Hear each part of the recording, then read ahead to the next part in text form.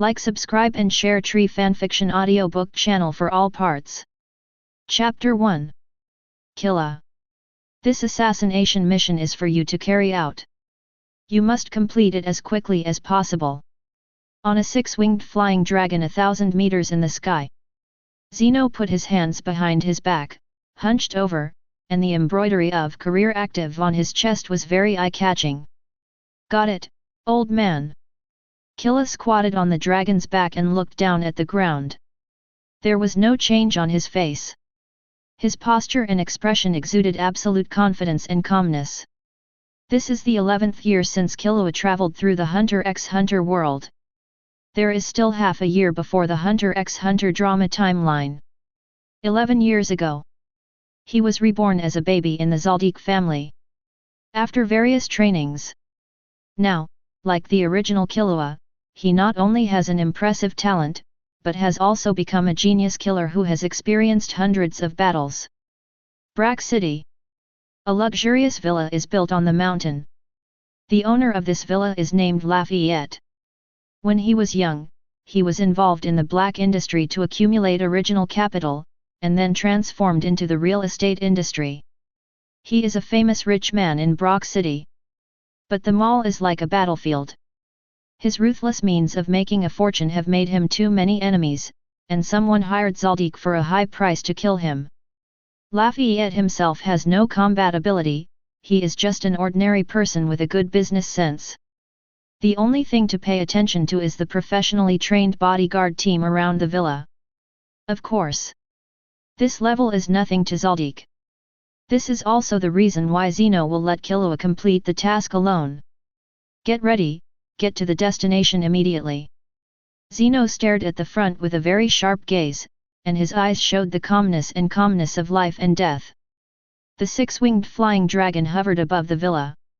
When it was still 30 meters away from the ground, Killua slowly stood up on the dragon's back, staring coldly at the bottom, and then jumped down from a high altitude.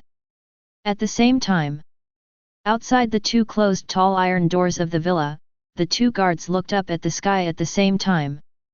Hey, what kind of monster is that above your head? Wait. It seems that a white-haired boy fell from above. The guard looked up and was stunned. Killua fell rapidly from the sky, waving his hands, and his sharp nails like blades instantly cut the throats of the two people. Then there was no stopping. With his extraordinary agility, he jumped onto the high wall like a civet cat. The guards in the villa courtyard just noticed it, and before they could sound the alarm, they were stabbed through the chest by a sprinting knife. Killua's speed was so fast that people couldn't see clearly, and his moves were decisive and deadly. Corridor, living room. The entire villa defense force was quickly slaughtered by him alone, and in a moment, the ground was covered with blood. What's going on? What happened? Villa monitoring room. Looking at the corpses all over the screen. The drowsy guard immediately pressed the emergency alarm button. Lafayette opened his hazy eyes in the sharp alarm. He glanced at the courtyard through the window, grabbed the pistol hidden under the pillow, and quickly found his own private guards who had been hired at a high price. Dongba, someone broke into the villa. You must find a way to ensure my safety. Lafayette's voice trembled slightly due to nervousness, and beads of sweat appeared on his forehead. When he was young, he was also fearless and fearless. But as he got older, his power became greater, and his wealth increased, he became more and more afraid of death. Don't worry, boss. With me here, there will be no danger. God. Dongba swallowed his saliva, comforted him with his mouth, and began to curse in his heart. He just wanted to make some extra money as a bodyguard before the hunter assessment began. I didn't expect to encounter such a thing. But just when the two were thinking about how to escape with a serious look, a chill suddenly rose from their spines. Dongba and Lafayette turned around suddenly and found that a white-haired boy had come behind them without knowing when. At this moment, it was as if ants were stared at by a huge monster. A breath of death like a cold tide quickly permeated the two people's bodies. Even if the opponent was just a boy, But it was only a moment. Dongba, who was extremely sensitive to danger and insidious, immediately pretended to bow his head and said respectfully, "Private Marseille, please let me go." Dongba. Killua raised his eyebrows slightly. He didn't expect to meet the guy in the original book who liked to bully novices the most in the hunter assessment. "You monster, die!" Seeing Dongba actually gave in directly, Lafayette cursed him as a waste, took out the pistol from his waist, and pulled the trigger at Killua. Day, day, day. The bullets sprayed out from the muzzle like a tongue of fire. But what was shocking was that it seemed as if he could predict the trajectory of the bullets in advance. Killua dodged left and right. Not only did he not take a step back, but he quickly moved forward in the face of the rain of bullets. The next moment, Lafayette felt as if he was being clamped by an iron clamp, and then his head was forced to spiral in a way that went against his physiology, and blood splattered everywhere. At the same time, Dongba, who had previously bowed his head and showed weakness, suddenly changed his expression and took out a dagger to attack Killua from behind. But as a time traveler, Killua knew Dongba's character. He liked to use realistic acting skills to pretend to be weak first, and then frame his opponent when he was not prepared. In a flash, Killua dodged, then tiptoed forward, and rushed forward with his right hand like a knife, stabbing out like lightning. So cold. When, my heart. Dongba looked at his left chest, which had been opened at some point, and then looked at the beating heart in Killua's hand, and felt real fear. "Give it back to me, give it back to me." Killua's face was full of indifference. He clenched his right hand and crushed the heart directly. Dongba wanted to struggle, but his body was completely out of control and he could only feel everything helplessly. Killua's sly smile when crushing the heart also became the last memory of his life. Although I once teased Dongba as a hidden master of hunter, he is just a supporting role after all. Killua wiped the blood on his hands without much emotional change. Hunter x Hunter world is different from Blue Star. This is a world where the strong survive, and it is a dangerous country that is extremely close to the law of the dark jungle. This world has no mercy, does not allow saints, and human lives are worthless. It is full of death and cruelty. Weak. Here, you can't even choose how to die. After packing up everything, Killua turned around and prepared to leave. But suddenly, he found a green entry and two white entries falling directly from the top of Dongba's head to the ground. At the same time, the system prompt sounded in his mind. Ding! Congratulations! The God-level entry system has been activated. Found entries: lucky, green; insidious, white; strong, white. Chapter 2. This is a system. Killua was startled.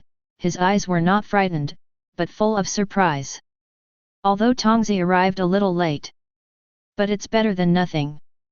Moreover, he was already gifted, and with the system, it was really like a tiger with wings.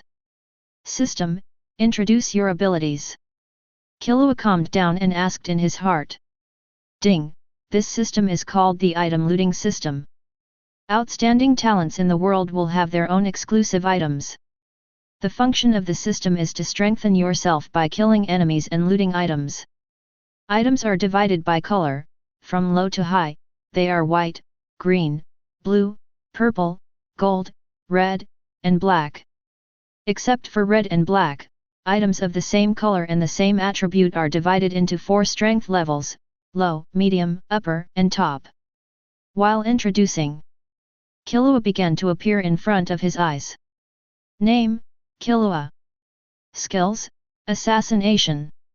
Entries: invulnerable to poisons, lower level blue; electric resistance, middle level blue; chosen killer, red. Invulnerable to poisons, lower level blue, able to resist various poisons without being harmed by them. Electric resistance, middle level blue, the cells in the body are able to cleverly channel electric currents, and have extraordinary resistance when facing strong electric shocks. Chosen killer, red stable mentality, exquisite techniques, keen judgment, quick response, and extraordinary physical fitness.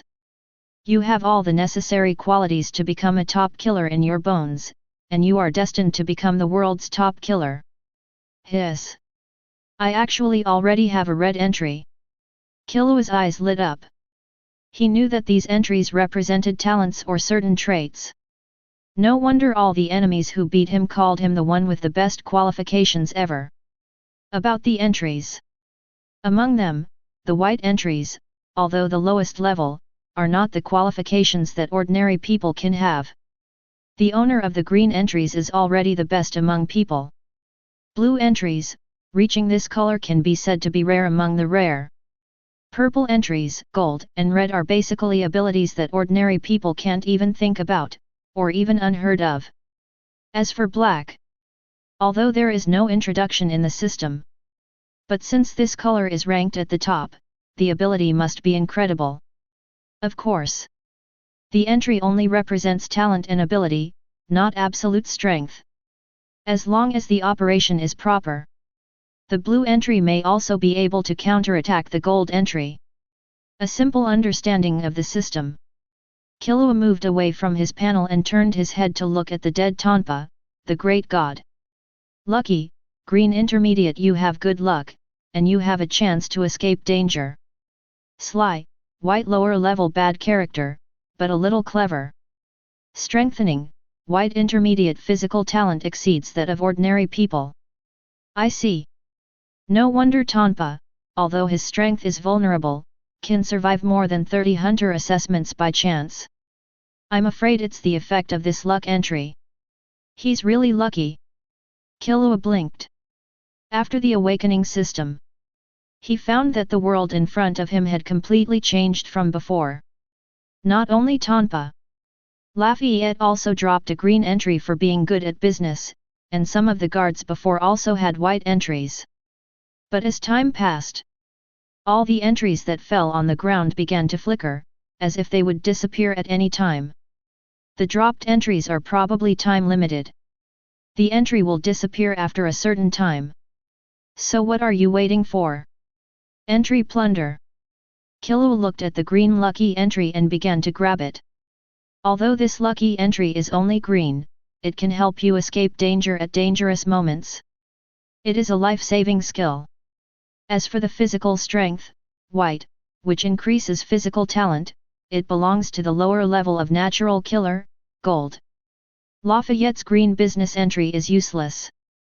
As long as you have strong strength, you can spend endless money. But if you don't have strength, no matter how much wealth you have, you can die at any time in the hunter world. Ding! The first entry plunder is successful, triggering the novice reward. After integrating the lucky entry into yourself, the system sounded again. Novice reward automatically opens. Congratulations to the host for obtaining a new entry, Traveler, Black and Unique. Congratulations to the host for obtaining the basic Nion gift package. Traveler, Black and Unique. As a traveler, you do not belong to the present, the future, or the past. So no one can spy on your past and future, no one can view all your memories. Cause and effect cannot lock you. FK. Black entry. Killua took a breath of cold air. This novice gift pack is too good, it actually gives a black entry directly. And the ability is simply outrageous. The Hunter x Hunter world is not a world where you can only compare who has the bigger fist and who has the stronger power. There are many conditional ability users. As long as the conditions are met, it is basically equal to winning. So information cannot be spied on, and memories cannot be viewed. Cause and effect cannot lock you. This is definitely a heaven-defying skill. At the same time, after the black entry is integrated into himself, a thin needle suddenly appeared from Killua's forehead. This is Ilmi's mind needle. When was it left? Killua was a little confused. He knew that this needle was put in by Ilmi to protect himself. The main function is to make him consider how to retreat when facing a strong opponent, rather than defeating the opponent. In other words, just like that weird mother. Because Killua is the strongest talent in Zoldyck now. The entire Zoldyck family has an almost perverted love for Killua. Basic Nin gift pack. This is also the ability I need most now. Looking at the second reward, Killua was very excited. Although he had wanted to get in touch with Nin for a long time. But in order to lay a good foundation for physical skills, the entire Zoldyck strictly required him not to get in touch with any Nin training. It's just the Nin gift pack. Killua didn't open it and try it now. He knew very well that the old man Zeno's Nin circle was a terrifying 300 meters, and he must be witnessing his every move. Now is not the time to practice. With the entry plunder system, my strength can definitely reach an incredible level. Don't even mention surviving in this dangerous world. In the future, it is not impossible to venture into the dark continent and obtain those heaven-defying gods that can prolong life, cure all diseases, and automatically generate electricity. Looking back on what he received today, Killua was very excited. Even the top killer. Walking by the river all year round. The most worrying thing is the fate of the dragon slayer who will eventually be slaughtered. At the same time, I traveled through Hunter x Hunter for these years. Killua knows better than anyone. In this cruel world where life is cheap. If you want to avoid being killed by others, you can only become stronger and stronger than everyone else. Only in this way. Your life and destiny can be firmly in your own hands. Chapter 3. Sky. Zeno was standing on the six-winged flying dragon, scanning the entire villa with Nin. The moment Killua walked out of the villa, Zeno frowned slightly, and instantly caught something strange. Although he didn't know what was wrong. But with years of experience and keen killer intuition, he could clearly feel that Killua had changed. It's different from absolute that tightens and isolates the whole body's breath, and it's not hidden that makes it difficult for the opponent to detect the state. This kid is now like a layer of mysterious fog shrouded in a layer of mysterious fog, making it impossible to see everything about him. And he shouldn't have mastered Nin. After Killua jumped from the roof of the villa to the back of the bird, Zeno quietly covered his eyes with his own chi, trying to explore what changes had happened to him at close range. But the result was still the same. It was like facing a bottomless pool of water, and no useful information could be detected at all. While Zeno kept speculating in his heart, Killua's eyes began to appear Zeno's data panel. Name, Zeno. Skill, Assassination. Entries, Natural Born Killer, Gold Top, Dragon Head Playing Painting, Gold Top, Poison Immunity, Purple Intermediate, Electric Resistance, Tracking, Torture. Although the color level and number of entries do not necessarily represent the absolute strength of that person. But ordinary people who have 1 or 2 entries are already outstanding. Seeing so many entries, Killua was also very shocked and moved. I can only say that Zeno is worthy of being the head of the previous generation of Zoldyck, and he is indeed not comparable to ordinary people. My poison immunity entry is only blue lower level, but the old man has reached the purple level. This poison resistance is simply outrageous. From this, it can be seen that some entry abilities can be improved through training. But the killer cultivates the talent entry, and I have reached the red level, which is stronger in talent. Wait. Dragon Head Playing Painting. Seeing this entry, Killua was stunned. Isn't this Zeno's Nin? Is Nin also an entry? Then, if I have the ability to plunder, wouldn't it be equivalent to having the same stealing ability as the leader Krollo, and it has no side effects at all? This is too abnormal. Killua's breathing became rapid. This ability that was so powerful that it was beyond imagination made him both shocked and excited. He suppressed his excitement.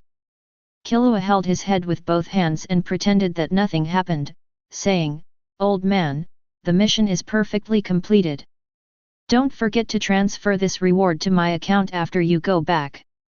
Zoldyck is a very peculiar killer family.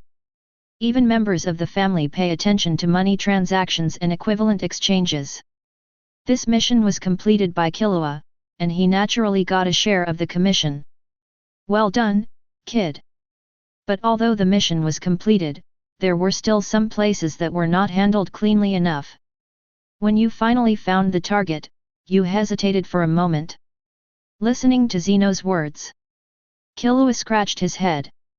Because he met Dongba, a familiar figure, he did hesitate for a moment just now. Zeno narrowed his eyes. Killua, you must remember that there must be no hesitation during the mission. No matter whether the target is strong or weak. Your heart must be as cold as a stone, without any mercy or hesitation. The enemy will not give you a chance to regret, and life will not. As a professional killer, every time we make a move, it is a life and death decision, and we cannot afford any mistakes. Zeno slowly turned his back, his slightly hunched back looked a little vicissitudes in the moonlight, otherwise, even a moment of negligence may cause you to fall into an abyss of no return. Same as other people in Zoldyck. Because Killua is the strongest talent in Zoldyck at the moment. Zeno also pays special attention to and cares for his growth. Killua is naturally aware of the cruelty between life and death. I understand, I will be more cautious in the future. The Republic of Batokia, Dentora region. The Kukuru Mountain, 3,722 meters above sea level, is not only a famous tourist attraction, but also the territory of the world's #1 assassin family Zoldyck. Master Killua, welcome home. When Killua pushed open the 2 trial doors that weighed 16 tons together. In the courtyard. Zoldyck's chief butler Wutong has been waiting here for a long time. Wutong wears a pair of golden glasses and is very good at following orders. He is a person who is cold on the outside but gentle on the inside. Behind Wutong, butler trainee Canaria and Dormanja Barong also saluted slightly. Zeno put his hands behind his back. Wutong, are Ilmi and Kalito back? Wutong, Master, the eldest master and Master Kalito are not back yet. Zeno nodded. As an assassin family, all Zoldyck people often have to go out on missions, and family members often spend less time together. At the same time, the guard dog that was originally majestic and huge in the yard, like a small mountain. After seeing Killua, it instantly restrained its usual ferocious and brutal appearance, bent down obediently, and quietly lay on the ground wagging its tail, like a child eager to please its master and begging for caress. Sanmao, did you miss me? Killua gently stroked the huge furry head, and his face was also very enjoyable and comfortable. He stroked the big dog. Killua hurriedly left. Grandpa, I'm going back to my room first. After the mission just now, the blood stains on his body have not been cleaned up. And the Nion gift bag has not been opened yet. It's really anxious. In the hall of Zoldyck's mansion, a silver-haired middle-aged man is leaning on the sofa. He has a cold face, a tall figure, and exudes absolute power and a suffocating powerful and sharp aura. It is the current head of Zoldyck, Silva. Zoldyck. Silva can open all the trial doors of Zoldyck and has a terrifying force of more than 256 tons. He once hunted down the 8th member of Phantom Troupe and made Phantom Troupe give up revenge on his own initiative. His strength is beyond doubt. Father, is everything safe? Seeing Zeno coming, Silva slowly stood up. Zeno pounded his waist and sat down beside him. There is nothing unexpected about the mission. But if I'm right, the needle left by Ilmi has been pulled out by Killua. Hearing this news, Silva's calm face was slightly surprised, and then showed an extremely relieved expression. Whether it is the white hair like Zeno and Silva, or the killer talent that exceeds everyone, this means that Killua will definitely become the next generation of Zoldyck's head. This is a fact that everyone in Zoldyck, including the eldest son Ilmi, tacitly agrees and respects. So, Silva's attitude towards Killua is completely different from his attitude towards his other sons. His family's operation direction is also completely centered on Killua, and he wants to pave the way for a smooth handover. Has the needle been pulled out? Killua's growth rate is beyond your and my expectations. Silva leaned back on the sofa excitedly, wanting to continue asking some questions about Killua. But at this moment, a strong and completely unfamiliar aura suddenly appeared in the Zoldyck territory. Chapter 4. System, Novice Nin Gift Pack, Open. After returning to the room, Killua washed his body and directly opened the second Novice Gift Pack. Ding! Novice Nin Gift Pack automatically opens. Congratulations to the host for obtaining Basic Nin, Chan, Ju, Lien, Fa. Congratulations to the host for obtaining +1 chance to upgrade the entry, which can enhance the existing entry. Upgrade entry chance +1. Is this Novice Nin Gift Pack so good? Thinking. Killua looked at his data panel again. Name, Killua. Skill, Assassination. Entries, Chosen Killer, Red, Invulnerable to all poisons, Lower level Blue, Electricity Resistance, Middle level Blue, Lucky, Lower level Blue. Is there any doubt about this? It must be the killer entry that has been upgraded to Red. Tongzi, Chosen Killer, Red, chooses to upgrade. After making the choice, Killua's ears heard that familiar voice again. Ding! Upgrade successful, Chosen Killer, Red, has completed the upgrade. Congratulations to the host for obtaining a new entry, God of Killing, Black. God of Killing, Black, you have an unparalleled killer talent in the world. The speed of Nin training has increased tenfold, and each system can play a 100% effect. The next moment, a strange black light merged into Killua's body. In addition to the increase in talent again, his extraordinary temperament and appearance also became more transcendent. Comfortable, another black entry. Nin training speed increased tenfold. And each system can play a 100% effect. Killua opened his eyes wide and was shocked by the reward again. As we all know, Nin is divided into 6 major systems. Starting from Enhancer, they are Enhancer, Conjurer, Manipulator, Trait System, Emitter, and Transmuter. Because everyone's qualifications, personality, and growth environment are different, everyone belongs to a different system. Nin can achieve twice the result with half the effort when practicing in accordance with their own category, otherwise the effect will be worse. For example, a Conjurer ability user will get 100% effect when using Conjurer moves. You can use the adjacent Enhancer and Manipulator moves, and the same chi will only have an effect of 80%, and the effect will be even worse when using Emitter and Transmuter. The most classic example is the Sky Arena, Huashi Do Lang. Huashi Do Lang is an Enhancer Nin with extremely strong attack power. But he blindly practiced the clone ability belonging to Manipulator and Emitter, completely adding the wrong points, wasting his Enhancer talent in vain. Use chi to surround the cup and send a thought. In this way, you can judge your category based on the changes in the cup and the leaves. Killua quickly took a cup and filled it with water, put a leaf in it, let his mind focus on his hands, and began to perform the water viewing style identification test. Accompanied by invisible breaths condensing from Killua's hands. The amount of water in the cup first increased slightly, then ice crystals appeared, leaves began to move, and the color of the water changed. Sure enough, all the characteristics of the system appeared except the special system. At this moment, Killua was very excited.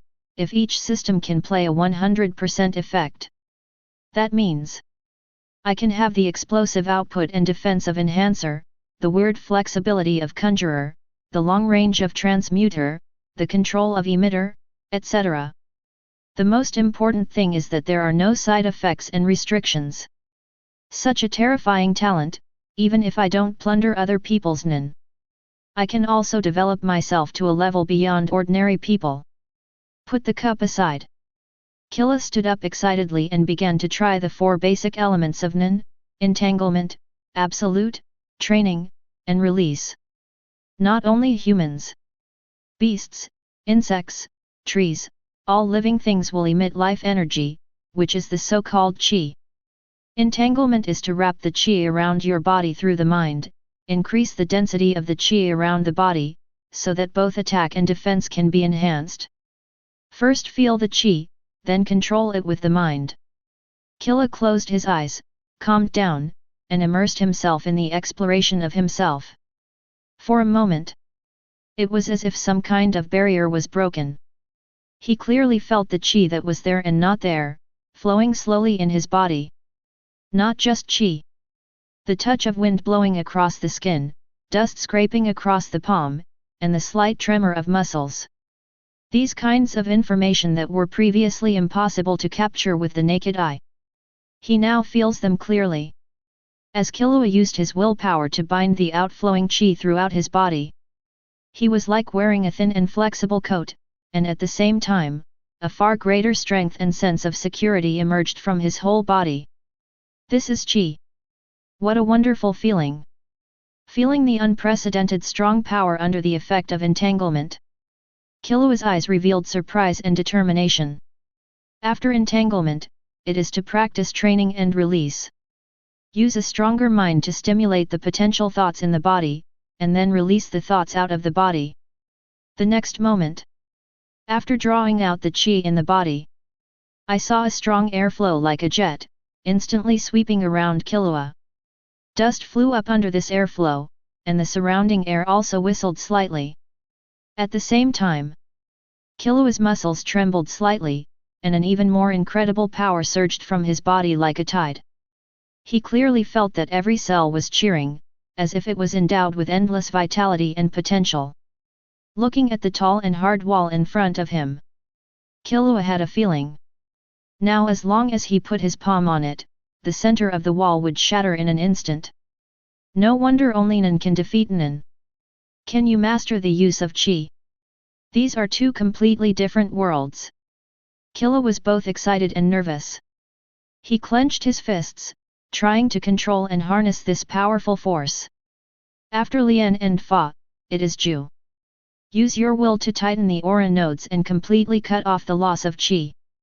This will not only keep you in 100% condition at all times, but also speed up the recovery of your physical strength and energy. As he entered the Ju state, instantly, it was as if he was strangled by an invisible giant hand. Killua instantly became the same as normal, and the powerful airflow just now disappeared without a trace. At the same time, two figures appeared outside Killua's door like lightning. It was Zeno and Silva. Chapter 5. Strange, there was a strange air just now, why is it gone again? Zeno looked around Killua's room, frowning. To enter the Zoldyck family, one must pass through layers of checkpoints. And there was no sign of fighting in the house. He also didn't think that someone could escape silently after breaking into Zoldyck. That left only one answer. Zeno's eyes slowly moved to Killua. Silva was more decisive, directly stretched out his right hand, and used practice to release telekinesis for a pressure attack. The next moment, buzz! A visible air wave surged from Silva's body with overwhelming force. Under the impact of this air wave, Killua only felt as if he was suddenly in a stormy sea, surrounded by turbulent and violent waves. Ordinary people cannot be safe under the impact of air. Only Nion can resist Nion. Because of the body's instinctive reaction to danger, a gas automatically emerged from Killua's body, wrapping him like a raincoat. You have awakened Nion. Silva looked at Killua with surprise and joy. It was you who emitted the gas just now? Zeno raised his eyebrows, feeling more and more confused. Killua, when did you learn Nion? Since it has been exposed, he naturally wants to gain greater benefits for himself. As the next head of Zoldyck, the stronger his talent is, the more everyone pays attention to him. What is Nion? Is it this kind of power? I just feel like there is a kind of flowing air in my body, and then I control it. Killua said while using entanglement to condense the gas in his right hand, knowingly asking. For a while, Zeno and Silva were silent. Generally speaking, The way ordinary people awaken Nin is to practice hard under the guidance of mature Nin masters through meditation and sitting meditation, and then learn step by step. Or a mature Nin can directly inject qi into the body of a non-Nin, forcibly opening up the qi channels, so that they can feel the existence of qi. There are people who can use Nin without any practice. But it is almost zero. Those people are geniuses among geniuses without exception, and are even called rulers, superpowers, and immortals by the world. You can awaken Nin and master the use of qi without anyone's guidance. You are worthy of being my son. Sylva's eyes sparkled, full of pride and pride. Let alone ordinary people. Even after many geniuses awaken their telekinesis, it takes a long time just to accurately control the flow of qi. Like Killua, he condenses and hides qi casually. Without the guidance of elders and hard work, it is basically impossible to do it. Although Zeno was also very shocked in his heart. But his eyes were very calm. First of all, talent does not represent the final achievement. Secondly, he did not want his shock to make Killua feel complacent and arrogant. As a killer, once you have a conceited or even arrogant mentality, you are basically not far from death. Zeno said in a deep voice, Killua. Starting from today, I will be solely responsible for your training. Before you pass my test, you must not practice any Nin. Before that, Zeno would not allow or even guide Killua to practice Nin. In Zeno's view, Nin is just one of the weapons, at best an auxiliary tool. The sooner you can use Nin, the more you rely on Nin, and physical skills, various killing techniques, footwork, and escape techniques will not be trained. Especially for teenagers, they will definitely be addicted to Nin.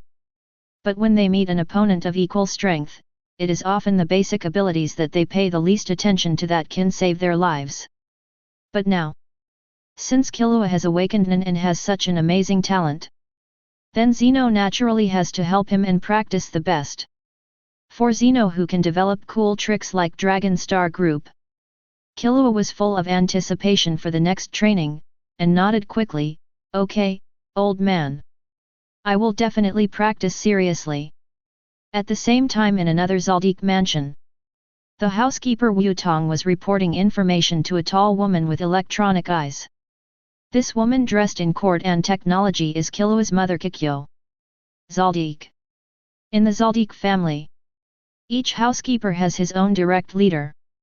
Silva is the leader of Yuyan and Zebonian. Kikyo is Wutong's direct leader.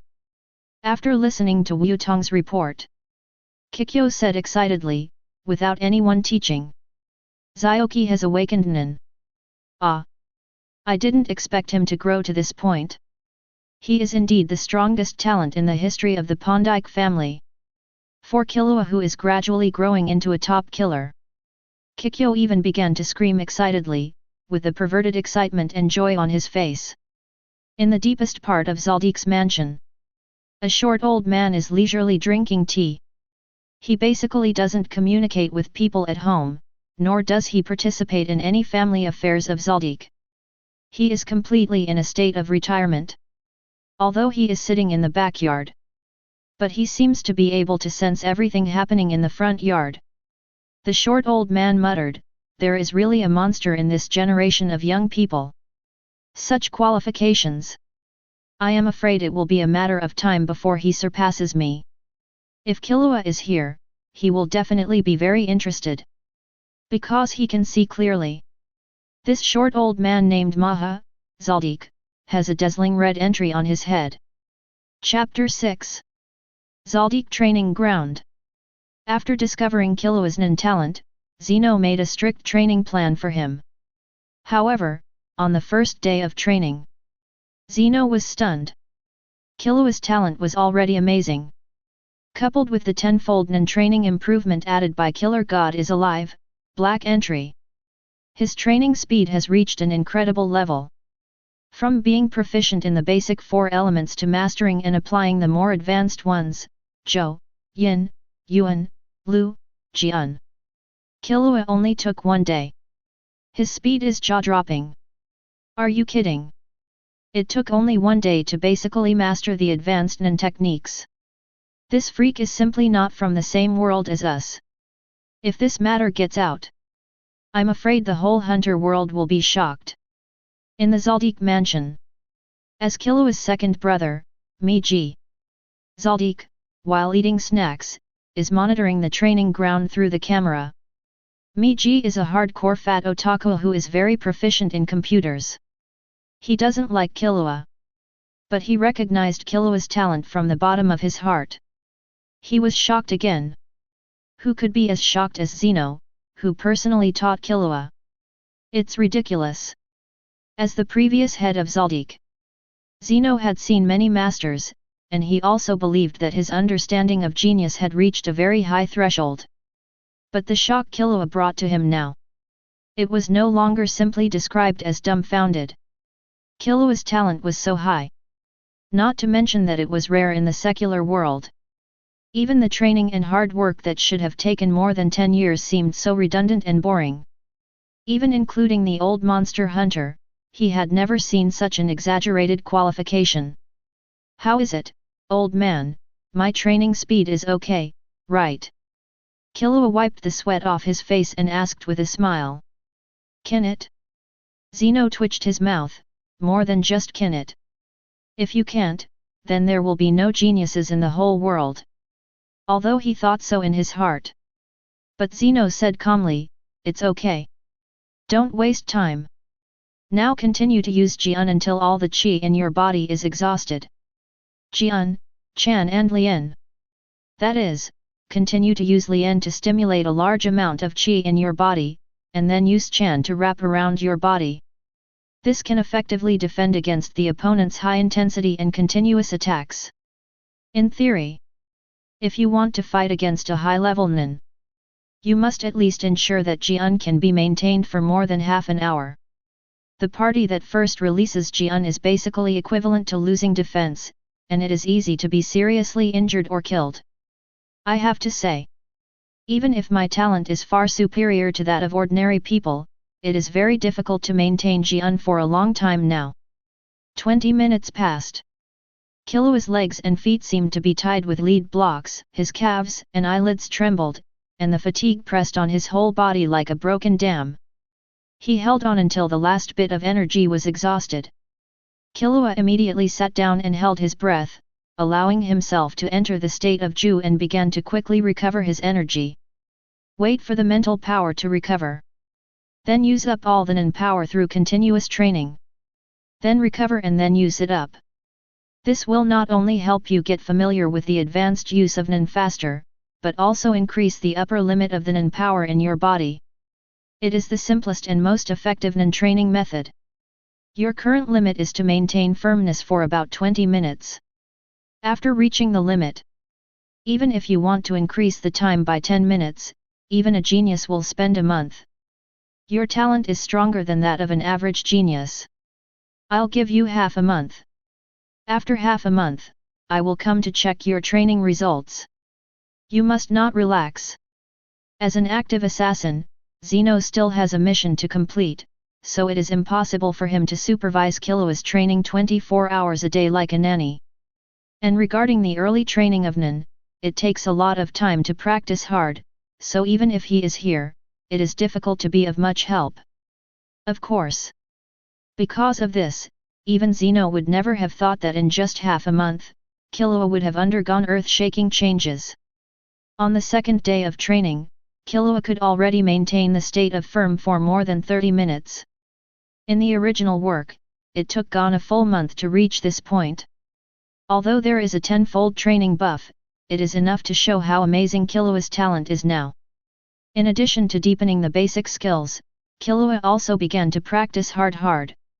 The advanced application skills that will be combined with the 5 skills of entanglement, absolute, practice, emission, and condensation can also be said to be a killer move. He has a lightning resistance physique. Killua was also the first to study the use of Conjurer to change the properties of Ki and transform Ki into lightning. It was the 4th day. Killua was already able to easily transform lightning, and at the same time, he could condense his mind power into various forms at will. Whether it was a sharp blade or a solid shield, it could be formed instantly in a thought. The 7th day, Killua began to try to integrate the effects of enhancer, transmuter, etc. into lightning. And in this training that completely drained all physical strength, energy, and potential. Half a month passed in the blink of an eye. Came to the training ground. Looking at Killua, who was meditating, Zeno patted his back and said in a gentle way, "Killua, the charm of mind is not only the high-intensity destructive power and defense. There is also the infinitely changing Nen game. So you must not only improve the total amount and skills of mind, but also be proficient in the actual use of mind. Come on. Today's training is actual combat. Use all your strength to attack me, just in time to verify the results of your training in the past half-month." Killua came out of the state of absolute upon hearing this, scratched his head, and showed a trace of hesitation on his face. "Old man, do you really have to use all your strength?" To be honest, the results of recent training have been quite fierce, and the speed of progress makes him feel a little incredible. After all, although it is only 15 days on the surface. But with the 10-fold training bonus, he has been training for 150 days. Killua is a little worried that he will accidentally cause unintentional damage. "Don't worry, my old bones are still very strong, just come at me." Zeno stretched out his right hand behind his back and hooked it forward, his eyes full of confidence. "Then I will go all out." "No nonsense." Killua took a deep breath. The whole person's momentum changed. He first used Conjurer to transform Ki into lightning. Then through hard, entanglement, absolute, training, release, condensation, the Chi surged and accumulated on the right arm. In an instant, dazzling lightning flashed on Killua's arm like dancing silver snakes. The surrounding airflow also became turbulent due to this powerful energy. This is the first move Nen developed by Killua using Conjurer. Because it is similar to Kakashi's signature skill in Naruto. He also named this move Thundercut. Chapter 7. Reikari. Accompanied by the sound of electric current, Killua rushed towards Zeno like lightning with a heart-pounding destructive power. The lightning struck at high speed and drove the surrounding airflow, leaving ripples wherever it passed. This amazing momentum not only shocked Zeno. It also instantly attracted the rest of the Zoldyck family. "Hey, how is it possible?" If he didn't know clearly that Killua had known and before, Zeno would never believe it. There are people in this world who have only studied for half a month and reached such an incredible level. What kind of talent and potential is beyond imagination? Boy! You really opened my eyes, but this level is not enough, you are still far away. Facing this lightning strike, Zeno used firmness to wrap the chi around his chest, still looking calm. Afterwards, Killua was like encountering an insurmountable barrier, blasting out all the power of Reikari, and did not let Zeno retreat a step. This kid. Although he blocked the Reikari, he could feel a slight numbness in his chest. Zeno was shocked, but his heart was still surging like a storm.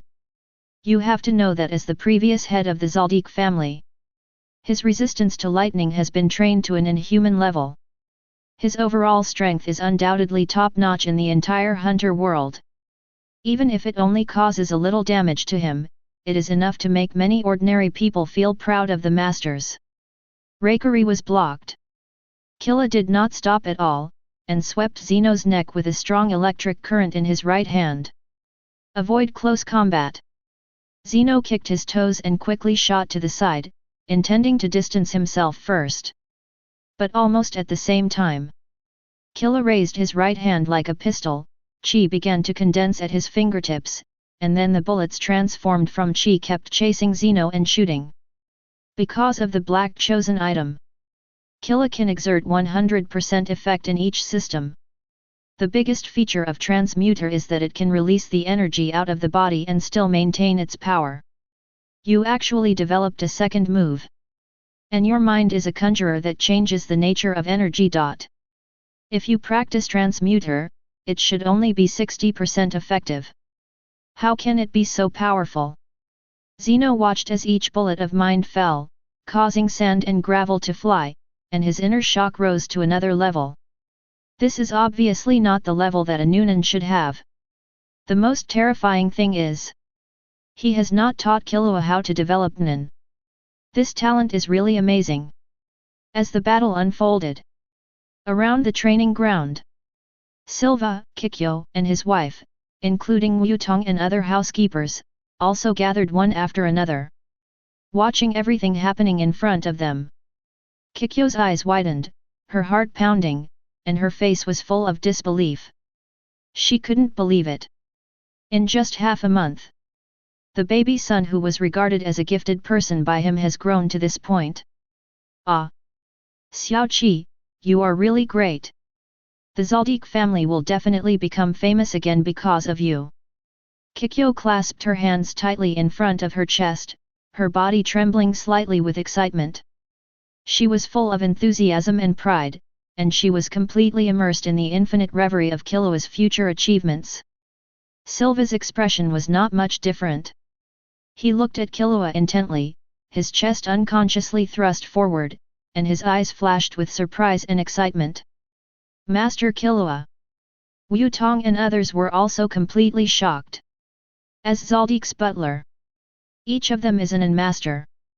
Naturally, they also know. In half a month. How exaggerated is it to reach Killua's level from scratch? Old man, be careful. In the training ground, a group of Nion bullets larger than the previous ones gathered at Killua's fingertips.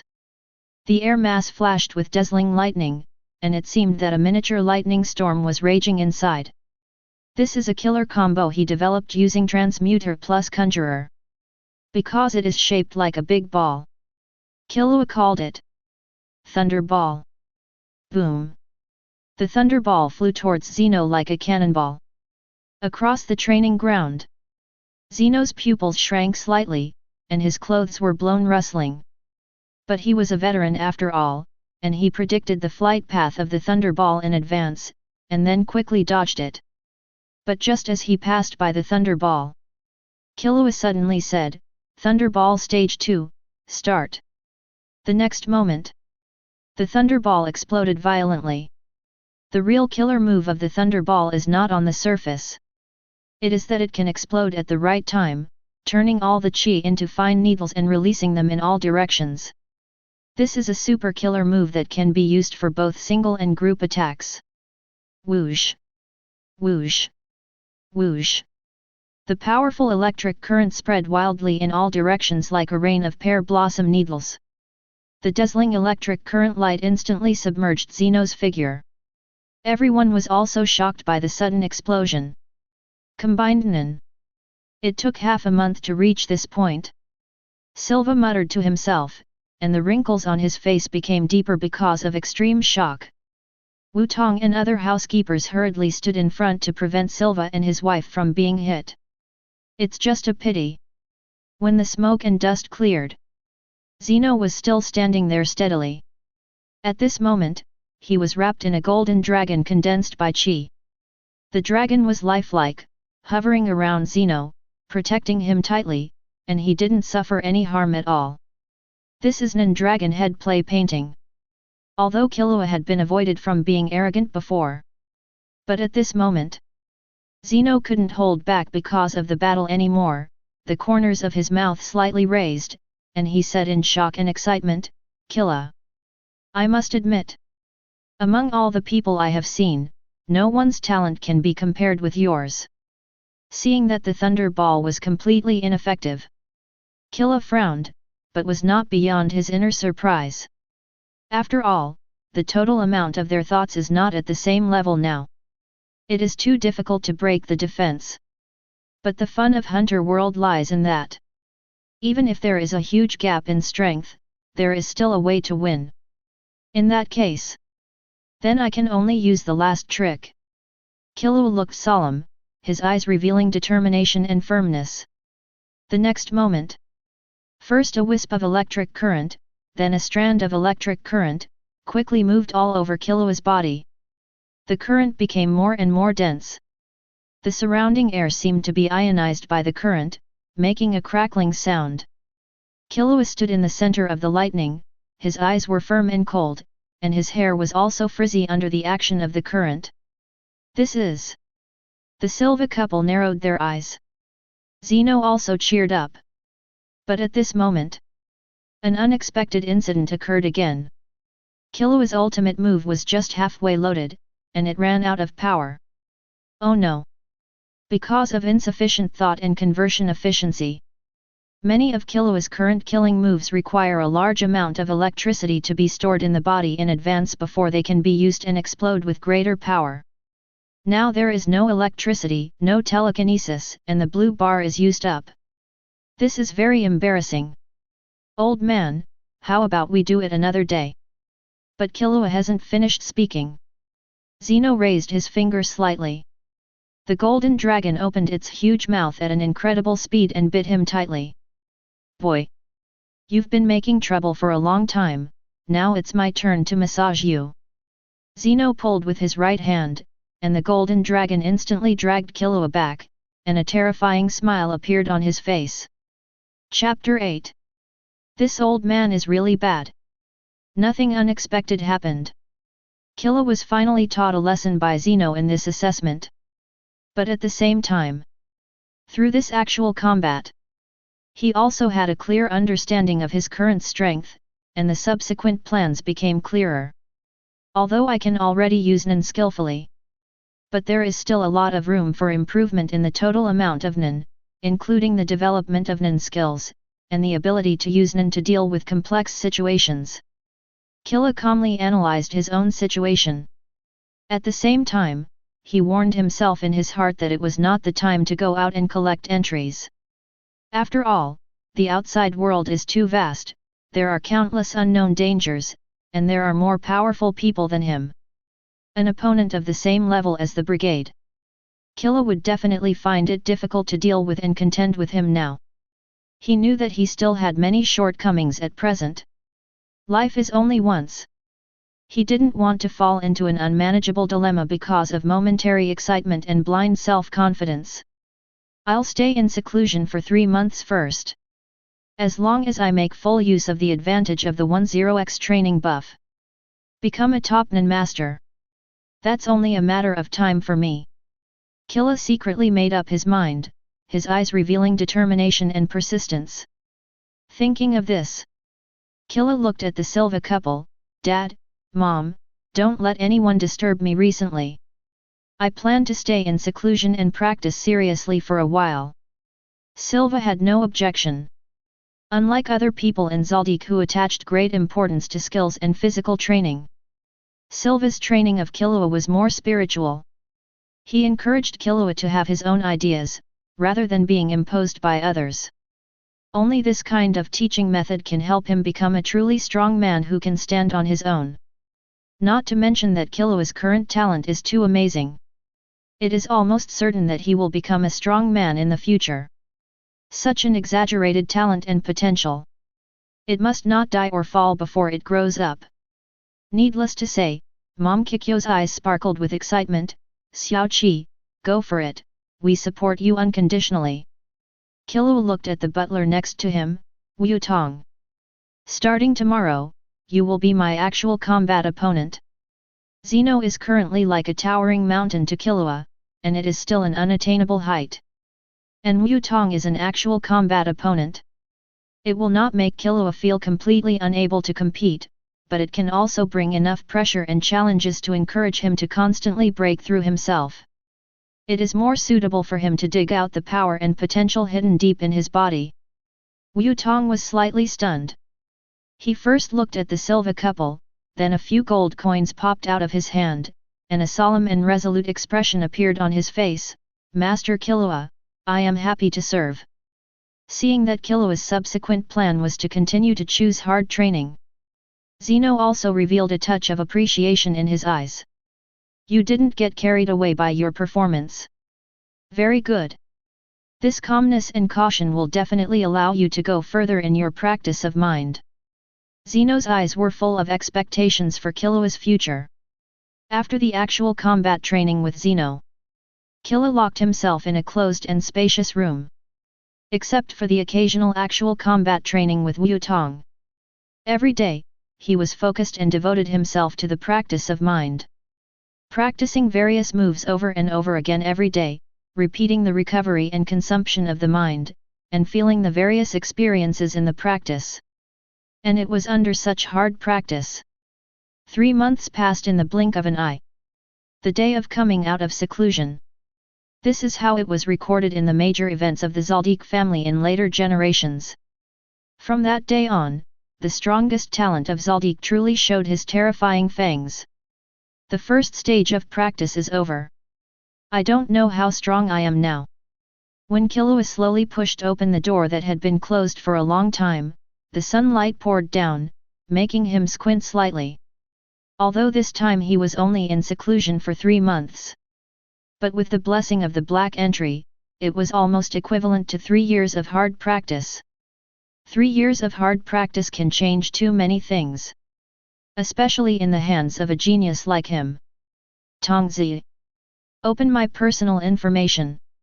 Killua finished speaking, and the data panel appeared in front of him. Name, Killua. Skill, Assassination. Non-practice level, excellent. Entries, invulnerable to all poisons, lower blue level, electricity resistance, lower purple level, God of Killer, black. Lucky, mid-level green.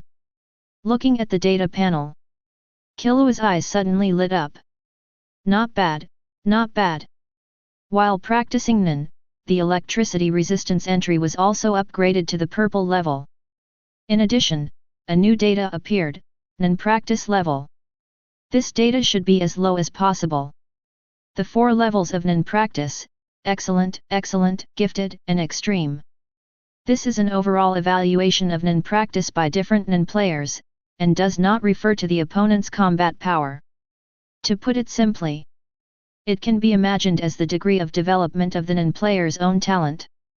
Excellent represents the initial development of one's own talent. Extreme represents that the ability user has reached the pinnacle of his own talent. A person with limited talent. Even if the Nin is developed to the extreme through hard practice. But when facing an opponent with only excellent practice but extraordinary talent, he will still be crushed. This is the gap in talent. My current level of development has only reached excellent, which means I still have a lot of potential. And because of the 10x training buff of the Black Entry, I can realize my potential quickly, which is so cool. The benefits and strength of the entry system.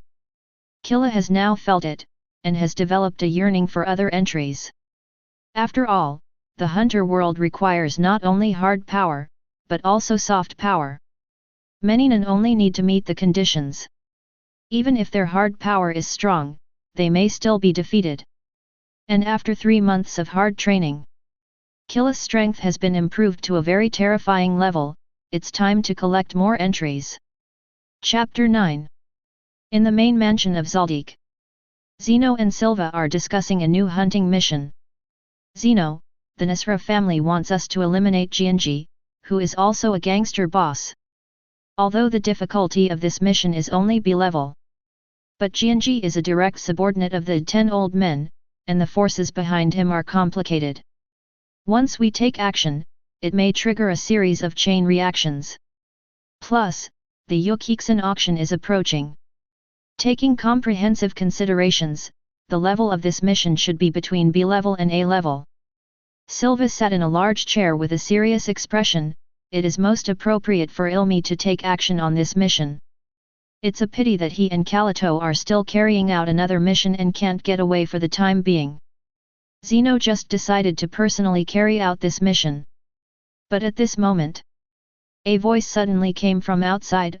"Old man, leave this mission to me." Then the door was gently pushed open, and a silver-haired boy appeared. It was Killua. 3 months of retreat. Killua's figure has become much taller, and his temperament has changed dramatically. The immaturity of the past has been worn away in these 3 months, replaced by an aura that cannot be ignored.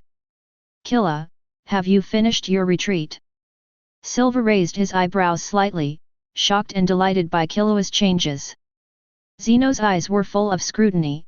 This mission level may be close to A level, are you sure? Missions above B rank almost always involve multiple Nin, and the difficulty of the mission increases sharply.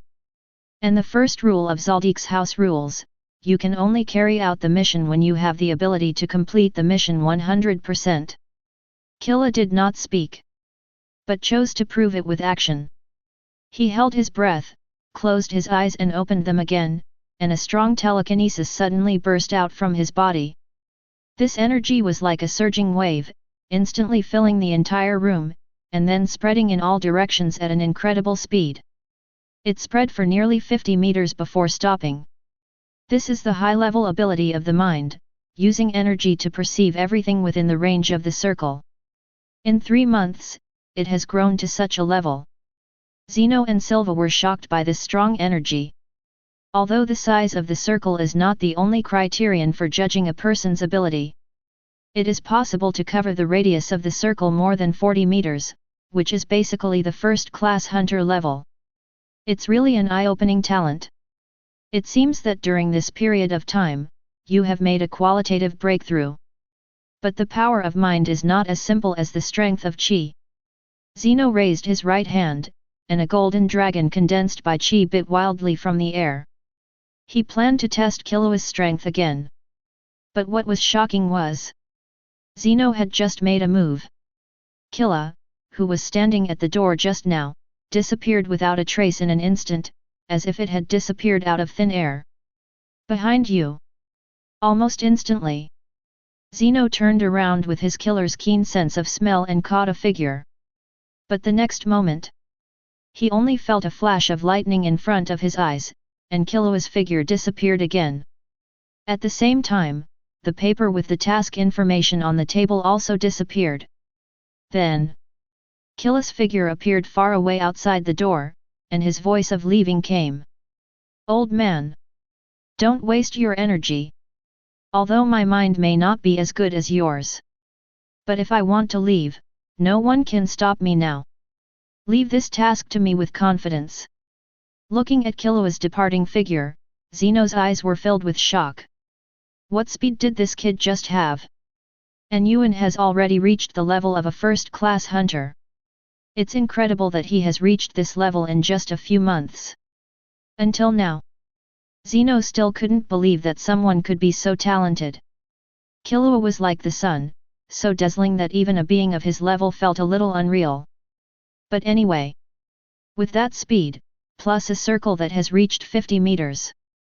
Even if facing a top-notch master, Killua will have no problem staying alive. Silva picked up the phone, but after all, it's the first time to perform a mission of this level. Just in case. Let's notify Illumi and let him take care of it when he's free.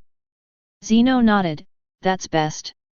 In the Zoldyck courtyard, Kikyo asked the butler Wutong, tell me. What level has Killua's current strength reached? Unlike Silva and Zeno, Kikyo's protection of Killua has reached a more morbid level. He will never let Killua embark on such a dangerous mission before he grows up. Recalling Killua's incredible growth in the past 3 months, Wutong pushed his glasses and answered very sincerely, if Killua is going to fight me to the death, within 10 breaths, I'm afraid I will die. As the chief steward of Zoldyck, although Wutong's strength is not up to the top hunter level, it is considered to be in the upper middle level in the Hunter Association. With such strength, he can't survive more than 10 breaths in Killua's hands. But it happens. He admitted this himself. Kikyo knew that Wutong had no need to deceive himself, and a bright smile instantly bloomed on his face, screaming excitedly. Ah! My little Qi, you are really great. You are indeed the supreme gift from God to our Zoldyck family.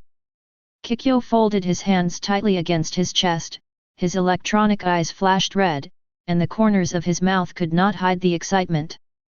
Zoldyck Main Gate. Killua pushed open 5 trial doors as high as 640.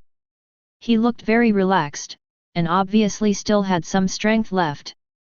Thinking back to 3 months ago, he could only push 16 tons of weight, but now his strength has increased several times. This terrifying speed of improvement. I'm afraid few people would believe it if I told them. Push open the door of trial. Killua stepped on a skateboard and slid down from Kukolo mountain along the tourist route. At the same time, he began to study the details of this mission. Nisra, Jianji, these two are the subordinates of the 10 old men. And if I remember correctly, this Nisra leader's daughter Nion has the Nin of prophecy. The reason why Killua took the initiative to take this task. On the one hand, it was to test the results of his own practice. On the other hand, it was for this Nion. He knew the value and potential danger of the ability to predict. This ability can create infinite possibilities. Killua would never let it fall into the hands of phantom Troupe like the original. Chapter 10. Yokiksen.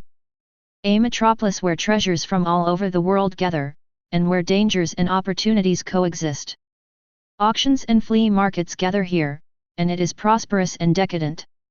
It is the place where all treasures are concentrated. It is also the area with the most gangs in the world. The top of the order among the gangs is the 10 old men. They are the high-level organization of the underworld group in charge of the underground auction, and are the supreme leaders of the underworld forces in 6 continents and 10 regions. And Killua's target of this mission, Jianji, is a small leader under the 10 old men.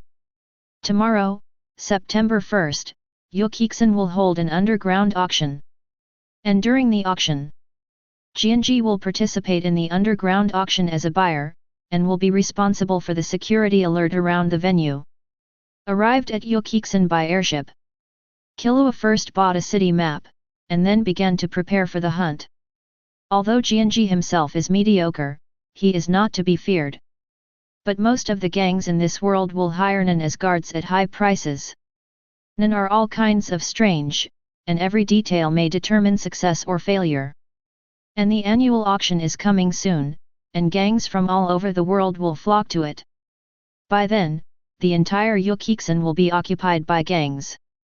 The complexity of the situation may exceed my expectations. I must formulate a detailed action plan as soon as possible, including the target location and the best evacuation route. Killua focused on studying the map and mission information, and his thoughts were surging in his heart. He knew the darkness and cruelty of this world.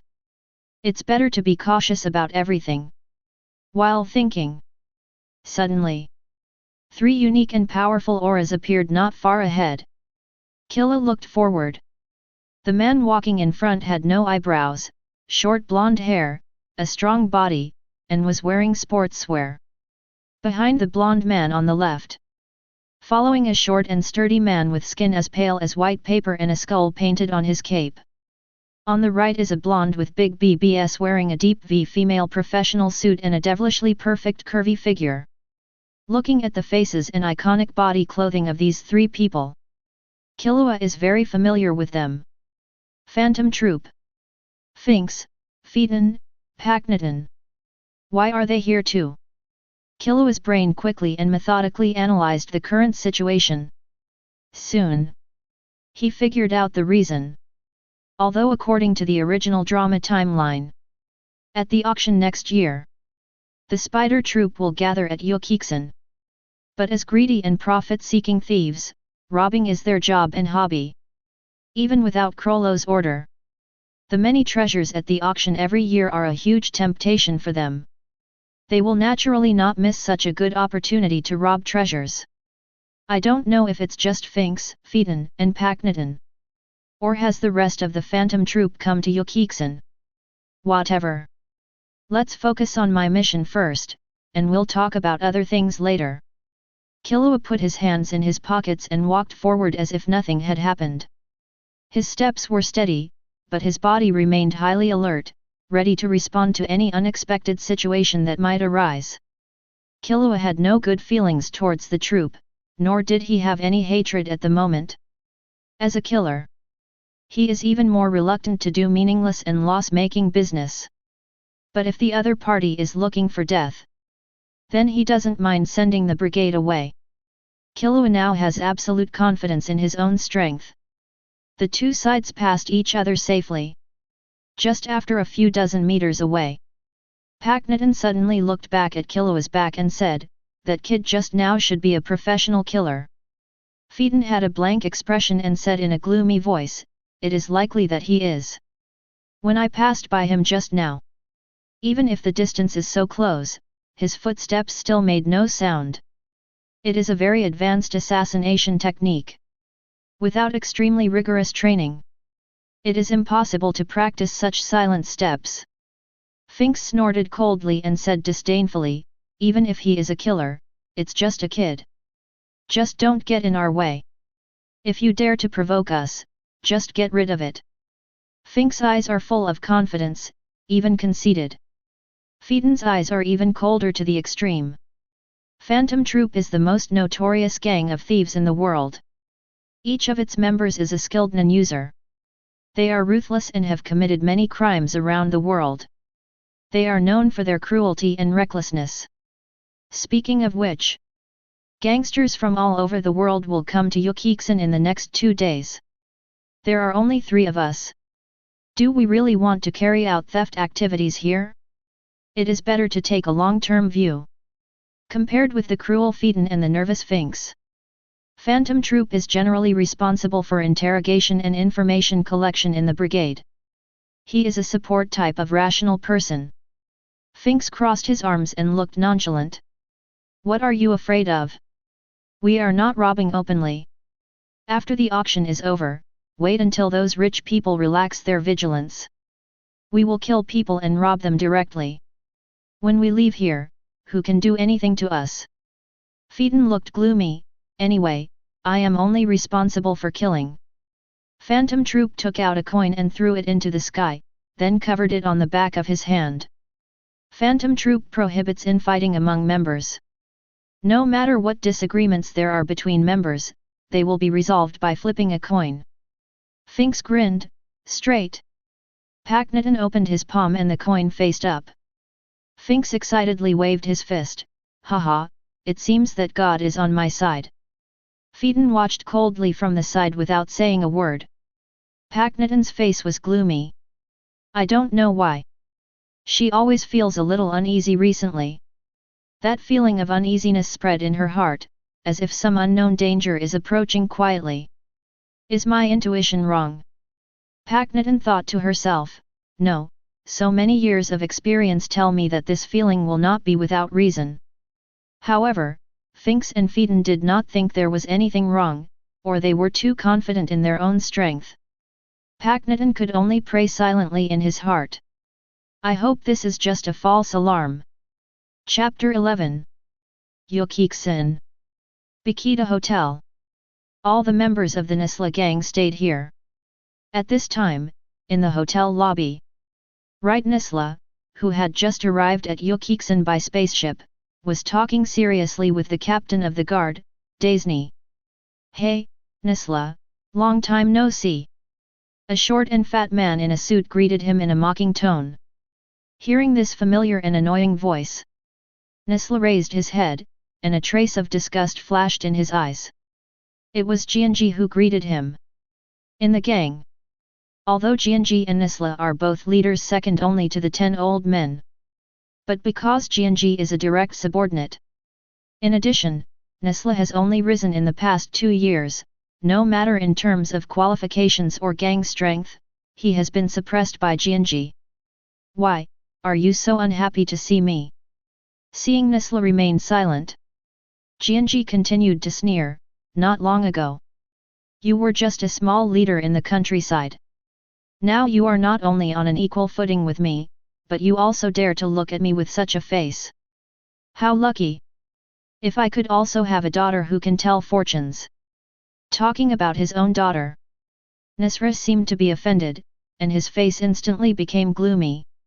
He was very cunning and didn't want to tear his face here, but he also retorted, "Your jealous face is really ugly." Jianji's face froze when he heard this.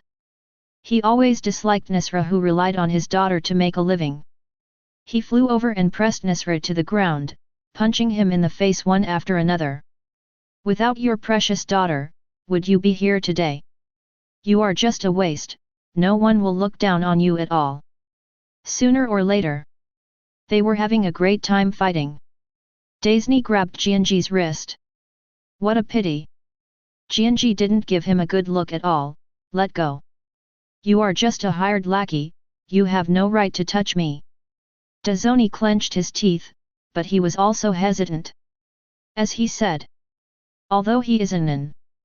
But with his ability and background, he is indeed not qualified to attack a gangster boss like Jianji. While hesitating, Jianji shook off Dazoni's wrist and punched Nisla in the face again. Be careful when you talk next time. If there is a next time. It's not as simple as beating you into a pig's head. After a beating, Jianji coldly threatened and turned away. Boss, are you okay? Dazoni helped Nisla up. Nisla waved his hand, endured the pain on his face, and stood up slowly. Looking at Jianji's back as he left with a laugh. Nisla was not only angry. There was also deep disdain. These guys can't change their incompetence. They can only watch me succeed and do nothing. They don't understand the current situation at all. And after tomorrow, he won't be able to laugh anymore. Daisy was stunned. He obviously knew that he heard something he shouldn't have heard. At this moment, Nisra also showed the style and skills of a gang leader. After returning to the room from the hall, he first wiped his face with medicinal wine, and then said without hiding, I have hired a killer and I am going to kill Jianji tomorrow. Although Nisra's tone was very ordinary. But when he heard this, Daisy was shocked at first, and then he was moved and determined. According to the gang rules formulated by the 10 old men, it is clearly stipulated that the gang is strictly prohibited from internal fighting. Once there is a violation, it will be ruthlessly killed, and there will be no room for leniency. And Nisra dared to say such a thing to his face. It can be said that he gave Daisy great trust. Such an absolute trust can easily make people trust, and even willing to fight for everything. Oh no! Daisy clenched his right fist and pounded it heavily on the palm of his left hand. Suddenly, he remembered something. Yesterday, many leaders such as Lefeli and Dolink asked the young lady to make predictions. One of them was Jianji. I just sent out the prediction results this morning. Nisra's daughter Nion has the ability to predict the future, and the accuracy rate is almost 99%. In other words, after receiving the prediction results, Jianji is likely to know that he will be assassinated. Daisy broke out in cold sweat on his forehead. Boss, if Jianji sees the prophecy, he will definitely be on guard. Not only will the assassination plan fail, then, and will the prophecy indirectly expose your information? Nisra frowned, but soon regained his composure. It doesn't matter. It doesn't matter even if he has a warning. Because the killer I hired this time is Zoldyck. Hearing these 3 words, Daisy was shocked at first, and then fell silent. Zoldyck. The world's #1 killer family. Although the true appearance of the family members is little known. But all the underworld knows. Each member of Zoldyck has incredible assassination abilities.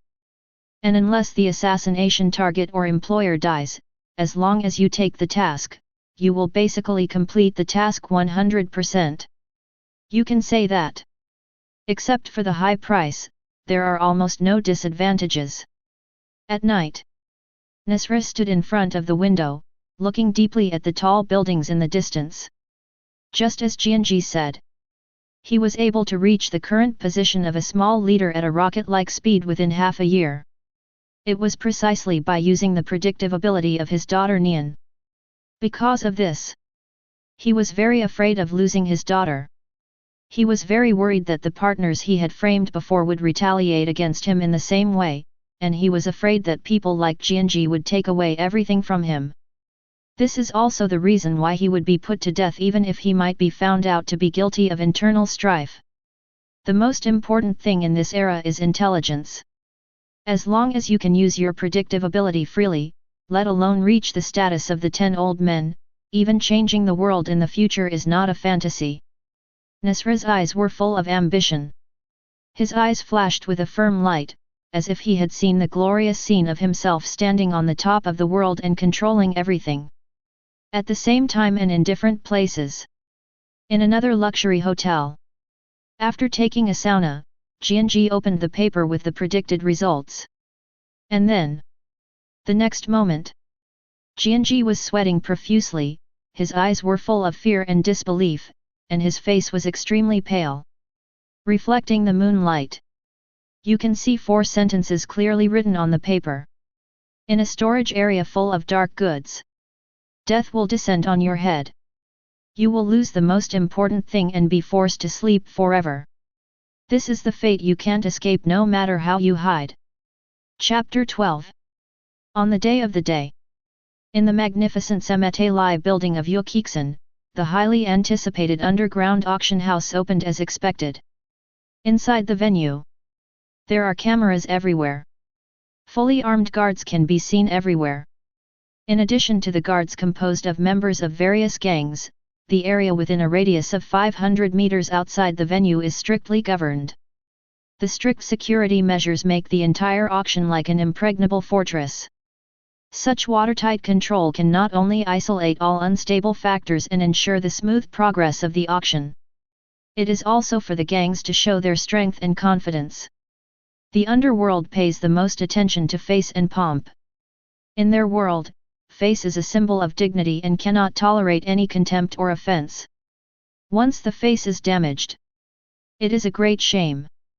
At the same time, in different places, the square next to the Semetei building, a sweet and lovely girl complained helplessly, "It turns out that if you want to enter the auction, you need a gangster participation certificate. If you delay any longer, you will be too late to participate in the auction. I finally got rid of the bodyguard. Hate it, what should I do? This person is the daughter of the Nasra family Nion. The underground auction is opened by the gang. No one can enter without a participation certificate." Nion muttered, stomping her feet on the ground, and her bright eyes were full of anxiety and helplessness. As a gangster daughter, Nion likes human body and organ specimens. She has a special hobby that ordinary people don't have. And such rare items are only sold in underground auction houses. But because of her special status in the family, or for protection, Right, Nasra didn't let her get in touch with the outside world too much. Even if she went shopping, there would be multiple bodyguards following her. When Nion was worried, a voice appeared behind her. "Miss Nion, if you want to enter the auction, I can help you." Nion turned around after hearing the voice. I saw a silver-haired boy with a smile on his face, holding 2 tickets in his hands. It was Killua who wanted to sneak into the auction directly, but stopped because he found Nion on the way. Compared with the original work, Killua is much taller than an ordinary 12-year-old boy. Although there is still childishness on his face, he has already left the appearance of a child. "You are." Nion's eyes lit up when she looked at the tickets, but she was still alert in her heart. Killua made up a story on the spot. "I am a member of the Lantry family, and I have been helped by your father, Mr. Right before. I just passed by here and heard your request. It just so happens that I have an extra ticket in my hand." Although Killua's words were full of loopholes, but because he was not very experienced, Nion can be said to be very simple. She blinked her smart big eyes, and her vigilance in her heart was not completely eliminated. But the temptation of the ticket was too great. "Really? Thank you so much. I'm really troubled that I don't have a ticket. Just don't tell my dad." "Killua, no, you're welcome." At the same time, Killua's information began to appear in front of him. Name, Nion. Nen training level, excellent. Excellent, excellent, talented, extreme. Entry, Angel's Automatic Notes, Red. Angel's Automatic Notes, Reddit can predict what will happen in the next month in the form of abstract poetry. The prediction is presented in the form of a quatrain, and each line of poetry represents the fortune of a week. Read entry. Sure enough. Although this Nion's prediction ability cannot cause direct damage, the entry level is very high. Entry color. It does not necessarily represent immediate combat power, but it represents potential and value. And predicting the value of the future. It is obviously very terrifying. 10 minutes later. Inside the Metal building. Because the underground auction has not started yet. Killua and Nion are sitting on the second floor and drinking tea. By the way, this year's security force is really exaggerated. In addition to not being allowed to enter 500 meters near the auction, the building is also full of dense guards. Killua looked at the interior of Metal and couldn't help but sigh. It wasn't like this before. I don't know if it has something to do with the killer. Nion said casually, I heard from Dazo that there will be a killer at the auction today, and he told me not to go here. But there are so many gangsters here. How can a killer dare to do it here? Nion was very proud. I think it's another lie made up by my dad to prevent me from going out. Fortunately, I'm smart and resourceful. I secretly got rid of the guards while shopping for clothes. The killer. Killua narrowed his eyes. Dazni is Nesra's confidant. The assassin he mentioned is most likely himself. But as a hired hand, Nesra would not reveal his information voluntarily, let alone temporarily strengthen the guard of the auction for this matter. That is to say, except for the Nesra family. Someone may have used some ability to predict what will happen today in advance. And after that person learned the news, he was able to temporarily strengthen the guard. The target is obvious. Killua smiled, Ms. Nion. I heard that you are very good at divination. Has a leader named Jianji asked you for divination recently? Nion pointed her index finger at her chin and tried to recall. It seems that there is. That's it.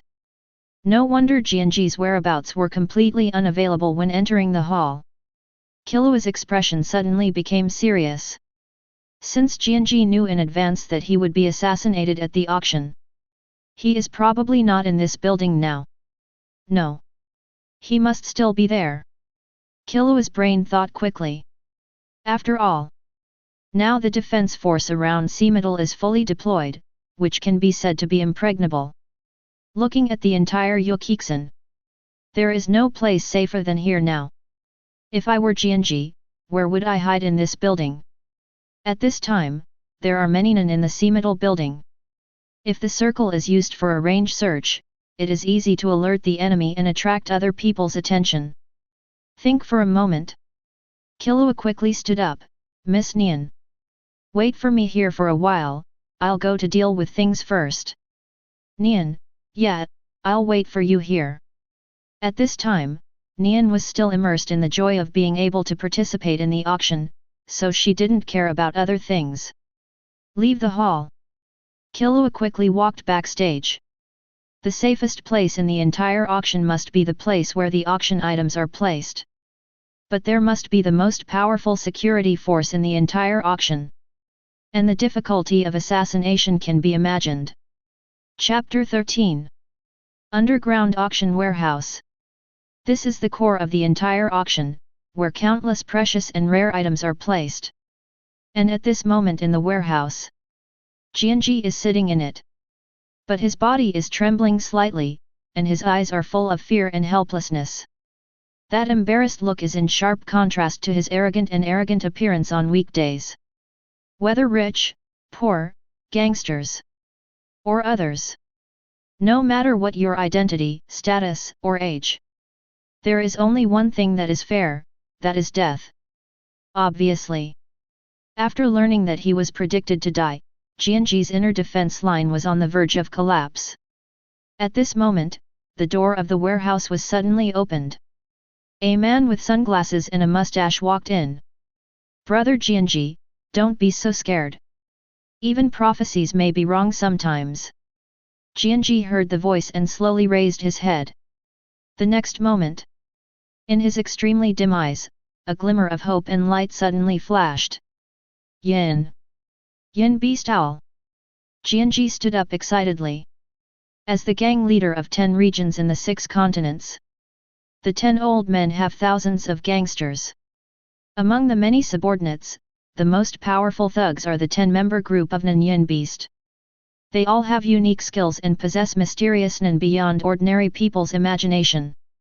They are the sharpest weapons in the hands of the 10 old men. The man named Xiao pulled down his sunglasses with his index finger, revealing a pair of smiling eyes. Your call for help has been received by the 10 old men. To protect your safety and maintain the normal operation of this underground auction, including me, a total of 5 Yin Beast members came here. They are also lurking in every corner of the auction at the moment. Don't worry. With us here, there will be absolutely no accidents," said. Xiao looked at the mountains of precious treasures in the warehouse, waved his hand, and threw out a huge cloth out of thin air. The cloth fell quickly like a dark cloud, covering the auction items tightly. The next moment, it was like a magic trick. The auction items that were originally piled up like a small mountain were shrinking at a speed visible to the naked eye, until they finally disappeared without a trace. In case of any accidents, these auction items should be kept by me for the time being. The corners of Xiao's mouth rose, revealing an extremely proud smile. Seeing such a magical scene, although Jianji did not dare to be completely careless, but he also breathed a sigh of relief, and his tense nerves were somewhat relieved. The power of Yin Beasts is well known in the gang. And this time, 5 people were directly dispatched. With them, this crisis should be able to pass safely. Just thinking that Nion's prophecy has almost never been wrong. Jianji added the word right. This crisis should be able to pass safely, right. At the same time, Killua had also touched the vicinity of the warehouse. He used Ju to hide his breath at all times to avoid being discovered. At the same time, he also found out that Jianji was indeed among them through the inadvertent conversations of several guards. Finally found this guy's whereabouts. But there are many guards here, and there are surveillance cameras outside the door. If we do it openly, I'm afraid it will cause revenge from the 10 old men. The underground auction house is held by the global mafia organizations. The mafia is most concerned about face. To do it here, it is undoubtedly equivalent to slapping them in the face. Although Killua is not afraid of the mafia, but the bounty for assassinating Jianji this time is only 2 billion. This price, it is not enough to make enemies with the mafia all over the world. Killua looked at the switch next to him and a plan came into his mind. The switch here should be connected to all the circuits on this floor. As long as it causes a power outage, both the surveillance and the guarding force will be temporarily useless. Killua silently calculated in his mind, if we want to do it here, I must break through the guards within 30 seconds, find Jianji and kill him with one blow, and then evacuate quickly. Otherwise, I will cause unrest. I will probably be surrounded here. Killua took a deep breath, memorized the position of each guard, and closed his eyes to get used to the darkness in advance. He kept rehearsing the upcoming action in his mind, and then suddenly punched into the switch, grabbed all the lines and tore them directly. Afterwards, the whole floor fell into darkness and chaos. And at the same moment when the lights went out, Killua was like an arrow from a string, and instantly appeared in front of the nearest warehouse guard. The guard had not yet reacted, and only felt a gust of wind blowing in his face, and then his eyes went black and he lost consciousness. There are 6 more. At this moment, Killua showed the strength and skills of a top killer. Taking advantage of the guard's discomfort caused by the sudden loss of light, he was like a ghost in the dark night. Within 3 seconds, he killed all 7 guards silently. What's going on? What happened? Seeing the lights go out, in the warehouse, Jianji and Xiao immediately came to the door to check.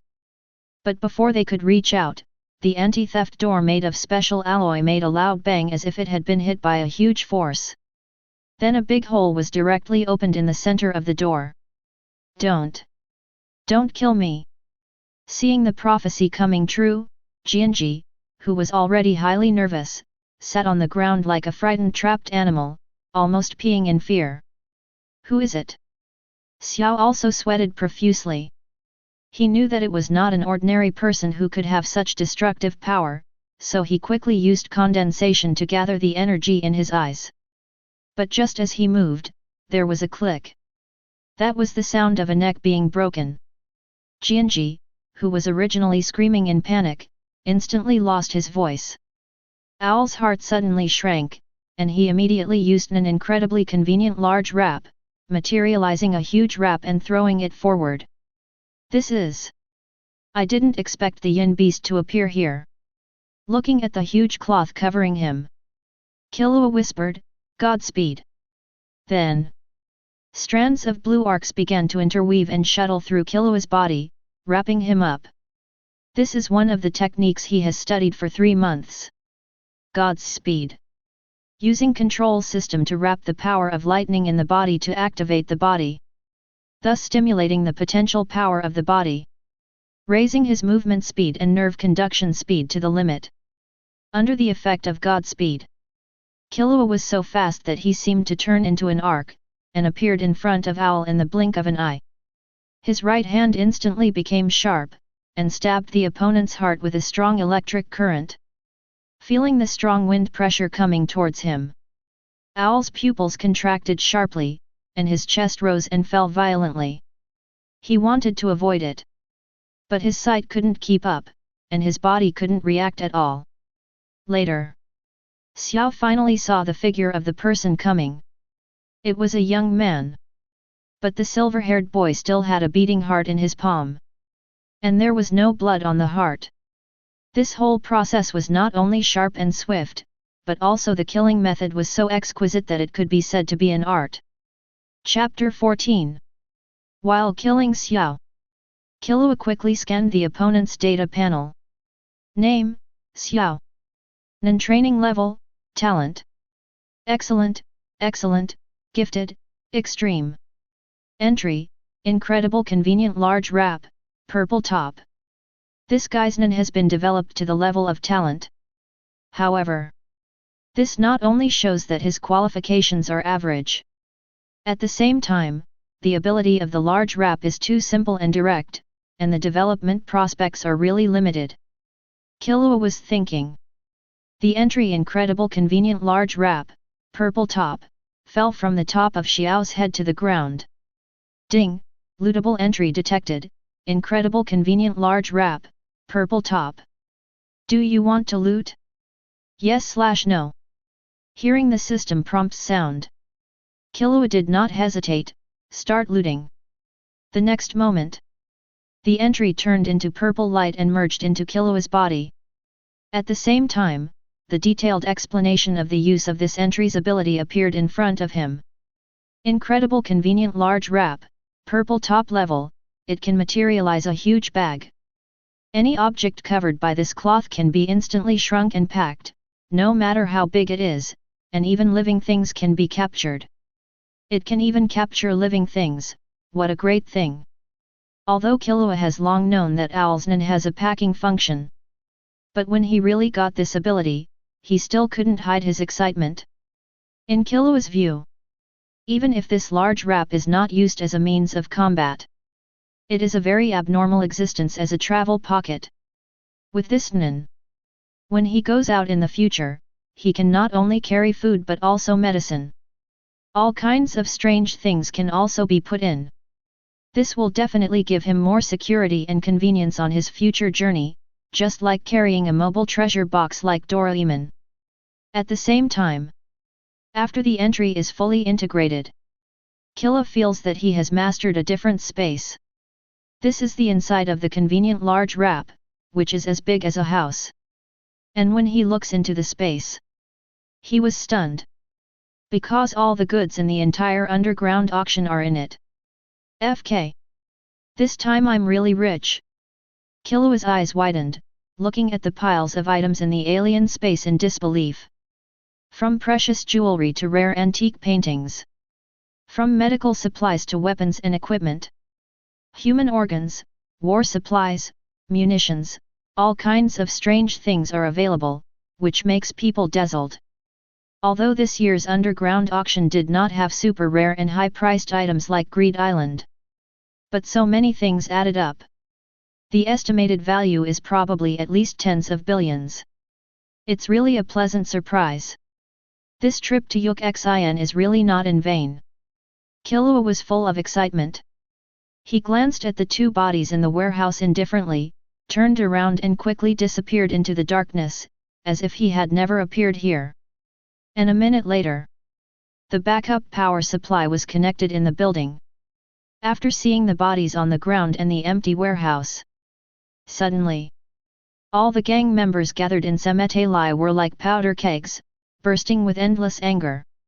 Everyone immediately block the entire auction venue and don't miss any possible exit. Search for me. The murderer must be found today. In addition to the murderous roars of the gang leaders, the other 4 Yin Beast members, Earthworm, Sick Dog, Porcupine, and Leech also rushed to the warehouse. Compared to Xiao, his appearance is still normal. The other Yin Beast members all looked very strange. The Porcupine looked like a bald, short, fat boy. The Sick Dog had a hedgehog hairstyle, was thin, and had a mouth full of sharp teeth. The Leech was bloated, pot-bellied, and had a sinister smile. As for the Yin Beast named Earthworm, it was almost naked, with a big belly covered with blue veins, and looked even more terrifying. After the Yin Beast arrived at the scene, everyone else immediately quieted down. Owl! The Sick Dog screamed and hurried forward to test his breath. What a pity! At this time, the owl was already dead and could not die anymore. Except for a big hole in the chest, the rest of the body is intact, even the clothes are clean, and there is no sign of struggle. The Earthworm, who looks like a human, calmly analyzed, just from the wounds and the situation at the scene. I'm afraid Xiao died from a frontal attack. And it was a fatal blow, and the opponent's murderous aura disappeared in an instant, leaving Xiao completely unable to counterattack. He must be a very professional killer. A fatal blow from the front, and there is no counterattack ability. Listening to the Earthworm's analysis, not to mention other gang members, Sick Dog, Porcupine, and others also frowned. As we all know, frontal attack is the easiest to react. And they know Xiao's methods better than anyone else. He was killed in one encounter. This result really made them unwilling to believe. However, this impossible fact was in front of them, leaving them with no ability to refute. At this time, Leech set his sights on the warehouse door and reached out to explore it. This door is made of a special alloy, and its hardness exceeds all the materials on the market. Even if it is hit by a car, it is difficult to deform it. And the opponent can break the warehouse anti-theft door in an instant. I'm afraid it's an enhancerman with a very high level of practice. Compared to Leech and Earthworm, the Yin Beast Porcupine has been staring at the empty warehouse in a daze, not an enhancerman. I think it should be a manipulator ability user similar to Owl. It may even be a trait ability user. Otherwise, it's impossible for him to take away all the auction items in the warehouse without anyone knowing. Listening to the analysis of several people, the Sick Dog clenched his teeth, and the muscles on his cheeks bulged with anger. Enhancer, manipulator, and trait again. What are you kidding? How can a person always have so many nin? Just after saying this, the Sick Dog himself was stunned. The others also fell into deep thought instantly. Although it is basically impossible for one person to use multiple types of abilities. But there are indeed rumors that there is a person who can do this. And that person is from the notorious Phantom Troupe, leader Krollo. Earthworm frowned, is it really Phantom Troupe who came to the auction? Porcupine said, Phantom Troupe has committed vicious crimes many times around the world. It is also in line with their behavior to rob the auction. Leech remained silent. The whole atmosphere became a little depressing. As a high-risk A-level criminal, the name of Phantom Troupe is also very loud among the gangs. Sick Dog said in a deep voice, "No matter what, we can't let Xiao die in vain. If we don't get the auction items back, it will be difficult to report to the 10 old men. Even if it is Phantom Troupe, we must make them pay for their blood debts with blood today." Chapter 15. Semete Lai Hall. The scene was in chaos. A large number of gang members came and began to investigate and interrogate all the people participating in the auction, investigate their backgrounds and whereabouts, and look for suspicious people, including staff, buyers, and sellers, on-site surveillance videos, etc. Greed and determination flashed in the eyes of each gang leader, and they were eager to find the murderer's figure and movement trajectory first. After all, the current situation is not only a crisis. It is also an opportunity. Whoever can find the murderer who killed Jianji and the lost auction items will definitely get a higher status and more benefits from the 10 old men. This chaotic investigation. In fact, it is also a competition for power and interests. "Ms. Nion, what happened?" Killua had returned to the hall at this time, pretending to be calm and asked Nion. Nion frowned, with a layer of doubt on her cute face. "I don't know either, I just know that an emergency investigation suddenly began in the hall, and they made a mess here." Killua remained calm on the surface, looking around calmly. "Don't worry, wait until they investigate it clearly. Maybe it's just a misunderstanding. I hope it won't affect the auction." Nion supported her chin with both hands and sighed, "I hope so, I just want to participate in the auction, but I don't want to be involved in other troubles." Not long after, the investigators also came to Killua and Nion. "Name, identity, and take out your participation certificate." The gangster in charge of the interrogation stared at them sharply, with a very unfriendly tone. "Each participation certificate has a special number. If the investigation continues, it's only a matter of time before the two are exposed." Nion unconsciously clenched the corners of her clothes, a little nervous. After all, she sneaked in. Killua's face was very calm, but his expression changed and he took the initiative to say, "Open your eyes. You don't even recognize the eldest lady. This is the daughter of the Nasra family." Killua's voice was full of anger and majesty, and his eyes swept the gang members in front of him sharply. Nion was shocked by this sudden momentum, but she quickly reacted, straightened her back, and put on a lady's airs. The gang member in charge of questioning was also stunned. Then he showed hesitation on his face, and didn't know what to do for a while. Killua took advantage of the victory and said, "Why are you still standing there? Is there a place to rest quietly here? Take us there quickly. If the eldest lady is hurt in the slightest, ask the people in the upper level if they are willing to take this responsibility." Several gangsters called the leader. There was a moment of silence on the other side. "No way. Among the 10 old men, including many leaders, they are very dependent on this girl. Take them to the VIP room for entertaining guests. Get the instructions from above." The gang members in charge of interrogation immediately stepped aside to make way, and led them to the VIP room, while apologizing with a smile, "Sorry, I offended the young lady. Please don't blame me, young lady." Nion controlled her breathing until she entered the VIP room, and then she patted her chest with lingering fear to take a breath. "I was really scared just now, but fortunately you were there. By the way, I don't know your name yet, what should I call you?" Killua smiled slightly, "My name is Killua." Nion looked out the window. "Killua, thanks to you this time. I just don't know what will happen to the auction next. All the goods in this auction are now in Killua's hands. The auction can no longer continue." Killua sat on the sofa and took a breath, looking at the increasingly chaotic situation outside. "The auction may have to be temporarily suspended." Announced suspension. Nion was a little depressed. "What bad luck. I finally came out. Taking advantage of this short leisure time, Killua asked, "Miss Nion, why do you like fortune-telling?" Nion was stunned and raised her head slightly. "This should be related to the fortune-teller named Grandmother Galaxy that I often watched on TV when I was a child." The fortune-teller said, "Divination is one of the ways to make people who are working hard to live now live happier. At that time, I thought fortune-telling was so cool. So I always dreamed of becoming a fortune-teller, and I only predicted the bad things that everyone would encounter. In this way, in order to avoid bad things, everyone will work hard in the right direction." Talking about these, Nion's eyes sparkled with brilliance, and she subconsciously immersed herself in beautiful memories. So that's it. Everyone's Nin is indeed related to personality, preferences, and life experiences. Killua was thinking about everything in his heart, and suddenly asked with a smile, "Miss Nion, how about we make a bet?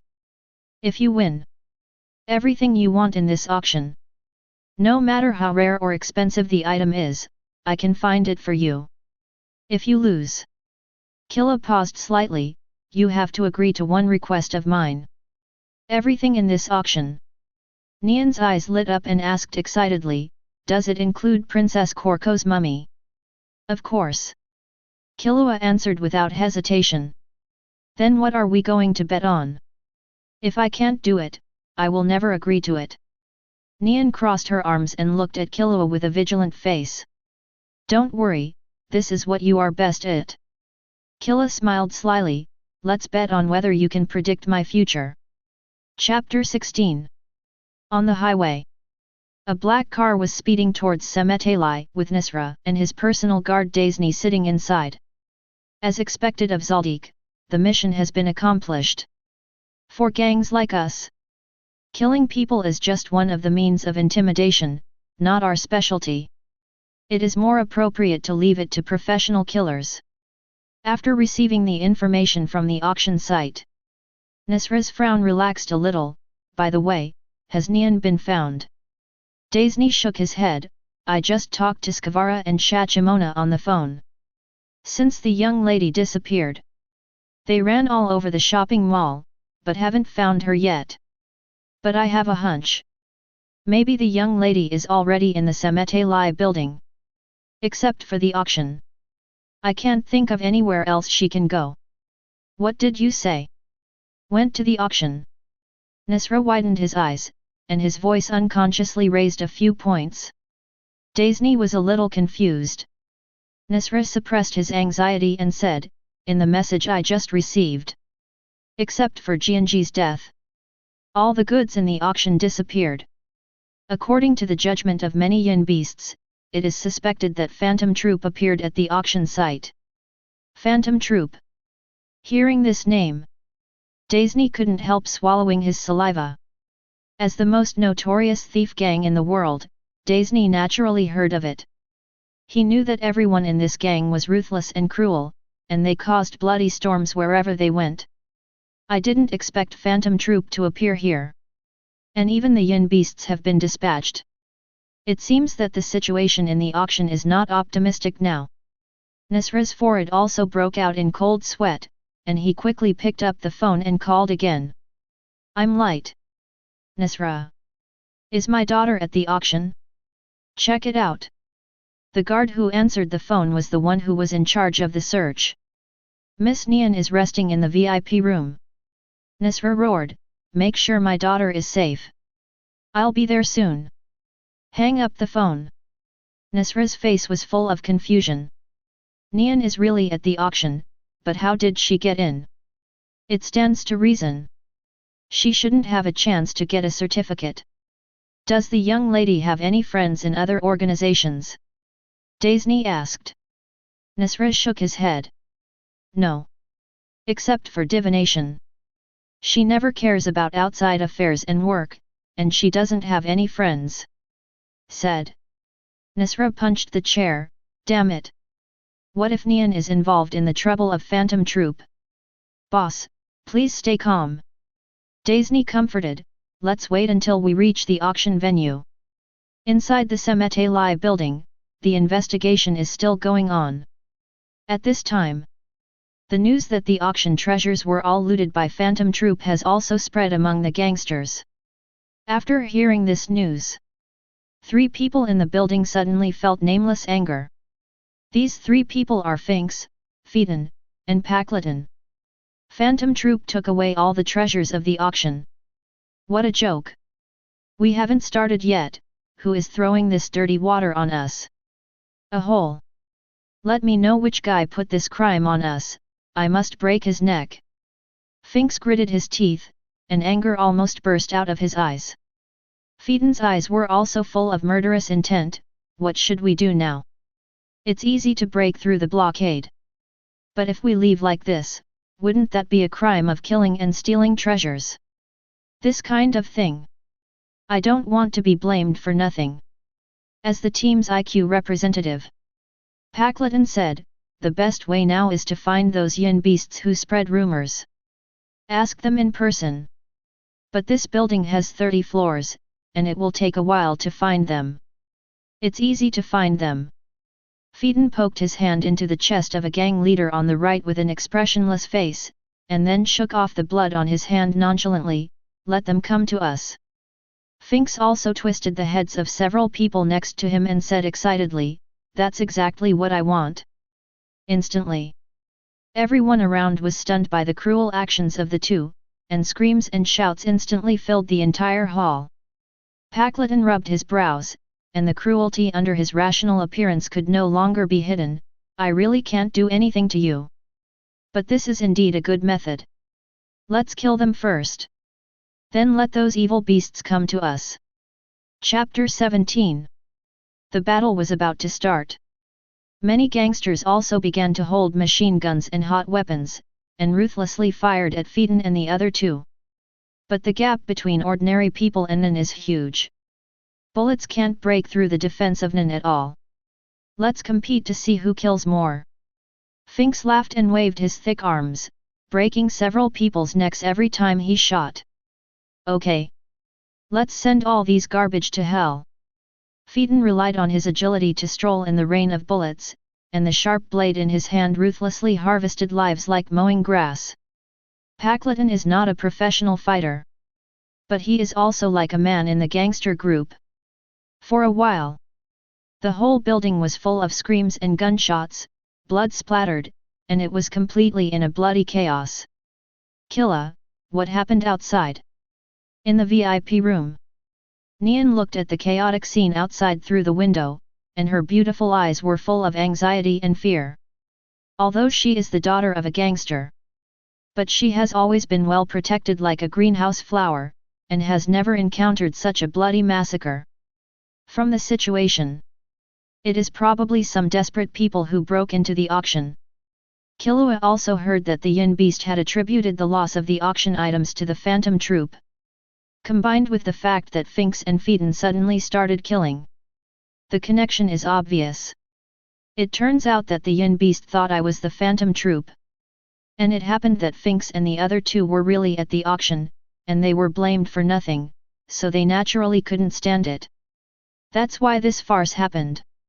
Killua thought quickly, this may be an opportunity for me. Let them fight each other.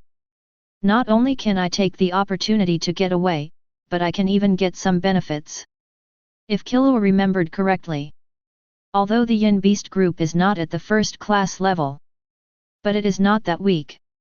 Many of them can cause damage to Uvigen with Enhancer fully activated, which is incomparable to ordinary Nion.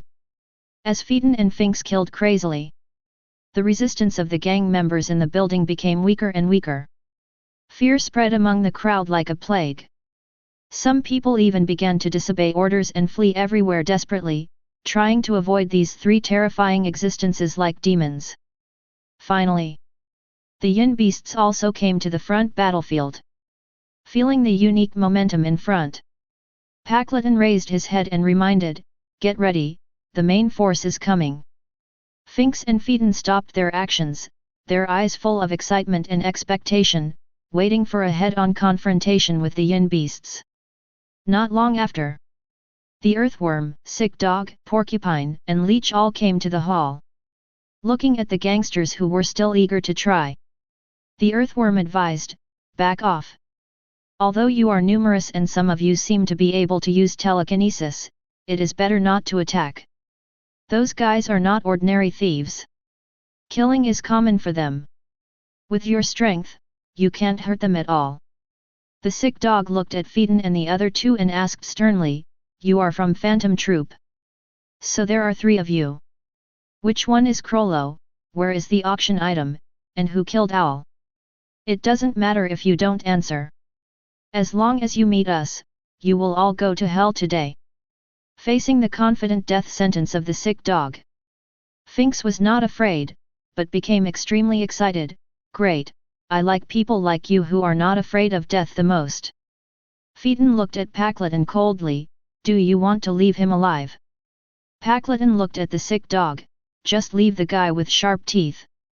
But before the interrogation, let's change the battlefield first." Since they started the indiscriminate killing, more and more gangsters gathering towards Semetali. Although these forces are unlikely to pose a threat to them, they don't want to waste too much time on this. "You so-called yin beasts. If you have the guts, follow me." Finks sneered, pointed his thumb outside the building, turned around and rushed out the door with Phaeton and Packleton. "Don't let them escape." Sick dog, earthworm, and others looked at each other and followed without hesitation.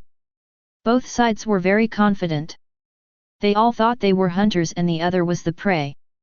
At the same time, outside the Semetali building, a black car just stopped.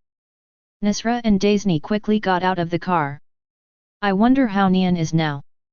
Nisra was full of worries about his daughter, tidied his clothes, and strode towards the entrance of the auction. Daisy frowned, because he smelled a pungent smell of blood. "Boss, wait a minute!" Daisy shouted anxiously. Unfortunately, it was too late. Because they ran into Phaeton and his 3 companions who had just rushed out of the building. "This is..." Daisy raised his head. His eyes met Phaeton's cold eyes. At this moment, Daisy felt a wave of malice sweeping over him, and the air around him seemed to freeze. Under the gaze of those eyes, it was as if all his weaknesses were seen through. It was as if his hands and feet were trapped by chains. Depressing. Horrible.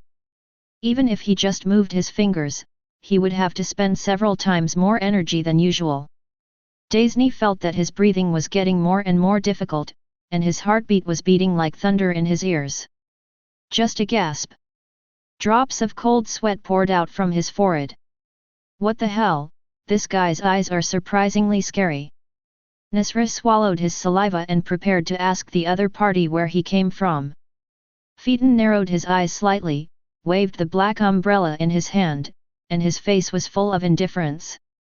The next moment, it was as if he had crushed an ant to death.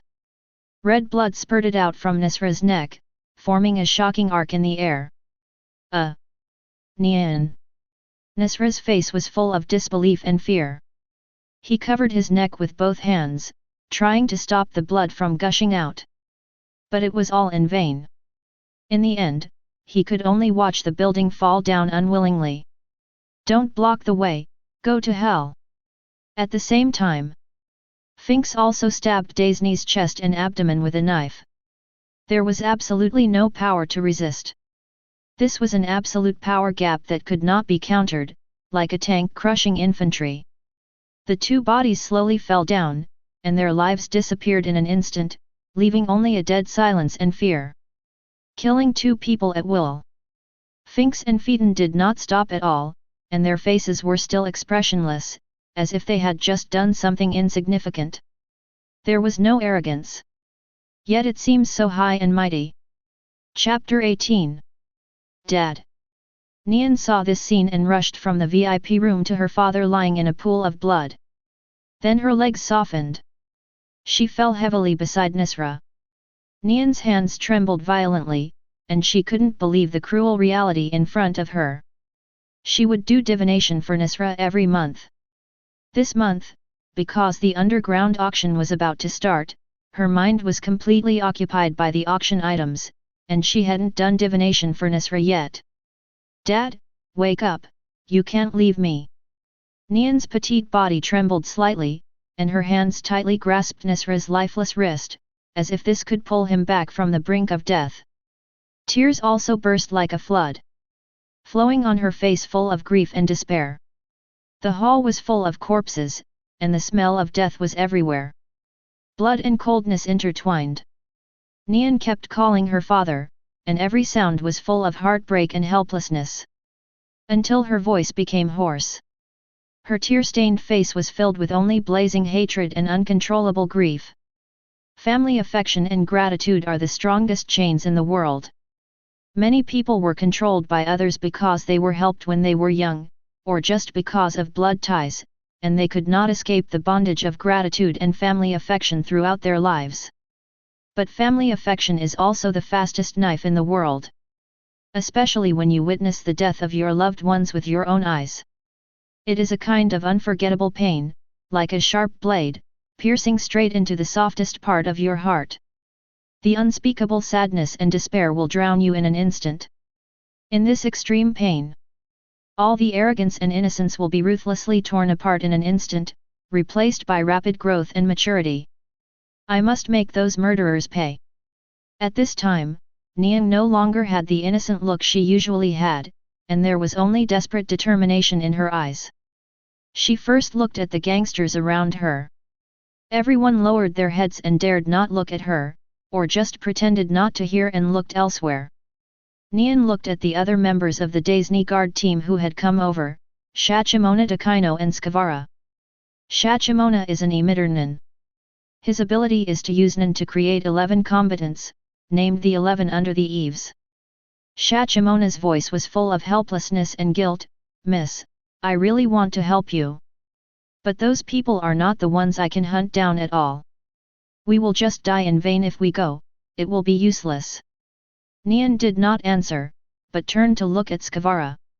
Skavara is also an emitter. But his ability is to control dogs to help him complete tasks, and he is an information-oriented person. In terms of combat power, he is not even as good as Shachimona. Not to mention hunting down phantom Troupe. Skavara's eyes looked at his nose and his nose looked at his heart, and his eyes were full of helplessness and guilt. Nion finally stared at Killua with tearful eyes, his eyes full of pleading and helplessness. Killua didn't avoid his gaze, nor did he speak. Nion seemed to be grasping the last straw, crying, "Killua, I can't let my father die in vain." Killua squatted down and gently wiped the tears from Nion's face, saying gently but coldly, "Nion, I can feel your pain. But what are you willing to pay to help your father get revenge?" At this time, Nion's body was still shaking. But Killua's words finally gave her a little bit of support. "As long as you can help me get revenge, I will pay you 1 billion, no, 10 billion. In her world, still naively think that money can solve everything. Killua shook his head slightly. "No matter how much money is in this situation, it is worthless." Nion trembled and said, What do you mean?" Killua's eyes were cold. "You also saw the strength of those 3 people just now. They kill people like drinking water. Not to mention the average good players, even the skilled Nin users will find it difficult to save their lives in their hands. And if I want to help you get revenge, even if I want to, I have to bet a lot of things. So money alone is not enough. You have to take out something more important." Nion looked surprised, still puzzled. Killua gently stroked Nion's face, and said faintly, "If you only want to use money as a commission, whether the mission fails or succeeds, you can still be your daughter here, you can play with your favorite antiques every day, eat delicious food, and live a very comfortable life. I won't do it. On the contrary." Killua's eyes suddenly became sharp. "If you are willing to bet on your hobbies, your dignity, and everything you have including your life. And you have to remember this from today. You owe me more than just one thing. It's 110,000. Then I will break the family rules and bet for you once." Zoldyck has never been an ordinary killer who is only interested in profit. Their first house rule is that they must never take on a mission that puts them in extreme danger. And they want to hunt the notorious Phantom Troupe. This is naturally full of danger. Although Killua is different from Illumi, a killing machine without emotions. But he cherishes his life more. Unless it is necessary, he will never put himself in danger. Of course. He has a heaven-defying entry system. Killua is not afraid of anyone. He is not a coward who escapes when he encounters a strong man, it is just a matter of how much it costs. The people around are all looking at Killua. They don't know who this boy is, nor do they know why he dares to speak so arrogantly. But one thing is certain. At this moment, everyone feels it. Although Killua is just standing there. But his whole body exudes a powerful aura that is enough to devour people. The air around him becomes heavy because of him, making it difficult to breathe. Nion clenched his fists, touching the cold and lifeless Nisra. The last trace of willfulness also disappeared completely. She bowed her head to Killua, as if expressing her determination. The two of them also formed a kind of oath in an instant. Then, Nion tightly grasped the corner of Killua's clothes, her eyes blurred with tears, and tremblingly said, "Killua, help me. Protect her." Killua looked at Skavara and Shachimona. The two nodded. Then, before anyone could react at all, Killua took a step forward. The next moment, a flash of lightning. In everyone's sight, his figure was completely gone. Chapter 19. Leaving the cemetery building, Killua followed the breath of the yin beasts, like a ghost in the dark night, and quickly shuttled through the streets. His footsteps were as light as feathers. Although the speed was fast. But every time he landed, there was almost no sound. Whether it was a narrow alley, the shadow of a tall building, or the gap between the crowds. Killua could also cleverly use the surrounding environment to hide himself. As a professional killer, tracking is one of his specialties. And he was free from the constraints of the venue. He was finally able to stretch his body and no longer had to be as restrained as before. Finks, Phaeton and the other two have been making trouble in the building for so long, and there was no support from other Phantom Troupe teammates. There should be only 3 of them. If you want to do it, I will find a way to kill all 3 of them. At this moment, Killua fully demonstrated the patience and instinct of a top hunter. While he was in the state of absolute, he kept running at a high speed and followed the figures of the yin beasts. At the same time, he began to simulate everything that would happen next in his mind. His heartbeat remained steady, his breathing was even and long, and he did not disrupt the rhythm because of nervousness or excitement. Regarding taking on the hunting brigade mission halfway this time, Killua did not have a heart of pity and compassion, but had his own plan. Through the bet with Nion before, he had already concluded that the prophetic ability could not predict his future. So instead of plundering the entries, it would be better to directly subdue Nion to become his helper. Although Zoldyck is powerful, even if he will be the head of the family in the future. But whether it is Silva, Old Man Zeno, or even the more terrifying Maha ancestor, they are obviously not willing to obey anyone's command. In other words, because of the unique family operation method, Zoldyck can be regarded as Killua's backer, but it does not belong to the force he can command at will. After coming to the hunter world, Killua has a strong desire in his heart. He wants to establish his own force, an organization that is completely controlled by him and can act according to his wishes. Nion with the ability of prophecy. Naturally, he is the first member he wants to recruit. In addition, many of the ability terms of the brigade are the goals he must take down in the future. Whether there is today's change or not, there may be a battle in the future. There is no pure good and evil in this world. Killing and being killed. These two extreme behaviors cannot be simply measured by right or wrong here. It's like in the vast jungle. Powerful beasts rely on their own strength to prey on weak animals at will.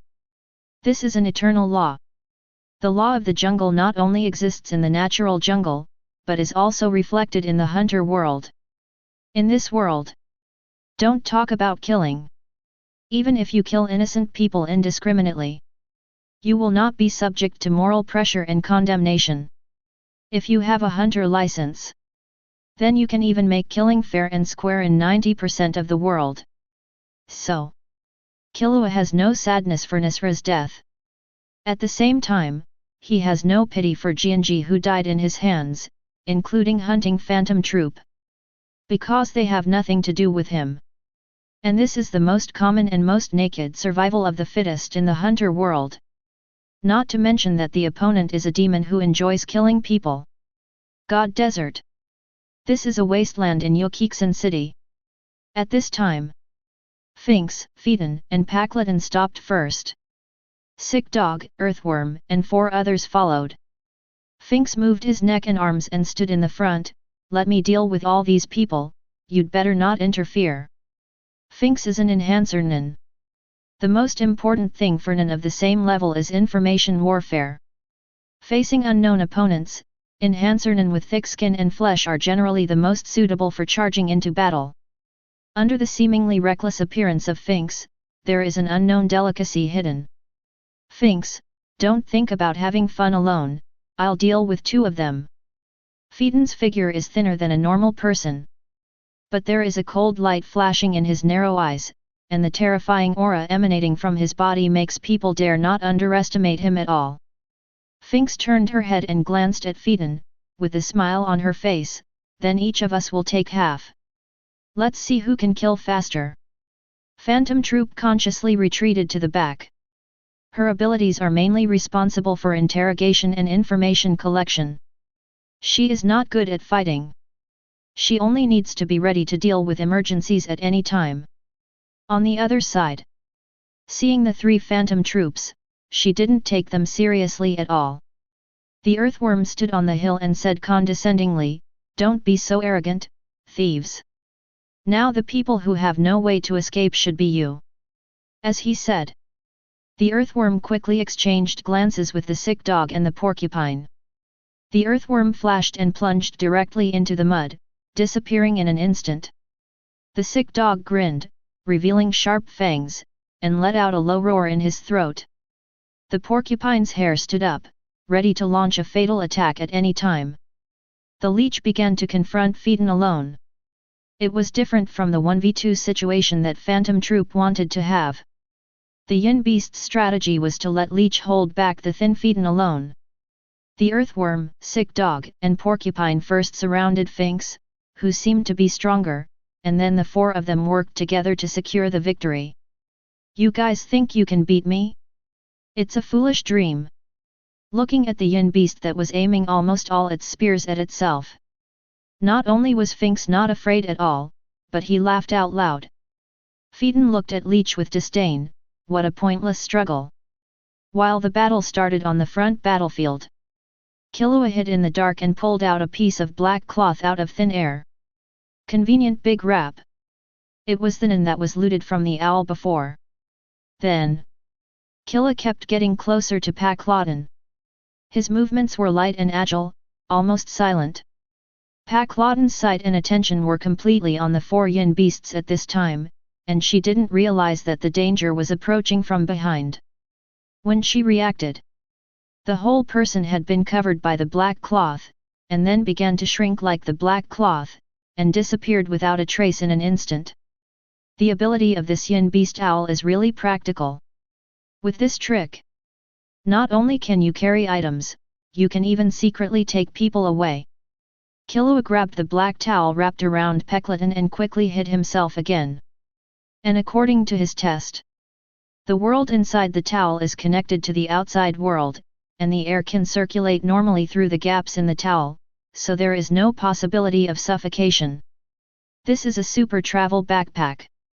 Another super cage that cannot be escaped. Chapter 20. It was already late at night. The moon was covered by dark clouds. Under the weak moonlight, the Goud Desert was filled with a heart-shaking silence. Facing the Yin Beast that was rushing towards him with a double team, Fink's left arm was bulging with veins, and he threw a straight punch full of power and speed at the yin beast porcupine. However, just before his fist was about to hit the opponent's cheek, the yin beast porcupine's bald head suddenly grew long hair, like a spring to resist this powerful blow. How could it be? Finks was a little surprised. He ranked second in wrist strength in the brigade, only after Yuvajin, possessing a natural and powerful strength far beyond ordinary people. How could it be blocked by body hair? At the moment of his doubt, the porcupine's body hair, which was originally soft like a spring, suddenly stood up, like a steel needle directly piercing Fink's fist and left arm. Oh, is that all you can do?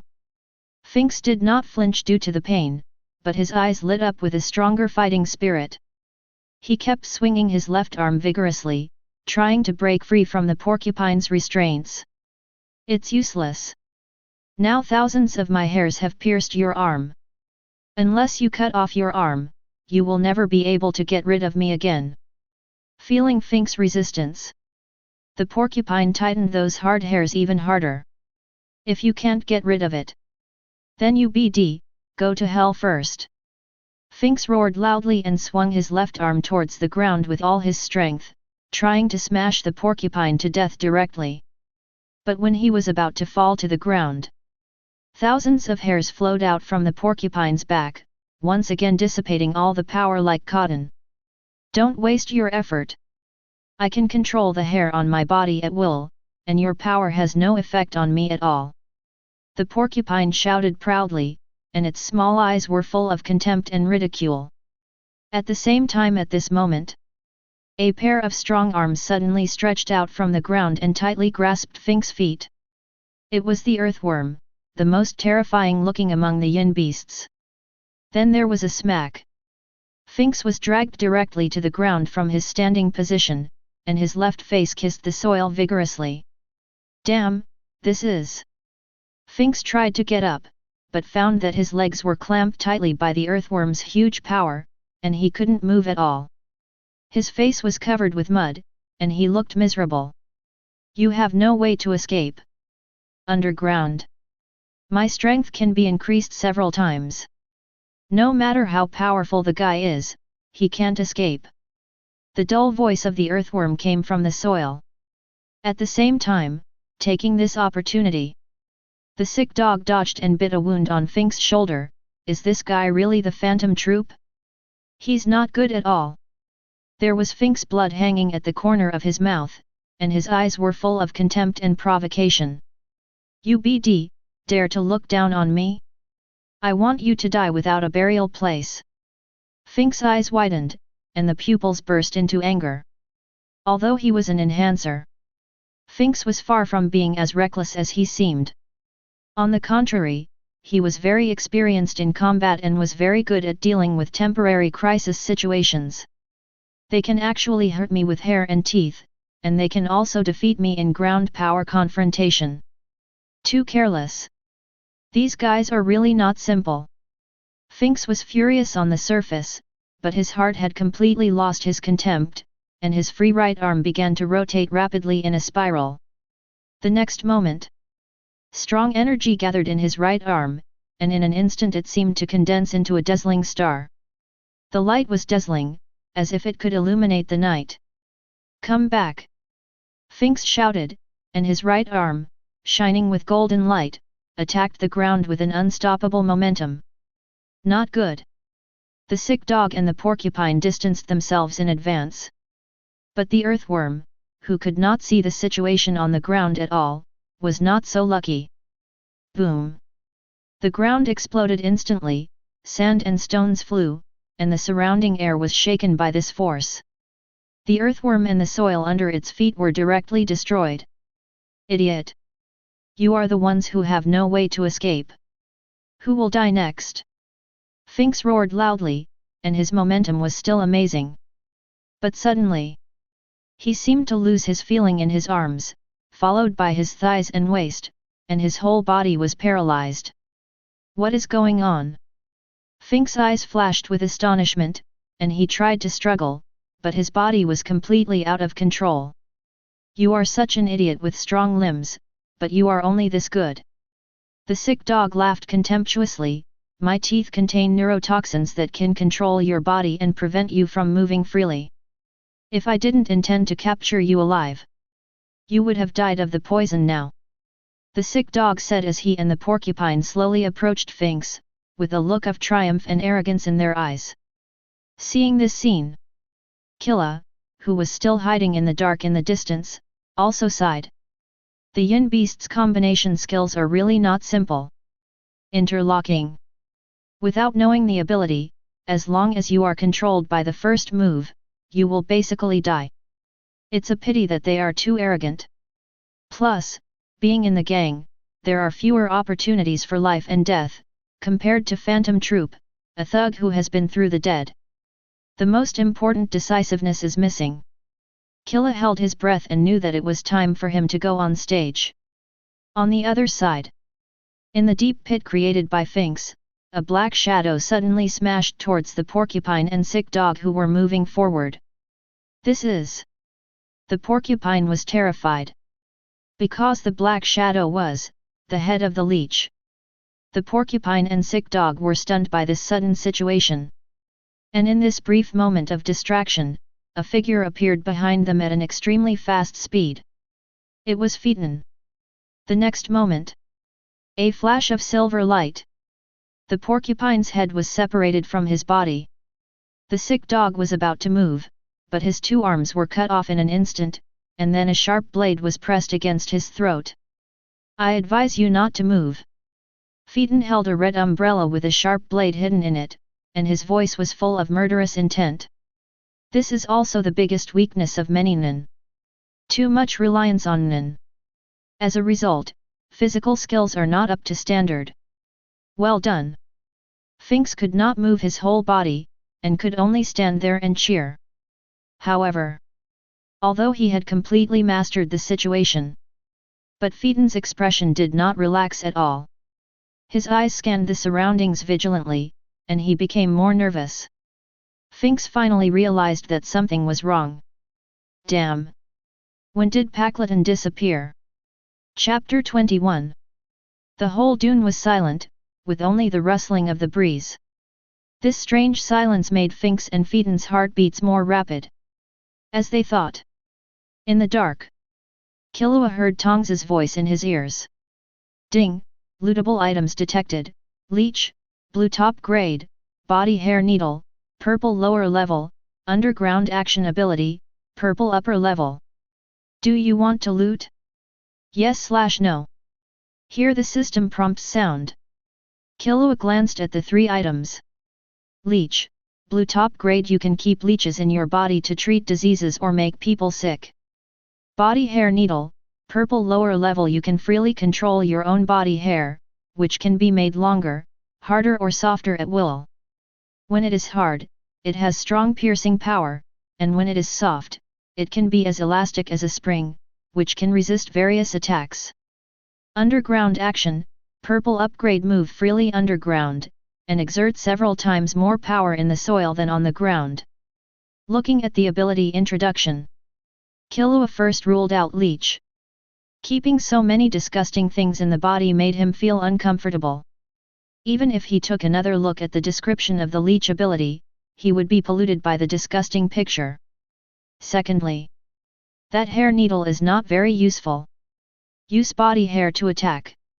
Not only do you need to fight the opponent at close range, and it seems to bind the opponent, but it also binds yourself.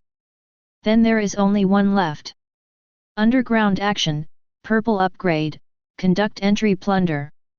This entry, Killua is still very interested. Being able to move freely underground, and the power exerted in the soil is several times stronger than on the ground.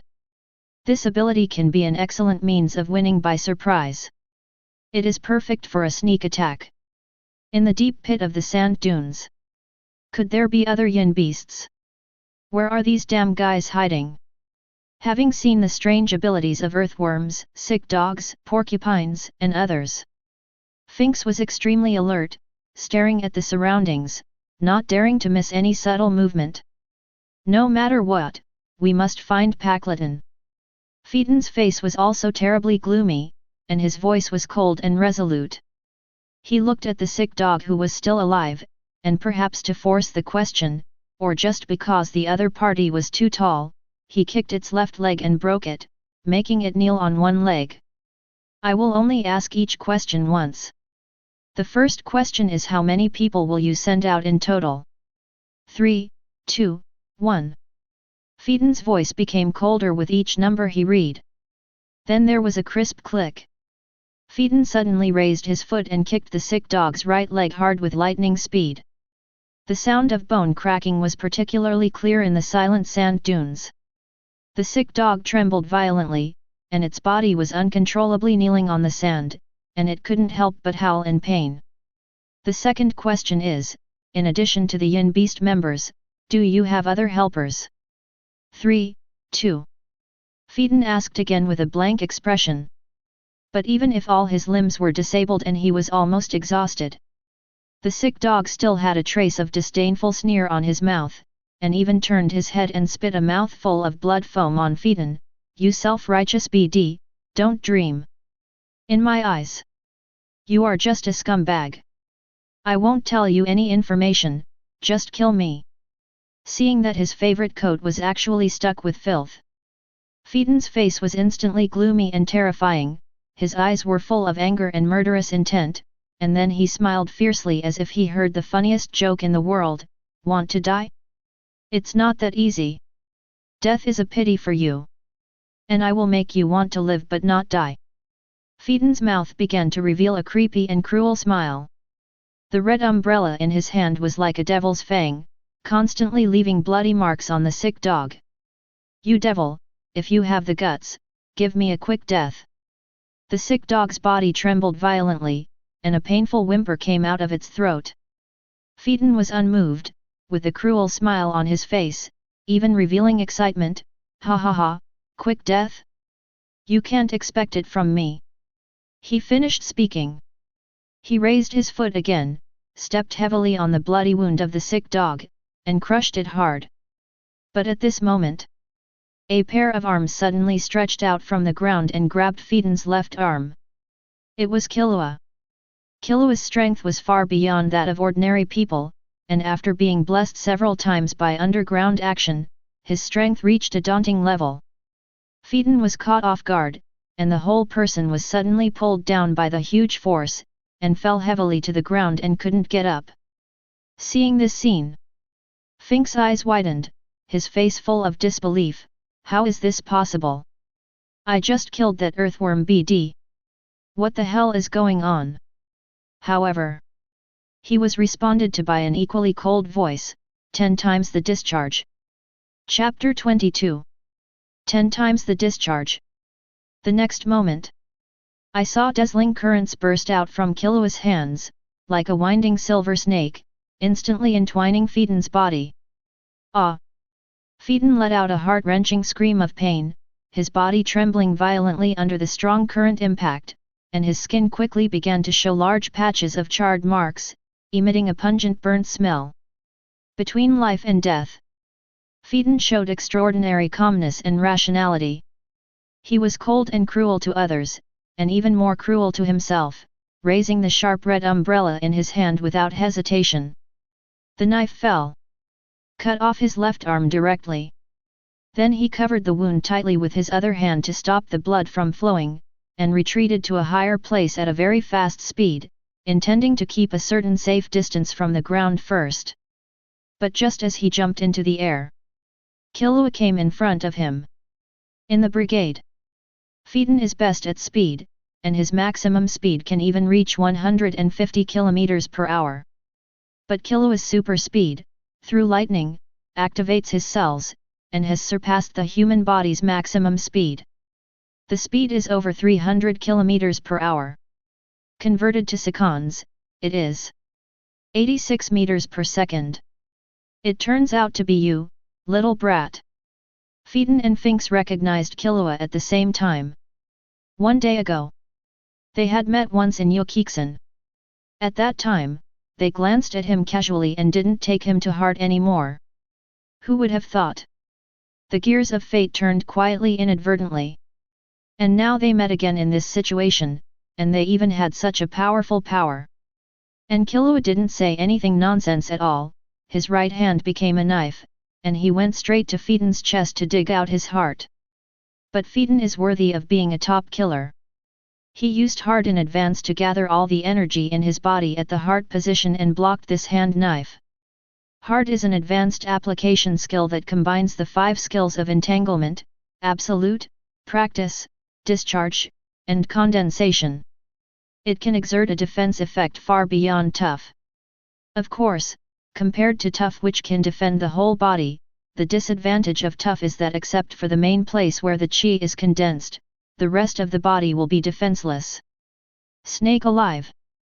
Killua roared, using advanced assassination techniques, and his arms and hand knives shook rapidly at a dazzling speed. Phaeton wanted to dodge.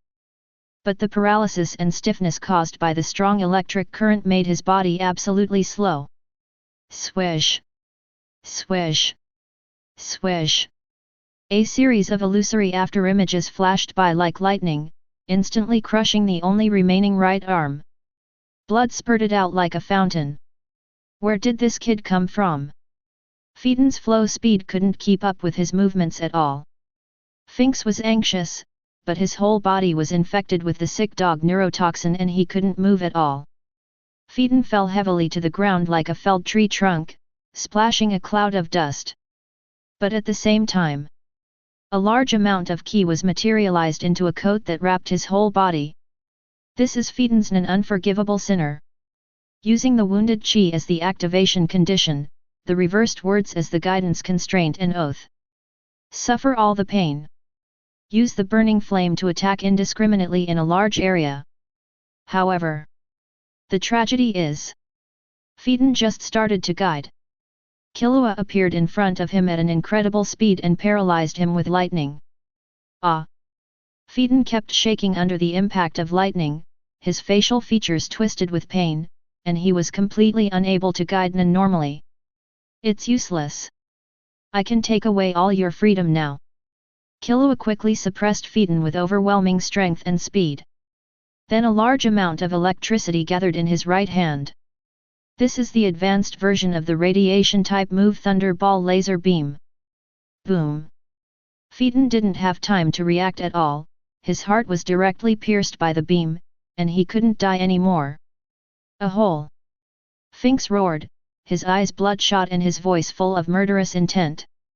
Unfortunately, he was no different from a lamb to be slaughtered. Now it's your turn. Killua walked towards Finks expressionlessly. But at this moment, an extremely strong and evil aura suddenly appeared behind him. Killua turned around.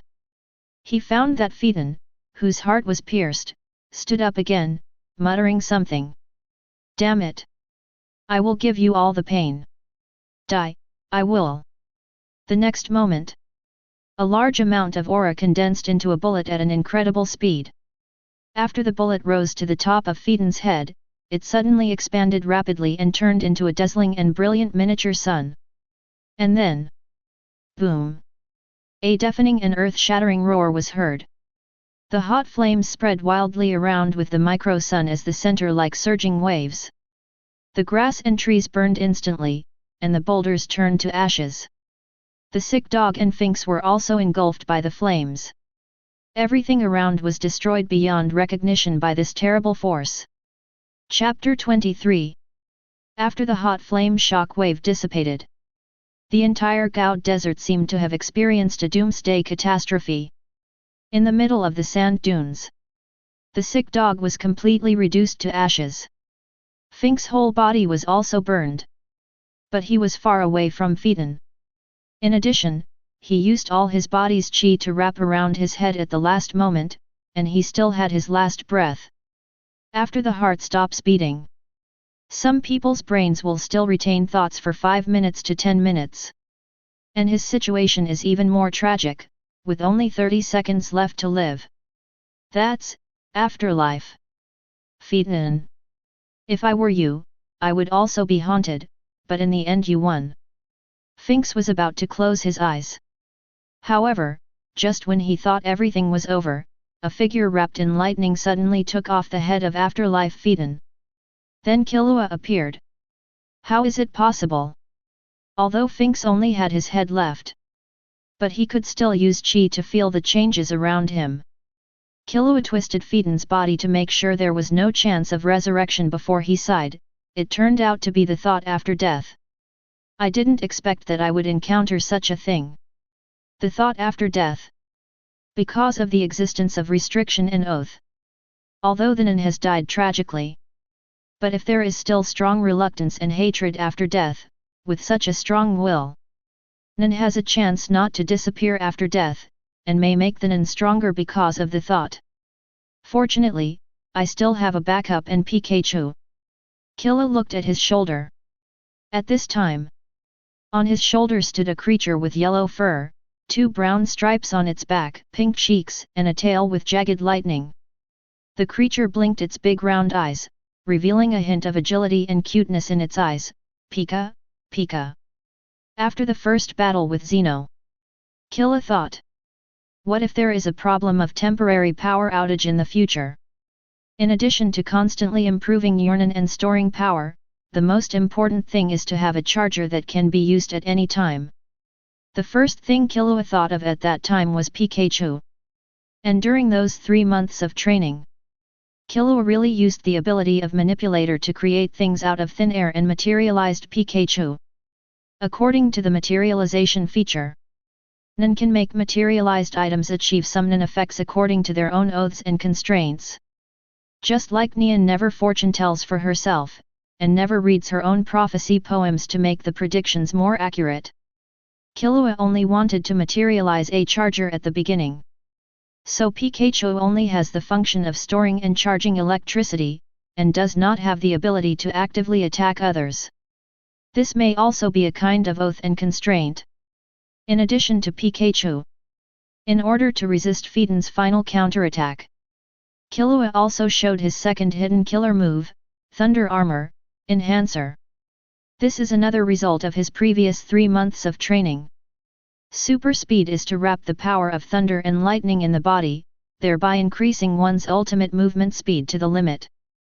And Thunder Armor uses lightning to wrap around muscle cells, forcibly stimulating the muscles to repair continuously, so that you can gain terrifying resistance and repair capabilities. And just now, he was able to resist the burning because of the continuous high-power blessing of Thunder Armor and Pikachu. Thanks to you this time, Pikachu. Killua rubbed Pikachu's fur.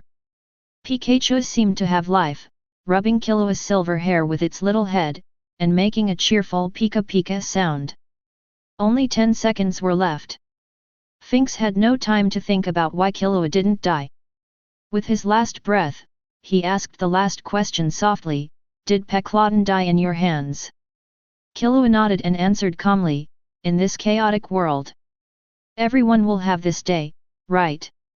Got the exact answer. Finks' eyes were completely dim. When people are dying, they always look back on some past events. This is also called the revolving lantern before death. At this moment, Finks recalled the past. Recalling the past when he was still in Meteor City. In that chaotic and cruel place, he struggled to survive. He also recalled the promise of all the Phantom Troupe people to be together. Those days of fighting side by side and being free and unrestrained seemed to be right in front of him. He had no regrets. After all, his hands were stained with blood, and he had committed many crimes. He just didn't expect that this day would come so soon. This shouldn't be my ending. Goodbye, Captain. Finks' breath was getting weaker and weaker. His consciousness gradually blurred with his vision, and finally fell into darkness. Although Finks was dead, Killua's eyes were firm and cold, and he quickly stepped forward to finish off the enemy, and crushed his remaining head with one foot. Afterlife. This ability was too dangerous, and such a thing must never happen again. Make sure Finks is completely dead. Killua took back Pikachu and began to scan the fallen entries around to harvest them. At this time, there were 3 entries around. Unforgivable.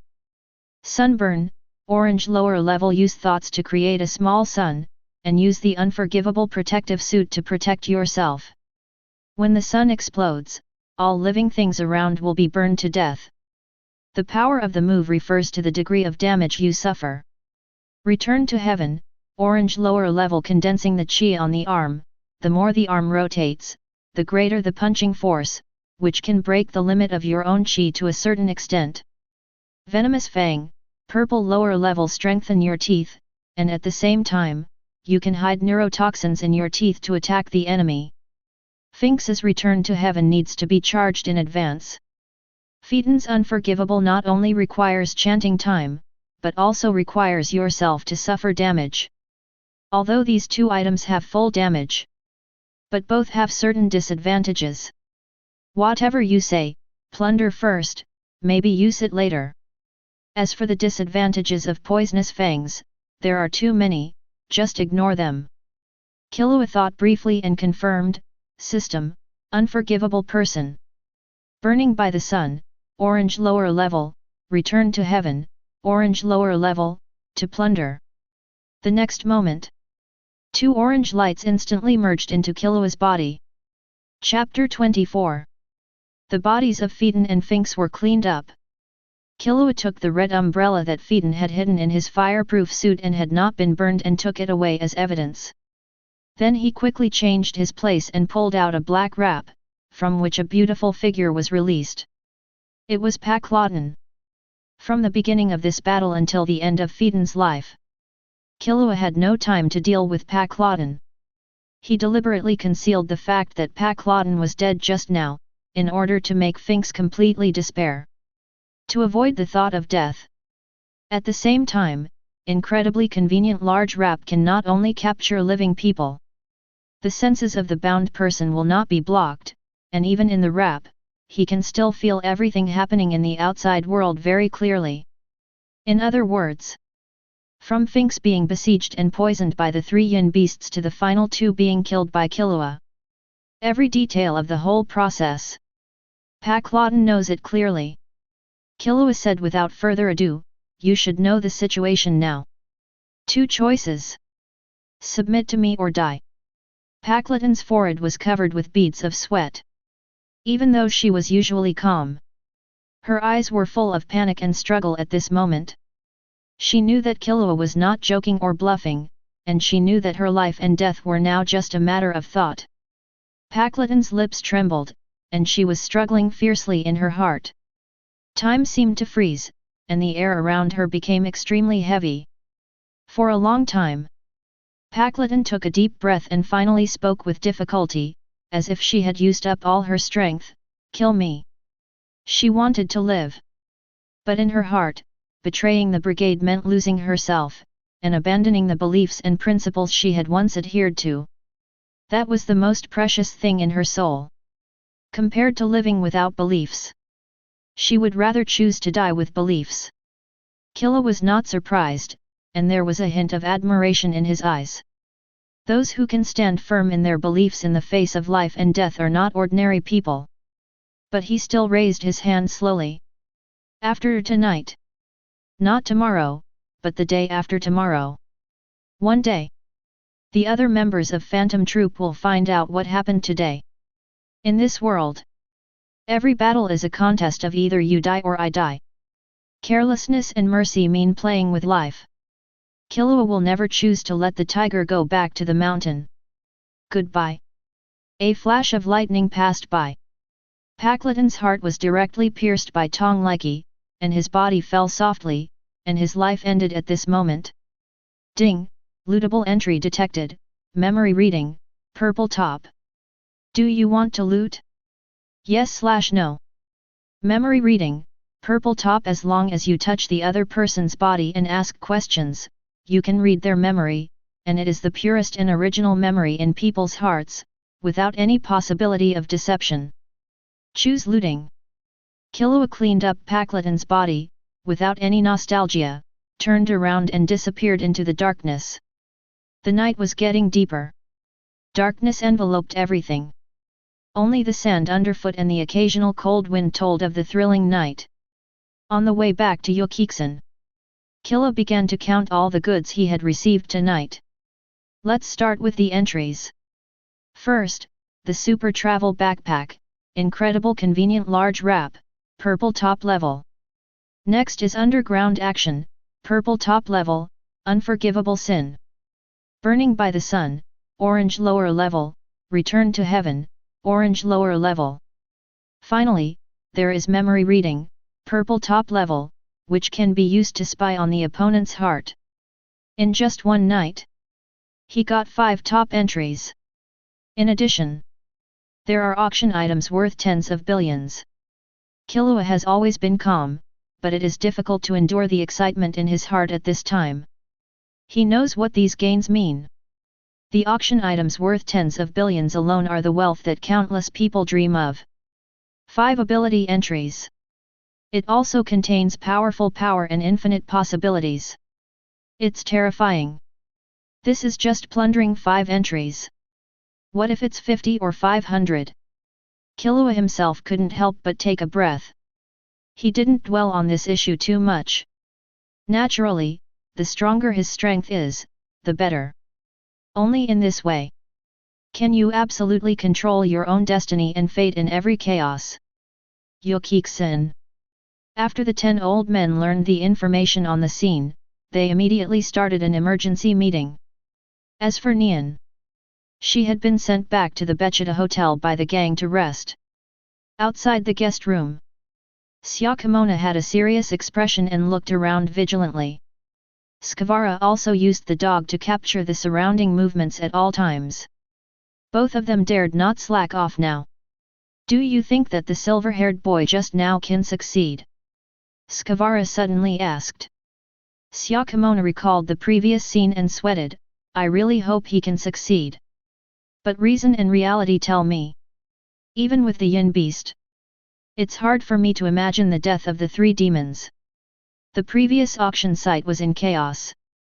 Syakamona witnessed the brutality of Phaeton and the 3 slaughtering the gangsters, and also witnessed the horror of Daisny being killed instantly.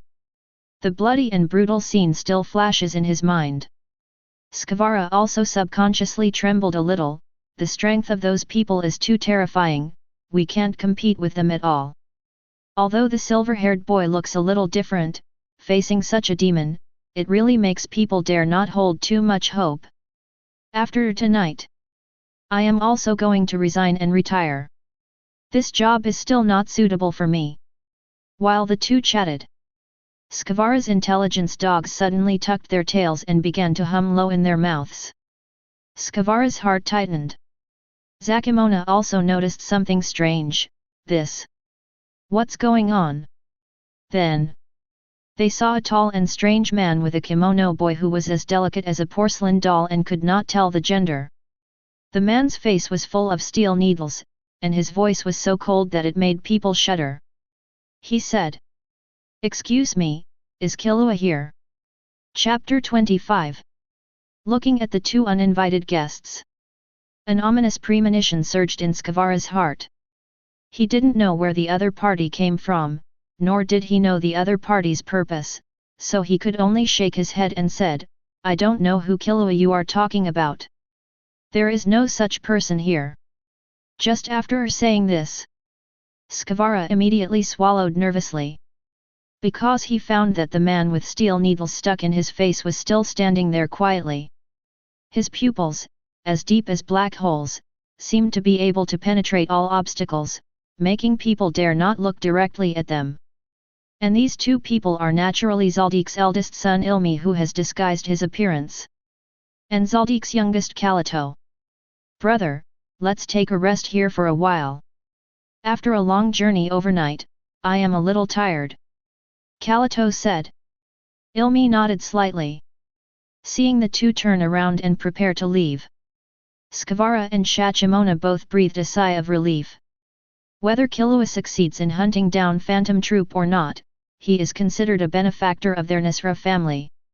Before knowing where the other party came from, Skavara decided not to expose Killua's whereabouts. But at this moment, there was a click. The guest room was opened. It was Nion's personal maid, Arissa, who came out. "Skavara, Shachimona, who were you talking to just now? Miss asked me to ask, is Killua back? Oops. Skavara's face turned pale in an instant. Shachimona also widened his eyes, secretly saying in his heart that it was not good. They never thought that Arisa would suddenly appear at this critical moment and ask such a question. The two people's brains were running fast, trying to come up with a reasonable explanation to deal with the situation in front of them.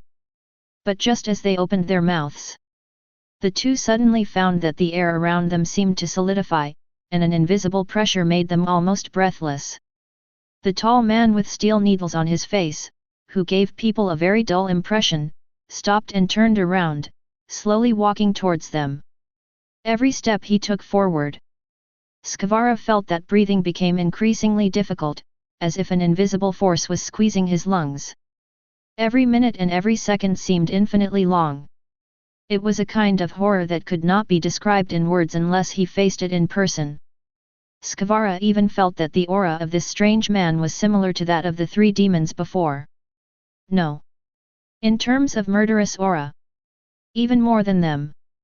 At this moment, he had only one thought in his mind. Invincible. Unstoppable. Came to Skavara. Ilmi grabbed his throat with one hand like lightning, pressed it against the wall, and raised a hideous smile at the corner of his lips. So you know where Killua is? Skavara. Zyakimona suddenly tensed up, as if facing a great enemy. But he had just shouted. He was also pressed against the throat by a paper fan. Although Kalito was shorter than him, his voice was just as cold and stern. If you move again, I'll kill you. Arisa was so frightened that she fell to the ground, her face pale. Let go, let me go.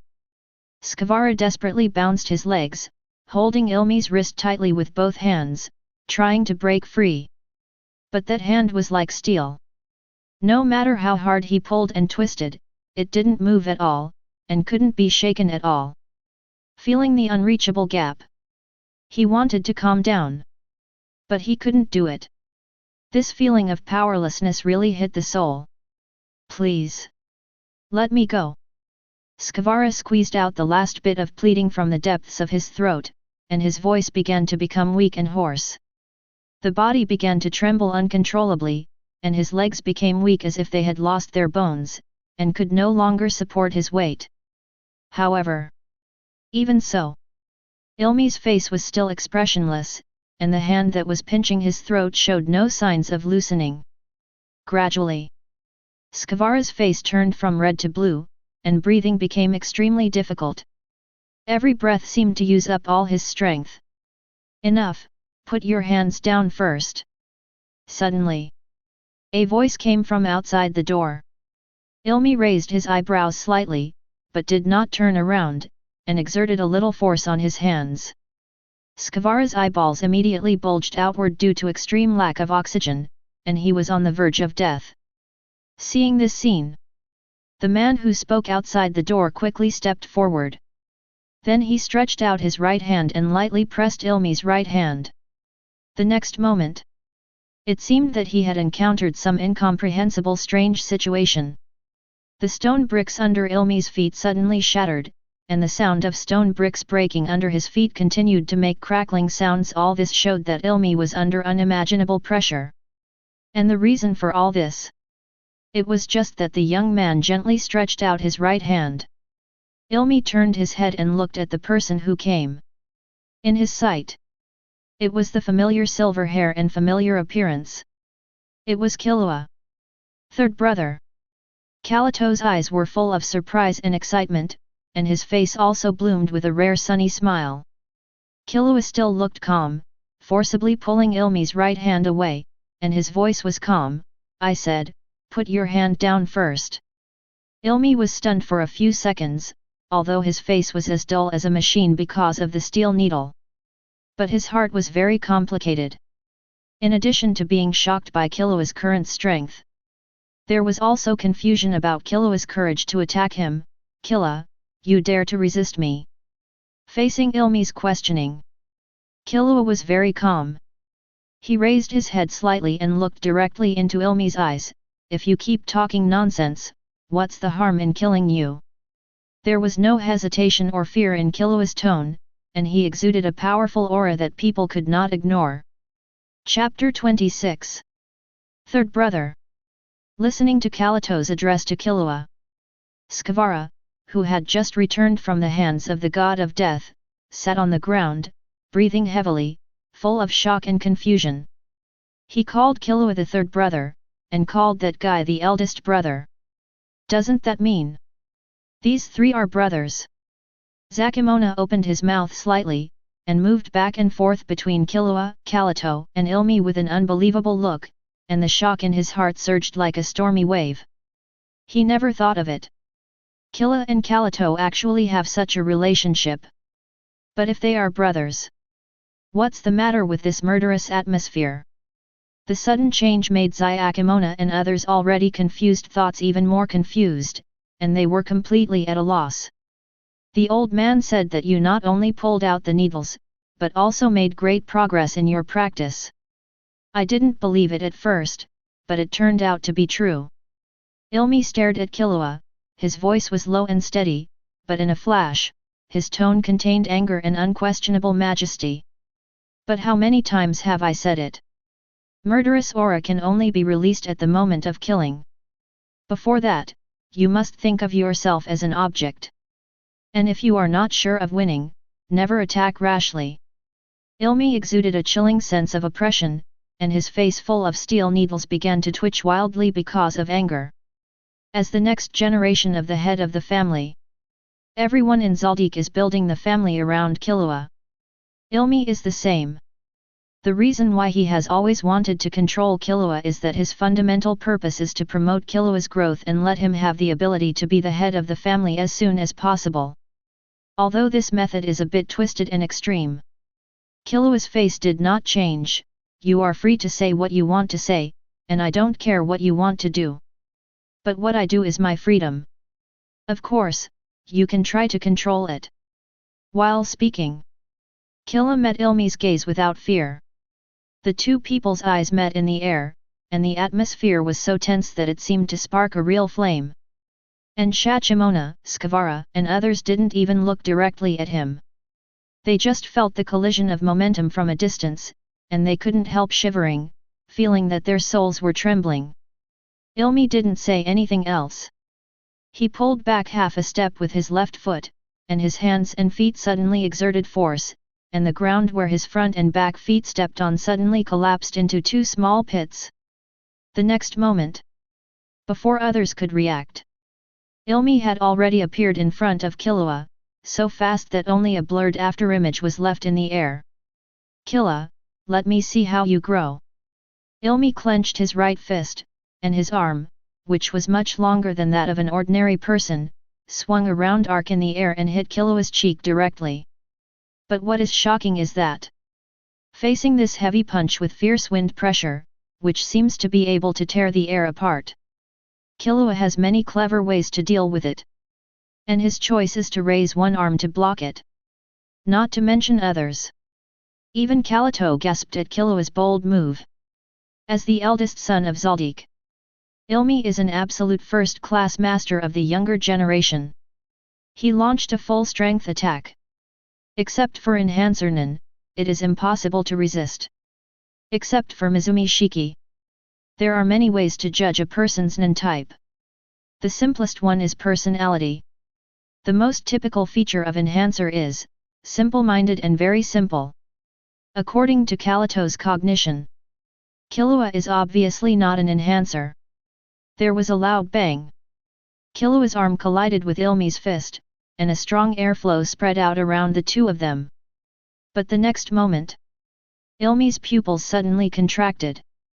Because Killua not only blocked his attack with one arm, but he didn't even take a step back. Killua, you've really grown up. Although it was from Zeno's mouth. Before Ilmi came, he already knew that his younger brother had grown amazingly. But when they really fought, he realized that Killua's actual strength was even better than he imagined. While Ilmi was sighing, Killua grabbed his brother's wrist with his backhand and said coldly, 10 times the discharge. The next moment, a strong electric current instantly burst out from Killua's hand and quickly spread throughout his body along Ilmi's wrist. Every member of the Zoldyck family has undergone various lightning resistance training since childhood. But Killua's electricity is fused with powerful Nion. It is completely different from the effect of ordinary electric shock. Its sizes. Although Ilmi didn't scream in pain like Phaeton, his body was shaking violently under the strong current shock. Taking advantage of the moment of stiffness and paralysis, Killua raised his leg and kicked Ilmi against the wall. The most important thing for Nion to fight is information warfare. Attacking the opponent face to face before knowing his ability is basically asking for trouble. Ilmi sat in the corner. Killua looked at him with the eyes of a superior. Once upon a time, the expressions and positions of the two were completely opposite. Killua's indifferent expression of looking down from a high place. It often appeared on Ilmi's face in the past. Now it can be said that the offense and defense are changed. Brother, your memory is really too bad. Killua looked down at Ilmi sitting on the ground with an absolutely condescending look, and taught with oppression, didn't you just say it? Don't attack rashly when you are not sure of winning. Chapter 27. Ilmi slowly stood up, patted the dust off his body, and looked surprisingly calm. But at this moment, the steel nails on his face had all disappeared, his beautiful big eyes were restored to their original state, and his weird hairstyle turned into long black straight hair. Can this guy change his appearance with a needle? What kind of monsters are these brothers? Xiaochimino had already been numbed by what was happening in front of him. Ilmi was not angry because of Killua's fight, but his face was full of admiration. Sure enough. Killua, your qualifications are unprecedented even in the Zoldyck family. Zoldyck. Hearing this name, not only Xiaochimino and Skavara.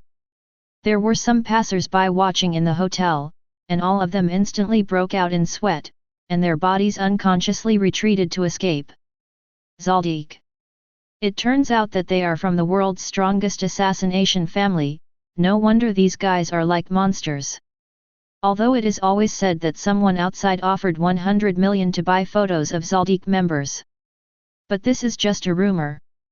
As the world's #1 assassination family, Zoldyck usually doesn't hide their identities. For example, everyone knows that they live in the Republic of Batokia, Dentora region, Kukulu Mountain. Of course, there will be rumors of 100 million photos. The main reason is that many people who have seen them are dead. There are too many people here, let's talk somewhere else.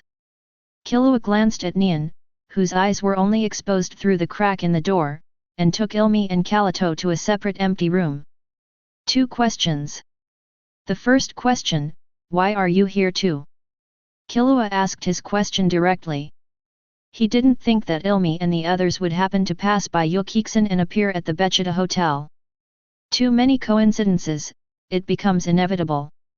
Ilmi had a blank expression on his face, and said calmly, this is the first important job for my lovely brother. Let you go out of the house alone. Dad and the old man will inevitably worry. So please come and see your situation if I have time. Training you to be a perfect killer is my important responsibility as a brother. Killua immediately asked, in addition to you and Kalito, are there other family members here? Ilmi, no. Killua nodded. Because there are too many coincidences. In fact, he has already thought of the reason why Ilmi and the other two came here. Ilmi, now it's my turn to ask questions.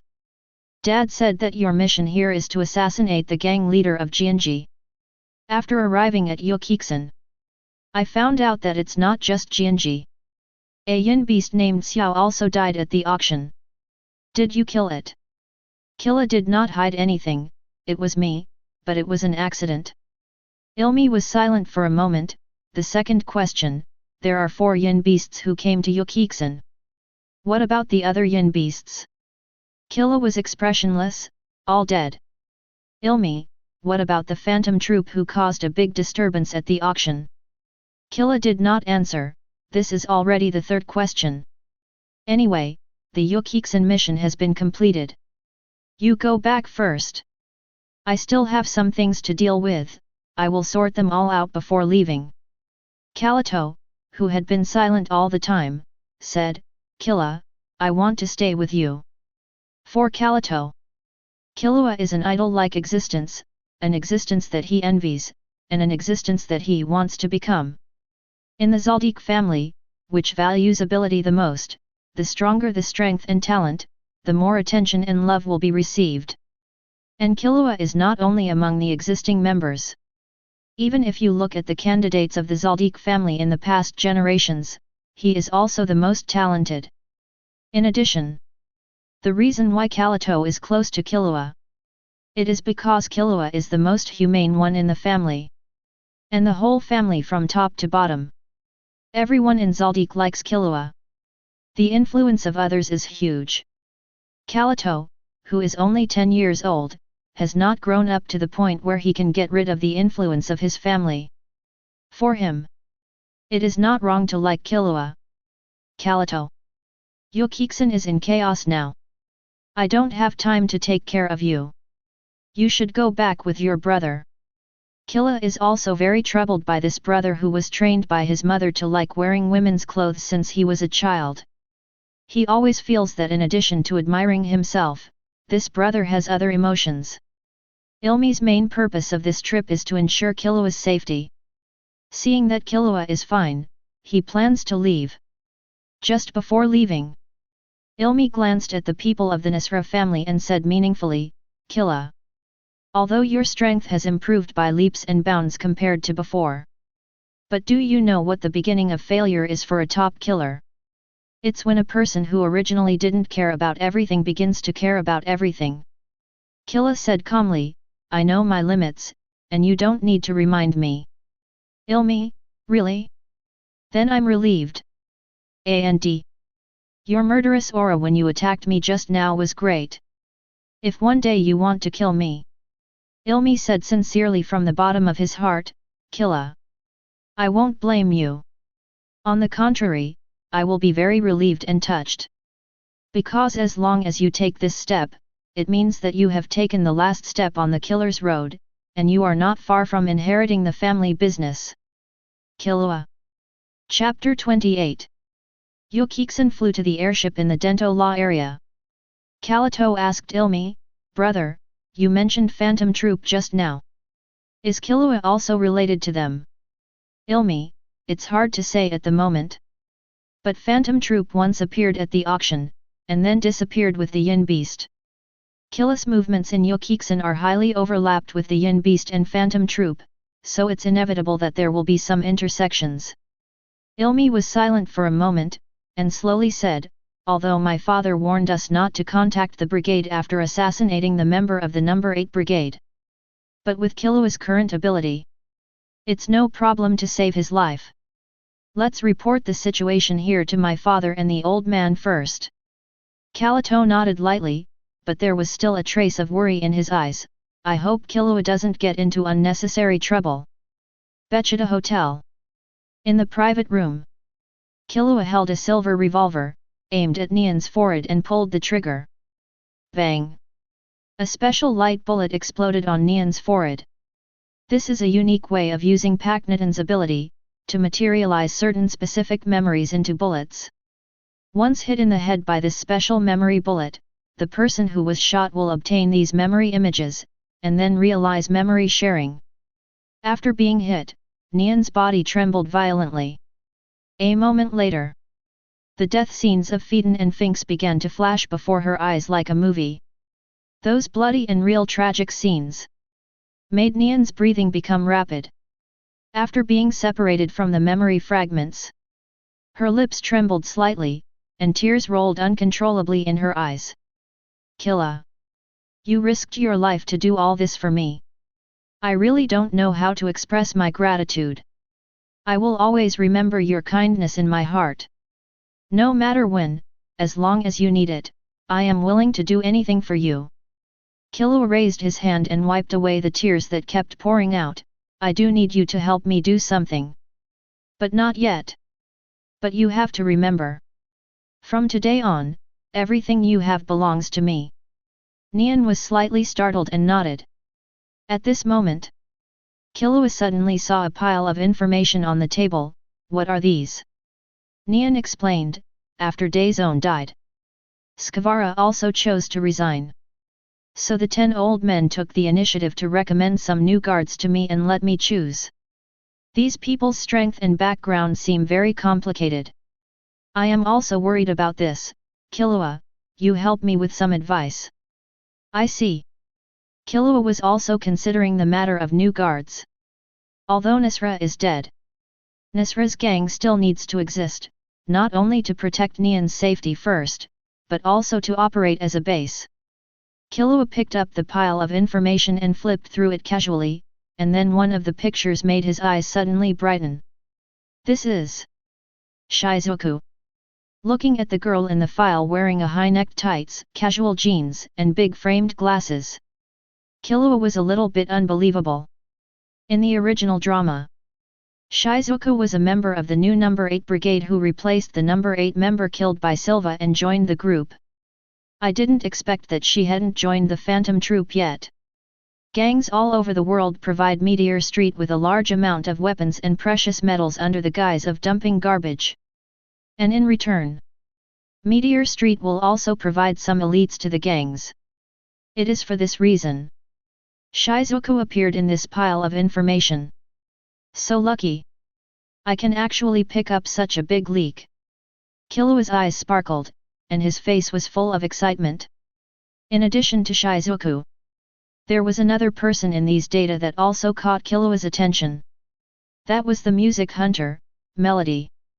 Melody has extraordinary hearing, and can judge a person's psychological and health conditions through the sound of heartbeats, and can also be used for long-distance reconnaissance.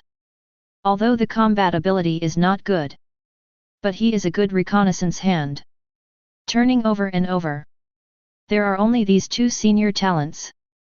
Killua took out the information of Shizuku and Melody and gave it to Nion for arrangement. And he began to think about the next action plan. Now Killua mainly does 2 things. The first thing is to find a way to cash in these auction items worth tens of billions in his hands. The second thing is to get a Greed Island game console. When I just crossed the Hunter world, Killua has always wanted to go to Greed Island. He didn't have the ability before. Now that he has the ability, he must go.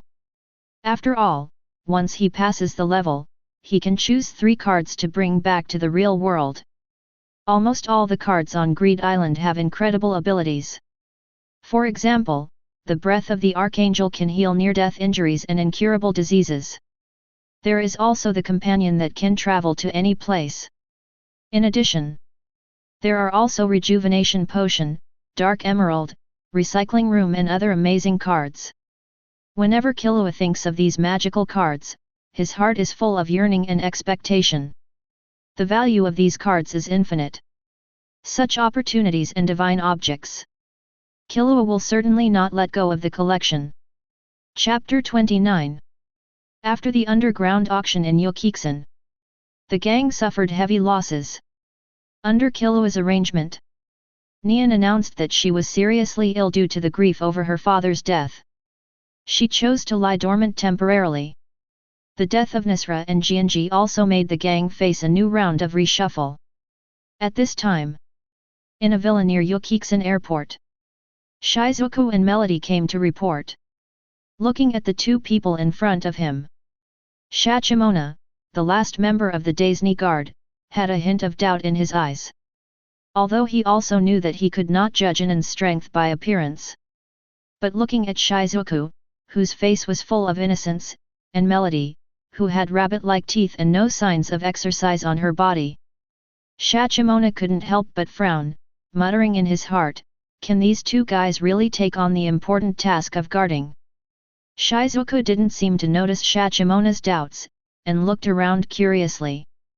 Melody took the initiative to greet Syakamona and smiled, please take care of me in the future.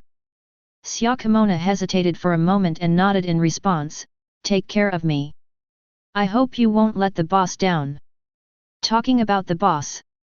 Melody asked in confusion, by the way. What kind of person is our boss? Shizuku tilted his head, also very interested. Syakamona, on the surface, the boss is Miss Nion of the Nisra family. But if you want to talk about the real boss, his identity is a bit special. You'd better not ask too much, just do your job well. Syakamona couldn't help but twitched his mouth. If these guys knew that the real person in power in the Nisra family now came from the Assassination family Zoldyck, they would probably be shocked. Not long after, Killua came to the villa. Everyone's eyes were instantly focused on him. Syakamona immediately stood up and said respectfully, "Boss." The boss turned out to be the boy in front of him. Seeing this, Shizuku and Melody also stood up immediately. Killua nodded slightly, motioned everyone to sit down, and said concisely, "Today the guard group is re-established. My request is very simple. Only one." Killua looked at him with a sharp gaze, and said solemnly, "That is, at any time, my orders are absolutely prioritized. Under any circumstances, they must be executed without hesitation, without any hesitation or violation. If anyone feels that they can't do this, then you can leave now, never force it." Everyone looked at each other after hearing this. But no one left their seats. Killua looked at them with satisfaction, "Very good. Since everyone is still sitting here, it means that you have accepted this request. Then let's talk about your treatment next. It is impossible to let the horse run without giving it grass to eat." Killua extended his index and middle fingers. "First, your commission is 3 times the market price. It will only be more, not less.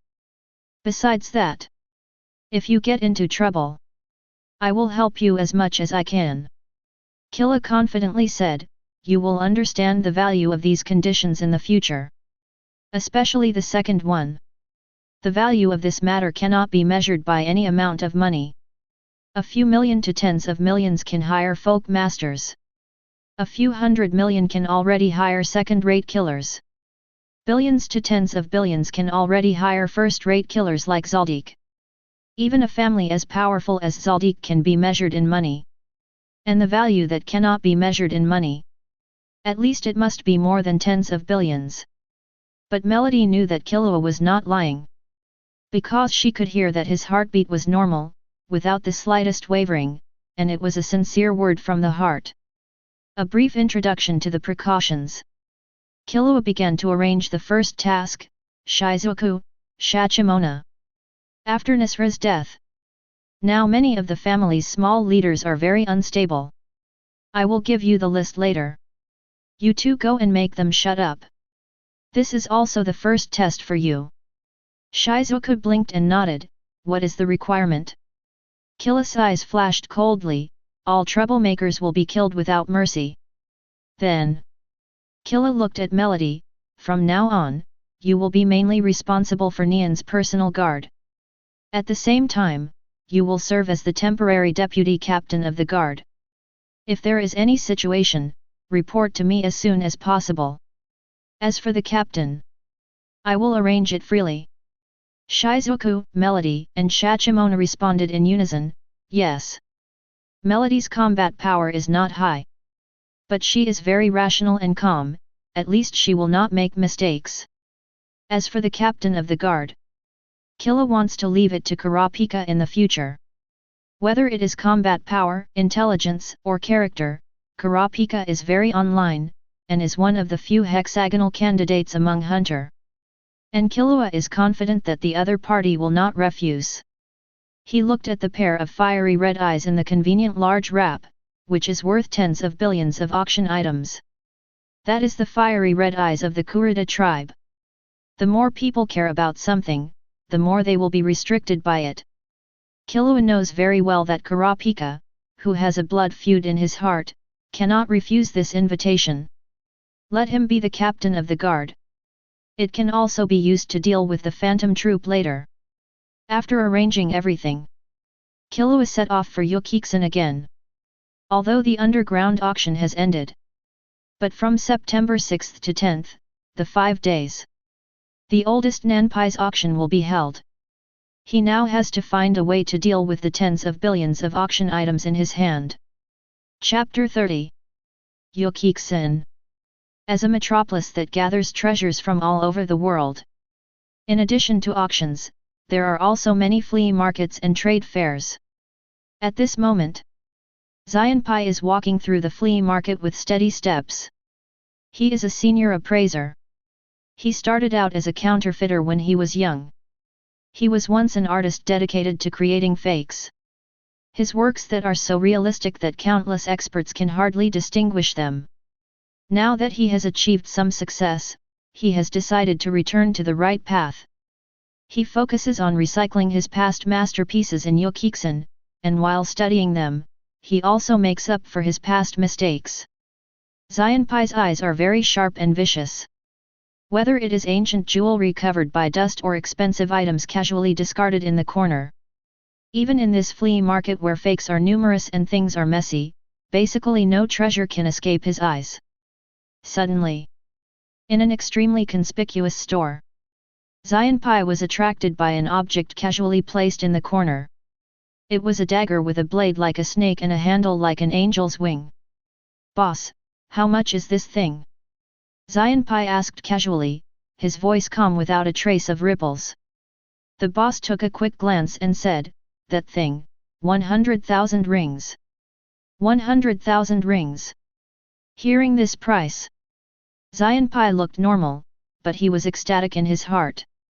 If he was not mistaken, this dagger is called Viper. 100 years ago, this dagger was very famous. Many important members of gangs or terrorist organizations were killed by this dagger, and later some famous clergymen of the church also died under this dagger. So in addition to the name of Viper, it also has another name, the incarnation of angels and demons. 10 years ago, this dagger made a stunning appearance at an underground auction, attracting countless people to compete for it. And the selling price at that time was 50 million. The reason why Xianpai knew so well was because he had spent a lot of effort and energy to make a replica of this dagger. He knew every subtle texture and every unique design of it, and it was almost impossible to make a mistake. But this kind of thing usually only circulates in underground auctions. How could it appear here? Xianpai suppressed his inner excitement and pretended to be speechless. This kind of thing also costs 100,000 geni? It's really blatantly killing people. But even if I make friends with you, I'll pack this dagger. The boss shook his head and said, "I can't sell you this dagger now." Xianpai frowned tightly. "What do you mean?" The boss took out a piece of paper. The person who left the dagger here said, "If you want it, you must trade with him face to face. Here is the address and phone number. Trade in person?" This is also the first time that Xianpai has encountered such a weird seller. But this is a bloody profit of 50 million, who can resist such temptation? Weighing the pros and cons, Xianpai's eyes eagerly scanned the information above and started to make a call. In a restaurant, Killua was sitting in a corner eating dessert. The dagger incarnation of angel and devil was naturally left there by him, in order to find someone with good taste.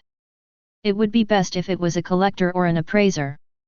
After all, as the saying goes, every profession has its own specialty. There are so many items in the underground auction. He didn't know the specific value of each item at all, and it was too troublesome to operate.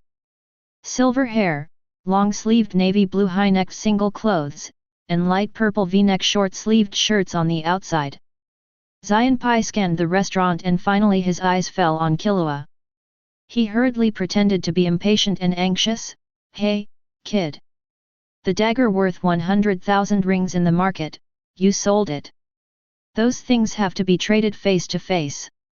Trade quickly. I have other things to do." Xianpai kept looking at his watch while talking, as if every second counted.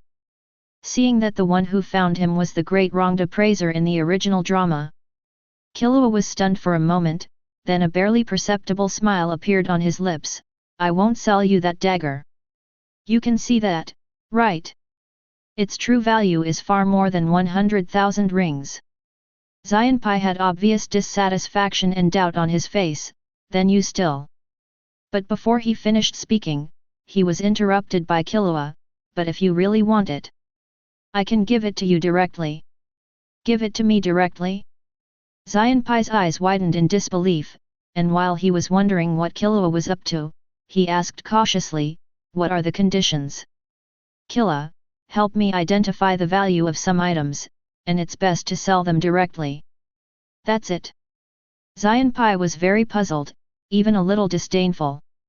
This kind of thing is not worth 50 million no matter how you look at it. Killua smiled and said nothing. But he took it to the residence he had just rented. Pushing the bedroom door at the deepest part of the door, Xianpai was stunned. Because he saw a whole room of treasures. All kinds of gold, silver, jewelry, and precious antiques piled up like mountains, like a dreamlike treasure world. This. How is this possible? Xianpai opened his mouth wide, totally unable to believe what he saw. If these are real, the value is unimaginable. Go forward and take a closer look. Killua reminded. Xianpai took a deep breath, tried to calm himself, and slowly walked towards the pile of treasures. He quickly picked up an old book, gently flipped the yellowed pages, and carefully checked the texture of the paper. Then he picked up a ring and observed the color and cut of the gemstone under the light. He picked up a long sword and gently stroked the surface, feeling the traces and unique texture left by the years. Every time he picked up an item, Xianpai's shock increased, and the more he looked, the more frightened he became, and the more he looked, the more flustered he became. Because there was not a single ordinary item among so many things. All of them were treasures, rare items, and many illegal goods. Chapter 31. These things. Xianpai's hands began to tremble slightly, and his breathing became rapid. He suddenly remembered a rumor he heard this morning. I heard that the underground auction house was robbed yesterday, and all the items were looted. And the robbers were extremely clever and left no clues. Overnight, the priceless treasures disappeared without a trace. How could it be such a coincidence? Could these be? Xianpai's eyes swept over the treasures in the room, and the more he thought about it, the more frightened he felt. He asked Killua, can I ask? But he didn't finish his words. Killua interrupted him, I advise you not to ask this question. You are just an appraiser. Your task is to appraise the value of these goods and sell them. Knowing too much, it won't do you any good. Xianpai swallowed hard, and had the answer in his mind. After a little thought, he said, with so many treasures, the conservative value is more than 10 billion. But according to my observation, only 8 layers can be processed. After all, some of them are too rare and it is easy to find out where they came from. And if they are sold frequently and in large quantities in a short period of time, it is too easy to be targeted. So it will take at least a month to process these things. In addition, I have 2 requests. Xianpai held up 2 fingers. First, in addition to the dagger, I want to increase the commission by 1% of the total amount. Second, I need someone to protect my safety. The commission of 1% of the total amount is about more than 100 million. If all these things can be cashed in. Don't say 100 million. 1 billion is no problem. Are there any other conditions? Killua asked. Xianpai shook his head. Well, I'll leave this matter to you. If you have anything, just call this number directly. Killua left the Melody phone number and turned around to leave. Xianpai hurriedly called Killua, wait, you're leaving just like that? Why would I not leave? I've already told you that there are treasures worth 10 billion here. And at least 10 billion. Xianpai raised his voice, with doubt in his eyes, are you so confident in leaving it to me? In the original drama, Xianpai would fulfill his promise to Gon even if he had to borrow money at high interest rates.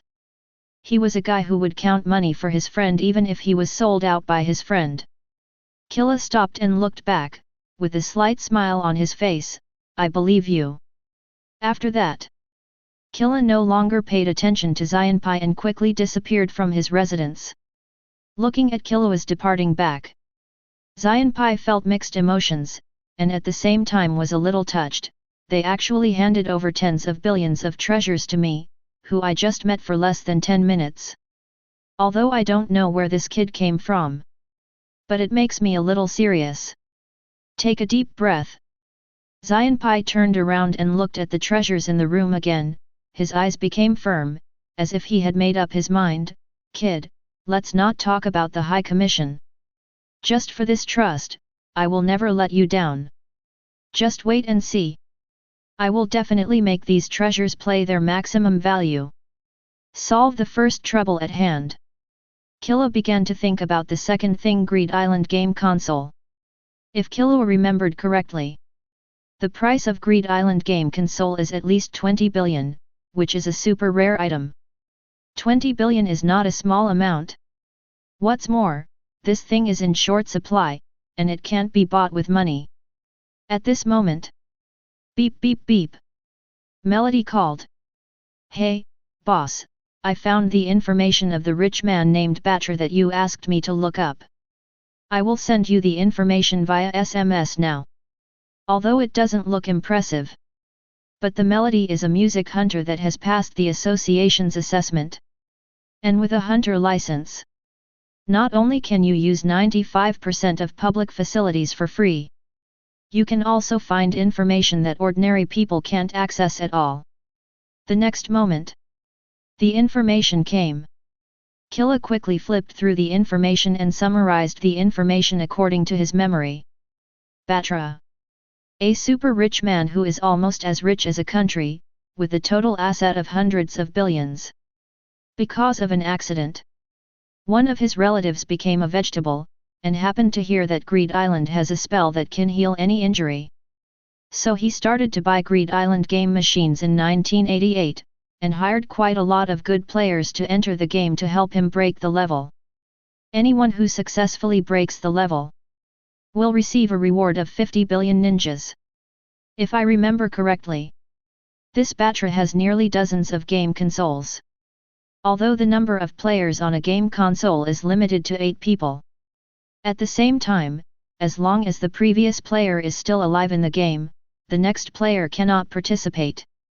But in order to wait for the challenger who is more likely to break through the level, each game console will leave a few vacancies in advance.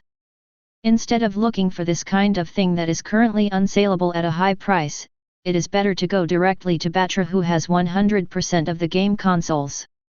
Killua's brain thought quickly and had a plan in mind. Chapter 32. September 5th.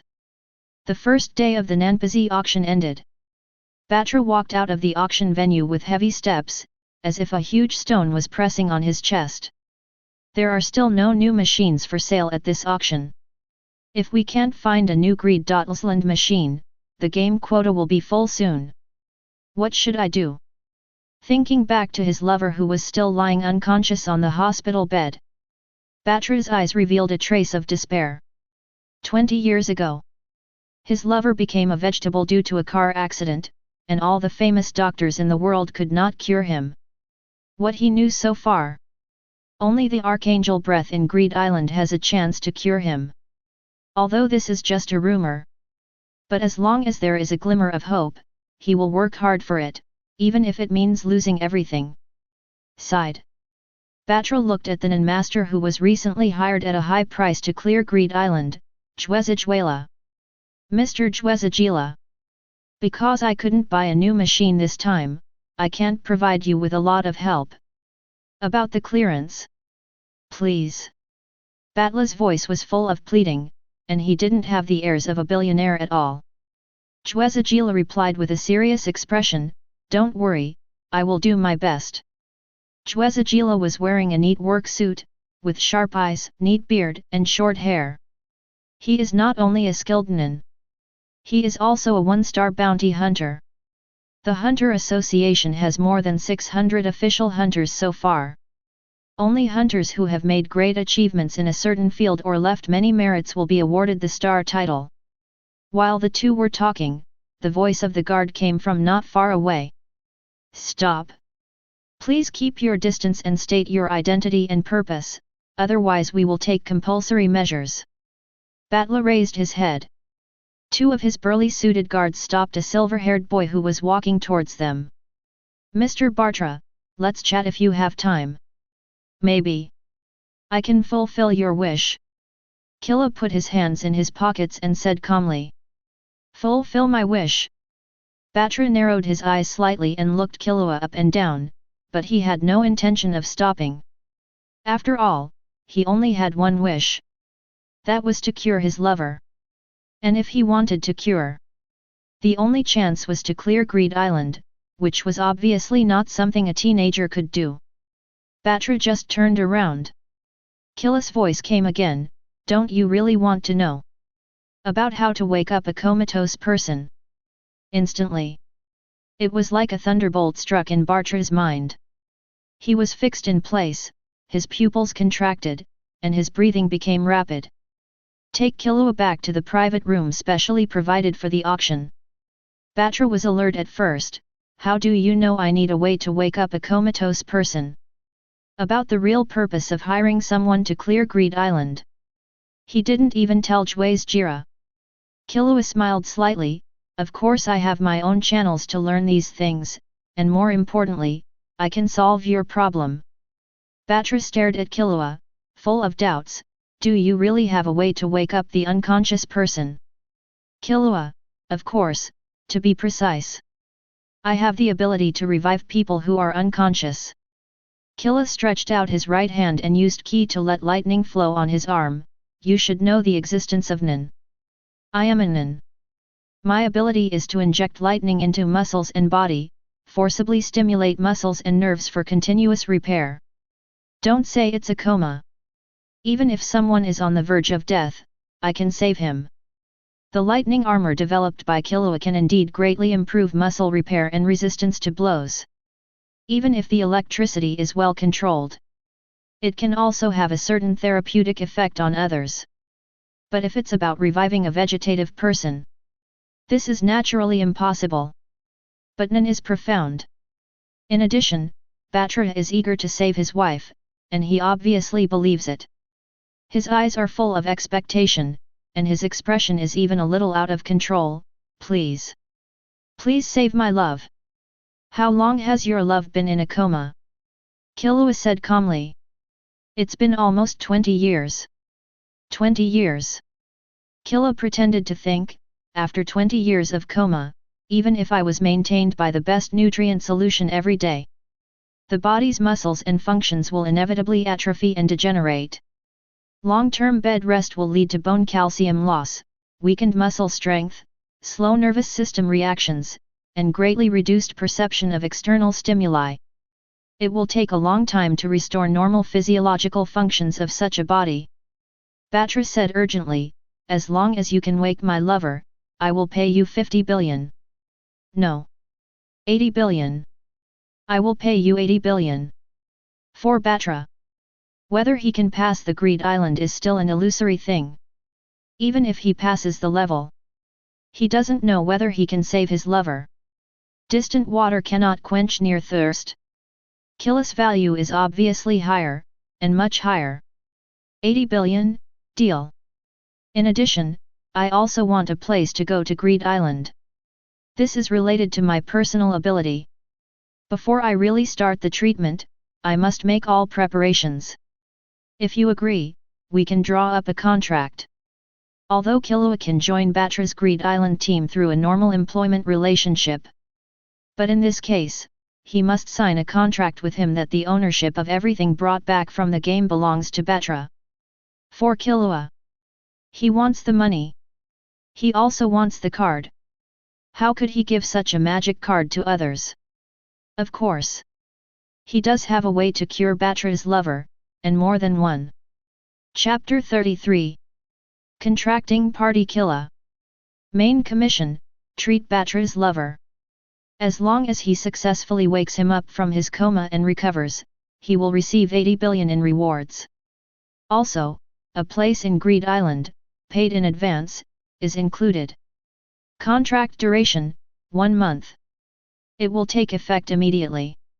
After signing the healing contract, Killua followed Batra and his group and came to an ancient city from the Tashado station. This ancient city is not only like a maze. It is also equipped with the latest anti-theft system. As long as you go to a place outside the instructions without authorization, your life will be in danger. Most importantly, there is also an armed force stationed in the ancient city, including Nion, and the defense is quite high. There are a total of 25 Greed Island machines here. More than 100 hired professional or amateur players are playing games in them. There are still 4 vacancies now. After arriving at a room full of game consoles, Chwezagila introduced the situation to Killua, and questioned him with a scrutinizing look, but before entering the game. Let me see your Lien first.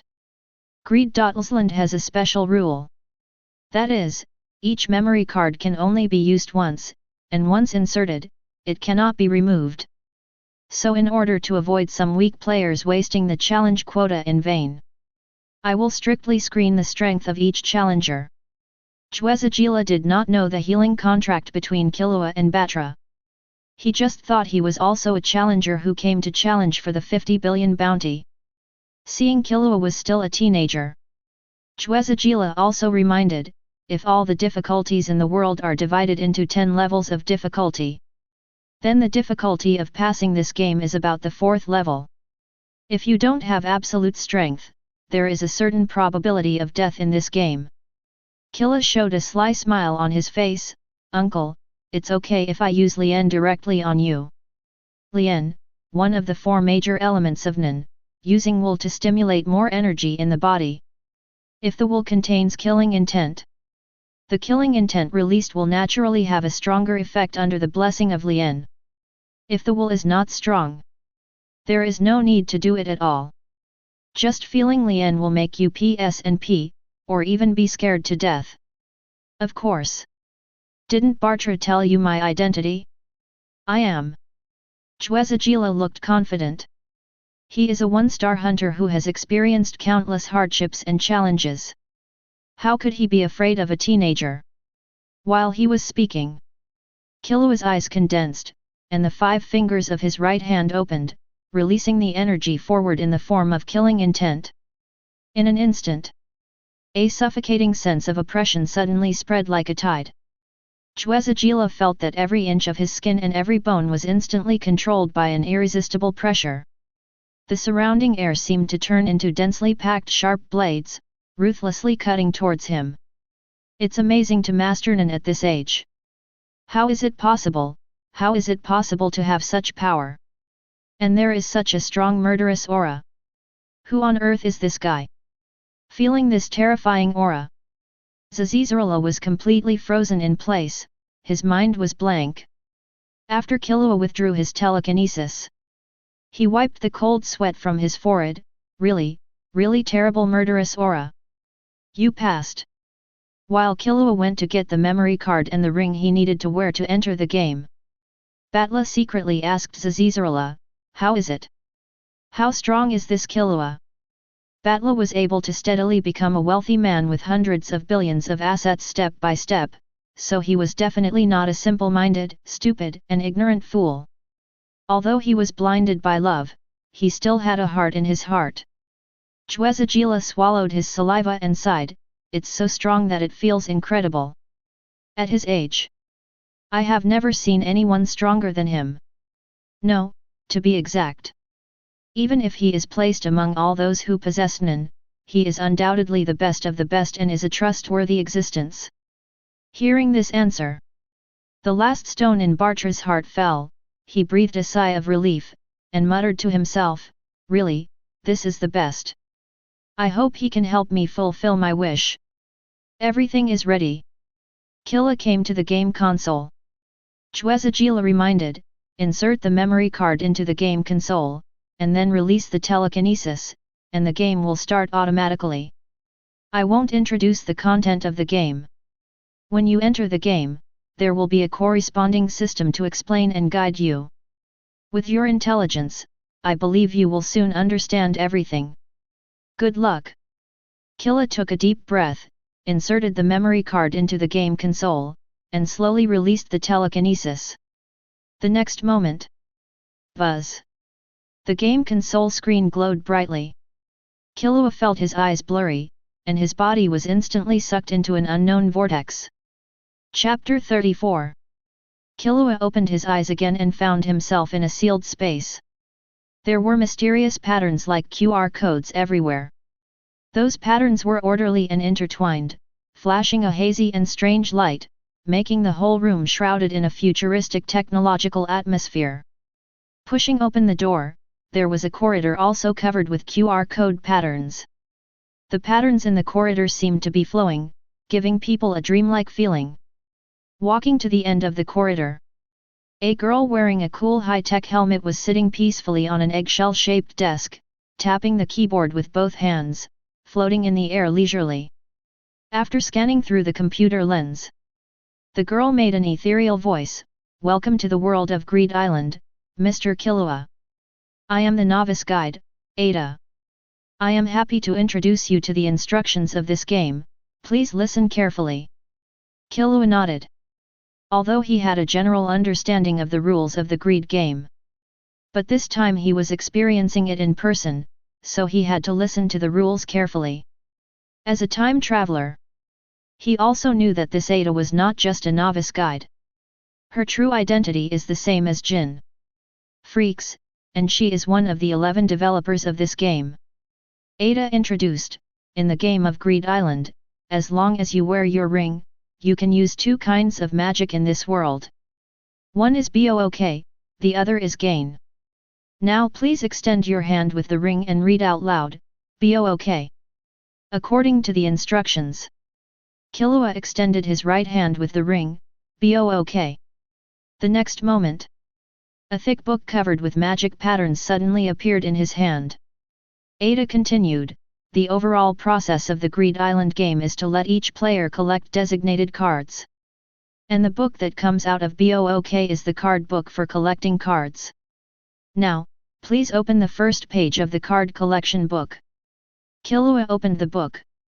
Inside was the same as he remembered, neatly arranged squares with clear numbers. Ada, what you are seeing now is the designated frame. These frames are marked with different numbers, and can only hold cards with the same number.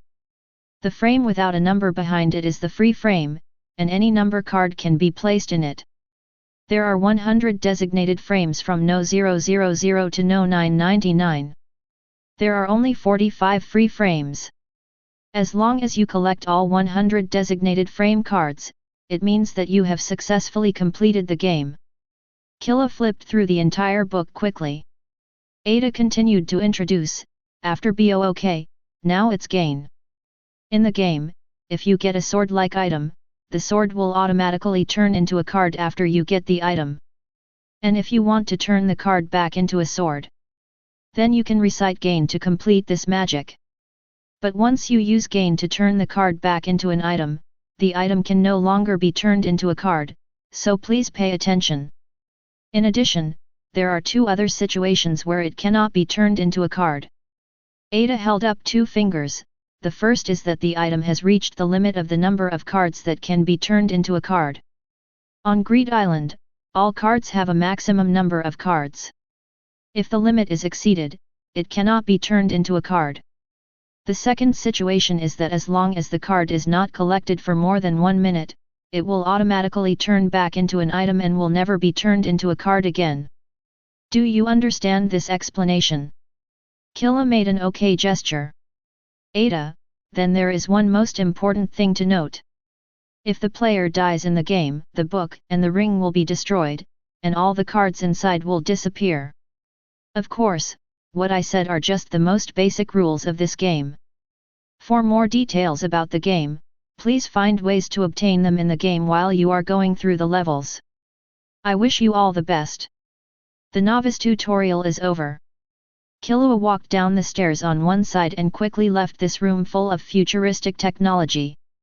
It was morning outside the room. The warm sunshine hit his face. Just look around.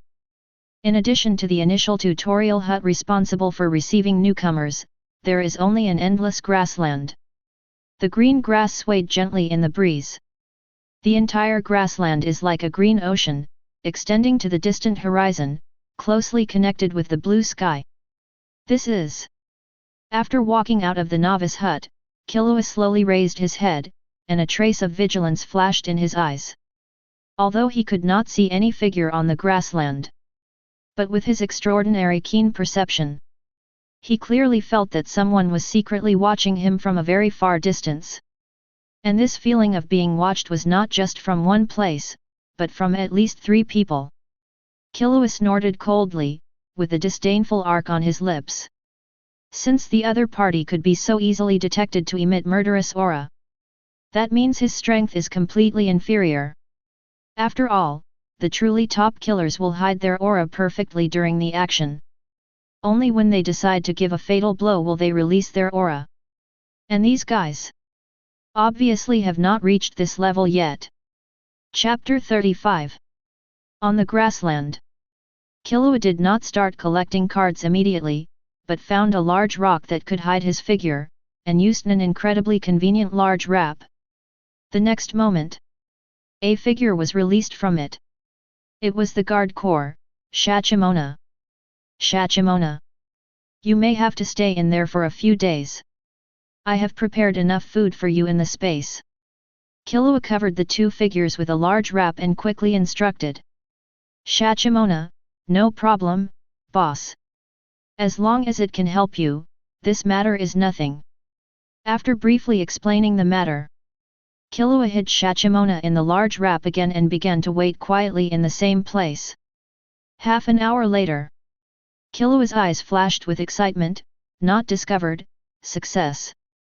As a time traveler, Killua knew very well that Greed Island was not a virtual game at all. It was a real place in the world, located in the east of Hunter Realm, a small island close to the edge. The role of the game console.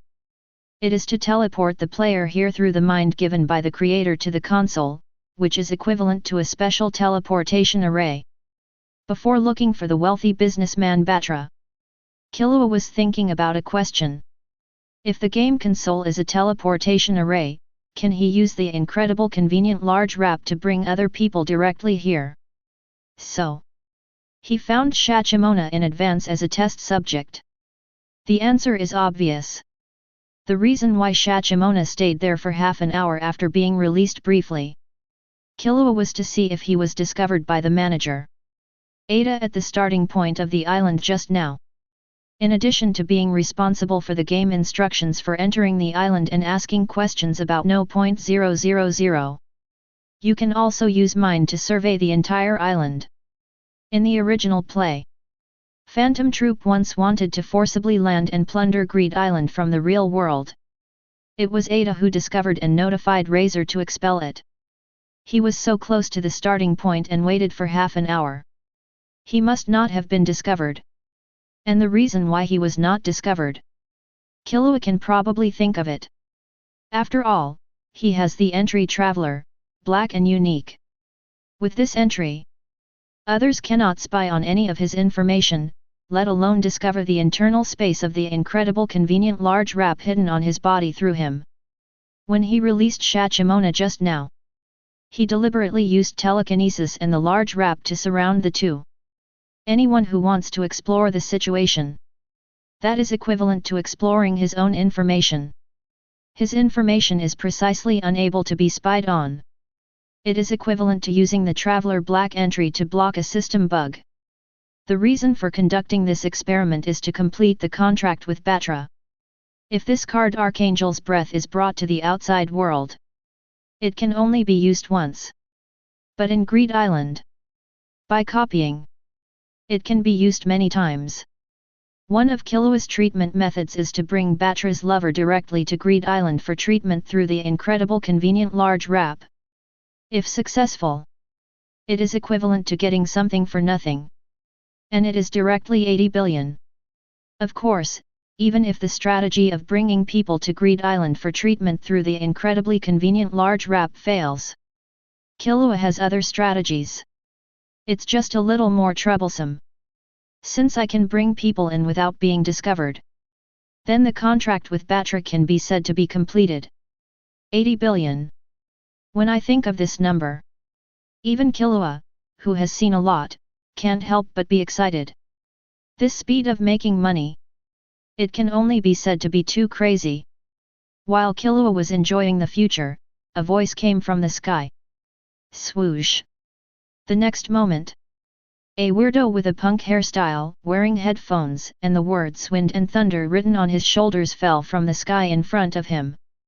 His name is Latasha, and he often hides near the starting grassland and bullies novice players. BOOK. Latish drew a card immediately after landing. Gain, use 1001 G200 peeping card. 1001 G200 peeping, you can see all the free pockets of a challenger. Only for challengers encountered in the game. Then, lines of words appeared in Latish's book. Killua's free pockets cannot be checked. What's going on? Why can't I check this kid's information? But he just came out of the novice planes, so he should be a beginner who just came. Latish laughed and quickly drew another 1027E90 tracking. 1027E90 tracking, you can know the current location of an opponent at any time, until the opponent leaves the game. This guy is not only a novice, but also a child. Although it is a bit of a waste to use this card on him. But in this way, I can grasp all his whereabouts and information. No matter how he struggles, he can only be hunted like prey by me. Thinking of this, Latish raised 1027E90 tracking and shouted, "Gain, aim at Killua." But before he finished speaking, Latish felt a pair of arms suddenly lock his neck from behind. The next moment, click! The world was spinning and he was instantly upside down in his eyes. You are so long-winded. Since the other party regards himself as prey, then Killua naturally has no reason to show mercy. Chapter 36. Greed Island. After a long journey, Killua finally arrived at the first town, the Bounty City, Andochiba. This town is like a scene in an RPG game. In addition to the shops displaying a wide range of goods, various bounties are posted everywhere in the streets and alleys. Every time a bounty mission is successfully completed, an item can be obtained. In the middle of the town, there is a tall clock tower. On the main wall of the clock tower, records the schedule of the competitions held in Andochiba every month. Andochiba will hold an open competition on the 15th of every month. The competition to be held in September is rock paper scissors. The winner will receive a prize, Sword of Truth. Killua read every piece of information carefully and began to think about his card collection strategy in his heart. There are still a few days before the September competition. Compared to waiting here or blindly offering bounties, I should plan a clear card collection route first. As a time traveler, Killua has a unique and incomparable advantage over other players. That is, he knows how to obtain each card, and does not need to grope around in confusion like other people. After carefully thinking about the distribution and difficulty of each card, Killua has roughly figured out the idea. His first target card is naturally, 75 Lucky Alexander Gem A20. Although this card is only A level, but the difficulty of obtaining it is relatively high. Because the condition for obtaining this card is handing over all your property to the bandits without knowing the reward. At the same time, you have to find another rare card that can remove the curse, 84 Paladin's Jewelry D60. For penniless novices, the first condition is acceptable. But for those players who have already collected a lot of wealth and put in countless efforts and hard work, this is absolutely unimaginable difficulty. After all, who is willing to give up all the wealth they have accumulated with great effort to help a complete stranger? No matter what world. Human nature is always the most terrible thing. If I remember correctly. To go to the mission point of this lucky Alexander gem, you have to go north along the mountain road from Andochiba. The journey is about 80-100 km. Before that, Killua looked at the ramen shop next to him. Let's have a good meal first. Boss, our ramen is free as long as you finish it within 30 minutes. And you can give me an extra card? Killua asked as he looked at the full bowl of ramen in front of him. Yes, please enjoy it. Then I won't hesitate. Killua picked up the chopsticks and started to gobble it up without hesitation. 10 minutes later, a big bowl of ramen was swallowed. Killua patted his stomach and received the first greed card, 1217 plus Garuga Fight F185. 1217 Garugata F185, a fish, a useless card that can only be exchanged for money in the store. In Greed Island, all information is marked on the card. For example, this 1217 Garugata F185. Among them, 1217 is the card number, F represents the difficulty of obtaining, and 185 represents the maximum number of copies of this card. In addition, he also found that many people in this city only answer specific questions.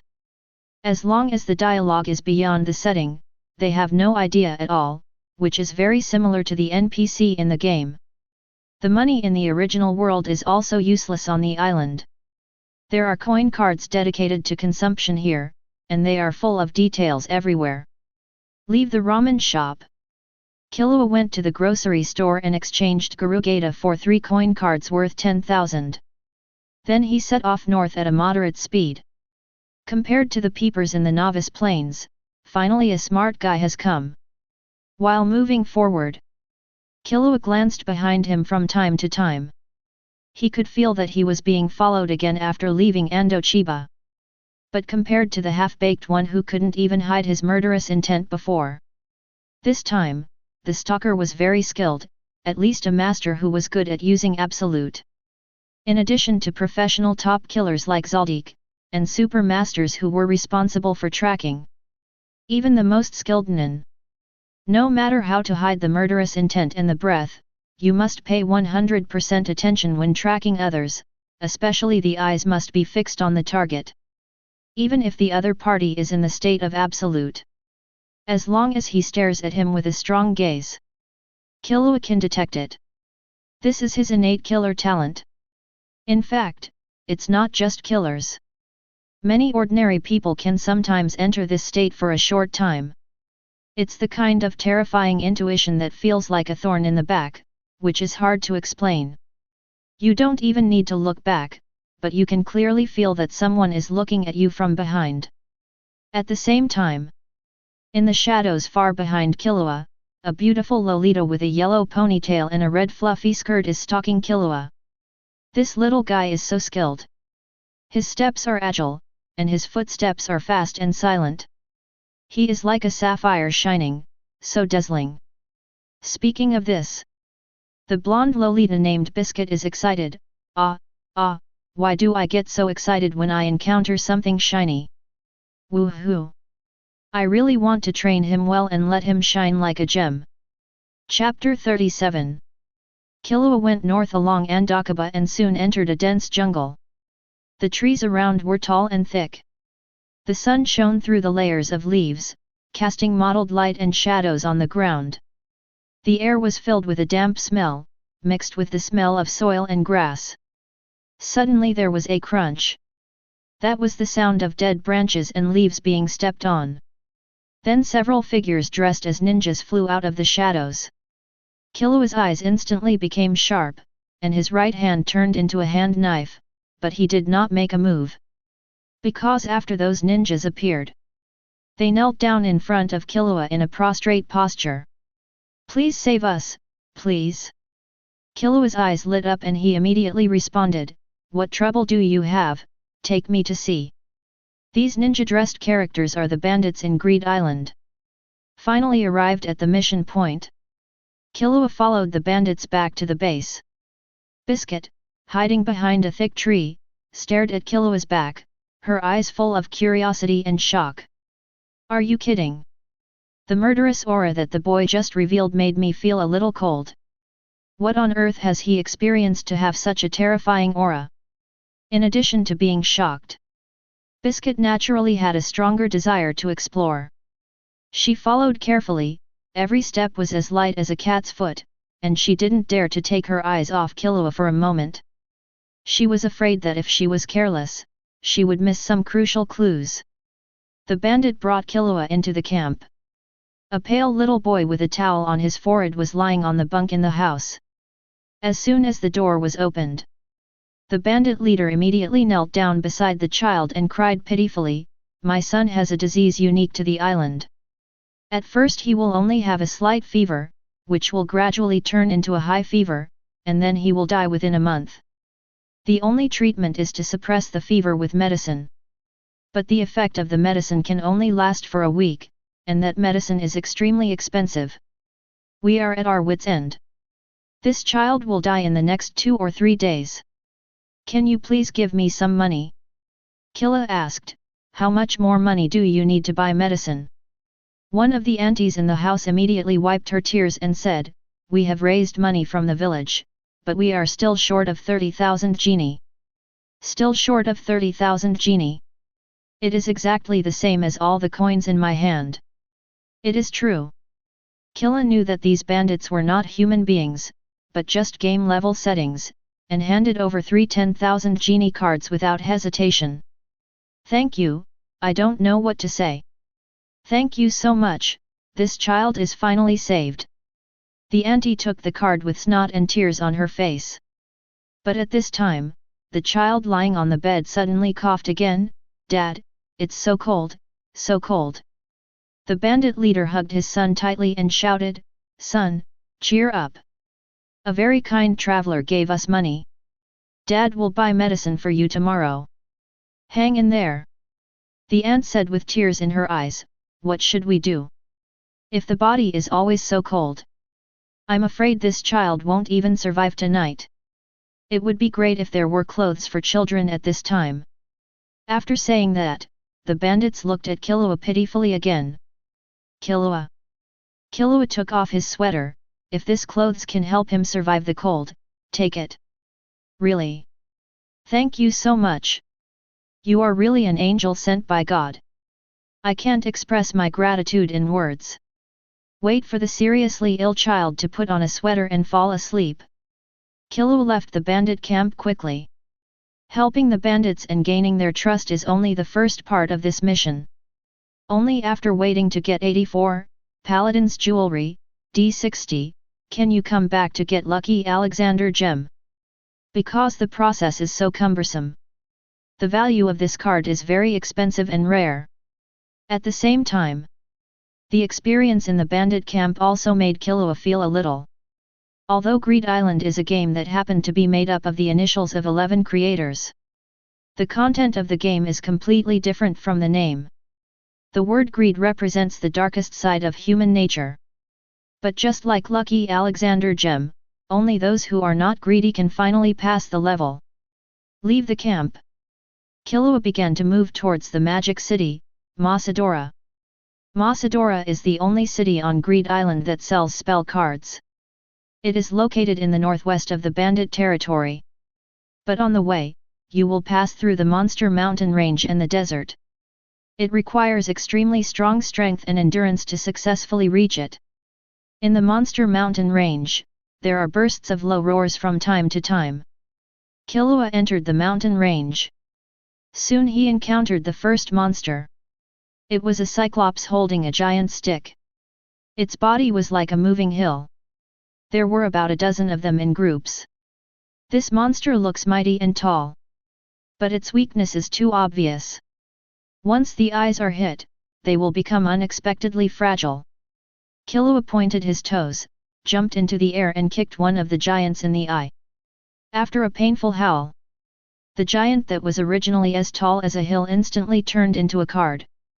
572 Cyclops G333, monster in the Monster Mountain Range, with only 2 attack modes, punching down and swinging the stick randomly, and the weakness is the huge eyes on the face. "Bo-okay?" Killua summoned a book and quickly stuffed the giant card into the free pocket at the back. Although this kind of card has no effect on him, but he can sell it for money. After all, he is penniless now.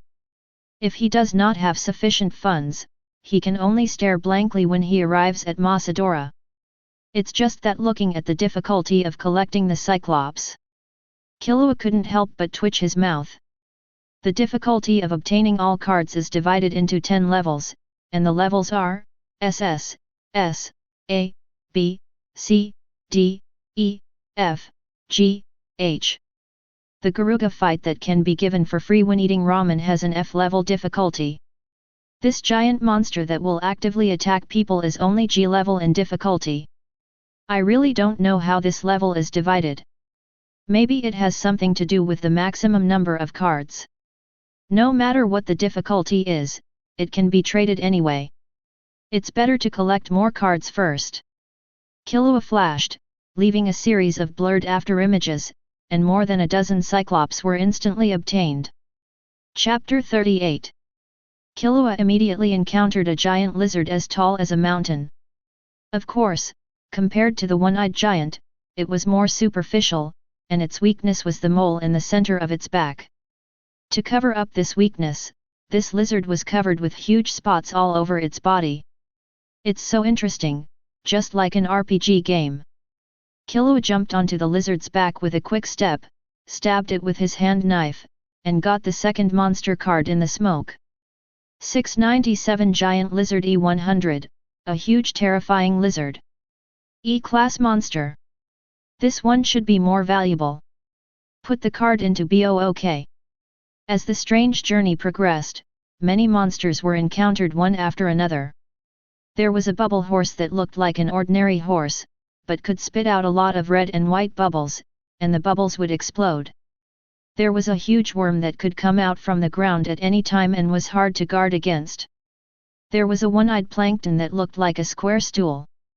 And the cowardly emitter mouse that can manipulate objects for self-defense, but will be scared to death when encountering other creatures.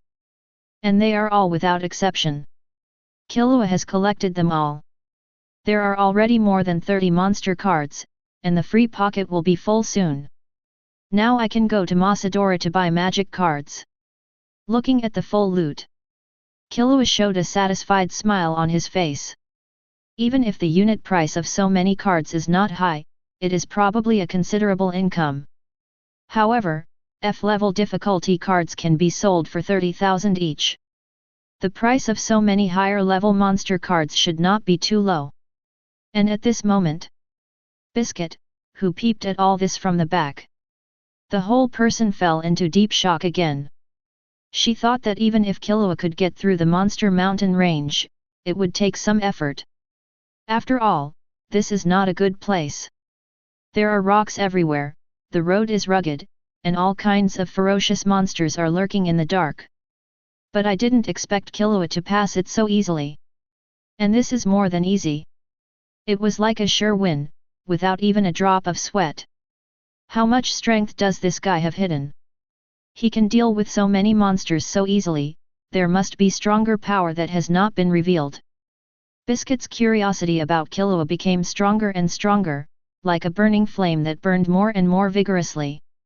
So, Biscuit made up his mind and chose to show up openly, shouting, "Hey, that silver-haired boy, wait for me." Killua turned his head and was also stunned. He originally planned to catch the stalker behind him when entering the desert. But he had planned everything. He didn't expect the other party to show up on his own initiative. And he didn't expect that the one who had been following him was Biscuit, the little loli with the ponytail. If I remember correctly, in the original plot, Biscuit will enter Greed Island next year. It seems that many things are changing because of my arrival. Biscuit quickly came to Killua, with his legs turned inward, and said in a pinched voice, "Well, can I join your team? There are so many monsters here. I'm so scared here. Every hunter is very vigilant. But if it were someone else, there is still a certain probability that they would be deceived by Biscuit's cute face and petite body." But Killua knows very well that under the appearance of a blonde loli, there is a strong 57-year-old ant. But in the hunter world, as long as you learn to control your thoughts, you can prevent the reduction of life breath as much as possible, greatly delay aging, and increase your lifespan. For a strong Nin, 40 or 50 years old is still in the prime of youth. Want to join my team? Not impossible. Biscuit was all smiles, and just felt that everything was under her control. But in a flash, Killua said, "But I have two conditions. During the journey, all the cards you get must be selected by me first. Besides that, you must first pay me your rarest card as your joining fee." Biscuit didn't expect Killua to make such a harsh condition. Her face was tangled, but her heart was furious. "Brat! Do you know that I am several times older than you? If I get a little fierce..." But before she could vent her anger, Killua had already started to move forward quickly. She was left standing there with a look of surprise and helplessness. 3 minutes later. "Bo okay? Here, take it." Biscuit helplessly picked a designated card from the book and handed it over. Killua glanced at it. 74 Sages Aquamarine A15, those who possess this gem can become lifelong friends with many resourceful people. Although the difficulty of obtaining this card is only A level. But the maximum limit is only 15, which is indeed a very rare existence. "Okay. But you have to keep up with me. I don't want to bring a burden." Insert 74 Sages Aquamarine A15 into his collection. Killua took another step. "Damn, this kid." Biscuit clenched his fists. "Hey, please wait a moment, I won't drag you down." Crossed the monster mountain range and came to the endless desert. The scorching sun ruthlessly burned the earth, and the rolling heat waves hit the face. Not to mention ordinary people. Even for ordinary Nin, every minute of progress here consumes a lot of physical strength. It's time to say it. This kid's physical strength is quite good, and he is indeed a rough gem that I have set my sights on. Watching Killua running at high speed in the desert. Not only is his pace steady, his breathing is also not disordered. Biscuit secretly praised him in her heart. But the next moment, her expression changed, and her eyebrows immediately frowned. Although it was only for a moment. But Biscuit felt that there seemed to be a murderous aura emerging from the pile of rocks in front, but it disappeared in an instant. This kid has a sense of smell that is different from ordinary people. But the murderous aura just now only appeared for a moment. If I hadn't been vigilant, I might not have been able to capture it. Biscuit smiled in his heart. "Humph. I didn't remind you that there was an ambush ahead, but I had to let you suffer a setback. Let's see what you can do then. This time I'm going to make you beg me instead." Chapter 39. Arriving at the edge of the desert, the ground underfoot was no longer soft sand, but solid soil. Looking up, giant stone pillars of various shapes began to appear in front of us. The surface of the stone pillars was covered with traces of time. Wind erosion and sand grinding made them look vicissitudes and mysterious. "Hey, Killua, we have been traveling for so long, I am really a little tired and can't walk anymore. Plus it's getting late. Why don't we take a break first?" Biscuit bent down slightly, supported his hands on his knees, and wiped the sweat pretending to be a little tired. "Okay, then take a break first." Killua glanced at a certain part of the stone pillars calmly, and a fierce look flashed in his eyes. He felt that someone seemed to be hiding here. But it's not a big problem. This kind of opponent whose breath is detected before entering the combat state is generally not to be feared. At the same time, taking advantage of this time, Killua also began to look at Biscuit's information seriously. Name, Biscuit. Skills, Heart Source Martial Arts. Nin training level, Extreme. Excellent, Talented, Extreme. Entry, Magical Beautician Miss Cookie. Blue lower level.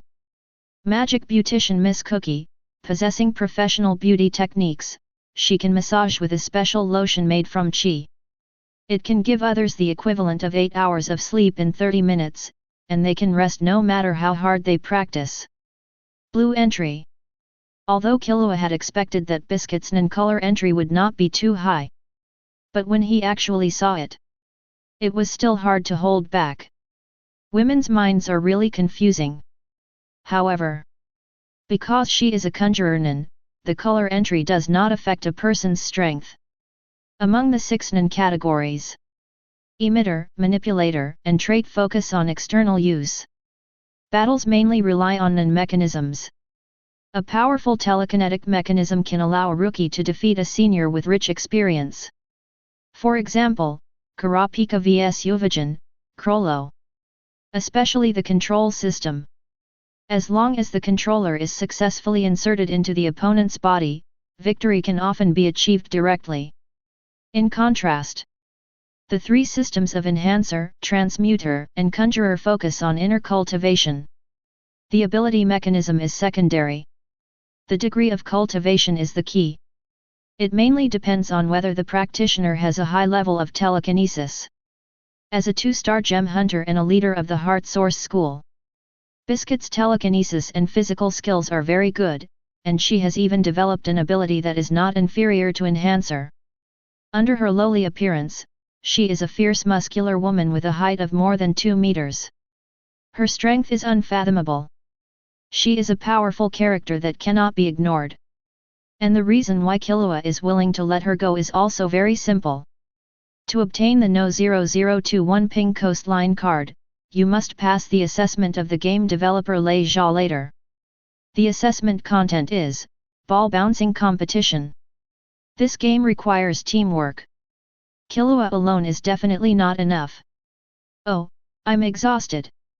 Biscuit found a relatively flat stone, sat on it, and breathed a sigh of relief. Killua seemed to be leaning against the boulder casually, but in fact he was ready to deal with emergencies at any time.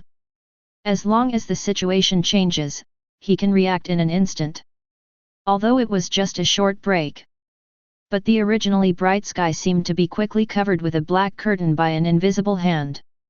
The sky darkened at a very fast speed. At this moment, swoosh! A figure suddenly appeared from the shadows. Here it comes! Killua and Biscuit raised their heads at the same time, and then instantly moved away. The opponent is very experienced. Except for the beginning of showing a trace of murderous intent, he did not reveal any breath throughout the whole process. And this kid was able to react at the same time as me. The sense of smell is really sharp. Biscuit glanced at the sneak attacker, and kept looking at Killua with his peripheral vision. At this time, Killua finally saw the appearance of the sneak attacker.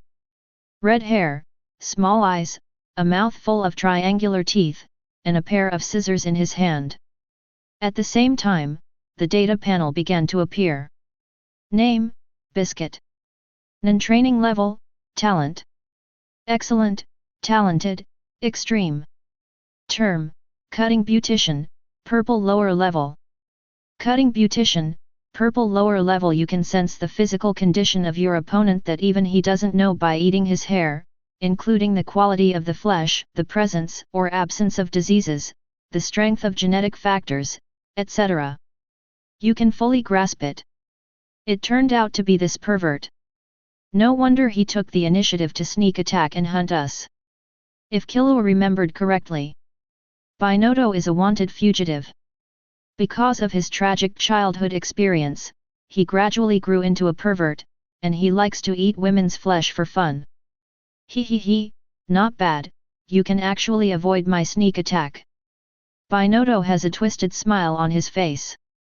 Although he was a little surprised because of the failed sneak attack. But in the eyes of Binoto, a little devil, a little lowly. This is a toy that he can easily take out of his palm. Hey, since you can appear here, that means you are also a player of Greed Island. Have you collected any precious cards? Killua asked, looking at the game ring on Biscuit's hand. Last time, because he acted too decisively, the cards disappeared directly after the opponent died. Therefore, he lost a fortune. Killua planned to capture the opponent alive first this time. When Biscuit heard Killua's question, a trace of cunning and cruelty appeared on his face, and he chose to remain silent. Or said. In his eyes, Killua was already a corpse, and there was no need to answer at all. Don't say it, I can find it myself anyway. Speed. After saying that, Killua disappeared instantly. When he appeared again, he was already in front of Biscuit. The speed made Biscuit's eyes freeze instantly, his pupils suddenly contracted, and his eyes were full of astonishment and disbelief. Biscuit felt as if time had stopped at this moment. He could see Killua's attack and feel everything around him. But it was as if he was frozen. The body couldn't keep up with the movement of the mind. He could only watch his two arms being broken in an instant. This was an absolute crushing speed, leaving him no chance to counterattack. Chapter 40. Ah! Killua is too fast. There was a long pause. Bitnao wailed belatedly. Take out your card collection book. Killua put his hands in his pockets, his expression indifferent, as if he was just doing something very ordinary. Beads of sweat rolled down Bitnao's forehead, and his face turned pale due to the severe pain in his arm. He knew that if he didn't take out the card collection book, he would be in trouble with the boy's style. But if he easily took out the last trump card, he would have no chance of survival. While he was hesitating, Killua took a step forward. His momentum, which was not weak to begin with, became even more terrifying. Bitnao's pupils shrank slightly, and he quickly said the word, "Book." The next moment, a card collection book emitting a mysterious light appeared in the air. Killua quickly browsed the cards inside, and his face gradually became excited. Rich. Biscuit actually has more than 30 rare cards with fixed numbers, and 84, Paladin's Jewelry, D60 which is responsible for removing the bandit's spell is also among them. The only way to get this card is the national competition held in Andochiba in January. There is only one chance to get it a year. It is obvious. Either Biscuit has been in Greed Island for at least a year. Or before that. He has killed many players. However, even if Paladin's Jewelry is already in hand, Killua is not going to return to the bandit camp now. Let's go to the magic city of Masadora first. Anyway, there is the magic card rewind. He can go back to all the cities he has been to before at any time. What are you going to do with this person? Biscuit's eyes when looking at Killua have changed. There is no longer just excitement about a diamond in his eyes, but more respect and scrutiny. Judging from Biscuit's skills when he attacked, his strength is definitely not bad. Unfortunately, Killua's strength is even more overwhelming. Such strength far exceeded Biscuit's expectations.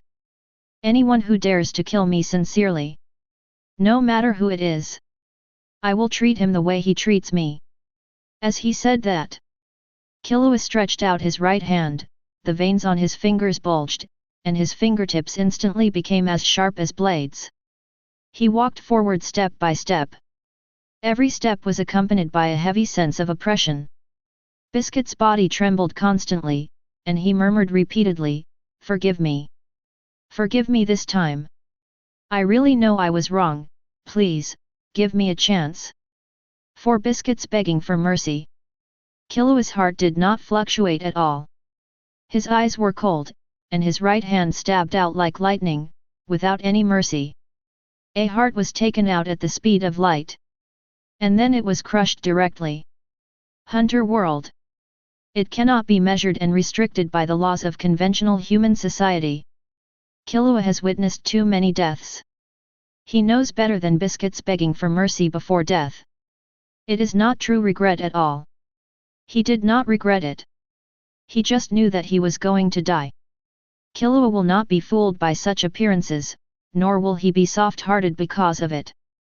In this cruel world, compassion is a fatal weakness. This kid's attack is very sharp. And from beginning to end, his expression did not change at all. Obviously it's not the first time he has done this. The most important thing is the exquisite heart-piercing technique just now. Biscuit said subconsciously, you are from the Zoldyck family. Can change the structure of palm nails. At the same time, at this age, a killer who can practice killing techniques to an art. Except for the world's strongest assassination family Zoldyck. Biscuit can't think of a second possibility. It's no wonder that I have lived for more than 50 years. I have more experience than ordinary people. Although I didn't intend to hide my identity. Killua sighed in his heart, jumped up to the highest stone pillar and looked into the distance. Let's go after the rest. It's not far from Masadora now, and we will stay overnight there. Although Killua did not answer directly. But not denying is confirmation. At this moment, Biscuit finally figured out all her doubts. No wonder this kid has such amazing murderous aura. And such exquisite techniques and footwork. And judging from his talent and strength that far exceeds that of ordinary people. I'm afraid he is not just an ordinary member of the Zoldyck family. He should be the core of the next generation or even the heir to the head of the family. How interesting. Biscuit quickened her pace and quickly followed Killua's back, with a meaningful smile on her face. As for the Death Dagger Noto, she didn't even look at it. Greed Island is a very dangerous game, and it is even called a hunter-only game. Every player who comes in must be prepared to accept the loss and take responsibility for life and death. Injury and even death between players are foreseeable. And for this kind of pervert who likes to eat women. Even if Killua didn't take action just now, she would use her iron fist to hammer him to death. Chapter 41. Masadora.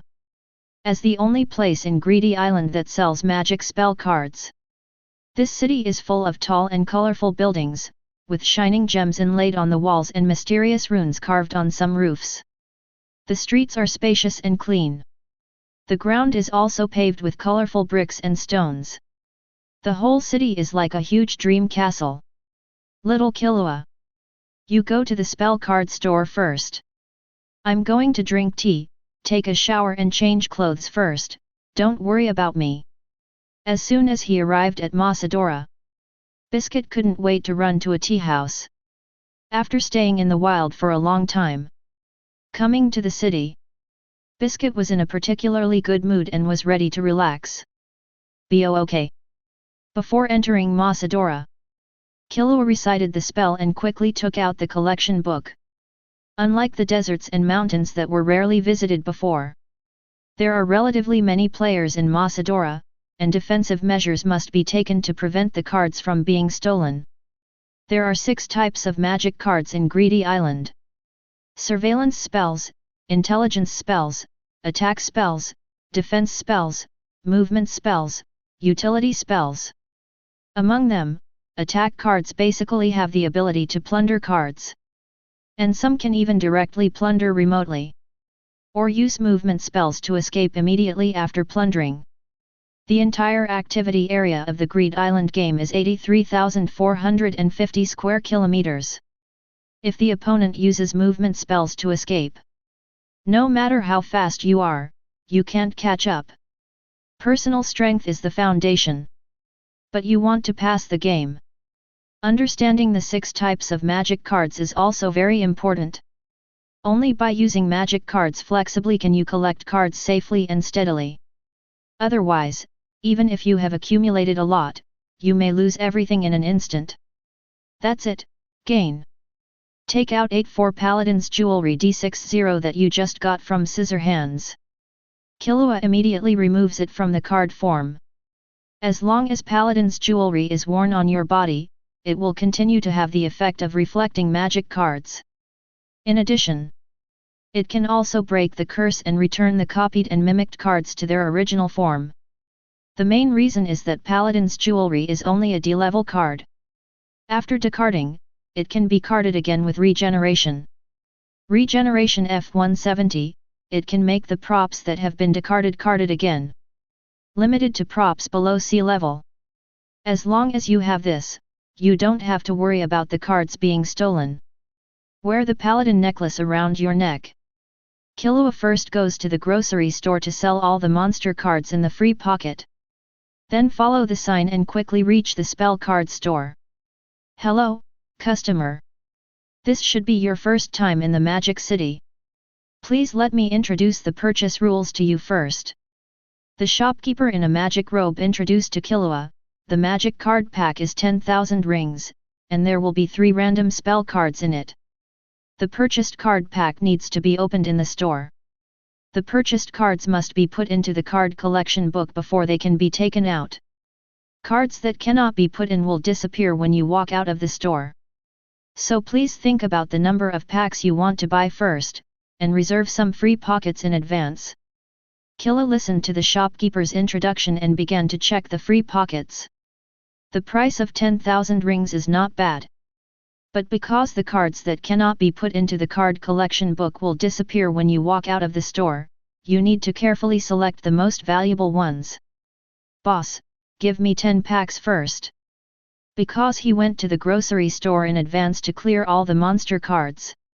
Killua's free pockets are plenty. The shopkeeper smiled and nodded, and after accepting the 100,000 rings handed over by Killua, he put the 10 card packs on the counter. Opening cards is the most fun. Killua's eyes sparkled with excitement, and he couldn't wait to tear open the first card pack. 1035 Firm S10, it can prevent the cards in the specified number of pages from being snatched or destroyed forever. FK. The first card is an S card. So lucky. Unlike the 100 specified cards, magic spell cards do not have SS levels, and S levels are the most difficult to obtain. Tracking, mimicry, these 2 cards are also good. Finished the first pack. Without much hesitation, Killua quickly opened the second and third. Until the 10th pack. Killua's eyes lit up again. 1036 God SIS 10. Really?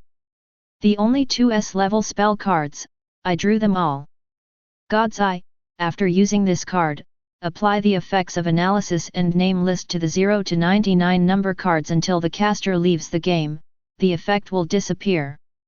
Analysis plus list equals detailed information of all item cards, number of holders, and the current maximum number of cards. BOOK. Killua first draws Mime A20, and then uses a waste card to transform into the second Divine Eye. Divine Eye, gain. The next moment, a dense amount of information instantly appears on Killua's collection of cards. From 0 to 99.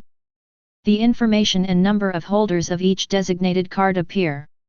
As long as you don't leave the island. This effect lasts indefinitely. I can even draw this thing, my luck is simply against the sky. Arrange the cards and put them into the card collection book. Killua walked out of the spell card store with a satisfied smile. His original plan was to get the Archangel within a month and complete all the card collection activities within 3 months. Now with the blessing of God's Eye, the time for both tasks must be greatly shortened. Chapter 42. Walk out of the spell card store. Killua found a private place to rest and began to study the next route. In the Divine Eye state, except for the designated card 000 Blessing of the Ruler, it is not within the search range. All card information and the number of holders are clearly visible. The number of times Archangel's breath has been carded is 0. It seems that someone has monopolized it all. Collect all 40 spell cards to exchange for the SS level card, Archangel's breath. Exclusive. This means that after someone gets a rare card, they use mimicry or copy to directly increase the maximum number of cards. This is also the biggest reason why Greed Island has been developed for 10 years and no one has cleared it so far. In addition to the difficulty of obtaining individual cards, the main reason is that there is a limit on the number of cards. As long as others take all the rare cards, no matter how hard others try, it is impossible to collect all 100 designated cards. There are only 3 ways to solve Monopoly. The first one, trade between players. The second method, the exclusive player consumes the card and frees up the maximum number of cards. The third method, directly kill the player who exclusively the card, so that the card holder's information and ring will disappear directly, which is equivalent to indirectly increasing the maximum number of cards. In addition to Archangel's Breath, cards such as Dark Emerald are also exclusive. The only one who can do this. I'm afraid it's only the bomb demon Ganshu. Killua knew very well that there was an actor in Greed Island who had been lurking in the breakthrough group for 5 years and secretly installed bombs on everyone. If he wanted to pass the level, he had to defeat this guy. However, Killua has not encountered Ganshu yet. At present, the main thing is to get the cards that can be collected first. Rest for a night. It was just dawn. Biscuit was already waiting in the most conspicuous place in Masadora. Seeing Killua appear, Biscuit couldn't wait to ask, "How was the store yesterday?" "I was lucky. I bought a lot of useful spell cards." "Where are we going next?" Killua opened the card collection book and used the card map. Now the goal is to go to the next area, the gambling city. Collect all the designated cards that can be collected on the way. Biscuit was full of energy and raised his fist. "Okay. Let's set off immediately." Killua put away the card collection book and glanced at every corner of the Magic City, but before that, it's better to deal with the roadblocks first. Killua and Biscuit look like two children. Although there are actually quite a few children with Nion. But those who are suitable for fighting and have rich combat experience are almost rare. So the first time they came to Masadora, many people have already set Killua and Biscuit as hunting targets. Although the two sides had no intersection before. But resources, wealth, and weakness are all original sins. And there is only one solution, to crush them with absolute strength. The stronger the better. Only in this way can we solve the problem once and for all. Just after leaving Masadora, a ray of light fell on Killua from a distance. The effect of Paladin Necklace is triggered, and the pickpocket F-170 used by the player against you is defended. Biscuit also said immediately, the effect of the Dark Curtain defense card I arranged has been triggered, and someone wants to peek at my card. At the same time, several black shadows quickly chased and surrounded Killua and Biscuit. Obviously, the spell card is invalid. They plan to use real people to plunder. You come, or I come. Killua raised his eyebrows. Biscuit moved his wrist. You actually want to steal this girl's gem card? Give it to me. Seeing that Biscuit not only refused to surrender, but also looked aggressive. The people who surrounded him immediately laughed. Little girl, I advise you to hand over the card obediently, so as not to suffer physical pain. But the leader hadn't finished speaking. Biscuit came to him instantly. Before the man could react, a fist had already hit his face. The next moment, there was only a bang. He was like a kite with a broken string, tumbling in the air and falling into the dark jungle in the distance. Silence. Especially silence. There was no sound around. Everyone was stunned by this sudden scene. After a long while, someone stammered, "This. How is this possible?" A few people immediately took out displacement spell cards and planned to escape from here. But at such a close distance. Before the spell was recited, it was snatched away by Biscuit. You only rely on spells, your physical skills are not trained, and your movements are too slow. With this little ability, you dare to rob. You really overestimate your own abilities. Biscuit punched and kicked. All the besiegers fell to the ground instantly and began to scream and groan in pain. This scene. Even Killua, who was watching leisurely, couldn't help but twitch his lips. He was not shocked that Biscuit had such strong strength. But she had such a petite body and a little face. But she was so violent. The contrast was too great. Chapter 43. Solve the player's troubles. Killua starts collecting cards from Masadora. First, capture the legendary insect king White Beetle, then save Gold Powder Girl, Sleeping Girl, Hair Fragrance Girl, and then boldly venture into the enchanted forest. In just 3 days, he received 18 designated pocket cards including risk dice. Today is the competition time on the 15th day of each month in the Bounty City Andochiba. September is a rock-paper-scissors competition. Because Killua and Biscuit both have strength far beyond ordinary people, there is no doubt. Both entered the finals. Little Killua, I won't let you. Biscuit shook his pink fist with confidence. Killua raised his mouth and showed a confident smile. Who will lose and who will win is still uncertain. The referee gave an order, and the game officially began. Rock, paper, scissors. Both sides made a move at the same time. Killua rock, Biscuit scissors. Killua wins the first game, please continue. The referee raised his hand to signal. The rules of the game are to grab 5. The first person to win 5 rounds wins. Rock, paper, scissors. The second round. Killua scissors, Biscuit paper. Don't be complacent, there will be opportunities later. Biscuit snorted in dissatisfaction. However, the results were not satisfactory. Killua won again in the third and fourth rounds. So that's how it is. Although it's just ordinary rock, paper, scissors, there are also tricks to win. Looking back at the previous rounds, Biscuit analyzed, before the start, everyone must raise their hands from a fist state. Then when swinging down, the hand will slowly take on the shape to be drawn. This is a fact that cannot be changed no matter how you hide it. In other words, this game that seems to be a game of luck is actually a game of eyesight. As long as you can see the changing gestures of the opponent's hand when it falls, 90% of the time you can win. Killua smiled without saying anything. Biscuit vowed, come on, I won't lose. Rock, paper, scissors. The life and death game begins.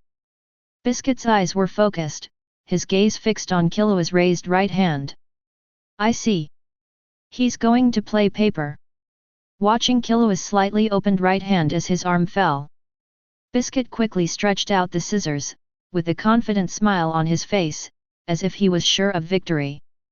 However, at this moment, Killua's right hand was suspended in the air, and his left hand stretched out in the form of a fist. Rock vs scissors. The referee held Killua's right hand and raised it. The winner is out. Let's congratulate Killua for winning the September Endochiba. Biscuit, too cunning, he suddenly used both hands to play rock paper scissors at the last minute. Killua held his head with both hands and smiled. The game is to be unexpected. And don't believe everything you see. You, a teenager, actually lectured me. In terms of age, I'm several times older than you. Biscuit began to mutter in her heart again. And as they traveled together for longer and longer, she found that she could not see through Killua. Biscuit did not understand. Killua was only in his teens, how could he grow to such a terrifying level in terms of telekinesis and mind? Not only his incredible strength. At every critical moment, Killua always showed unexpected wisdom, which could not be seen with normal eyes. And there was a strong sense of power in Killua. That sense of power was different from the so-called physical strength. Killua's sense of power came from his fearless eyes and his strong aura that seemed to control everything. Although he is only in his teens. But this kid is really reliable. It was precisely because of this inability to see through that Biscuit was full of curiosity, prompting her to get to know this unique monster more deeply. Take it. At this moment, Killua used the magic card mimicry to transform into the second 83 True Sword B22. Little Killua. You are so kind. Biscuit was very touched and looked like he was ready to marry her. He took the championship prize 83 Sword of Truth B22. Killua and his companions did not stop. First, he went to the mysterious bookstore to get 23 improvisational book B30 and 93 life picture book B28. Then, with his keen insight and decision-making, he made his way through the gambling city where scams emerged one after another. In addition, he returned to the Magic City store from time to time to gamble cards. In just 7 days, Killua had accumulated 66 designated pockets. Killua, you are amazing. You have achieved this in such a short time. Biscuit's eyes were full of admiration, and then he asked in confusion, there are at least hundreds of players in Greed Island. But almost every time we get props, we can turn them into cards. Isn't this too weird? Biscuit took out the 79 Rainbow Diamond A20 obtained from the slot machine in the casino. Just like this card, there are only 20 in total. This game has been around for 10 years. There are so many people who came earlier than us, let alone 20, even if they collected 200, it would not be surprising. Killua explained, most people don't even want to get the designated pocket card. Even if you just go from the novice plane to the Magic City Masadora, you have to work hard. And without magic cards, it's hard to move in Greed Island. Besides, Killua thought for a while, among those who are powerful in Hunter, I am afraid that there are not many people who play games seriously. The designated pocket cards before, almost all of them are below A. Killua's eyes show sharp eyes. The second stage is players traded and plunder. Chapter 44. Because of the rapid rise of Killua and Biscuit, they also quickly attracted the special attention of others. At this time, on a vast plain somewhere on Greed Island, the 3 teams of Ganshu, Shabu, and Bara were gathered together and whispered. Bara, who had long black hair and a trident-shaped mark on his forehead, was the first to break the silence and said, recently, it seems that a group of people has rapidly increased the number of cards within a week. This situation is not normal. Shabu, who had short red hair and squinted eyes and a peach heart mark on his forehead, had a serious expression and a hint of vigilance in his eyes. It seems to be 2 children, 1 boy and 1 girl. I saw them from a distance once near the card store in Masadora a few days ago. Shabu recalled the scene at that time. The figures of the 2 children loomed in his mind. Ganshu was the leader of the team, with a long face and square chin, wearing glasses and thin cheeks. Ganshu asked, how many designated cards have they collected? Are there any expensive cards? Shabu shook his head, I only know that they should have more than 60 cards at present. And the collection speed is very exaggerated. As for the types of cards, they have a lot of defensive means. I have no idea either. Ganshu snorted coldly, his eyes full of disdain, what does it matter if the card collection speed is fast? Rare cards are either extremely difficult to obtain or have been monopolized by various teams. They will reach the limit when they reach 70 cards. And after all, they are just 2 little ghosts.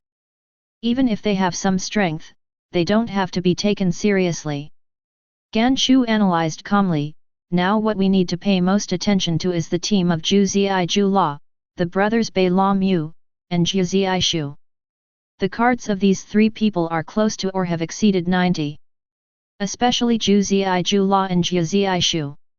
I'm afraid they will not be more than 5 cards away from successfully collecting cards, or even less. Bala's face became more gloomy, this is really a tricky situation.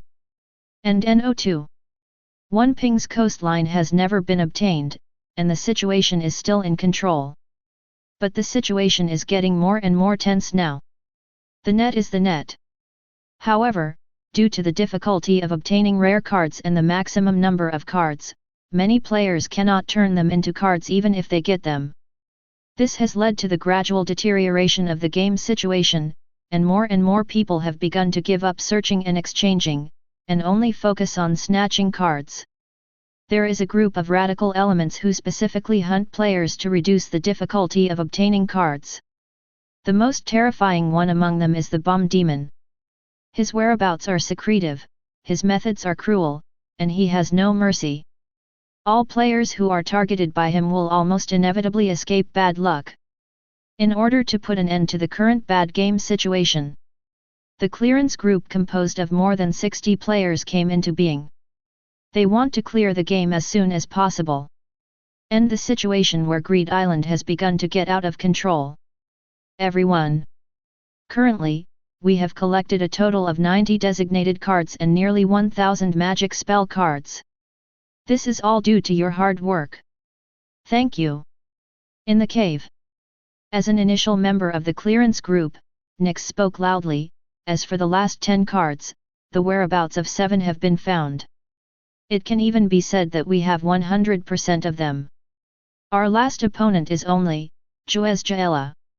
According to my estimation, they have already reached 95 cards. Fighting them head-on should be our last hurdle.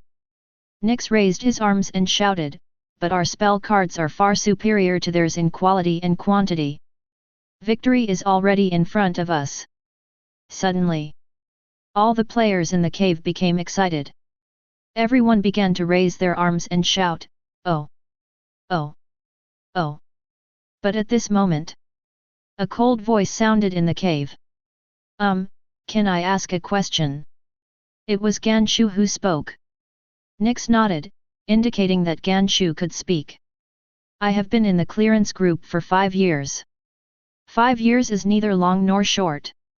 Before you talk about the problem, first, I need to tell you one thing." Ganshu lowered his head and raised his head again, with a smile that was so calm that it made people's hair stand on end. "I am the bomb demon." Chapter 45. I am the bomb demon. As soon as these words came out, the whole cave fell into a dead silence in an instant. The excitement on the players' faces was completely frozen. Everyone stared with eyes wide open, full of astonishment and confusion, and couldn't believe what they heard. Nyx was also shocked by these sudden words. "Hey, Ganshu, what are you talking about? Don't joke at this time. Don't be anxious, listen to me first." Ganshu pressed his palm and continued to face the crowd. "I want to tell everyone that I am not only a bomb demon. And I have installed bombs on each of you. All of you will die soon." "What did you say? A hole? Are you kidding me? Where is the bomb? I'm going to kill you." Angry roars came one after another in the crowd, and everyone's eyes were full of anger. In the chaos, a figure jumped high and flashed behind Ganshu, ready to subdue him. His name is Ji Shiwa. Like Nyx, he was one of the 10 initial members of the clearance team, and he was the top fighter among them. "Oh my, you really don't know how to live or die." Ganshu glanced behind him, turned around and grabbed Ji Shiwa's face with his right hand. The next moment, boom! It was as if a bomb exploded on Ji Shiwa's face, and the huge explosion echoed in the cave. It was just a moment. Ji Shiwa, the strongest member of the clearance team, lay down straight, and his face was blown beyond recognition. "Now, everyone should be quiet." Ganshu still had that creepy smile on his face, his eyes were cold and ruthless, as if he was enjoying the fear and panic of the crowd. No one spoke again. Ganshu continued, "First, I want to tell you how I planted bombs on you. Mine is called Voice of Life. You can plant bombs on you by touching the other person's body and saying a keyword. And that keyword is bomb demon." Instantly, everyone in the cave recalled. Ganshu did repeat the 3 words bomb demon in everyone's ears through reminders such as bomb demon seems to have appeared recently and be careful of bomb demon. "Finally, I will teach you how to defuse the bomb.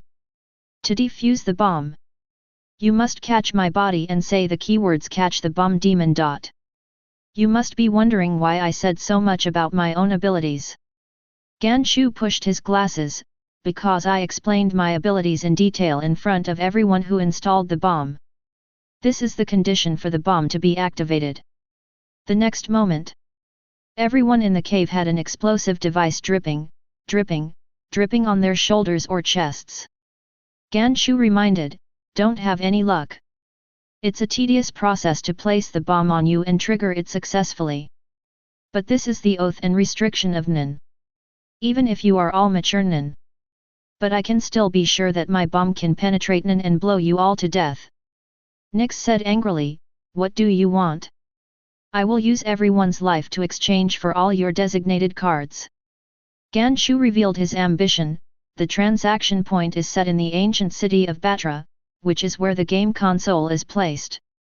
Pay attention to the time of the bomb. If you still want to live, come and trade. But at this time, everyone has surrounded Ganshu.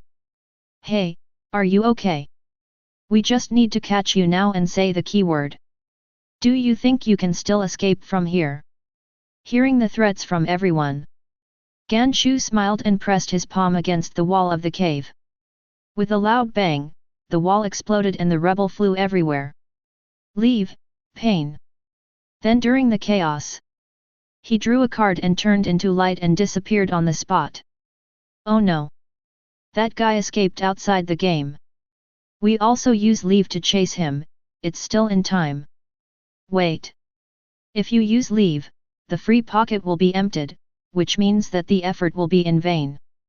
During the chaos of everyone, a curly-haired black guy named Abengani said, "Everyone calm down. It's not a good idea to chase him now. Have you forgotten the reason why we cooperated in the first place? It's because our combat capability is insufficient." Abengani analyzed, Ganshu can not only install more than 60 materialized bombs at the same time, and each bomb has great lethality. It also has a timing function. This shows that his Nen is strong enough to use release, operation, and materialization in a balanced way. The most important thing is that even the strongest among us, Ji Shiwa, can't get close to him. His physical skills are undoubtedly terrible. So even if we catch up with him, the result will be the same.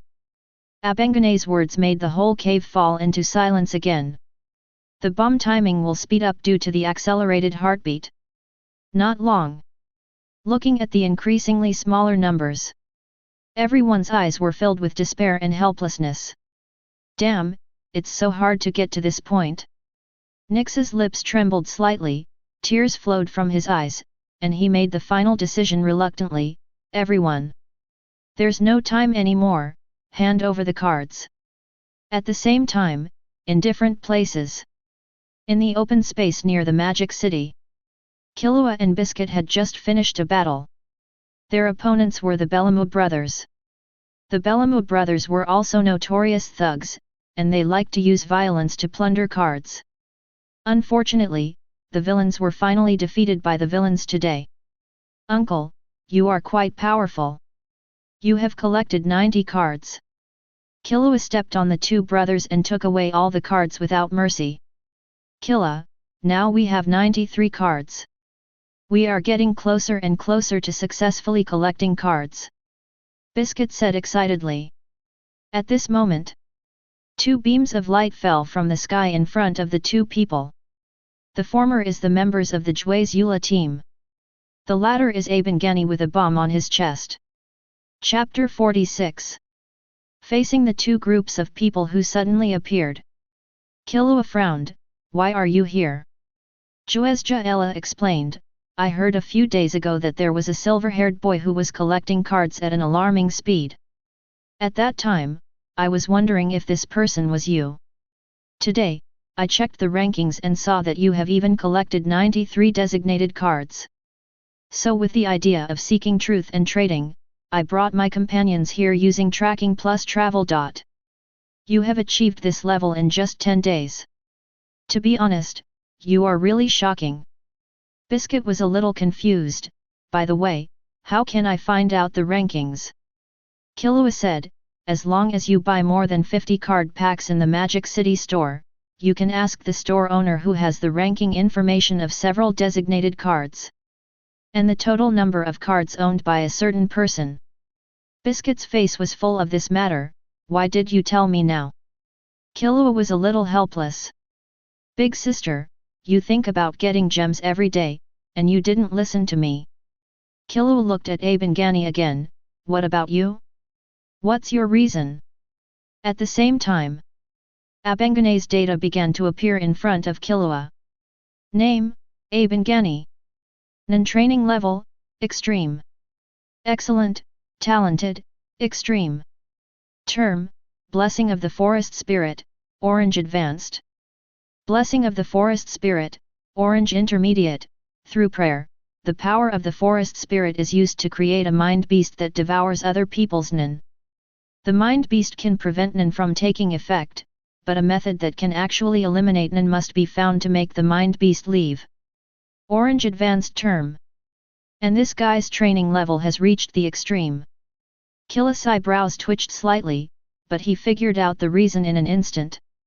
The Mind Exterminator is the rarest existence in the Hunter world, even if the entire Hunter Association has only one name. It is not difficult to understand that the rarity of the term is very high. As for the training level, it is not only the development level of the mind, but also the upper limit of the talent. In the original drama, Abengani was able to eliminate Kurapika's remaining the powerful oath thought on Krollo. Although the combat power is not high, it is still capable in other aspects.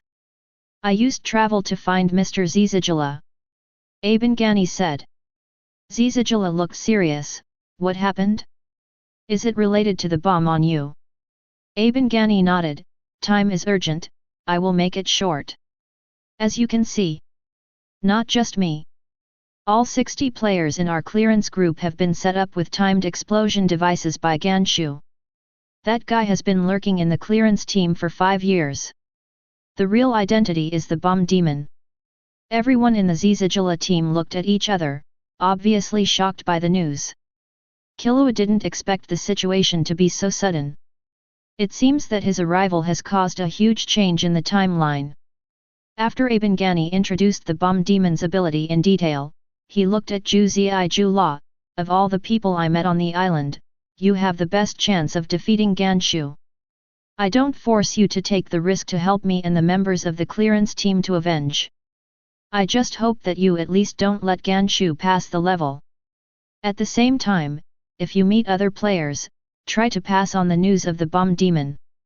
Without waiting for Zhu Ziyi to answer, Abengani looked at the number on the bomb on his chest that was getting smaller and smaller, and said helplessly, there is no time. Even if there is still a glimmer of hope, I have to find a way to deal with this bomb, and the rest is up to you. The next moment, he took out a rewind and disappeared instantly. I didn't expect Ganshu to be the bomb demon. No wonder I always felt something was wrong before. Fortunately I have always been wary of him. Being entrusted with such an important task, Zhuezagila felt a lot of pressure. Although he is a one-star bounty hunter, his combat power is very limited. In addition, he has not been doing basic training for many years. Compared to when he was young, his strength is definitely far behind. And according to what Abengani just said, if Ganshu can set Nen bombs for 60 people and instantly kill the top combatant in the clearance group at the same time, that is definitely not someone he can defeat now. Zhuezagila's eyes revealed a trace of anxiety and helplessness. Killua's expression did not change, and he said calmly, although it sounds like the situation is very complicated now. But anyway, as long as we kill Ganshu, it will be over. Zhu Ziyi was stunned, although that's the case. But Ganshu's Nen obviously exists for killing people, and he is a complete fighter. It's definitely not possible to confront him head-on. If you want to defeat him, the best way now is to think of a way from the card. Zhu Ziyi knew that Killua had strength far beyond that of ordinary people. But in his opinion, even if Killua has enough ability, but he is too young and must lack combat experience, it is still far from enough to defeat a murderer like the bomb demon. Killua continued to ask, can you check where Ganshu is now? Zhuezagila nodded and opened the friend page of the card collection. Ganshu's avatar is grey now. With his strength, the chance of death is not high. He should have used leave or subpoena to exit Greed Island. Put it simply, he should be in the real world now. Real world? Killua thought quickly, in that case, can you do me a favor? Zhuezagila, tell me. Killua, help me gather all the players with more than 50 cards, or who you think are pretty good. Now that we can't find Ganshu, why not let him come to us on his own initiative? Zhuezagila was full of confusion, what do you think? Killua said confidently, I will lead the team to capture No 0021 Ping coastline. Chapter 47. Real World. In the castle. Nyx is negotiating a matter of life and death with Ganshu, Shabu, and Bala on behalf of all the people in the clearance group. You are finally here. It seems that you have already thought about it. Bring the ring over. Ganshu habitually pushed up the frame, and his eyes revealed greed and cruelty. Nyx suppressed his inner anger and fear, and tried to keep his voice steady. The ring can be given to you, but you must first defuse the bombs on everyone. We have come here according to your request, and you should also show your sincerity. However, what answered him was Ganshu's undisguised laughter. Ha ha ha. What are you kidding? Ganshu covered his face with his hand, and a disdainful smile appeared in his pupils between his fingers. I must take your ring and confirm whether all the cards are in the card collection book first. After confirmation, only then can I help you defuse the bomb. And in this transaction, you are not qualified to negotiate with me. Seeing Nyx silent, Ganshu retracted his smile, his face turned gloomy, and his tone was extremely cold. I'll say it one last time, give me the ring, otherwise the deal will end. You bunch of demons! Nyx glared at Ganshu and the other two, struggling in his heart. But just as Ganshu said, now their lives are still controlled, and they have no right to negotiate terms, so they can only throw the ring over. Humph, that's right. Ganshu took the ring and threw it to his companion behind him. Shabu, you put on this ring. Let's go into the game together and confirm the number of cards. BOOK. After returning to Greed Island, Shabu immediately opened the collection card book. Ganshu leaned over and began to flip through it. There were 90 designated cards neatly inside. In addition to the special rare cards that the three of them had originally monopolized and secretly collected. The number of designated cards has reached 97. We have done it, hurry up and help all of us defuse the bomb. Nyx's face was full of anxiety and expectation. Except for Abengani. All the other people in the clearance group were also here. At this time, everyone stared at Ganshu and shouted loudly, don't try to cheat, we have given you all the cards as agreed. Ganshu said righteously, please rest assured, everyone. Although I will do anything to win, I still keep my word. You abide by the agreement? I will also abide by the agreement. Ganshu looked at his two partners, come on, Shabu, Bala. Now it's time for us to fulfill our promise. Looking at Ganshu and the other two touching their thumbs together, it seemed like they were performing some kind of ritual. All the members of the clearance team, including Nyx, breathed a sigh of relief. Although they handed in all their cards and even wasted 5 years of their youth here. But at least their lives were saved. As long as they were alive. Everything has a chance, everything still has hope. But at this moment, Ganshu suddenly showed a sly smile at the corner of his mouth, and then laughed, how can I keep my promise with you trash? Our ritual is not liberation, but detonation. You idiots! Go to hell! The next moment, without giving Nyx and the others any time to react, they only felt their bodies being torn apart by an irresistible force, and the severe pain spread all over their bodies in an instant, and they didn't even have time to make a final cry. A series of huge explosions sounded from everyone like fireworks.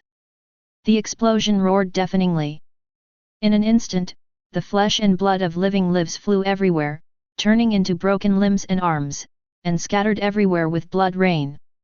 The originally peaceful grassland instantly turned into a hell on earth.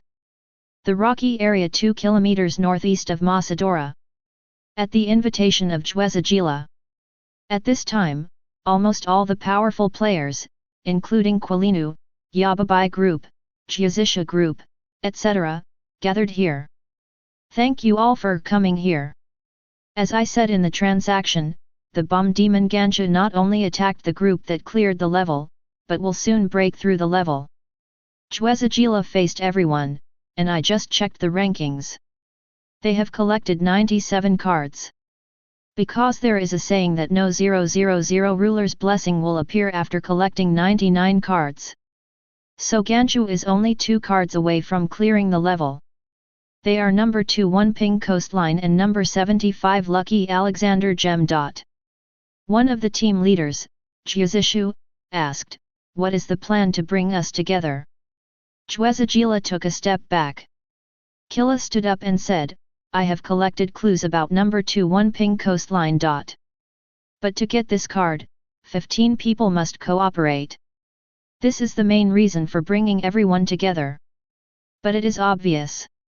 Compared with the famous and experienced one-star hunter Juezajila, everyone is skeptical and distrustful of Killua." A captain named Yoshida broke the silence and said, "You must be Killua, who is in the limelight recently. I heard that you have also collected 93 cards, and your strength is very good. But cooperation must be based on a mutually beneficial relationship. The maximum number of cards that can be converted into Wonping Coastline is only 3. Even if we clear the level, how should we distribute them then?" "Killua, it is definitely impossible to distribute them reasonably. If we clear the level, I want 1 card, and you can distribute the remaining 2 players who give up the competition for cards. I will give a bounty of 300 million to each person. In addition, I can tell you the detailed abilities of the bomb demon. 300 million. Although this is not an exaggerated number that cannot be refused. But not everyone present has the ability to clear the level, let alone Ganchu is about to win. For those players who have only collected 60 or even 70 cards now, instead of continuing to compete for cards, making money directly is obviously a better choice." Guolinu, the only one fighting alone, raised his hand and said, "I'll sign up." The 2 people in the Yababai group also raised their hands and said, "I'll sign up too." Zhu Zijuela and others hesitated for a moment, and the whole group raised their right hands. "Count us in too." Chapter 48. Let's go. Pain.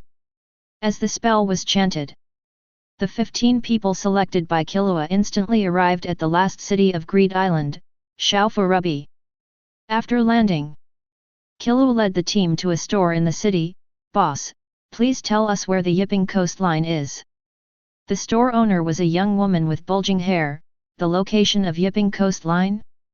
It has to start with a legend. Legend has it that there is a cave in this sea area that hides countless treasures, and there are all kinds of precious treasures in it. And Yipping Coastline is the entrance to there. A few years ago, 15 pirates came to Shaofurubi. In order to get the treasure, they tortured all those who knew the entrance to Yipping Coastline to death, including my brother and my father." The young woman raised her head with an extremely cold look in her eyes. "If you can help drive the pirates out of this city, I will tell you the answer. Now in the whole Shaofurubi, only I know where the Yipping Coastline is." Walked out of the store, Juezajila said with emotion, "I really didn't expect it. The opening mission of Yipping Coastline is actually here. But we have been here before, when we asked the boss last time. Don't talk about pirates and locations. She didn't say a word to us." Quilinu analyzed, "Liza and 14 demons. This is the opponent we have to defeat in this mission. There are 15 pirates. We are exactly 15 people. Maybe if we don't form a team of 15 people, this thing won't happen." "I'm right, Killua." Killua nodded, "That's right. Juezajila, but the woman just now is a game character, how can she judge whether we are 15 people?" Killua explained, "It's a group. Only 15 people can use the group to come here to trigger the hidden mission of Yipping Coastline." Juezajila's eyes flashed with shock. "I see, no wonder I couldn't ask anything before. The pirates are in the tavern in the city now. Before going to the tavern, I'll tell you the requirements of this mission first." Killua asked everyone to sit together on the beach. The real test of the Wonping Coastline is actually to compete with pirates in sports. I have confirmed that there are at least 8 tests. They are sumo, boxing, bowling, weightlifting, beach volleyball, etc. Whoever wins 8 games first will be the final winner. Killua, how did you find out about this? Biscuit was puzzled. She was with Killua almost every day, and she had never heard of any information about this place. Killua shook his finger, this is a secret. Biscuit wrinkled her nose, hey, stingy guy, you don't even tell me. After telling the task requirements in detail, Killua looked at everyone, anyway, the task is roughly like this. Although there are many competitions. But our main task is to win the final beach volleyball. If there is no doubt. Let's go now. Xiao Fu Rabbi. At this time, in the busiest tavern in the city, a dozen pirates wearing strange black hats were drinking and partying inside. The next moment. Killua. Killua. Killua. I'll take you to see the captain. Otherwise, go back to where you came from. This is not a place for you little brats. Hearing Papabo's request, Zizichuela and Mengchuo of the Yababai group were eager to try. But before they opened their mouths, Killua had already stepped into the circle. Papabo looked Killua up and down, and snorted disdainfully, just relying on you, a little guy? Don't overestimate your ability. The surrounding pirates also laughed, waiting to see Killua's joke. Killua's eyes were firm, how do you know if you don't try? You're really looking for death. Papabo's face was full of contempt, and he suddenly stretched out his thick palm towards Killua, trying to push him into the air. But the next moment, Killua not only did not retreat half a step, but a pig-killing scream suddenly came from the tavern. Killua grabbed Papabo's wrist. And the latter was kneeling on the ground in pain, his face twisted and wailing, and beads of sweat kept falling from his forehead. Don't even think about fighting back. He couldn't even stand up. The whole tavern fell silent instantly, everyone stared with wide eyes, unable to believe what was happening before their eyes. Chapter 49. Seeing that Bababo was suppressed to the ground in an instant. The other pirates were first full of disbelief, and then their expressions were gradually replaced by anger. Damn, this kid! A pirate who had a good relationship with Bababo stood up with gritted teeth. But as soon as he moved, he immediately felt surrounded by a chilling murderous aura that was as solid as substance. Don't come in. Killua warned coldly, this guy set the rules himself. Someone pushes him out of this wrestling arena. The game is over. No one can intervene before the winner is decided. Feeling the terrifying momentum of Killua.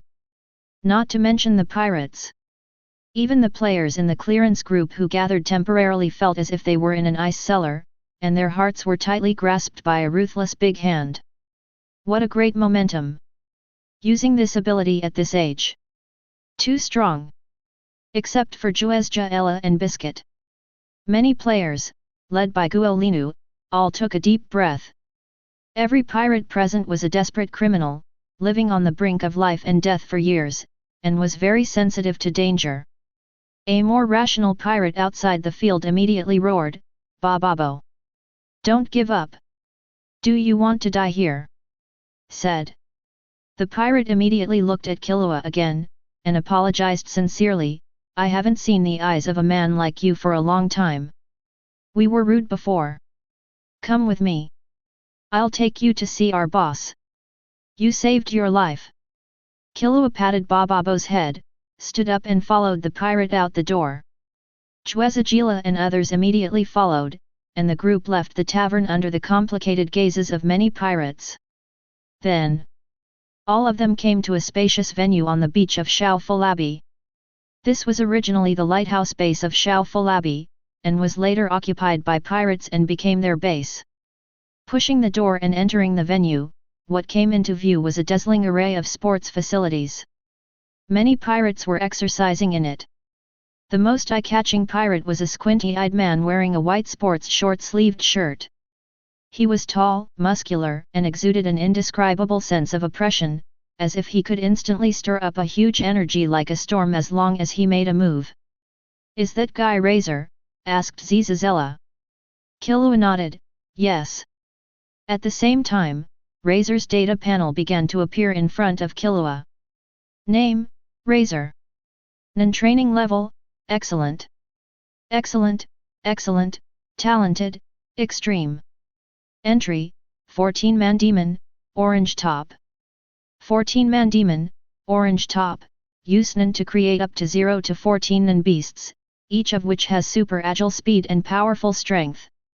Nen beasts can merge with each other to enhance individual strength. Orange top. And this guy's Nen has only been developed to the level of excellent. Killua looked serious. Excellent is the lowest level among the 4 levels of excellent, excellent, gifted, and extreme. Razor's current strength has only been developed to the level of excellent, which may be due to his relatively simple offensive means. Secondly, it also shows that his Nen talent is extremely strong. Bababo, who are these people? Looking at the scars on Bababo's body, Razor narrowed his eyes and asked. Bababo replied with pain, "The guests from outside said that they want us to get out of Xiaofurubi." Guests from outside? I see. Razor's face did not change at all, and he went straight to Killua and others. "Let's get straight to the point. Each of us will send 15 representatives to compete. The competition is in the form of sports. We will compete with you in the projects we are good at. One person represents one victory. The side that gets 8 wins first will win the total victory." Razor stretched out a finger, "As long as you have the ability to win 8 wins. We will leave this island." "How?" Chwezagila considered the problem very comprehensively and asked, "What if we lose?" Razor's expression was indifferent, "Not much.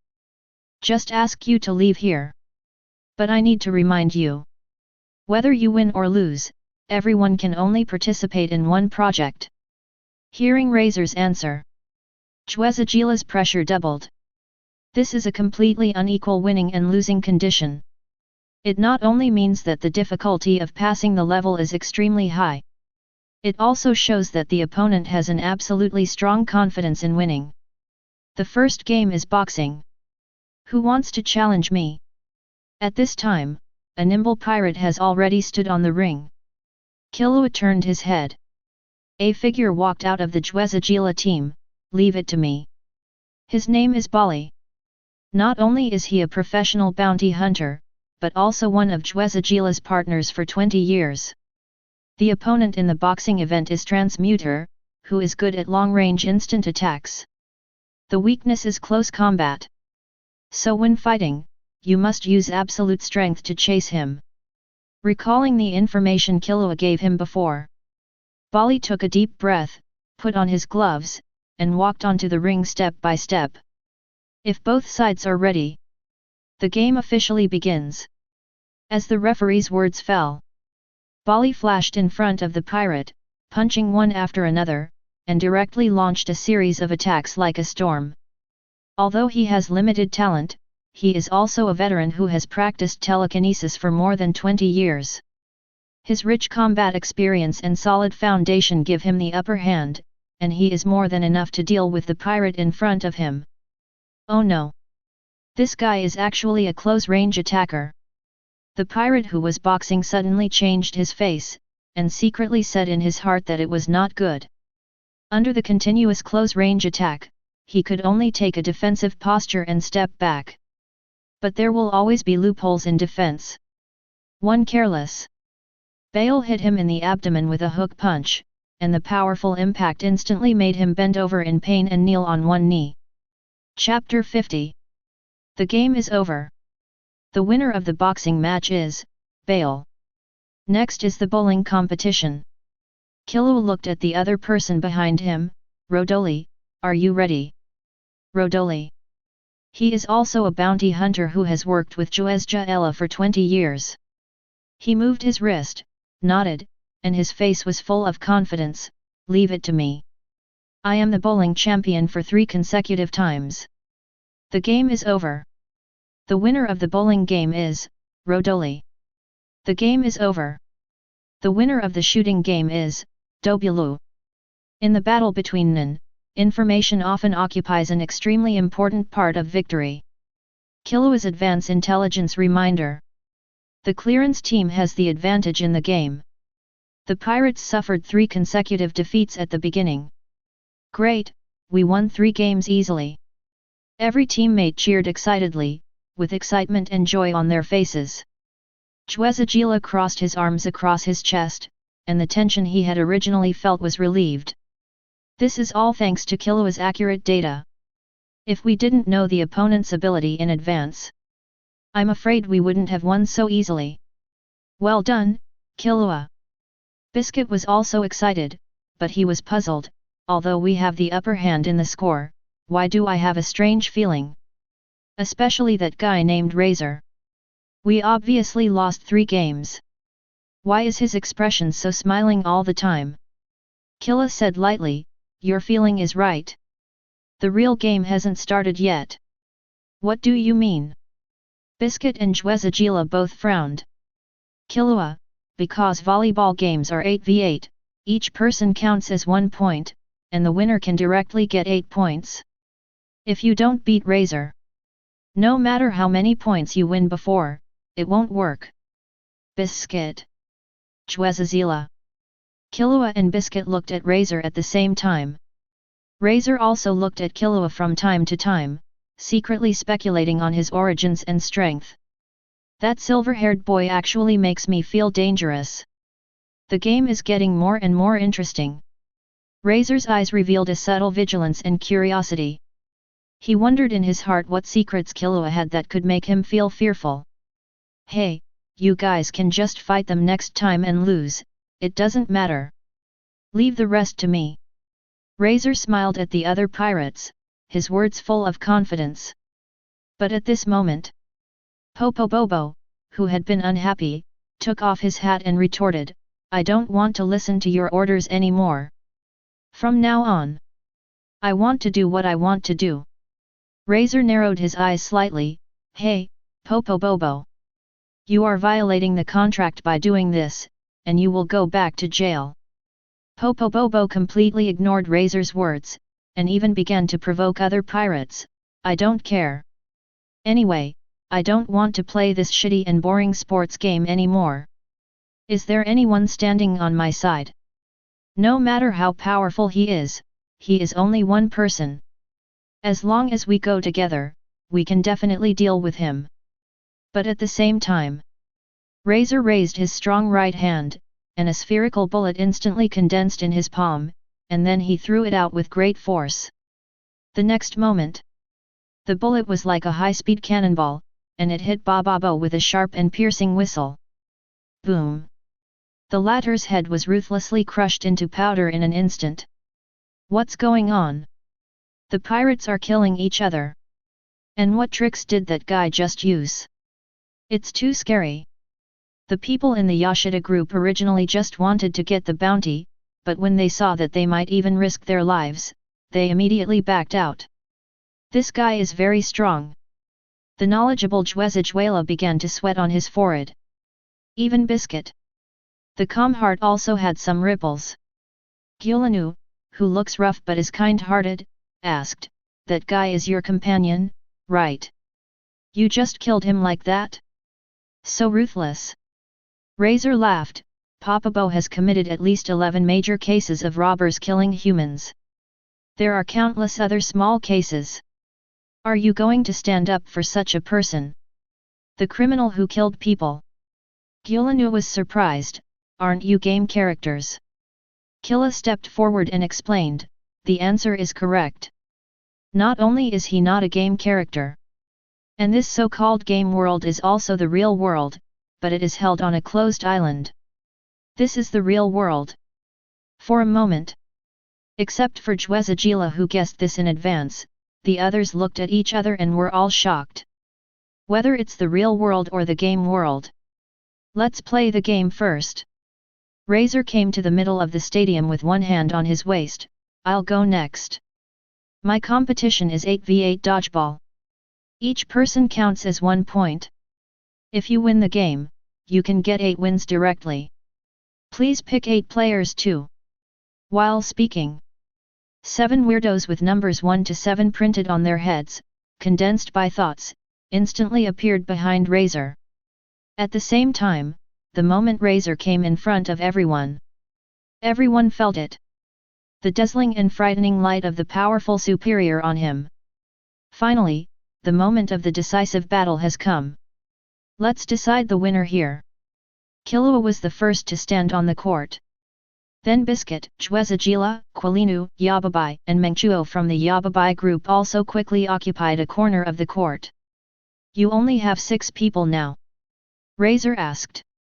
Quilinu Rannan, and 2 gorilla thought beasts, one black and one white, suddenly appeared behind him. I can replace 3 players by myself.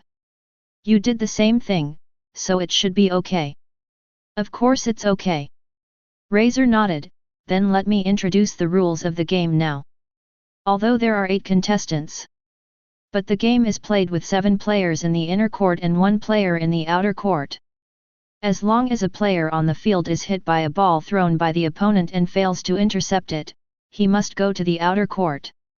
However, as long as you shout back, each team has 1 chance to let the outer court player return to the inner court. And when one side has no one on the field, the game is over. Biscuit scratched his head, it's so complicated. Anyway, either dodge the ball or catch it, right? Razor, that's it. The rules have been explained. A mind beast with the number 0 printed on its head acts as the referee. Razor threw the volleyball to Killua from high in the sky. If you are ready, the game officially begins. As the challenger, let you attack first. Chapter 51. The game begins. Both sides return to their own areas and stand still. Clearance Group, the white gorilla of Golanu stands in the outfield. Pirate Group, the mind beast with the number 1 on its head stands in the outfield. Outfield players can also pass and receive the ball. Killua, the first ball is up to you. Biscuit cheered. No problem. Killua held the volleyball with both hands and slapped it on the ground at a very even speed. The next moment, the volleyball was suddenly thrown into the sky. Killua jumped high immediately afterwards, and at the same time a strong breath burst out from the contact point between his palm and the volleyball. Bang! A crisp explosion resounded throughout the stadium. The volleyball was directly deformed by the blow, carrying smoke and strong wind pressure, and approached the pirate area. There was no possibility of escape at all. With a loud bang, the mind beast with the number 4 on its head was directly hit by the volleyball and catapulted onto the backcourt wall. Awesome! Awesome! Zezajaila's pupils shrank suddenly in shock, and he muttered to himself, while hitting with all his strength. He can also wrap the volleyball with his mind in an instant to form the maximum speed and explosive power of the hit. At this age, he has mastered the mind to this extent. This Killua is really a genius. Alnan understand. If you want to give your mind power to other objects, you must be very proficient in the skills round. And if you want to attack like Killua, you also need to use flow to quickly gather energy, and even use hardness when you attack. In addition, the requirements for the Nin's own strength, body coordination, and flexibility are also very high. The overall link has very little room for error. While everyone was shocked, the white gorilla outside the court caught the volleyball that bounced off the wall and threw it to Killua again. Killua threw the ball into the air and quickly hit the second ball. Boom! The volleyball was like an arrow from a string, tearing through the air and bursting away. Just like before. All the pirates, don't even think about fighting back. From the beginning to the end, their footsteps didn't even move, standing there like puppets. There was another loud bang. The mind beast with the number 3 on its head was directly blown into the air. Effective hit. Number 3 goes to the outside world, the referee announced. The white mind beast quickly filled in the position to receive the ball and threw it to Killua again. There was no breathing space or time for the opponent. As soon as the ball fell, Killua's next ball came right after. Boom! The volleyball hit the number 5 mind beast with a sharp sound of tearing the air. Effective hit. Number 5 goes to the outside world, the referee announced. 3 serves. Not even a minute. Directly killed 3 pirate mind beasts. Too strong, Killua. Will win. The members of the clearance group clenched their fists, with stars in their eyes, and they had absolute trust in Killua, even worship. Everyone represented by Guolinu couldn't imagine. How did Killua practice? After all, he is only a teenager. Even if he tries harder. But the bone density and the body that has not yet fully developed are destined to have a limit on strength. But at this moment, let alone Juezagila and others, even a fool can understand. The gap between their talents and Killua is as big as the Milky Way. On the other side, the number 1 Nan beast in the pirates' outfield intercepted the rebounding volleyball one step ahead of the white gorilla this time. Razor caught the volleyball and squinted his eyes. It's not a coincidence. That Killua can perfectly use every Nan technique, and his aura is particularly strong. But now it's time to make you feel desperate. Razor grabbed the volleyball with his right hand and stretched it backwards, and the powerful Nan power like a volcano suddenly erupted. Chapter 52. It's coming. Seeing Razor ready to attack, everyone in the group held their breath unconsciously, concentrating their will, preparing for this attack. Those 2 gorillas are your Nan. If I get rid of you first, it's equivalent to getting rid of 3 people directly. Razor smiled and looked at Guolinu, his arms stretched back greatly, and the whole person was like a fully drawn bow. Although he hadn't made a move yet. But everyone felt a strong momentum rising up, as if some huge monster was about to surface. The next moment, Razor suddenly swung his arms forward, and a wave of air visible to the naked eye suddenly spread from the volleyball. Boom! The volleyball was thrown out with a sharp explosion and wind pressure. This ball not only had an amazing speed. The telekinesis contained in the ball made Guolinu, who was the target, feel shocked and pale. The sharp whistling sound was getting closer and closer. Guolinu only felt an irresistible strong wind pressure coming at him. His pupils shrank sharply, his chest rose and fell violently, and his originally firm eyes were now filled with fear and despair. He tried to dodge. But the force seemed to lock him firmly, making him unable to move at all. His body reacted instinctively. He had been warned of the impending danger. $71.73. Can I successfully catch this ball? Guolinu muttered to himself. Beads of sweat rolled down his forehead, his eyes were full of panic and helplessness. In just a moment, those struggles on the brink of life and death turned into the clearest intuition at this moment. Countless combat experiences told him the answer. No. The consequence of forcibly catching this ball is that I will die. Time seemed to stand still at this moment. The whole world was left with only the volleyball that was attacking at a high speed and Guolinu's desperate figure. White Sage. At the critical moment, Guolinu shouted this sentence with almost all his strength. Under the guidance of telekinesis, Guolinu and the white gorilla outside the court changed positions instantly. The next moment, boom! The volleyball hit the white gorilla's chest accurately. The powerful impact caused the surrounding air to distort, and directly smashed the mind beast gorilla into pieces. Then, the volleyball automatically bounced back into Razor's hands. I see. You also have the ability to switch positions between yourself and the mind beast, you dodge beautifully. Razor glanced at Guolinu outside the court and praised from the bottom of his heart. Silence. 897. Especially silent. The whole venue fell into a weird atmosphere. Just now, what happened just now? The mind beast was beaten into powder. Everyone present was a mature Nan, otherwise they would not have the courage to participate in this game. But at this moment, everyone looked at each other, shocked by Razor's attack. Everyone finally understood what kind of monster they were fighting against. Although before the game, Zoldyck had expected that his opponent was not an ordinary person. He even prepared many countermeasures. He knew that Razor was very powerful and was probably good at suppressing others. So he thought that he must be brave and fight hard, and not fall behind in momentum. Otherwise, he would defend well, wait for Razor to make mistakes, and then use cooperation and his own skills to complete the counterattack. However, when they really collided face to face, Razor's actual strength was even beyond everyone's imagination. It was just one ball. All the preparations off the court were instantly shattered. It was shocking.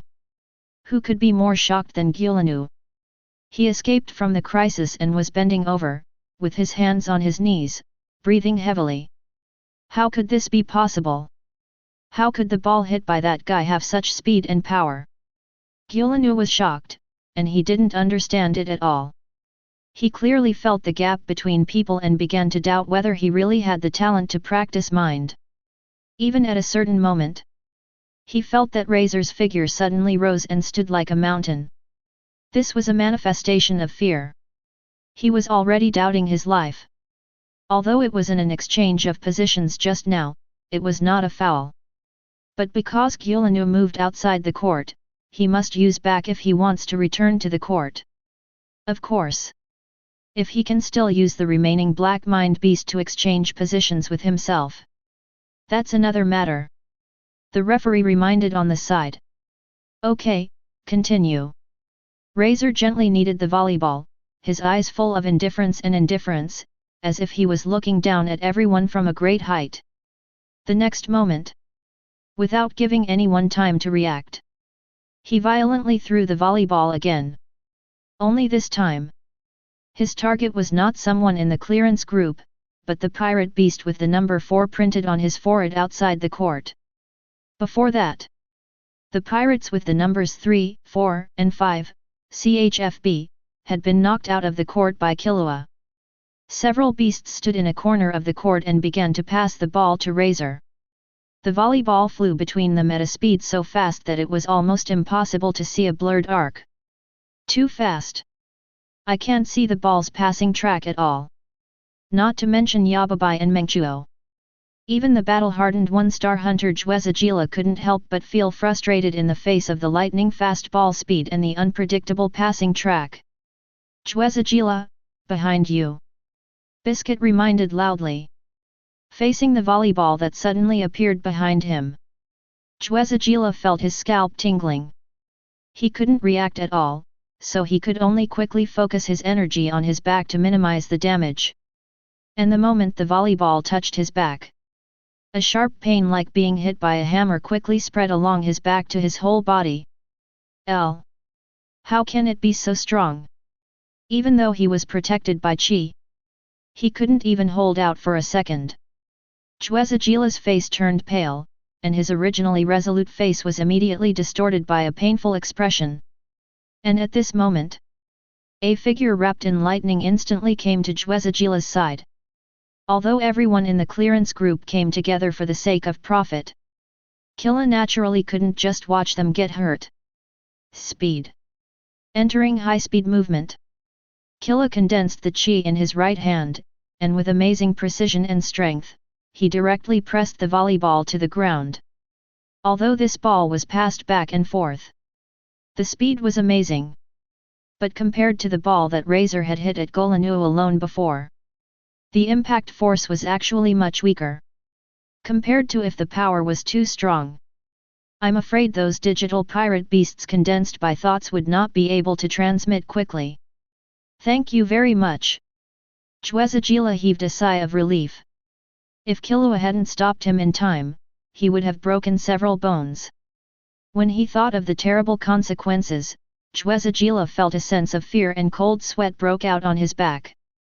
But even so, with a scrape on his waist, he couldn't continue. After all, forcing himself to stay on the field would have no effect except for getting beaten. He knew his current situation very well. If he stayed, he would not only fail to contribute to the team, but would become a burden to Killua. Damn! Damn! He slowly moved from the field to the empty space at the side and sat down. There was a trace of unwillingness and loss in Zhuezijila's eyes. In terms of comprehensive strength, his ability is far superior to that of Quilinu and others, but because of years of slack training, his agility and nerve reaction are not as good as before. After Zhuezijila was eliminated, Yababai and Mengchuo said with deep guilt and self-blame, "Sorry, Killua. We really don't have the courage." The two of them lowered their heads, their faces flushed, and their bodies trembled slightly. They knew very well how wrong it was to retreat because of fear at such a critical moment. But the pressure brought by Razor was too great. When they thought of the tragic scene of several people being shot in the head before, their legs were like being heavily pressed by lead blocks, and they couldn't take a step. "It doesn't matter. This is not a situation you can handle. You guys go out first, I'll beat that guy." Killua turned his head and looked at Razor and said. At the same time, looking at Killua who was wrapped in lightning, Razor also frowned. Thunder. The speed at which he intercepted the ball just now was incredible. This may be one of his Nin. I have to be careful. Hold the volleyball in his hand. Killua took a deep breath, cleared all the noise in his mind, and put himself into a highly concentrated state. Although Razor has seen my Nin, but he has not experienced the power and paralysis of thunder. This is the best time to attack. I will take advantage of this opportunity to knock down his back. Thinking of this, Killua moved his arms, focusing forward. He pressed the volleyball down with his palms a few times. Snap! Snap! Snap! The sound of the volleyball hitting the ground and bouncing back. The court quickly became quiet. Razor did not dare to slack off, and quickly lowered his body, thinking about various ways to catch the ball. Across the court, Killua, who was dribbling the ball, suddenly grabbed the volleyball and jumped up, and at the same time pulled his right hand back in an exaggerated arc. Laser beam ball. Lightning bolts wrapped around the volleyball like silver snakes, converging into a layer of dazzling lightning. Then, Killua swung his arms at a speed so fast that it was impossible to see clearly. Swoosh! The volleyball disappeared in the air in an instant. Danger! Just watching Killua's movements, Razor's whole body was naturally tense, and he felt an exaggerated pressure different from others. The next moment, he just had the idea of catching the ball in his brain. But his heels hadn't been lifted yet. Boom! A volleyball wrapped in lightning appeared in front of him at an incredible speed. This is... Razor was quite confident in his eyesight and speed. But now, it was just one ball. His expression changed completely. There was no possibility of dodging. Razor could only raise his hands quickly. Wanted to catch the ball directly. However, the moment his hands touched the volleyball, a sense of numbness instantly spread to his palms. It felt like being pierced by countless tiny needles at the same time, with numbness in the pain. Then it started from the palms. The whole arm and thigh began to go numb, and the body lost consciousness for a short time. And it was at this moment that he lost control. Razor kept the posture of grabbing the ball with both hands, and was directly blasted out of the court and hit the wall. At this moment, everyone at the scene opened their mouths wide, and their eyes widened, revealing incredible expressions. After leaving the body, the lightning on the volleyball can actually paralyze Razor instantly. Isn't this kid a conjurer, but a transmuter? Only a transmuter can keep the strength of Qi 100% after leaving the body. Zhuezijila was shocked and puzzled, but shook his head in an instant. No. It can't be a transmuter. The ball just now not only paralyzed, but also had a terrifying explosion that could instantly knock Zhou out of the court. Such power can only be achieved by Enhancer Nin. What on earth is going on? Zhuezijila couldn't understand how Killua did all this. But he could also realize The boy in front of him was an explosively powerful person with immeasurable potential. As expected of the next generation Zoldyck family head. His ability is more dazzling than the most perfect diamond in the world. Too strong, Killua. Biscuit also admired in his heart. On the other side of the court. After the smoke dissipated, Razor slowly walked out of the wall and praised from the bottom of his heart, amazing. It turns out that there are people like you in the younger generation. It's really shocking. Killua smiled slightly, thank you for the compliment. But according to the rules, you should be ruled out now and go outside the court. Razor narrowed his eyes, back. The referee immediately announced, Razor uses back to return to the court. Outside the court. Bale analyzed the situation, although it has not yet won. If you can use back, it means that the pirates have no chance of resurrection. All they need to do is hit Razor once more. Victory is ours. Chuela looked serious, that's what he said. But because there is no way out, every attack from Razor might be a full-strength attack. That guy's strength is no joke. On the court. Okay. It's my turn to attack this time. Razor raised the volleyball and stretched it backwards, his muscles tensed, and he began to accumulate strength again like a bow. Then, he swung his arm forward suddenly, and the volleyball flew out like a cannonball. In an instant, a strong sense of oppression came over me, and the air made a sharp whistling sound. Wherever the volleyball passed, the strong impact caused visible ripples in the air. As expected of an S-level criminal. But it's impossible to hit me at this speed. Killua used his speed to dodge the eyeball's flight path. But at the same time, a smile appeared on Razor's lips. Killua immediately reminded, Biscuit, dodge. The next moment, the volleyball drew an arc in the air and flew towards Biscuit. Biscuit heard the reminder and successfully dodged. But unfortunately, the volleyball still scratched the corner of her skirt during the jump. Clothes are also part of the body, right? Biscuit looked at the referee. The referee nodded, of course, Biscuit is out, please go outside the court. What bad luck! I thought I had dodged it. Now only Killua and the black beast of Gulanu are left, the situation is still very grim. Chuezalura and the others clenched their fists, and the veins on the back of their hands were clearly visible. But it was useless to worry. Because they knew very well. Now it was not an area they could intervene in. Killua, you must win. Biscuit's eyes were fixed on Killua, full of expectation and trust. Still typing. Chapter 53. The game continued. Biscuit was eliminated. The most fatal thing was that the number 5 Nion beast in the outfield grabbed the volleyball, and Razor continued to get the right to attack. Your speed is indeed shocking. But your Nion should only greatly increase your speed, and it will not enhance your strength and defense. And even if you can dodge, that Nion beast has no possibility of dodge. As long as you get him first, you will be completely isolated and helpless. Then, I will focus on defense and use up all your Nion power. That will be the day of your defeat. Razor looked at Killua, grabbed the ball with one hand, and showed a confident smile on his face. His eyes revealed a determined momentum.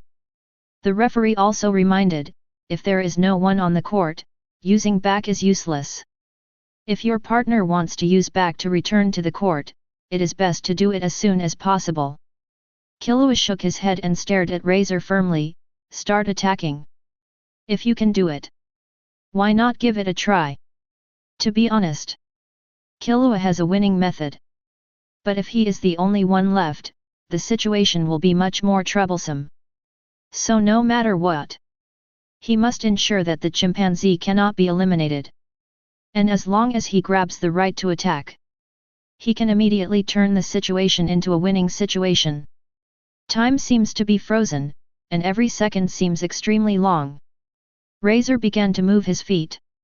Every move is full of threats and can launch a fatal attack at any time. Not to mention the court. Everyone outside the court seems to be able to hear their own heartbeats. Everyone knows. The next ball may be related to the victory or defeat, and it is a crucial duel. Then come on. Razor pointed his left hand straight to the sky, and with his right hand, borrowing the concept of javelin, grabbed the volleyball and pulled it to the best position behind his shoulder to form the maximum back arch force. At the last moment when the ball was thrown out, fully stretch the body. Transfer all the power to the volleyball. The next moment. Boom! The volleyball, which was stretched and deformed by the huge force, directly tore the air. The speed of this ball was so fast that it was impossible to capture any ball trajectory with the naked eye. That is, what speed? Too fast, I can't see it clearly. It's over. How can we stop such an attack? Don't even think about stopping it. The people outside the field were just feeling Razor's momentum, and they were already trembling and sweating. Chwezarajla also recalled that feeling again from the power of this ball. That is, death. He will die. He can be sure of it. If he were to face this situation, he would definitely die. Quilinu also shouted, Killua, don't be stupid. Don't worry about the beast anymore. Get out of the way first. Run away.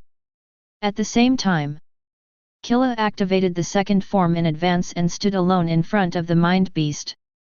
Thunder armor. 100% charged. In an instant, Killua's whole body was instantly surrounded by more dazzling lightning, crackling sounds were endless, and the strong current seemed to ionize the surrounding air. The people on the sidelines saw this scene and were also shocked by this sudden explosion. And they didn't have time to sigh. The next moment, the volleyball came in an instant with a huge impact force. The wind pressure caused Killua's clothes to flutter and his hair to dance. Stop! Killua not only did not retreat, but took the initiative to intercept. Swish! The volleyball hit Killua's hands. As if there was suction, it continuously made a harsh rotating sound.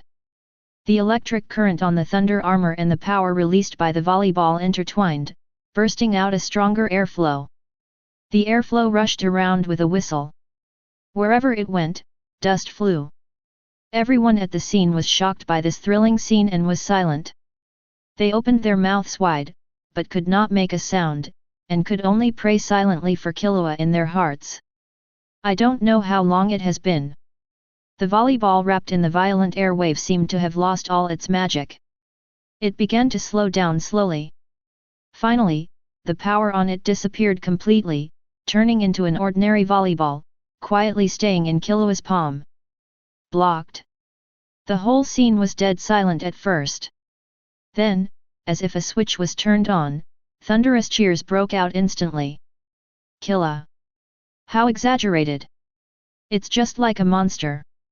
Not to mention the stunned Guolinu and others. Even the well-informed Chwezarajla was in disbelief. Is this true? Is he really only in his teens? Such talent and ability are simply incredible. Across the court, seeing that his full-strength attack was blocked, Razor's brows were getting more and more furrowed. Not only has high speed, but also terrifying defense. What a terrible Nin! It's really unprecedentedly difficult. Razor originally thought it was just an easy contest, but he didn't expect Killua to burst out such a powerful force.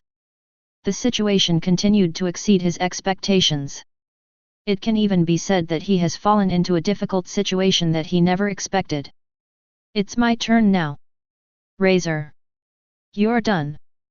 Killua exhaled and looked outside the court. Biscuit. Use back now. I need your help now, and only you can do this. Biscuit didn't hesitate. Back.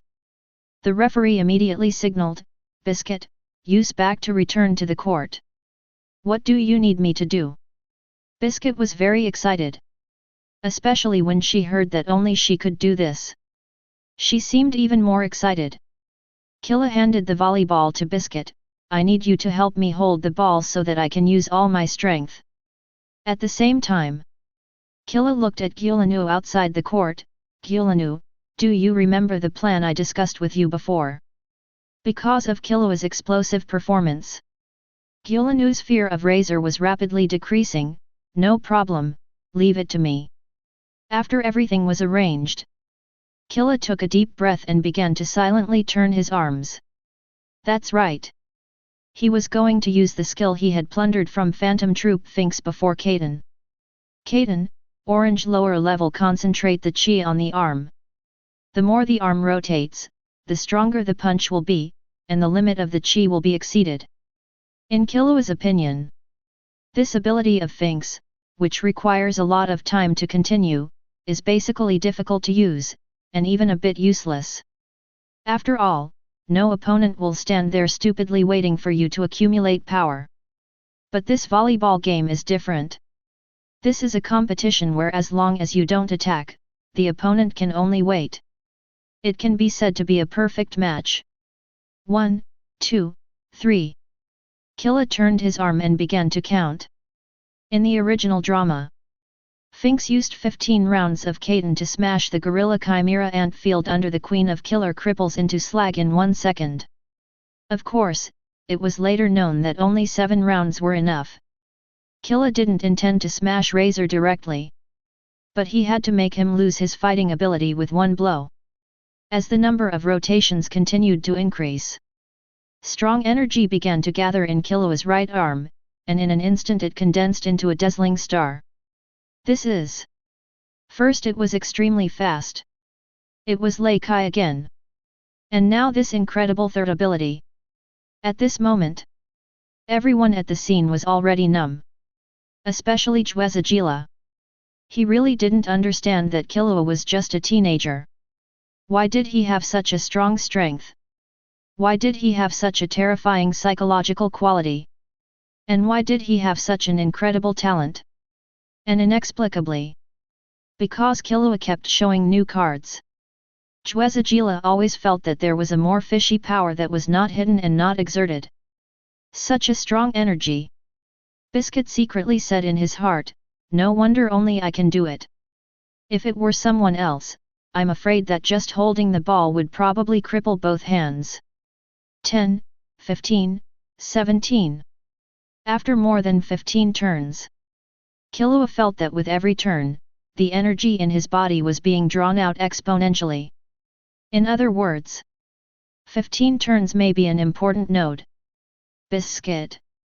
It doesn't matter if you use your chi to protect your hands, I'm going to punch. 18, 19, 20. Now. Come back.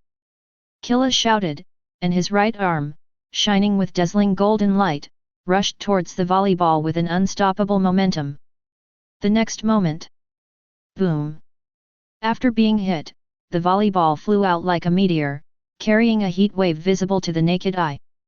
At the same time, the powerful shock wave spread around with the volleyball as the center. Nearby players were instantly knocked to the ground by this force, and the sports facilities were also shaken to pieces. Too amazing! But do you think I'm a fool?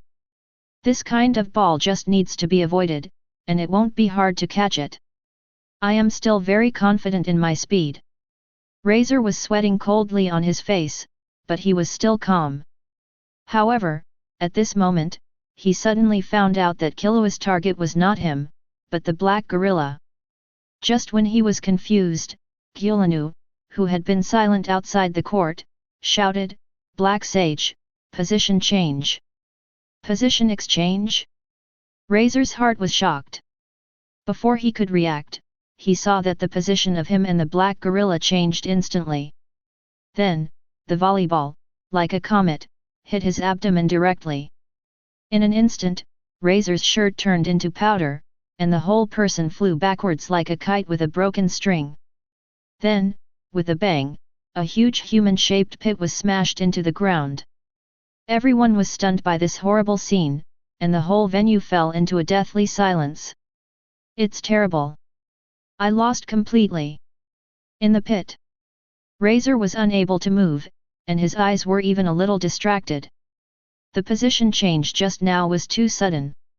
If he hadn't protected his chi in his abdomen in time, the situation would be even more tragic than it is now. At the same time, except for referee Zero, all the digital beasts on and off the field disappeared. Razor is out. Because this match is won by the clearance group. As the referee's words fell. Win. Too strong, Killua. Everyone immediately rushed into the field. Biscuit wiped the sweat from his forehead. It's a close call. It's finally over. Killua was also relieved. Because Razor was quickly taken away for treatment. Another pirate came to Killua and said, according to the agreement, we will leave this city. Our boss also asked me to tell you. If there is another chance in the future, he will return this punch. 0. Killua smiled slightly, I understand. Tell him that I will wait for that day to come. After that, Killua hooked his finger at the group that had cleared the level, turned around and pushed open the door of the venue. At this time, the night had passed. The day had just broken. The morning sun shone down from the far sky. The sunlight fell on Killua, outlining his figure that was not actually strong. At this moment, including Biscuit, everyone felt that Killua had suddenly become very huge. Huge does not refer to the body, but to the aura he exuded, like a towering giant. Looking at Killua now, everyone seemed to see a mountain that remained unmoved despite the storms and thunder. That was the momentum and domineering power that came from the depths of the heart. Everyone followed Killua forward silently, with an indescribable feeling of reverence in their hearts. There was no doubt. After this night, this back will definitely become an indelible memory in their hearts. Drive away the pirates. The young woman from Shaofu Rabbi led Killua and the others to the highest point of the lighthouse base. The entrance to the Yipping coastline is here. The young woman flipped a switch on the top of the tower, and a lamp shone from the top of the tower to somewhere in the sea. There is an underwater cave just below the sea surface where this light shines. But there is no treasure in it. The young woman apologized deeply, sorry, I actually deceived you. In fact, there is no so-called treasure. All this is the result of rumors and exaggerations. But the pirates will not believe this. They will only think that we are deliberately concealing the location of the treasure, others were killed in this way. Then, without waiting for Killua and others to answer, the young woman came to the window of the lighthouse alone. She looked into the distance and sighed, finally, I can see the sea here again. The rising sun, the fishing boats returning home, and the colorful water surface. For the people of Shaofurubi, this is the most expensive treasure. Such a view is more precious than anything else. The next moment, the young woman disappeared in an instant and turned into a card. It was one of the rarest cards in the entire Greedy No. 002-1 Ping Coastline SS3. Finally got it. 1 Ping Coastline. Ju Zii Ju La looked at Killua and Biscuit, and said consciously, we can just take the replica, only you are qualified to have the original. The rest of the people had no interest in the card. Because everyone knew. With their strength, it was impossible for them to pose any threat to Killua, and they had no chance of winning. And at this moment, Ju Zii Ju La's card collection book suddenly received a message. Long time no see, do you know who I am? Looking at the name of the email, Ju Zii Ju La's pupils shrank slightly. Killua, it's the Bum Demon Ganshu. Chapter 54. Bum Demon. Killua gently pressed his palm to signal him not to be nervous. Chwezajila took a deep breath and tried to calm himself down. He talked through the card collection book, what's the matter, Ganshu? Ganshu, we just happened to meet before. I'm glad you still remember me. First of all, let me say congratulations to you. Don't give me that. What do you want to say? Chwezajila snorted coldly. Ganshu laughed strangely, it's useless to pretend to be confused. You got the number 21 Ping Coastline. I just checked with the name list, and someone has already obtained this card. It's not you. Or it's that kid named Killua, or Jiaganshu, Yababai, and Quilinu. Except for you guys. It's impossible for anyone else to get this card. Chwezagila was stunned.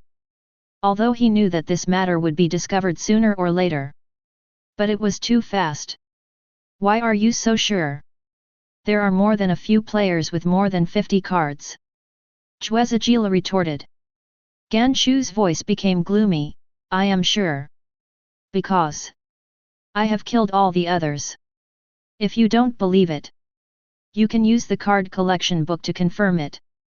They are no longer in Greed Island, and of course they are not in this world. Killed. Not only Chwezagila.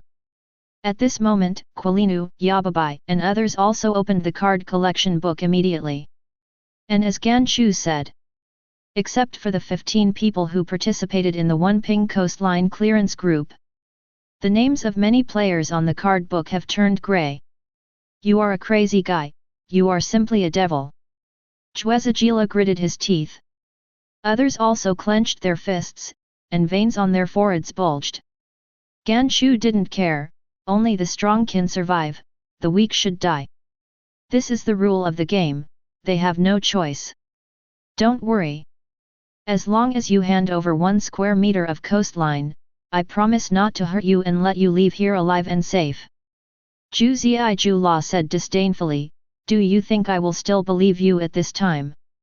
Ganshu smiled, and asked in a threatening tone, Zhu Ziai La, your voice just now sounded very wrong. Are you injured? It must be caused when getting the card. After all, it is an SS level card. It is normal for me to be injured. Ganshu paused, communication 3 minutes are coming soon. I will only give you 1 hour to consider, if you are willing to trade. Meet at the entrance of Masadora in an hour, remember that only you can come to the appointment alone. Otherwise I will regard it as you declaring war on me. I will still take your card, and I won't guarantee your safety. Ganshu lowered his voice and said, don't think you can escape. To target you. The number of travelers and trackers I have now is beyond your imagination. Don't think you'll be safe if you leave the game. As long as I can't get 1 ping coastline, I will track you to the ends of the earth. Good luck to you. After that, the dialogue window on the card collection ended. Just as I predicted. As long as we collect until the last minute, we will definitely face off against a certain player. Zhu Ziai La sighed, but in terms of combat power, I'm at a disadvantage. This is something I figured out when I knew that more than 50 people in the clearance group were killed. Zhu Ziai La looked at Killua, the most advantageous thing now is that guy doesn't know your strength yet. I'll try to delay time. Use this time to recover your telekinesis. Chwezagila looked solemn and said in a deep voice, Killua. Now only you can defeat him. If you want to win this game, you must fight with them. Because only Ganshu has the Archangel's Breath and Dark Emerald cards. After seeing Killua's strength, Chwezagila knew very well. Even he had no chance of winning.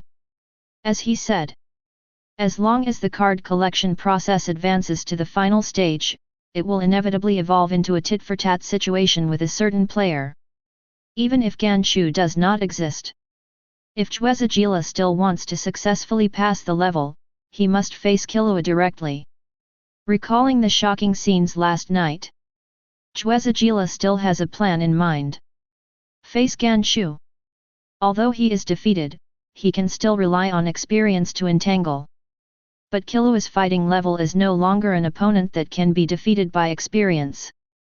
Killua said calmly, don't delay time, just do as he says. In an hour. I will go to Masadora to find him. Chwezagila nodded, it's better to end it early. I will be with you then, they will definitely think that the card is in my hand. I'll pretend to trade with them first, and then you can sneak attack them in the chaos. Sneak attack? Killua smiled disdainfully. Seeing Killua's completely indifferent expression, Chwezagila reminded, Don't underestimate him. Ganchu has killed at least nearly 100 players on Greed Island, and he is ruthless. Besides, the strength of his two helpers Shabu and Bala should not be underestimated. Chwezajila wanted to say more. Killua interrupted, it doesn't matter, numbers are useless in front of me. And that guy is actually an amateur. Amateur? Chwezajila didn't understand what this sentence meant at all. The next moment, Killua stretched out his right hand, his expression calm but full of oppression. In my eyes, Ganchu is just a half-baked guy. In terms of killing, I am 100 times more professional than him. Killua's voice was not loud. But the chilling aura on his body made people dare not doubt the truth of his words. Zhu Ziji Law froze in place. It was different from the murderous aura that Killua released before just to show his aura. Now Killua's murderous aura was full of murderous intent and coldness. It was definitely not emitted by thoughts. It must be the real murderous intent that has settled down in countless experiences in the fights on the brink of life and death. It was the coldness that permeated from the depths of the soul. Zhu Ziji Law swallowed his saliva. He thought about Killua's various origins, but he never thought that Killua's true identity was actually a professional killer. I see. These words popped up involuntarily in Zhu Zijila's mind. Except Zoldyck. He couldn't think of a second possibility. Biscuit, the free cards cannot be saved, all shuffled for you. I need to go out for a while. 1 hour later, we will meet at the initial grassland of Greed Island. Archangel's breath is all on Ganchu. Since Ganchu is to be dealt with, Killua can also deal with the agreement with Batra. After all, it's 80 billion. No problem, leave it all to me for safekeeping. Biscuit opened his collection of cards. Give all the free pocket cards to Biscuit. Killua holds the last magic card, leave, gain. The next moment. Whoosh! Killua's figure instantly disappeared from the spot. When he opened his eyes, he had returned to the real-world Batra castle. In the hall of the castle, Batra sat alone on the sofa. Although he had only entered the game for a dozen days. Compared with before, he was obviously much older. His eyes, which were bright and energetic, were now bloodshot, and his eye sockets were deep, revealing deep fatigue and helplessness. There were also many silver threads on his hair, which were particularly dazzling under the dim light. Mr. Batra. I'm here to fulfill the contract. Seeing Killua appear, Batra was stunned for a moment, then quickly got up from the sofa and said anxiously, "Can I treat it now?" The doctor said, "My wife's recent condition is not optimistic. If I don't get treatment, I'm afraid." "I'm afraid." Batra's voice was trembling, and his body was trembling slightly.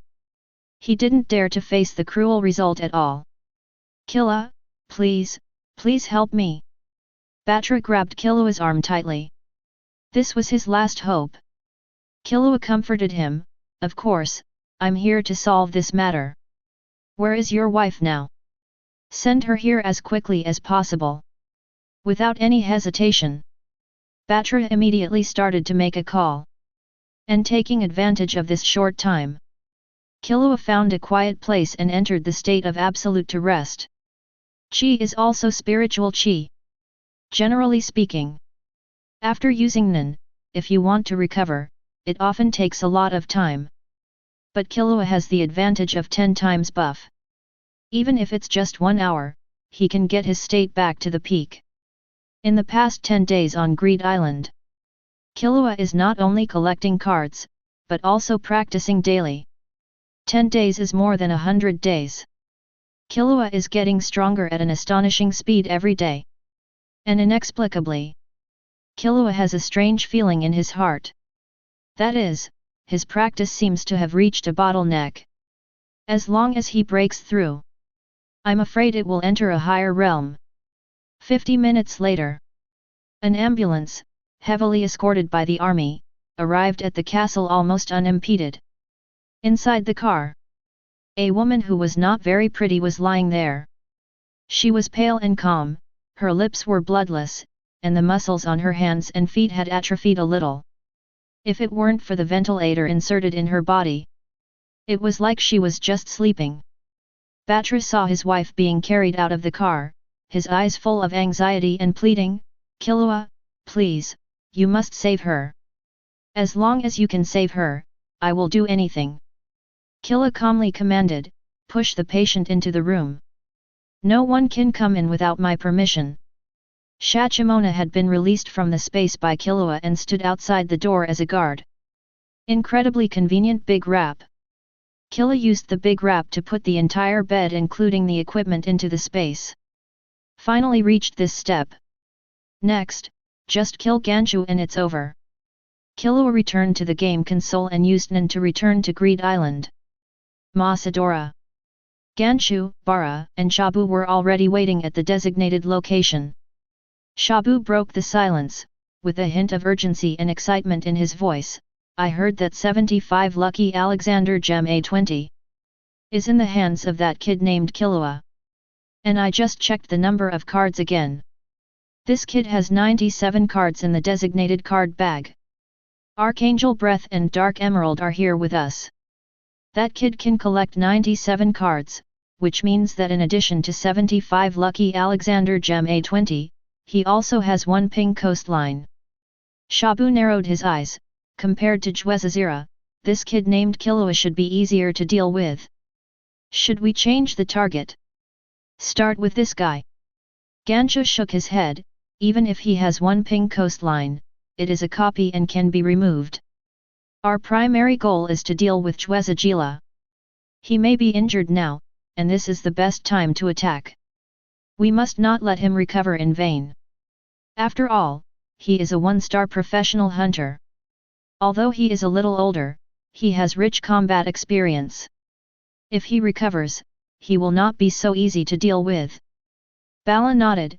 "Ganshu is right, let's act according to the original plan and focus on dealing with Jwezagila first." The three of them discussed at the same time. Killua, Biscuit, Quilinu, Jwezagila team and the surviving pass group all arrived. Killua originally wanted to solve this matter alone. But many of his friends were killed by the bomb demon and had to come here. What a big battle! Do you think you can do anything with more people? You guys are just a bunch of rabble, and you want to deal with me? It's just a foolish dream.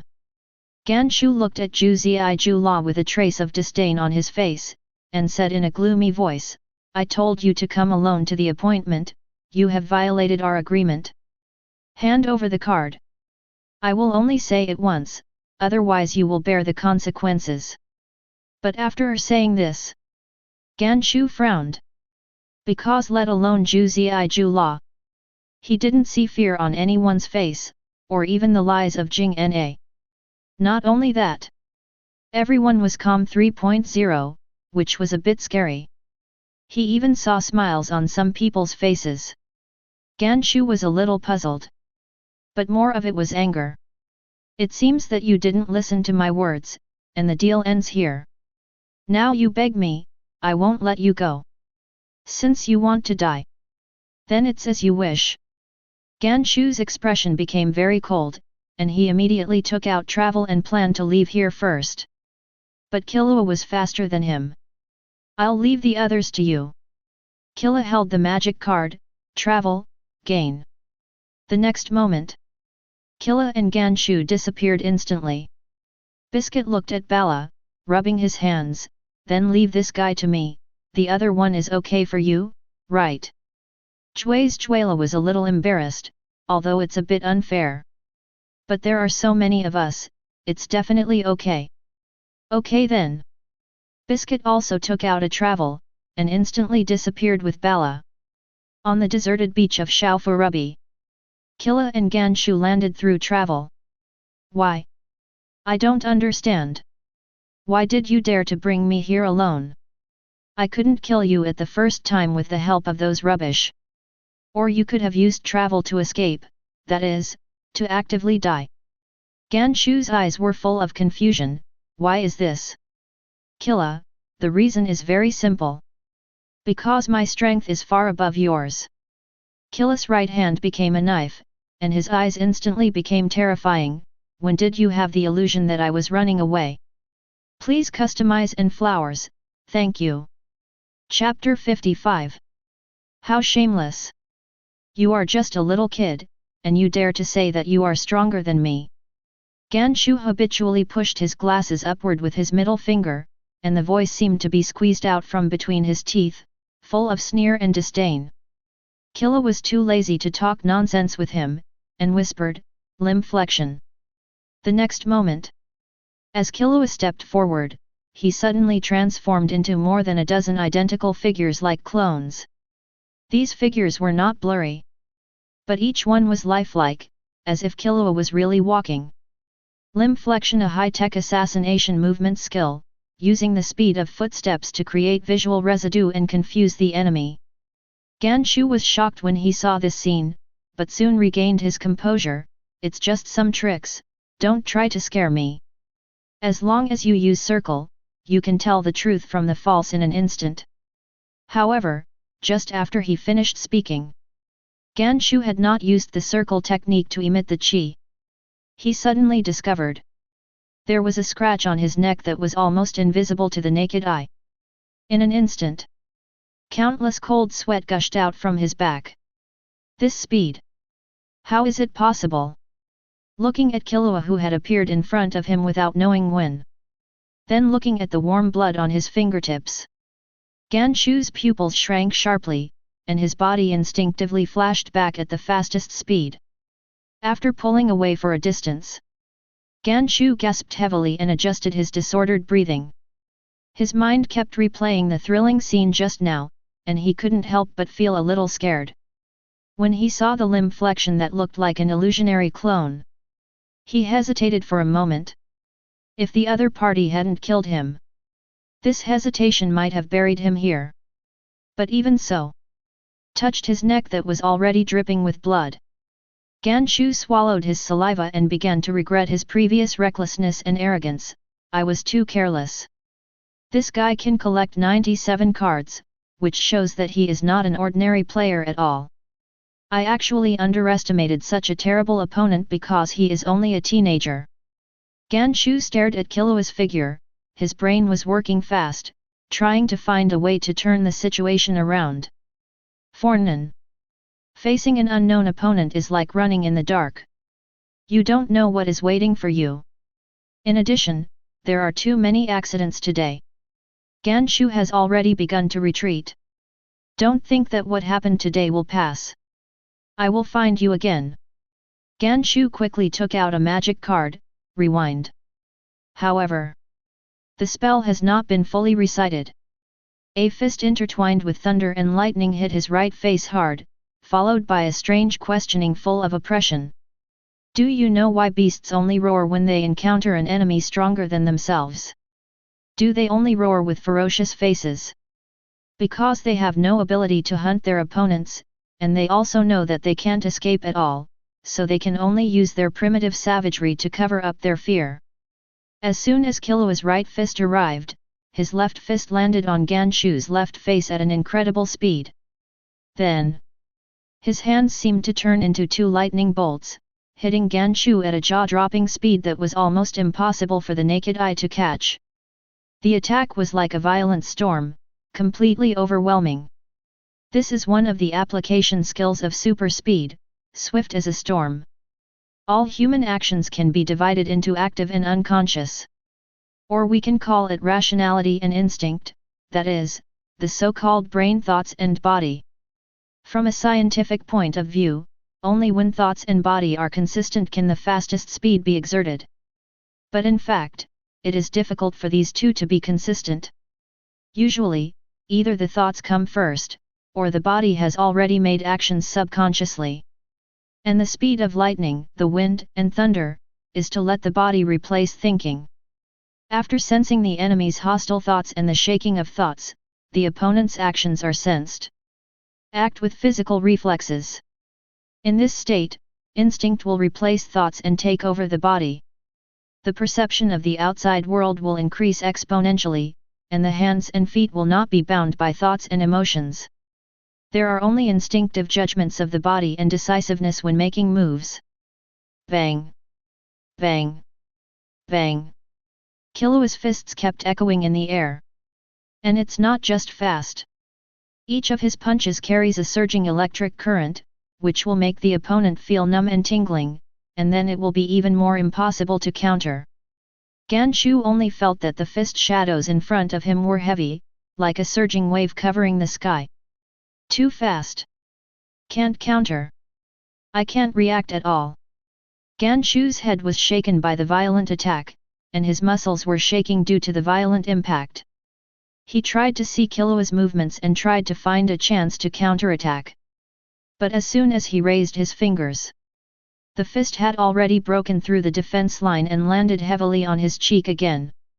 Ganshu's mouth and nose were bleeding, and his consciousness began to blur. Let alone fighting back. He couldn't even beg for mercy, and could only be beaten mercilessly like a sandbag. Only the strong can survive, and the weak should die. This is the rule of the game, you said.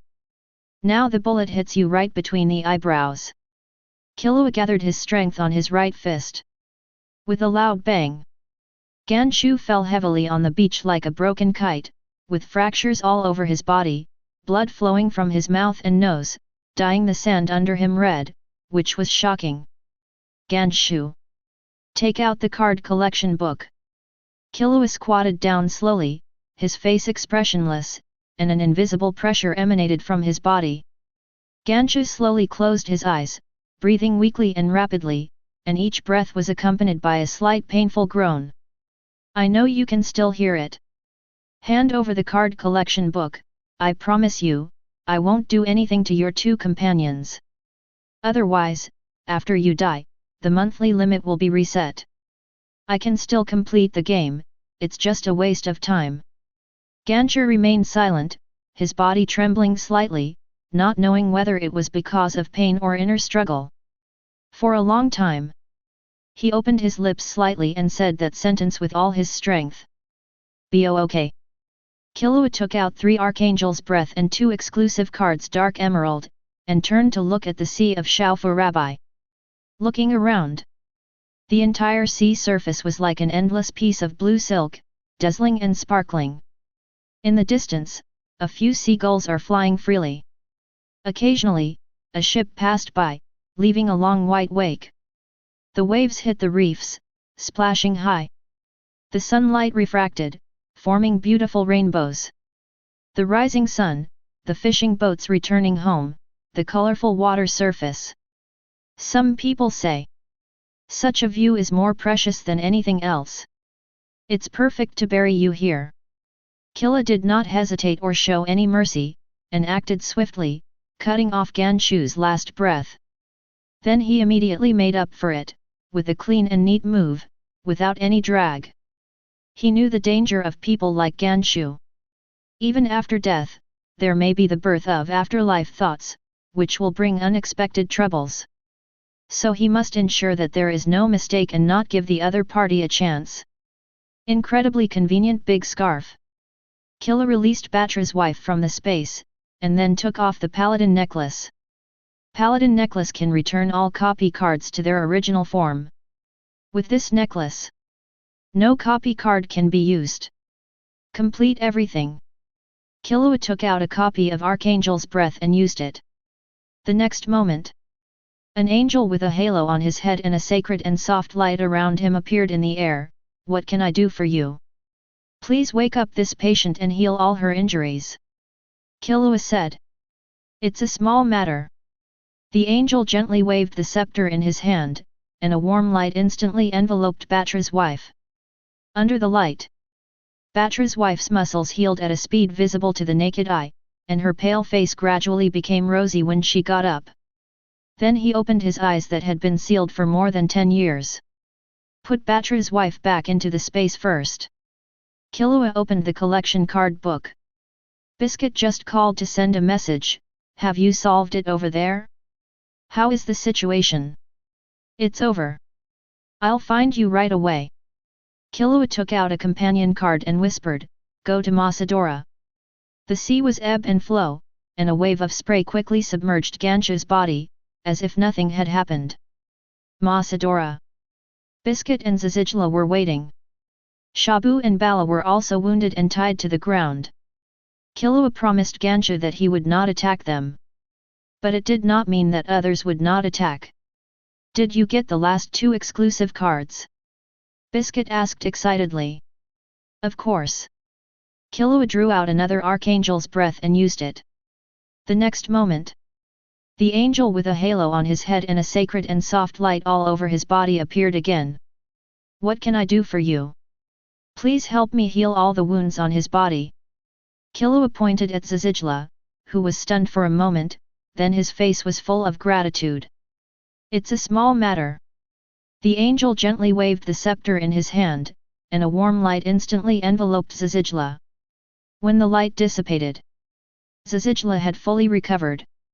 He stretched his body, feeling the long-lost relaxation and vitality, and sincerely thanked, Killua, thank you. Killua looked at Biscuit, you still have a copy. I put the Archangel's breath card at the 017 position, can you help me copy another one? Biscuit opened the card collection, yes, yes. But except for these 2 bastards, no one here is injured. Killua took the copy of Archangel's breath, took out another traveling and returned to the initial hut. The room was decorated with future technology. Ada, the novice guide, was sitting peacefully on an eggshell-shaped desk. Hello, Mr. Killua. May I help you? Anyway, we are leaving here. 120 and it's just a matter of convenience, and there is no loss at all. Killua handed the copy of Archangel's breath to Ada, you should know the location of Razor, give this to him. Ada was stunned, stood up and bowed slightly, then I'll thank you on his behalf. No need to thank me. Can I ask you a question? Killua whispered, Greed Island is actually run by players. When I first came to Greed Island, Killua felt that such a huge game and various cards with insane settings required more than I could imagine.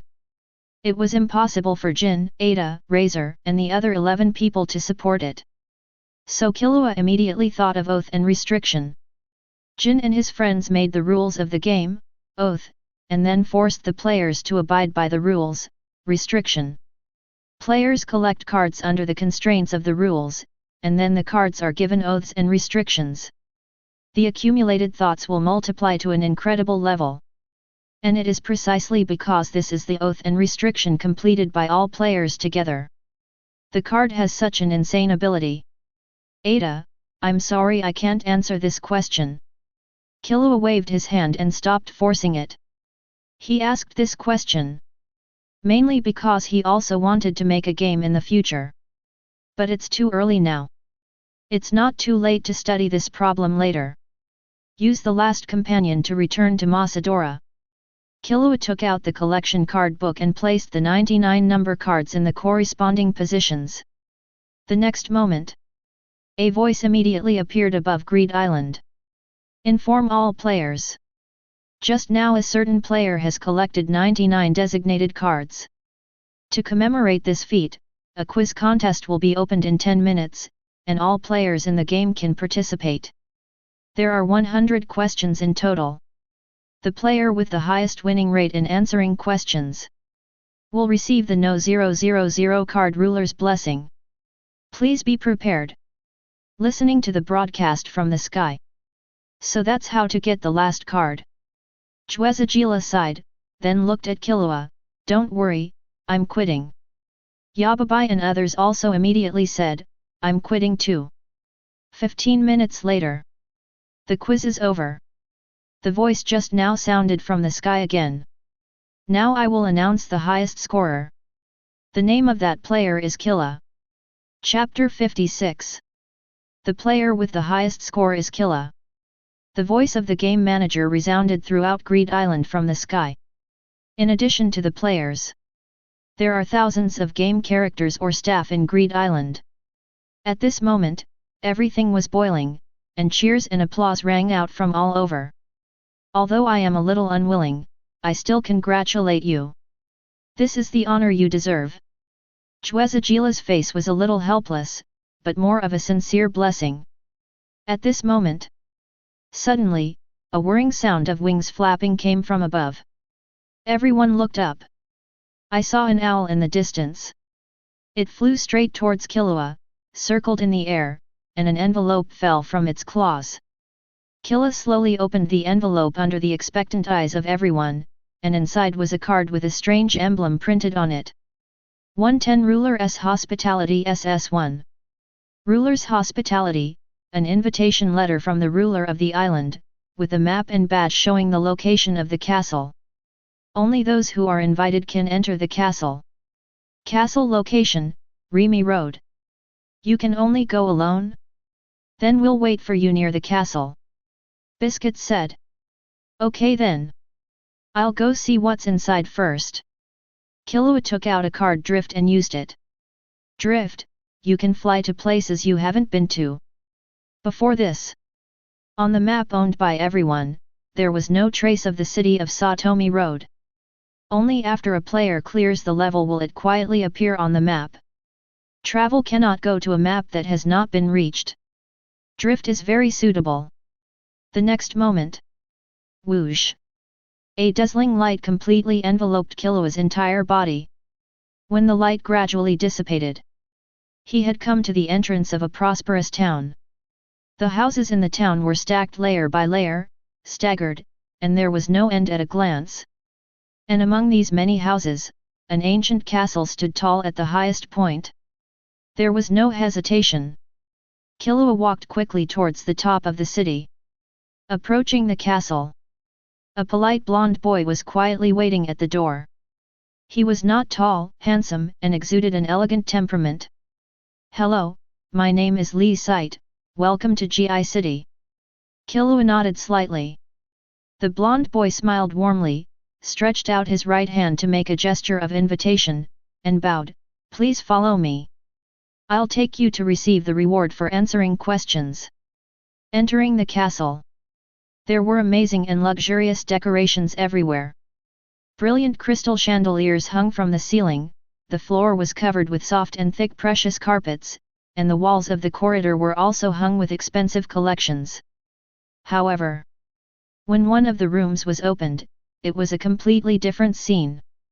The room was extremely dirty and messy, with miscellaneous items piled up on the floor in no order, and abandoned boxes were tilted here and there, with almost no place to stand.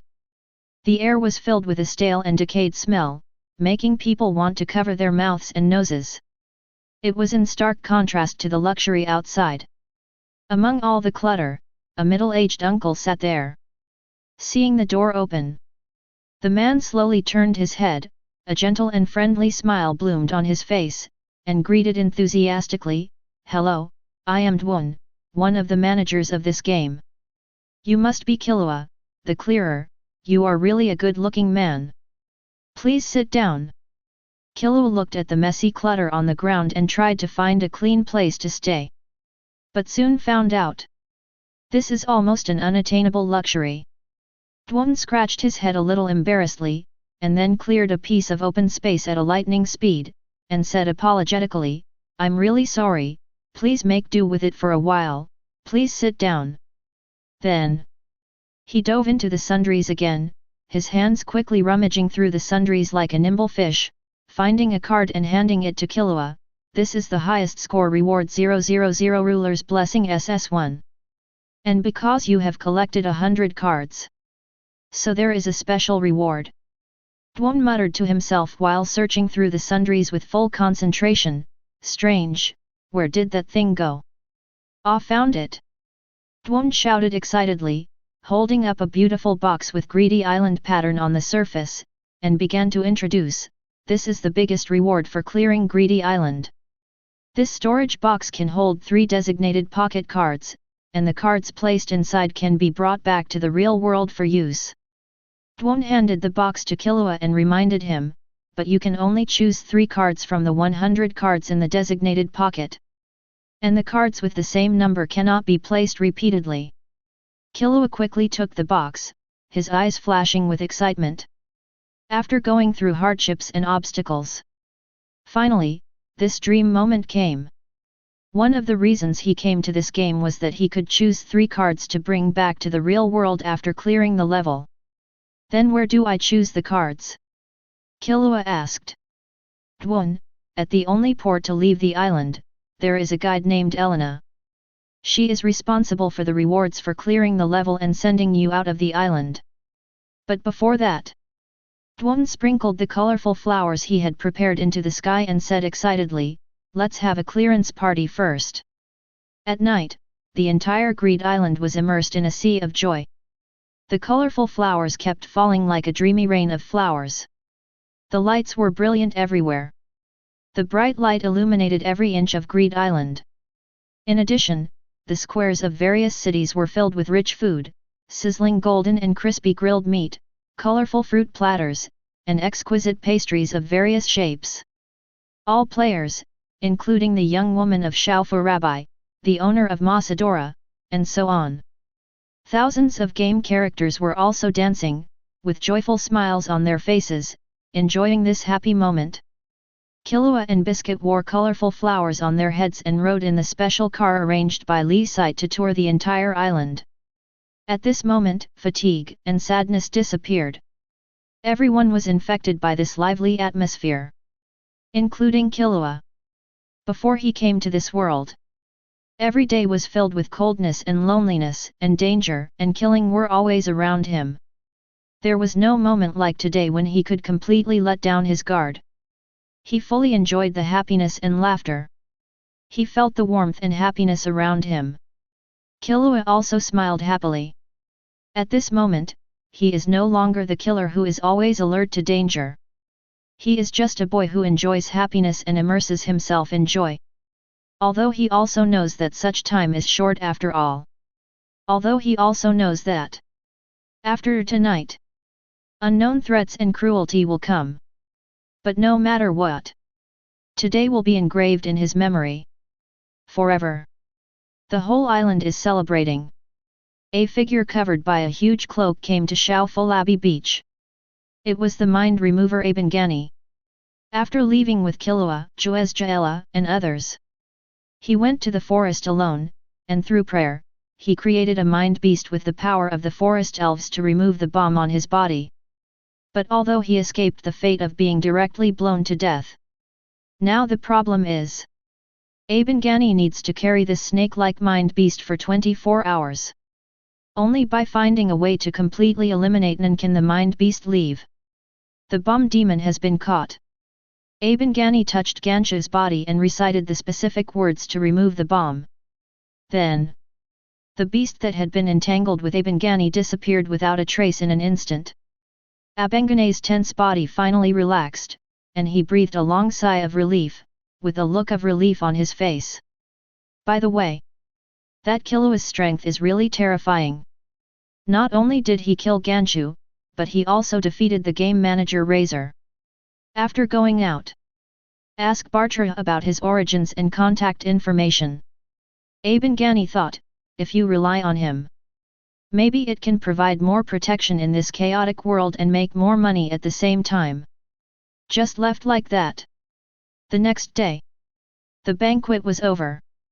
After the grand celebration and the hustle and bustle, the entire Greed Island returned to calm, and many players had already left in advance while the port was free. Only Killua and Biscuit were left. Killua. Biscuit put his hands on his chin and looked at Killua with pitiful eyes, his eyes full of prayer and expectation. Don't worry. You have followed me for so long. No credit, but also hard work. 3 cards, one of which has a place for you. Biscuit's delicate and artificial appearance made Sae really unable to resist. Killua, you are so good. Biscuit jumped onto Killua and hugged his neck, his face full of excitement and joy. Biscuit, come down quickly. Killua looked helpless. It would be fine if he didn't know her true identity. But when he thought of the cute lowly appearance, there was a 2-meter-tall burly woman. Killua couldn't help but shudder all over. But Biscuit seemed not to hear it. Not only did he not let go, but smiled and said, I won't, let me hold you for a while longer. 10 minutes later, In the harbor hut, Elena asked, Killua, congratulations on clearing Greed Island. Then please choose 3 cards from the designated pockets in your card collection book. You can bring these 3 cards back to reality. As a gem hunter, Biscuit couldn't wait to point to number 81 Blue Planet, although Beauty Spa and Witch's Rejuvenation Potion are also difficult for me to choose. But this one is better. It's so beautiful, I want to get it as soon as possible. Biscuit asked excitedly, Killua, which 2 do you want to choose? I'm considering it. Killua frowned, his eyes swept over the cards, weighing the pros and cons of each card. Is it the Rejuvenation Potion? Or the Dark Emerald that can avoid danger? Thinking carefully for a while, Killua also gave his own answer, the first one, Breath of the Archangel, the second one Draymon. Breath of the Archangel. This is undoubtedly the super god card of the Forbidden Island. It can not only cure the near-death injury, but also cure the incurable disease. As long as there is a trace of life, life can be taken back from the hands of the god of death. It can be said to be against the will of heaven. Having such an ability is equivalent to having a second life, Li Zhao Zhao. In this world full of unknowns and dangers, it is undoubtedly a treasure that everyone dreams of. As for Draymon, the introduction of this ability is, endangered beasts have the habit of stuffing items into their belly pockets. Some Draymon often hide several very rare props in their belly pockets. Although this Draymon is definitely different from the big blue cat with a universal pocket in memory. But just from the introduction, it is quite interesting. Especially the sentence some Dracula often hides several very rare props in their belly bags. Killua has been thinking. Does this Dracula also have props? Even if not. As an endangered beast. Beast. It would be nice to guard the gate for myself like the vicious dog San Mao in the future. As for the witch's rejuvenation potion, which looks awesome, it is useless to Killua now. And there are more amazing things in the Dark Continent, so there is no need to rush. Elena asked, Blue Planet, Archangel's Breath, Dracula. Really choose these 3 cards? Killua nodded. Well, I'll give you the ring back. The box with 3 cards is inside the ring. After returning to the real world, just say "Bo-OK" to summon the magic box. Elena, if you have no objection, I will send you out of the game now. Seeing that the 2 were speechless, Elena pressed the enter key of the computer in front of her. Killua and Biscuit disappeared instantly. Chapter 57. Killua and Biscuit disappeared instantly. The next second, they appeared in the real world. They left the port, but did not return to the castle of Batra, but to a city near the castle. Finally back. Biscuit stretched his limbs excitedly, but does this mean we are back to the real world? It doesn't feel any different from the game. Killua looked around, of course, because Greed Island itself is also a part of reality. That's right. Biscuit urged, hurry up and take out the box. Killua nodded and whispered, "Bo-OK." Just like in Greed Island, a box with 3 cards appeared out of thin air. Biscuit couldn't wait to pick up the card and chanted the magic, "Gain." The next moment, a sphere that was only the size of a palm, but made of rare elements in the universe, appeared. This small ball was like a concentrated miniature star, with countless tiny gems inlaid on the surface, each of which was shining brightly, like stars. There were delicate and exquisite textures on the sphere. Each texture was smooth and beautiful, as if veins were spreading on its surface, emitting a mysterious and charming light.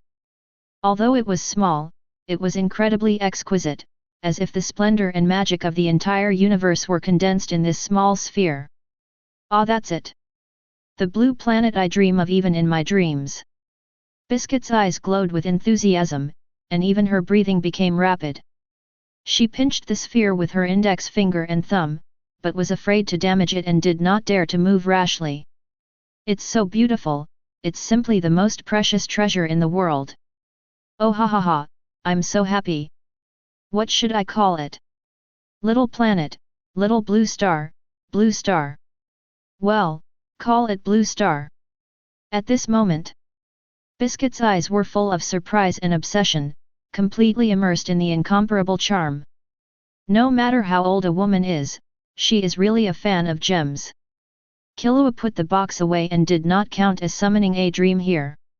Let's separate here. If there is anything in the future, come to 710. Killua wanted to say Kukolushan. But he hesitated when the words came to his lips, and thought about it and changed his words. If there is anything in the future, go to Yukiksen to find an Isla gang. I left my contact information there. Okay, I'll remember it. Biscuit nodded and said with a smile, Killua, I'm so sad to part with you. Killua paused, but didn't look back, just waved his hand and walked away. Looking at Killua's back, Biscuit was reluctant to look away for a long time. Excited. Surprised. Aftertaste. Various emotions filled her heart. Although the time was short. But the trip to Greed Island also left a deep impression on Bai Tongji. Before, she always thought that Jin Freaks, who became one of the 5 great Nen when he was young, was already the ultimate talent. Until she met Killua, she realized that. Or she was too ignorant. It turned out that there are such fierce guys in the young generation now. Unparalleled telekinetic talent, exaggerated physical talent, fearless and tenacious strong psychological quality. These are talents that every Nen can encounter but not seek. And now, they are all concentrated on one person. He is too strong, unreasonably strong. With his ability, he will be famous all over the world sooner or later. Looking at Killua's back, Biscuit sighed subconsciously, and after a moment, he looked around with a question mark on his face. Where is this place? It seems to be quite close to the Sky Arena. I can just go and see my apprentice on the way. In the castle, Batra paced back and forth in the dim hall. He stared at the closed door and the guarding Zyakumona, frowning, with worry and anxiety in his eyes. At this moment, a familiar voice came. It's just not in the house, but outside. Mr. Bartra, the treatment is over. See Killua. Batra rushed over in 2 steps, his eyes full of anxiety and uneasiness, and asked anxiously, Killua, how is it? Killua pointed behind him. The next moment, a thin figure with ordinary looks and slightly yellowish skin appeared. Although the woman looked ordinary.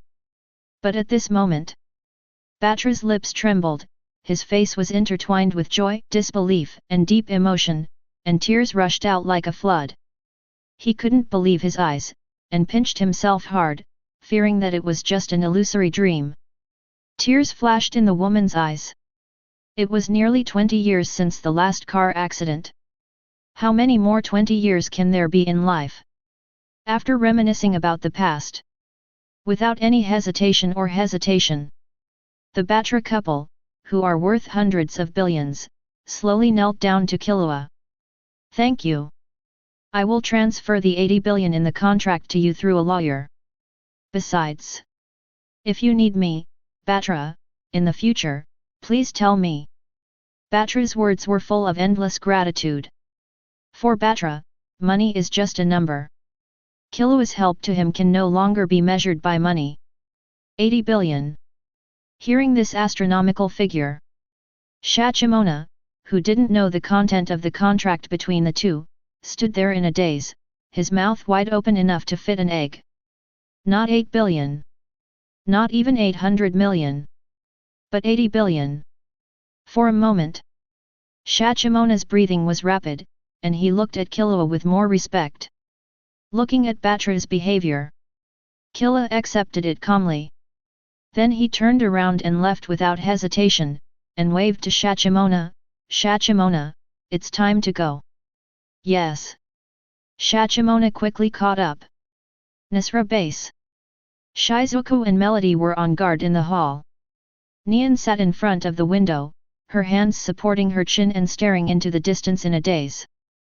I wonder what Killua is doing now. Nion sat quietly in front of the window, her thoughts and sight drifting away involuntarily, as if she could see a figure through the endless space. Ever since Killua left, she felt that the world seemed to have lost its color, and Killua's face kept appearing in her mind. That face seemed to be right in front of her. Every pore was so clear, yet so far away. In order to get rid of this feeling of loss, Nion tried to keep herself busy. But the effect was minimal. After all, she no longer had any relatives in this world. Once, her father was her support and warm harbor, no matter how violent the wind and rain were outside. As long as her father was there, everything, would become peaceful. And now, Killua was the only one she could rely on. Suddenly, Melody, who had been silent all the time, spoke. Someone is coming. The steps were very light, and the footsteps were almost inaudible. Such footsteps, it is likely to be a killer. Shizuku also immediately became alert. But the next moment, when he saw the person coming, the two immediately said in unison, "Boss! Boss!" Nion quickly opened the door. Killua. Seeing the figure she had been thinking about day and night, Nion was stunned at first, thinking it was her own illusion. She blinked hard, rubbed her eyes hard, and after confirming again and again, her face instantly bloomed with surprise, and she ran over and threw herself into Killua's arms. Nion was wearing thin pajamas. The thin fabric could not stop her body from trembling slightly due to excitement. Feeling the warmth in his arms, Killua was stunned, but did not push him away. He knew. The death of her relatives brought Nion indelible pain. She, who was once carefree, has now become extremely fragile and sensitive. In addition, she is in such an environment. If I don't give her hope again, then there will really be no hope in her life. That night, including Shizuku, Melody, and Shachimona, the core members of Nisra, led by Killua, had their first dinner together. Melody reported what happened recently. Shizuku blinked her innocent eyes and tasted the food silently. Nion fell asleep holding Killua's arm.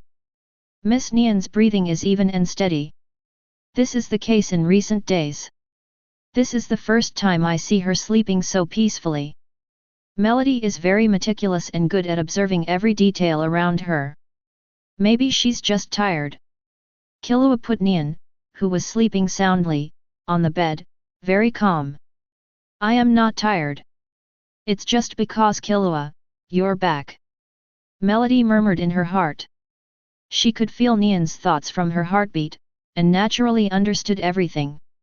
Late at night, after taking a comfortable bath, Killua found a separate room and began to count all the recent goods received. He turned on his phone. Just there was a transfer message. Batla's 80 billion has arrived. Killua counted the series of zeros on his phone, and a surge of uncontrollable excitement surged in his heart. Wait until the immortal sect finishes processing the auction items. Now my savings are conservatively more than 100 billion. If the old man and others knew that I made so much money in just a dozen days, I'm afraid they would be very shocked. 50 billion clearance bounty. It can make countless Nin abandon their lives and rush into Greed Island without thinking. The price of hunting a member of Phantom Troupe is generally only 2 billion. Although it is not appropriate to describe 2 billion with the word talent, it can be compared with 80 billion. That is not worth mentioning at all. This huge wealth is not only a numerical increase, but also a proof of ability. Killua's mouth corners can't help but rise. After counting the wealth, Killua began to count the entries received. This time he went to Greed Island. He still focused on the game, not hunting. The only entry he got. Only after killing Ganshu, he picked up Voice of Life, Orange lower level. Voice of Life, Orange lower level. Touch the opponent's body and say the keyword to install the bomb of the mind, and explain your name in detail to the installer. It is the condition for activating Voice of Life. This entry has many restrictions and the triggering conditions are also very cumbersome. But the power is unquestionable. Can enter Greed Island. At least they are all Nen who can skillfully use Lien. And Ganshu can easily kill dozens of members of the clearance group with Voice of Life, which is not as simple as ordinary Nen. In addition to 80 billion and Voice of Life, I have another biggest reward. BOOK. Killua put on the game ring and took out the Doraemon card from the card box. I don't know what it will summon. It would be great if this guy is really Doraemon. Killua took a deep breath and chanted Gain to trigger the card. The next moment, a strange light flashed. A yellow Doraemon cat with a white pocket on its abdomen, a bell on its body, and able to stand like a human appeared in the room. Killua opened his eyes wide and opened his mouth, but didn't know what to say. And the yellow Doraemon cat also tilted its head and looked at Killua with a puzzled look. The man and the cat stared at each other. The atmosphere was a bit awkward. Chapter 58. Killua stood in the room, staring at the yellow Doraemon in front of him, frowning, and fell into deep thought. I clearly remember that this guy didn't look like this in Greed Island. What's going on? Killua tried hard to recall every detail in Greed Island, and his eyes focused on the yellow Doraemon in front of him again, carefully observing every feature. The familiar pocket, bell, and the cute appearance. Except for the color that is different from his impression of Doraemon. Everything else is exactly the same. That's right. The system can scan. Killua opened the data panel, and dense information began to appear. Species, Dracula, rare mutation. Entries, magic pocket, gold top, 100% loyalty, blue lower level. Magic pocket, gold top level. Only 1 out of 100,000 Dracula can awaken this ability. It can not only be used to store treasures, but also automatically find rare items and put them in the pocket. At the same time, the props stored in the pocket have a very small chance of completing the upgrade. 100% loyalty, blue lower level, only loyal to the first owner, and the loyalty reaches 100% until death. It's a rare mutation. It also has a gold top entry. Killua couldn't believe his eyes. He never thought he would be lucky enough to encounter a rare mutant species. And looking at the automatic treasure hunt and small probability upgrade on the entries, Killua seemed to see countless possibilities unfolding before his eyes. The most important thing is that the entry 100% loyalty is also good. This means that he doesn't have to worry about this rare mutant pet betraying him, let alone taming it, which is so comfortable. Doraemon, can you speak? Killua asked expectantly, his eyes full of expectation. However, the yellow Doraemon just blinked, like a child at a loss. Killua gave up and asked, can you understand what I mean? This time, Doraemon nodded without hesitation. It's okay. Killua breathed a sigh of relief and showed a relieved smile on his face. Although Doraemon can't speak. But as long as he can understand what he means, Killua is afraid that he can't communicate at all. Now it's the most critical question. Doraemon, do you have treasures hidden in your pocket? Doraemon patted the small pocket on his belly, and a smile appeared in his big round eyes. That cute look seemed to say that of course there are many treasures. It seemed just showing off. Then show me. Draymond patted his stomach, looking a little depressed, and his stomach made a gurgling sound. Killua was stunned at first, then realized that he might be hungry. He immediately asked the chef to prepare some barbecue. But Doraemon just took a look and turned his head away. Killua frowned. Draymond is a beast, does he like to eat raw meat? Killua immediately found another piece of fresh raw meat and handed it to Doraemon. It's time to eat this. However, Doraemon remained unmoved.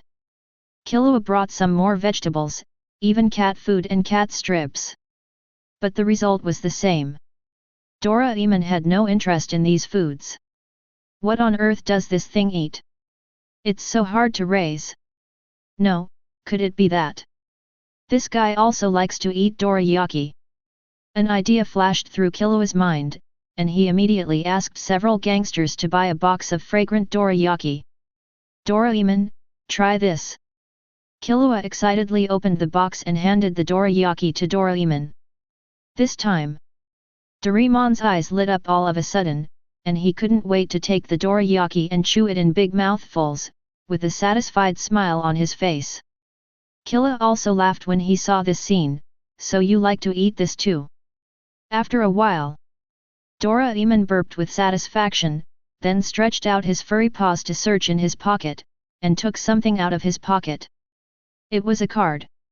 Just one glance, Killua has identified this card as No 84's Paladin Jewelry. Paladin Jewelry is used to block various magic cards and remove curses in Greed Island. The curse of the bandits was removed by Paladin Jewelry. But this card is only effective for card game characters in Greed Island, and it is just a useless card in the real world. However, after seeing the above introduction, Killua suddenly lost his composure. Paladin Jewelry, upgraded version, the holy weapon of the Paladin, worn on the body, can block and remove all curses. Upgraded version. Did this card evolve in Dracula's pocket? From the introduction, this card not only has the limitation of only removing the card game characters, but also can block and remove all curses. What a great thing! Killua took the card handed over by Doraemon and chanted the spell gain to turn it into an object. The next moment, a necklace with a cross gem in the center appeared out of thin air. Killua slowly put the necklace on his neck, and an inexplicable strange feeling spread throughout his body. Although the ability of curse is rare, this necklace means one less danger. It's still very practical. Killua looked at Doraemon with excitement, looking forward to whether there are other treasures. Doraemon shook his head, but immediately patted his pocket as if to say there are no more now. As long as the master likes, I will definitely collect more treasures in the future. Killua hooked his finger, with a bit of curiosity and expectation in his eyes. In addition to collecting treasures, you also have a certain fighting power. Let me see your strength. Doraemon waved his two paws in front of his chest, indicating that he was unwilling to attack. Don't worry about hurting me. Just attack. This is also my test for you. After hesitating again and again, Doraemon finally decided to take action, and a sharp blade emerged from its furry claws, appearing in front of Killua at an extremely fast speed. Killua dodged sideways. Doraemon immediately turned around and swept with its claws again. Unfortunately, Killua pressed its head directly at a faster and fiercer speed. Not bad, not bad. As expected of an A-class beast, its strength should not be underestimated. The overall combat power of Scissorhands Noto is only B-class difficulty according to the monster level in Greed Island. Even without the artifact pocket, Dragnemon is still A-class in terms of combat power. This strength is much stronger than that of ordinary Nin, and it is very good for guarding the door. On the next day, see Doraemon, Nion, Melody, Shizuku are curious, but not shocked. There are many strange creatures in the Hunter x Hunter world, and even ordinary people are no longer surprised by them. Ah, what a strange big-faced cat! Nion tilted her head and looked Doraemon up and down. Melody stood quietly aside, listening to the movements around her, her face calm as water. Shizuku observed its pocket with a curious face. You can call it Doraemon or Dragnemon. It can understand commands and has good combat power. You will also be a member of the guard group in the future. Listening to Killua's introduction, Doraemon proudly raised his chest. At this moment, a report came from outside the door. Boss, a collector named Zionpai is looking for you. As a gangster family, Nisra's base is in an independent manor in the suburbs. The manor is surrounded by lush forests and surrounded by tall and thick walls. The location is secret and quiet. At the entrance of the manor, a heavy iron door is closed. Only those who know the password or get permission from family members can enter. At this time, Zionpai is standing there. See Killua coming. He took out a savings card from his pocket. Killua, the things we agreed to do with you have been completed. Xianpai said proudly, some of the overly sensitive items are still looking for opportunities to sell, and the other products have sold a total of 15 billion. And the value exceeds 20% of the market value. Xianpai, well done. Killua's eyes flashed with surprise. Of course, with my ability and means, this achievement is not a problem. Xianpai's face was full of pride. He waved his hand, I have taken my share. Come to me if you have similar work in the future. You are busy first. I haven't slept well for half a month, and I also need to rest for a while. Put away the savings card. Killua returned to the manor, and Melody called to him. Last night Killua was thinking about one thing in his mind. Now this paladin's jewelry on his neck should be able to remove all curses. And if he remembered correctly. In fact, Melody is not as ugly as it is now. The real reason why she became like this is that she was cursed by the Dark Sonata. Dark Sonata, a solo piece composed by the Demon King, which can be played by 4 instruments including piano, violin, flute, and harp. When humans play or listen to it, they will inevitably suffer unimaginable terrible disasters. If it is a curse, this necklace of his may be able to remove it. Put out your hand. Killua slowly took off the necklace. Boss, you. Melody looked puzzled. Killua smiled and said, this is a treasure I got. I heard it can bring good luck to people. Didn't you say you were cursed? Try it, maybe I can help you remove the curse and restore you to your original state. Restore to your original state. Melody looked at Killua in surprise, her eyes full of disbelief. But soon she was overwhelmed by despair. Because she knew it was definitely impossible. Before this, she had already tried countless methods and consulted some Nin masters, but they all said it was impossible to restore to the original state. Thank you, Zhou Xian. Melody couldn't help shaking her hands when she took the necklace. She held the necklace tightly, her whole body trembling. Although she had no hope at all. But what if? In all things in the world, the most fearful thing is what if. Beg for one.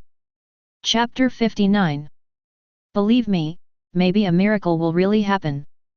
Looking at Killua's encouraging eyes, Melody nodded, closed her eyes, and prayed silently in her heart. Although the hope is slim.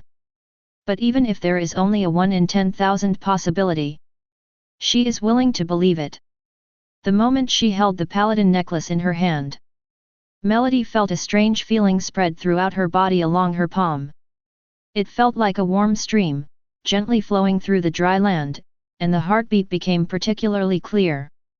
Killua, I seem to feel some changes. Melody's voice trembled with excitement, and even her breathing gradually became rapid. She took a deep breath and tried to calm herself down, but she couldn't calm down. I don't know how long it took. Finally, I felt that the warm current completely disappeared. Melody slowly opened her eyes. The next moment, what came into view was the dumbfounded expressions of Killua, Nion, Shizuku, and others. Nion stared at Melody blankly, muttering to herself, I'm not dreaming? This is incredible. Shizuku rubbed her eyes vigorously, as if she couldn't believe what she saw was real. Melody came to the mirror. She looked at the figure in the mirror. She was stunned for a moment, and tears instantly rolled in her eyes. Melody's face, which had been eroded by the curse, has now recovered. She has curved eyebrows, a straight and small nose, and long black and shiny hair that falls on her shoulders like a 720 waterfall. Her originally hunched body. At this moment, it also straightened up. Although it is not a perfect the most beautiful woman in the world. But she also changed from a monster to a pure and innocent girl next door. Melody couldn't control her emotions at all. The heart-wrenching pain of being ruthlessly tortured by the curse was vented out with tears at this moment. She turned slightly to admire her silhouette, stroked her face, and her fingertips began to tremble. looking at herself in the mirror. Melody's eyes were already blurred by tears, but she still stared at the mirror, as if she wanted to deeply engrave this new self in her heart. Killua, thank you. Thank you for helping me to lift the curse. I really don't know how to repay you. Melody still had tears in her eyes. But she immediately turned around and bent over to Killua at 90 degrees, her eyes full of deep gratitude. If you really want to thank me, play a song you are best at. Killua put the necklace back on his neck, lay on the chair and slowly closed his eyes. Melody was slightly startled, then a gentle smile appeared on her face, and she picked up the instrument beside her and began to play it gently. The next moment, melodious music slowly sounded, like the gurgling of water, or the breeze blowing through the treetops, gently lingering in every corner of the manor. Including Killua. Everyone completely relaxed physically and mentally in this melodious music. At the same time, taking advantage of this leisure time, Killua also began to think about his next path of cultivation.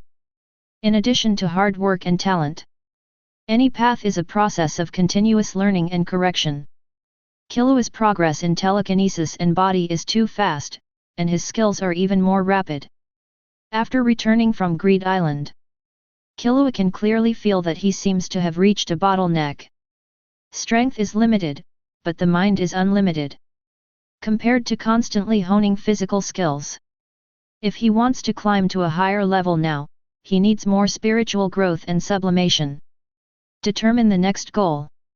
The next day, Killua arranged everything, said goodbye to Nion and others, and went to the largest waterfall nearby alone.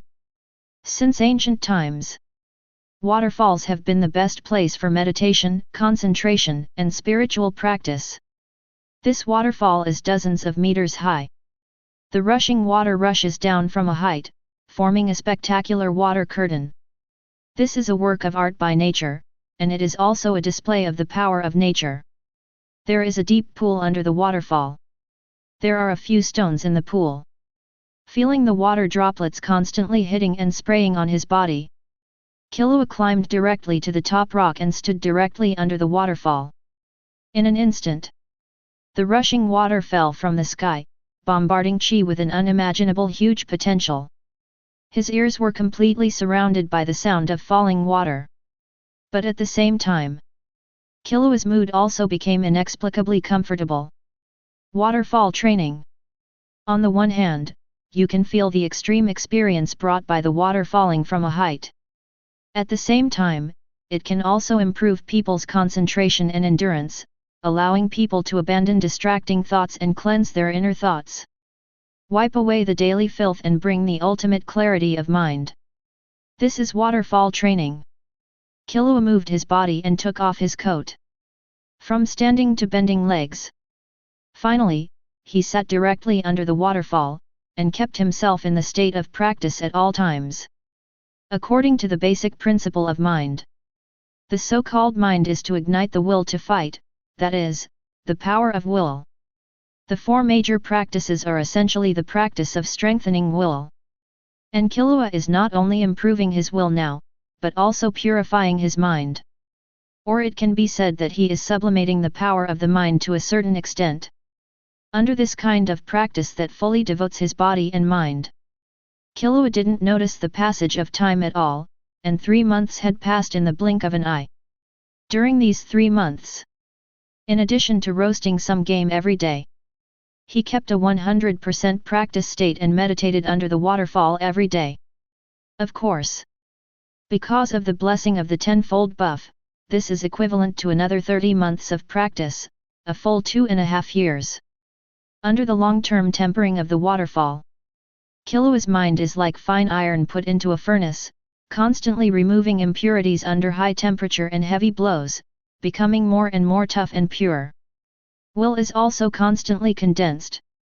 He began to understand the true meaning of mind, which was no longer just the use of power, but also the perfect fusion of mind and will.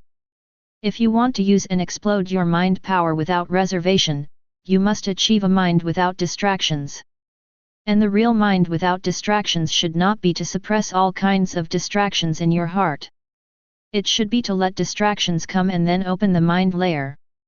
Just like the natural transformation law of spring, summer, autumn, and winter.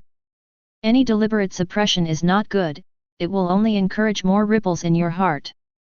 Sudden enlightenment. It often happens in an unintentional moment. After 3 months of continuous training, Killua's muscle strength has become much stronger, and the total amount of telekinesis has increased rapidly. He simply filled his stomach.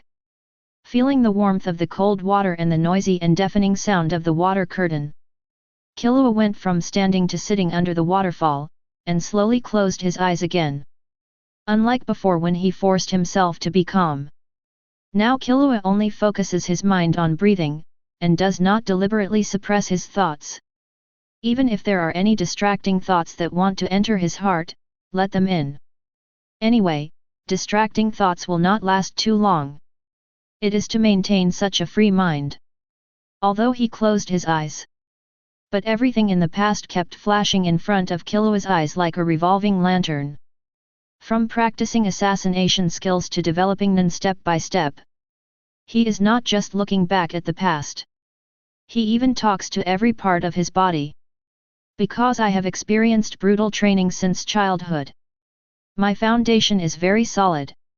Whether it is assassination or close combat, these should be considered the sharpest part of my ability.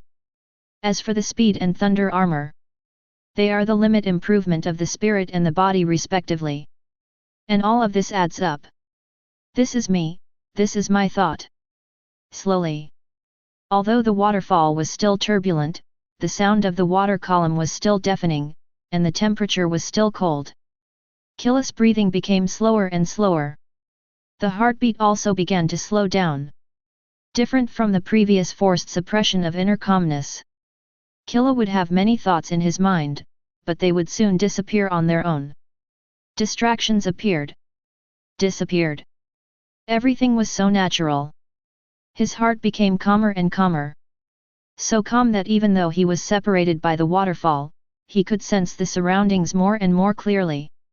Killua did not use circle to feel the surroundings, but just pure intuition. He even seemed to hear the sound of the match burning and cracking, including the sound of small animals resting and drinking water in the pool far away from the waterfall. He could hear it faintly. In addition to the sound, there was also a fragrant smell. The fragrance of flowers and plants, leaves. Buzz. Suddenly, the whole world began to tremble like an earthquake, rocks on the waterfall began to roll down, and mud and water splashed everywhere. Killua opened his eyes. Of course, the world didn't move, and the rocks didn't change. It was his heart that moved. Then, his heart was like a small grass pushing away the soil, instantly detonating his body, mind, and brain. Killua quickly stood up and strode out of the waterfall. At this moment, the sun shone directly on his face. He felt as if he had broken through some kind of shackles, and everything in front of him was changing dramatically. Now, there is no need to deliberately run zone to sense the surroundings. As long as Killua concentrates his mind, he can feel the changes around him anytime and anywhere. There is no need to deliberately use absolute to hide his breath. Killua feels that he can easily blend with nature. In addition to this, Killua also felt the wind. The wind is everywhere. The wind is howling in the air and on the top of the mountain above the waterfall. At a certain moment, Killua felt as if he had turned into the wind, circling and floating around the waterfall. What a wonderful feeling! Killua sighed. Since practicing telekinesis, this was the first time he truly felt the power of nature. Although it seemed that nothing had changed, but he had undergone a complete transformation. Especially the power of the mind, which was several times stronger than before. This was a completely different feeling from other practices. At this time, Killua walked out of the waterfall, slowly raised his right hand, and ran telekinesis again. The next moment, The dazzling lightning instantly wrapped around his arm like countless agile little snakes. 0.6 The light was dazzling and sizzling. Killua looked at a tree in front of him with a sharp gaze, and waved his hand casually. The next moment, countless lightning rods like filaments flew out at an unimaginable speed, accurately penetrating the center of each leaf. From the intensity and speed of the lightning to the angle of penetration of the leaves, every trace of telekinesis was controlled exactly. In the past, Killua's control of telekinesis would never be so delicate. Now my control of telekinesis is far greater than before. In addition, the increase in telekinesis is also terrifying.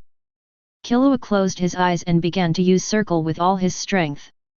The next moment, his aura instantly spread in all directions at an incredible speed. It expanded to nearly 400 meters before stopping. It was 8 times higher than before. The most important thing is, because Killua's control over telekinesis has reached an extremely delicate level now, he can directly change the shape of circle and turn it into an irregular needle shape. And the maximum distance that the needle state circle can feel is 2000 meters. In the original drama, Catwoman's circle is nothing more than this level. I really want to know how strong I am now. Killua's eyes were full of confidence and curiosity. He couldn't wait to verify the powerful realm he had reached now. Chapter 60. System, open the data information. After randomly trying his current telekinesis, Killua looked at the data panel again. Name, Killua. Skills, Assassination. Non-training level, Excellent. Excellent, Excellent, Talented, Extreme. Entries, Transmigrator, Black and Only, God of Killing in the World, Black, Speed, Orange Top, Thunder Armor, Orange Top, Electricity Resistance, Purple Upper Level, Poison Immunity, Purple Lower Level, comma. Looking at the data panel, Killua's eyes lit up. Speed and Lightning Armor are both top orange attributes, really awesome. Compared to 2 months ago, my resistance to electricity and poison are both increasing. This should be related to my physical training under the waterfall and Minon's breakthrough from excellent to excellent. Feeling the changes in his body, Killua was full of a sense of accomplishment. When he first practiced his resistance to electricity, even the weakest current would cause his whole body to spasm. The anti-poison training was even more terrifying. He once took the initiative to let the poison erode his body, and he was on the verge of life and death many times. But the training speed is completely inferior to now. And the most important thing is, in terms of the distance of circle, Killua has surpassed Old Man Zeno. But even so, he has just entered the second level of telekinesis. Excellent. Excellent, Excellent, Talented, Extreme. What does this mean? This shows that he still has the potential to defy the sky, and it can only be said that he is worthy of the black level attribute talent. At this moment, a familiar voice came to Killua's ears. Congratulations to the host's telekinesis for breaking through from excellent to excellent and obtaining an promotion gift package. Open now. Killua was slightly startled. He didn't expect that there would be a gift package for breakthrough. A surprised look appeared on his face. Open now. Ding, NAN promotion week automatically opens. Congratulations to the host for obtaining the opportunity of item fusion +1, and can fuse existing items. Only black items and below can be fused. Item fusion opportunity +1. Killua's eyes flashed with a fiery light. Looking at his data panel, he began to think in his mind which 2 items to fuse. He knew it well. This is a great opportunity to improve his strength again for free. He must think carefully and make the wisest choice. Incredible convenient large wrap, voice of life, 1 space type NAN, 1 sets a bomb.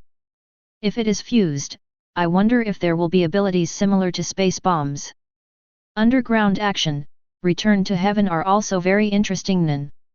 After thinking about it, Killua's eyes still fell on the 2 items super speed and thunder armor. Super speed gave him extraordinary speed and reflexes, allowing him to unexpectedly deliver fatal blows in battle. Thunder armor provides him with powerful defense and attack bonuses. These two items are not only orange top level. They are also the key to defeating the enemy and are core skills. Thinking of this, Killua's eyes became firm and he had made a decision: system. Merge super speed and thunder armor. After making the choice, Killua heard that familiar voice again. Ding, speed and thunder armor merged successfully.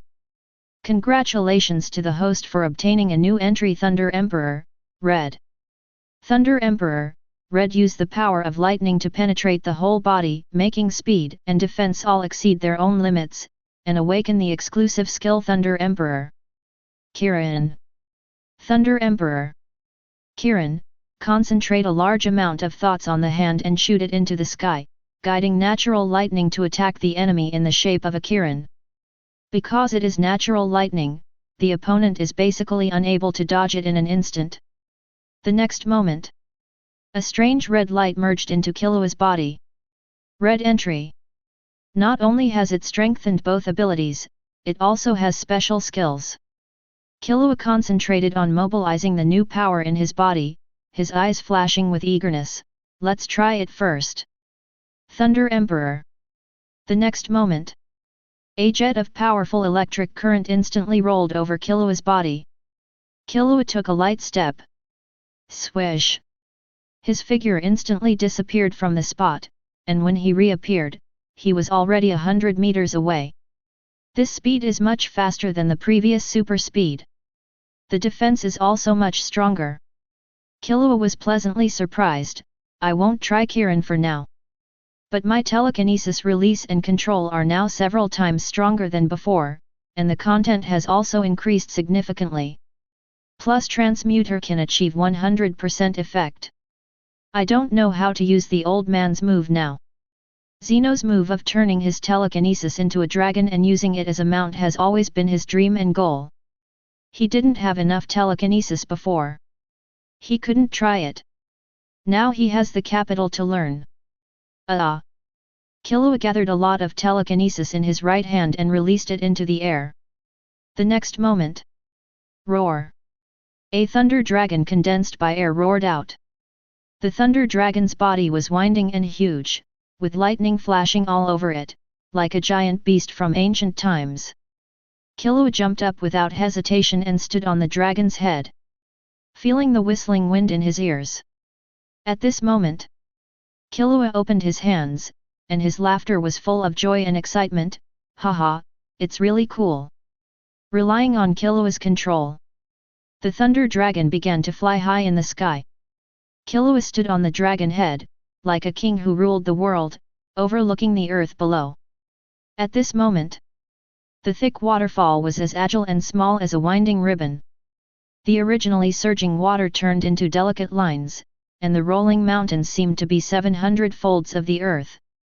From this waterfall practice, Killua not only stepped onto a new level in telekinesis, but also felt the power of all things in nature, and also felt his own insignificance. Compared with the world, everything is as insignificant as an ant. Killua knew that his road was still very long. He had to continue to practice and grow, so that he could have the ability to explore this mysterious and magnificent world. At the same time, only by becoming stronger can he protect everything he cherishes. Sitting cross-legged on the dragon head, Killua took out his mobile phone and called everyone in the Nisra base first to tell them about his current situation. Then, Killua called Zeno. Grandpa, it's me, Zhou Kuang. Although Killua doesn't like the atmosphere at home that is full of rules and constraints, and makes people feel depressed and dull.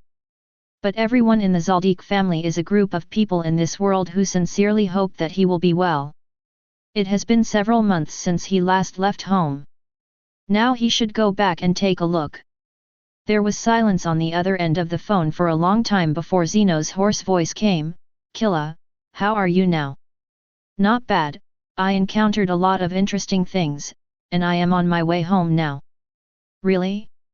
Then I'll wait for you at home. Chapter 61. Sky Arena.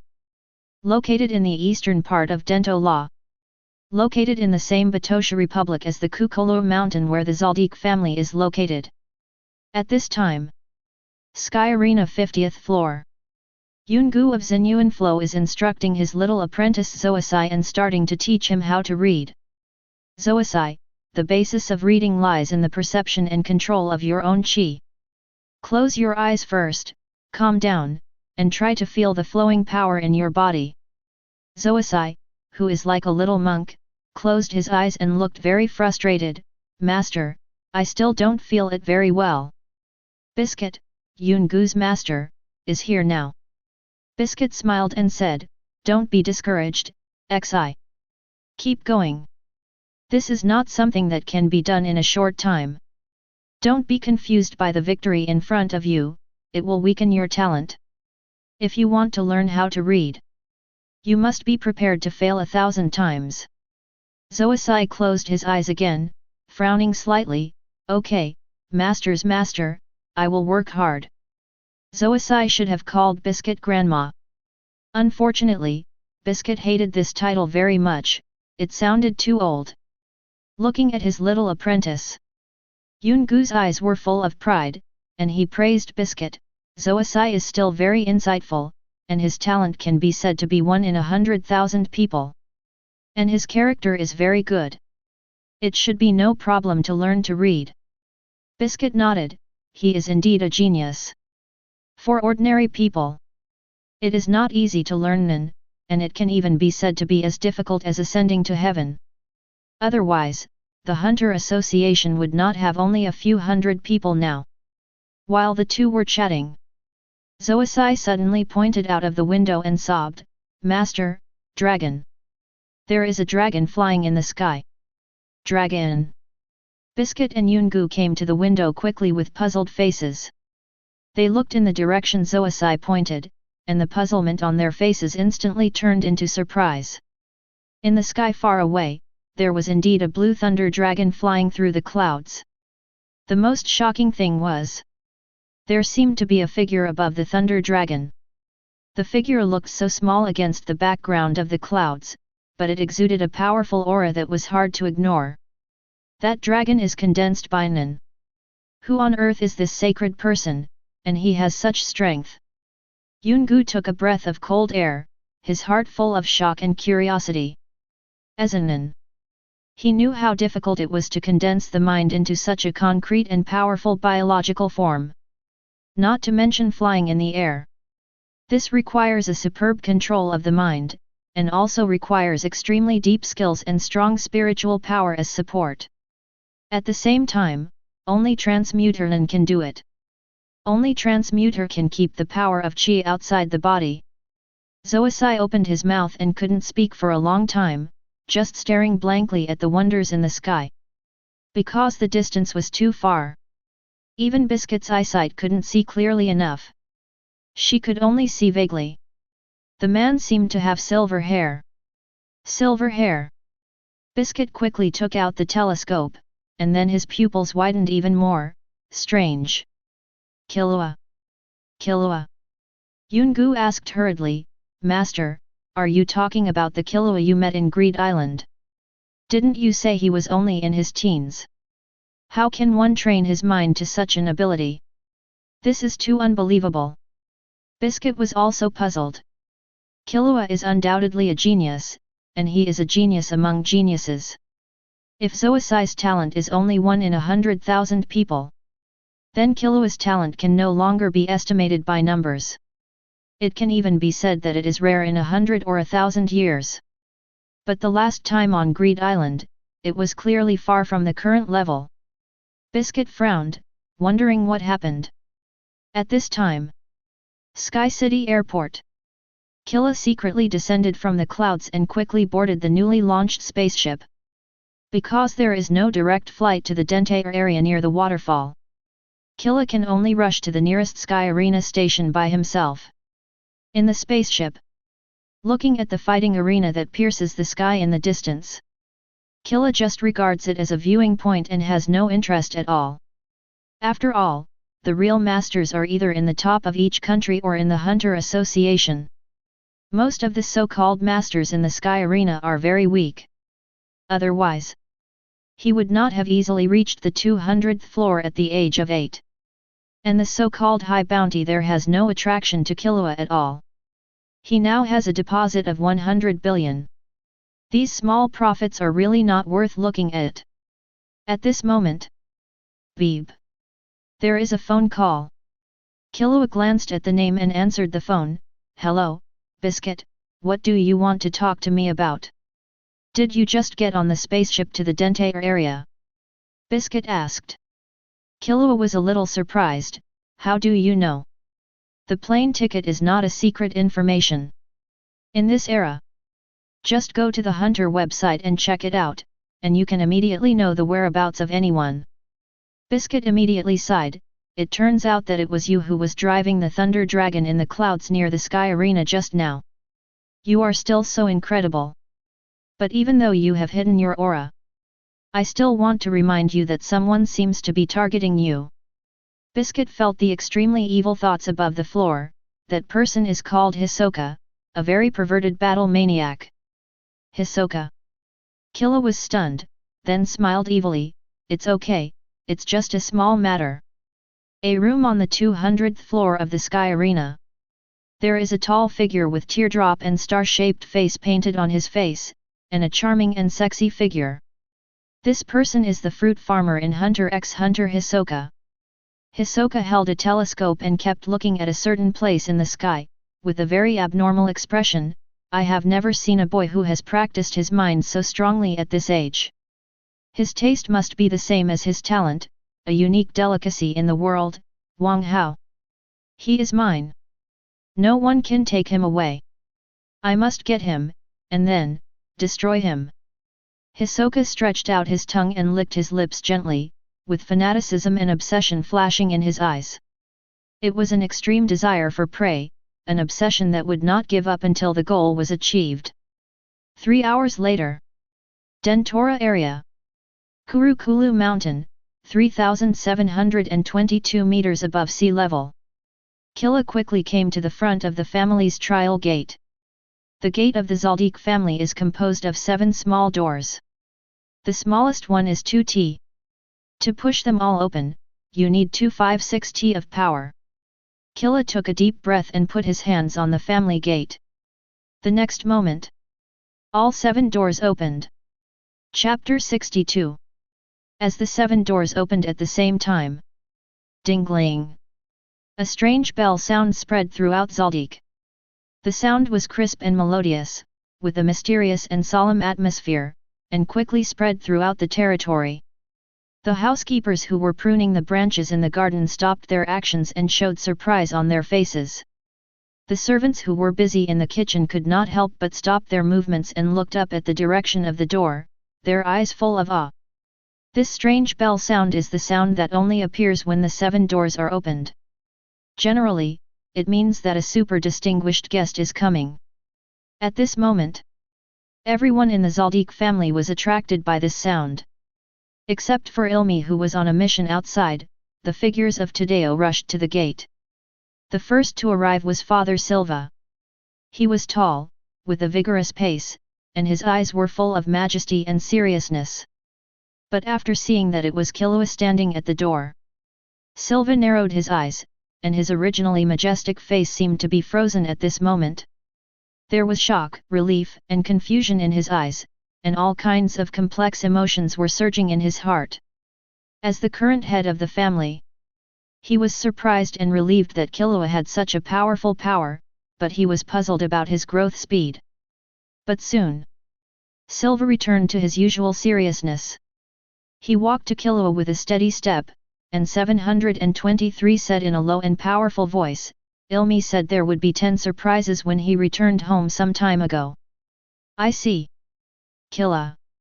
You really grew up. Then. Mother Kikyo also hurried over. Kikyo covered her mouth tightly with both hands, and her carefully dressed face became a little distorted because of extreme surprise. Her body trembled violently, and she ran forward excitedly to hug Killua, tears rolling in her eyes, My child, you have grown a lot taller than before. Seeing you so outstanding, Mom is so proud of you. When she saw Killua's figure, Kalito's eyes, which were originally as calm as water, instantly ignited a fiery light. He ran over and stood in front of Killua, his eyes full of admiration and joy. Killua brother, you are finally back. Killua touched Kalito's head. The latter's face instantly bloomed with an extremely brilliant smile, as if he had received the most precious gift in the world, and his heart was full of happiness and satisfaction. The second brother Meiji walked over slowly, and then as if he was cast a spell, he opened his mouth wide, and the fat on his face kept shaking because of extreme shock, and he kept muttering, "How is this possible? How could it be Killua?" In a flash, he curled his lips again, shocked in his heart but still muttered stubbornly, "Humph, it must be just good luck.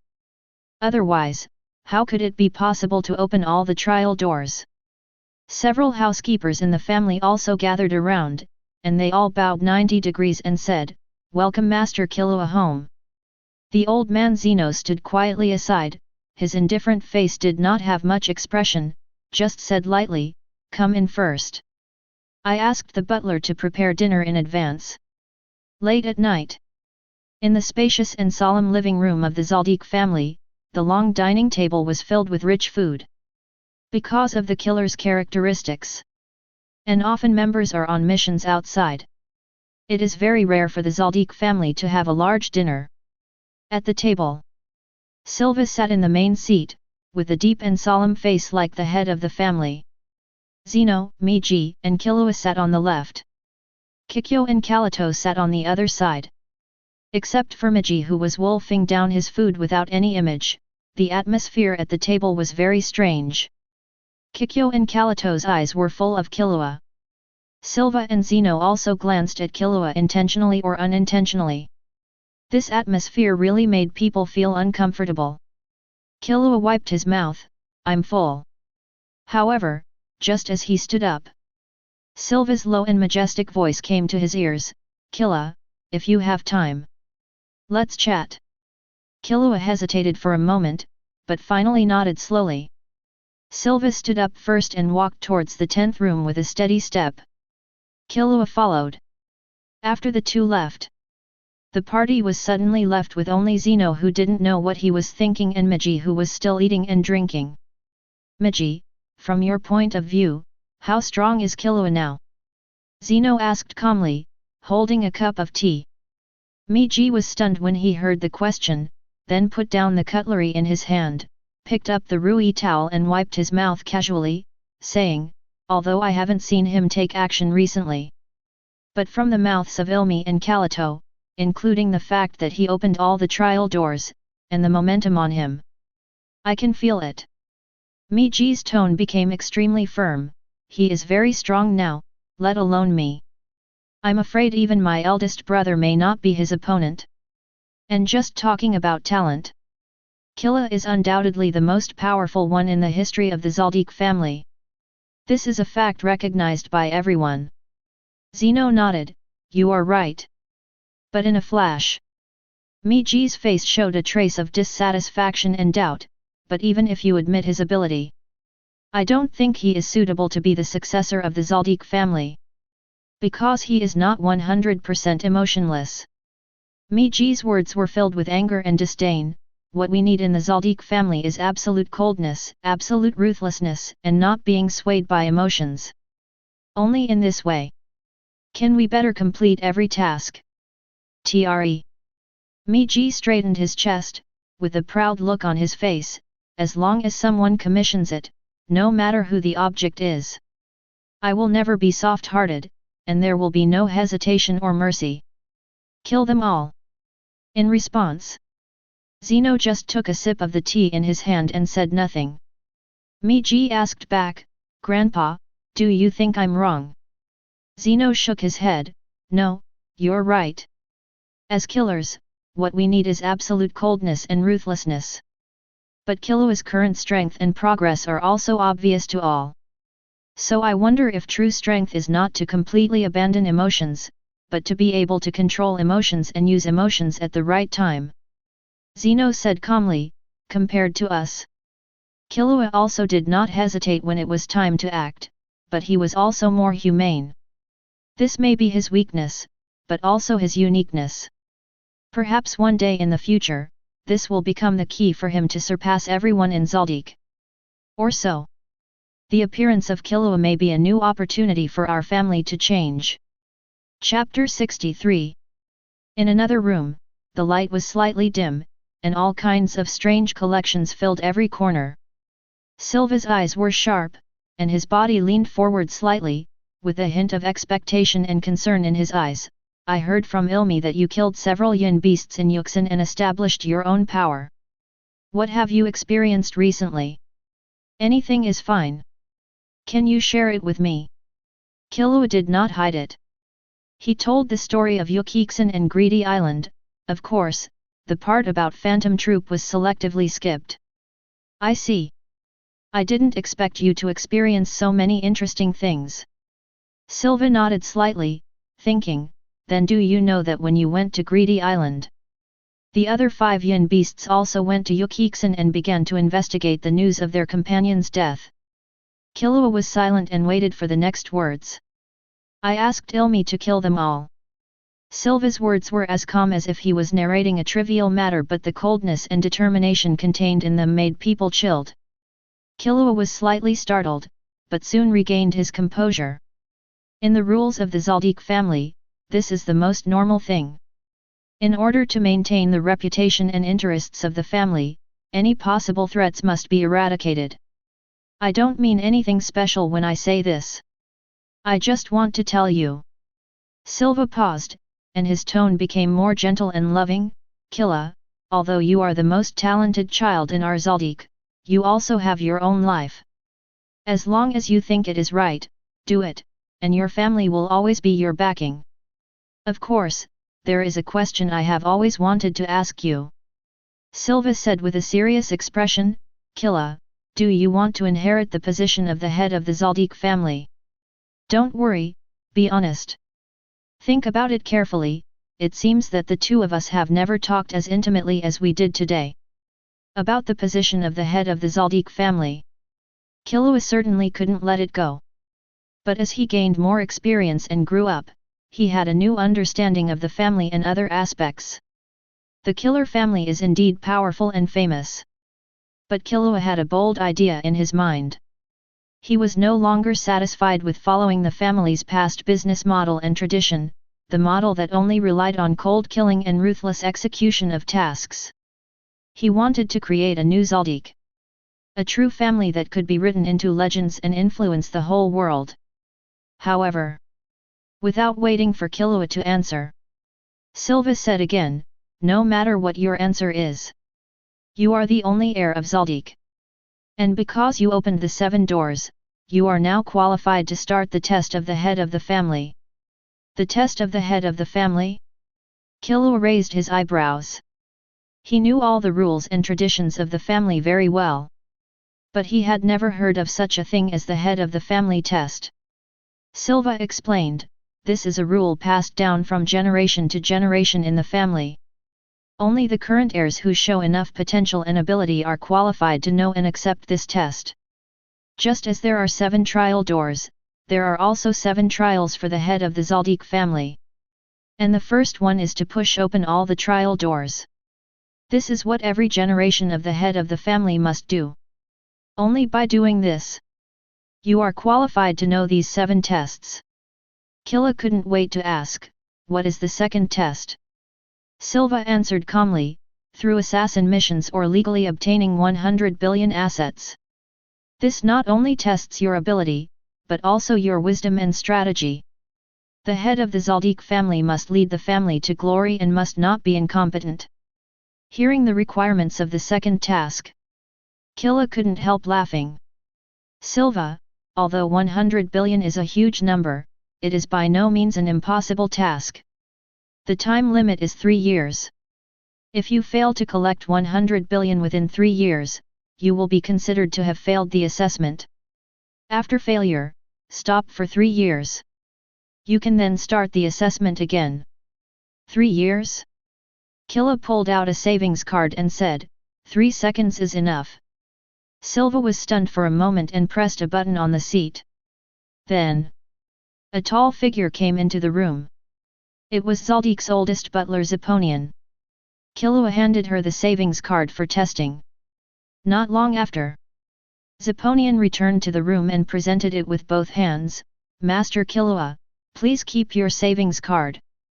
Then, Zeponian reported to Silva, according to my test, Master Killua's assets have exceeded 100 billion. You are worthy of being my son. Silva's eyes sparkled, full of pride and pride. What is the third test? Killua continued to ask. Silva, the third test is to complete an S-level mission. But before that, the annual hunter assessment is about to begin. If you have a hunter license, any mission you will have in the future will be much easier. Please give me flowers. There is no rush for the family head test. You go first. Killua nodded, then walked straight to Silva and gave him a thumbs up. Dad, I promise you.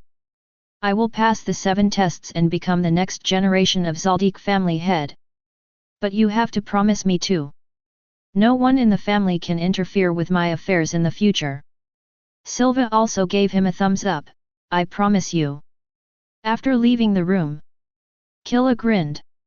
The reason why he wanted to make a final agreement with Silva was to activate Nion memory reading, purple top level. Memory reading, purple top level. As long as you touch the other person's body and ask questions, you can read their memories, and they are the purest and original memories in people's hearts, without any possibility of deception. The reason why he activated memory reading. On the one hand, it was to verify the authenticity of the family test, and on the other hand, he wanted to know what the other assessments were. At this moment, the memory deep in Silva's mind suddenly appeared in front of Killua. Zoldyck's successive family heads did have 7 tests. The first item, open the 7 trial doors. The second item, legally obtain 100 billion within 3 years. The third item, complete an S-level task alone. The fourth item, defeat the current family head. The fifth item, get the recognition of Zoldyck's elders. The sixth item, get the support of all brothers and sisters. The seventh item. See the 7th task. Killua was stunned. Because the 7th task was to kill all brothers. Especially when combined with the 6th task, this requirement was extremely cruel and cold-blooded. At this moment, Killua finally understood. No wonder except for this generation. He had never seen any uncles and granduncle, that is, Silva's brothers and sisters and the old man's brothers and sisters. No wonder Zoldyck did not allow brothers to kill each other on the surface. Behind the seemingly friendly. In fact, the head of the family wanted to kill all the brothers. He finally understood. When in Yokiksen. Why did Ilmi say, if one day he was killed, he would not blame, but would be very relieved and moved, because that was the last step to inherit the family business. It turns out that Ilmi knew about the existence of this test a long time ago. Looking at these 7 tests, especially the 7th, Killua fell into a long contemplation. Chapter 64. January 1st. The registration for the Hunter exam is closed. The 287th Hunter exam is about to be held. At this time, the Hunter Association Management Office. An old man with a ponytail, long eyebrows and beard, and large earlobes is looking through the information of all the contestants in this round. He is the general manager of this Hunter exam. He is also the president of the Hunter Association, who is known as the world's strongest Nion. Next to Netero is a short assistant who looks like a green bean, the bean-faced man. The bean-faced man reminded, President, the contestants for this exam are very talented. The contestants with more potential or strength are, number 405 Gon, number 404 Kurapika, number 301 Gitaraker, number 294 Hanzo, number 44 Hisoka, and number 99 Killua. Among them, number 301 Gitaraker, number 44 Hisoka, and number 99 Killua need special attention. According to the examiner in charge of registration, 74.3 the chi of these three people is beyond imagination. I am afraid that even the examiner may not be their opponent. So in order to maintain order in the examination room and prevent crises, please make a trip. No trouble, I am the person in charge. Netero narrowed his eyes slightly, fixed his gaze on Killua's information, and a meaningful smile appeared at the corner of his mouth, and if Biscuit is right, this Killua has quite remarkable strength. This kind of opponent is not easy to encounter. Although he is a bit bullying, I really want to fight him. Although Netero has a peaceful face, he likes to make things difficult for others and himself. His biggest goal in life is to constantly challenge powerful opponents. He is a true hunter who dares to explore unknown dangers. Also, is this kid a contestant who boarded the ship from Whale Island to participate in the competition? Netero asked, picking up Gon's information. The bean-faced man nodded. If I'm right, this Gon is Jin's son. President Netero's eyes flashed with a gleam of light, and he sighed, no wonder he looks so special. He is really similar to Jin when he was a child. I didn't expect that 12 years have passed in the blink of an eye. I don't know where Jin is, but his son is here. I don't know if this is fate. Or is it just a coincidence? The underground examination room in Saba City. The 287th Hunter exam began. Gon, Kurapika, and Leorio, who had just rushed here from the whale, were looking at the many contestants in the venue. Kurapika lowered her voice while observing, these people are completely different from the opponents we met before. People who can come here. Everyone probably has special talents. Leorio nodded, with a hint of vigilance in his eyes, yes, we have to be more careful. Suddenly, Kurapika found that Gon, who had always been smiling, was inexplicably tense. Gon, what's wrong? Kurapika asked. Gon bit his lip, I feel a strong sense of oppression from that guy, just like the powerful monster I met in the jungle. Kurapika's expression tightened, and following Gon's gaze, he saw a silver-haired boy on a skateboard. It was Killua who also came to take the exam. This year is the plot year. Killua knew that he would meet Gon, Kurapika, and Leorio here. At the same time, the information of Gon and Kurapika began to appear in front of Killua. Name, Jin Freaks. G. Entry, Terrible Wild Child, Red. Terrible Wild Child, Red has a pure, and innocent heart like a baby. Physical talent and learning talent are extremely amazing. As long as he is interested, he will absorb any skills like a sponge. Name, Kurapika. Entry, Fiery Red Eyes, Red. Fiery red eyes, red when excited, the eyes will turn into a bright crimson color. In this state, the basic physical ability and key volume will increase significantly, and other system can be used with 100% accuracy. As expected, he is a member of the protagonist group. Gon and Kurapika are also born with red entries. Compared to the two, Leorio is obviously several steps behind. In addition to the hunter passport, one of the reasons Killua came to take the exam was to subdue Kurapika. As one of the few hunters who has both military and intelligence, Kurapika's ability is beyond doubt. The main weakness is too obvious. His deep obsession and hatred for his people make him very easy to control. As for Gon, Killua does not intend to subdue him. One is because of his complicated background. The other is because this kid has a simple and direct personality, and most of the time he will only decide his actions based on his passion and personal preferences. And a person who cannot be controlled. Killua is not needed. At the same time as the hunter assessment began, Yuk-Xin City. 3 uninvited guests came here. One of them was dressed as a samurai Ronin, with a high ponytail, a thin face, drooping eyes, and a scraggly beard. To the left of the samurai was a young man with a warm smile on his face and a harmless face. To the right was a pink-haired woman who exuded shrewdness and competence. These three people were Phantom Troupe, Nobunaga, Shulnark, Maki.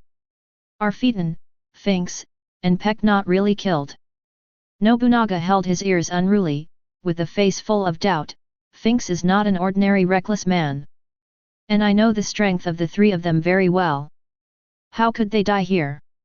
Maki's voice was very cold. We don't know the specific situation yet, and we can't draw conclusions based on speculation. But we can't contact them for 3 months.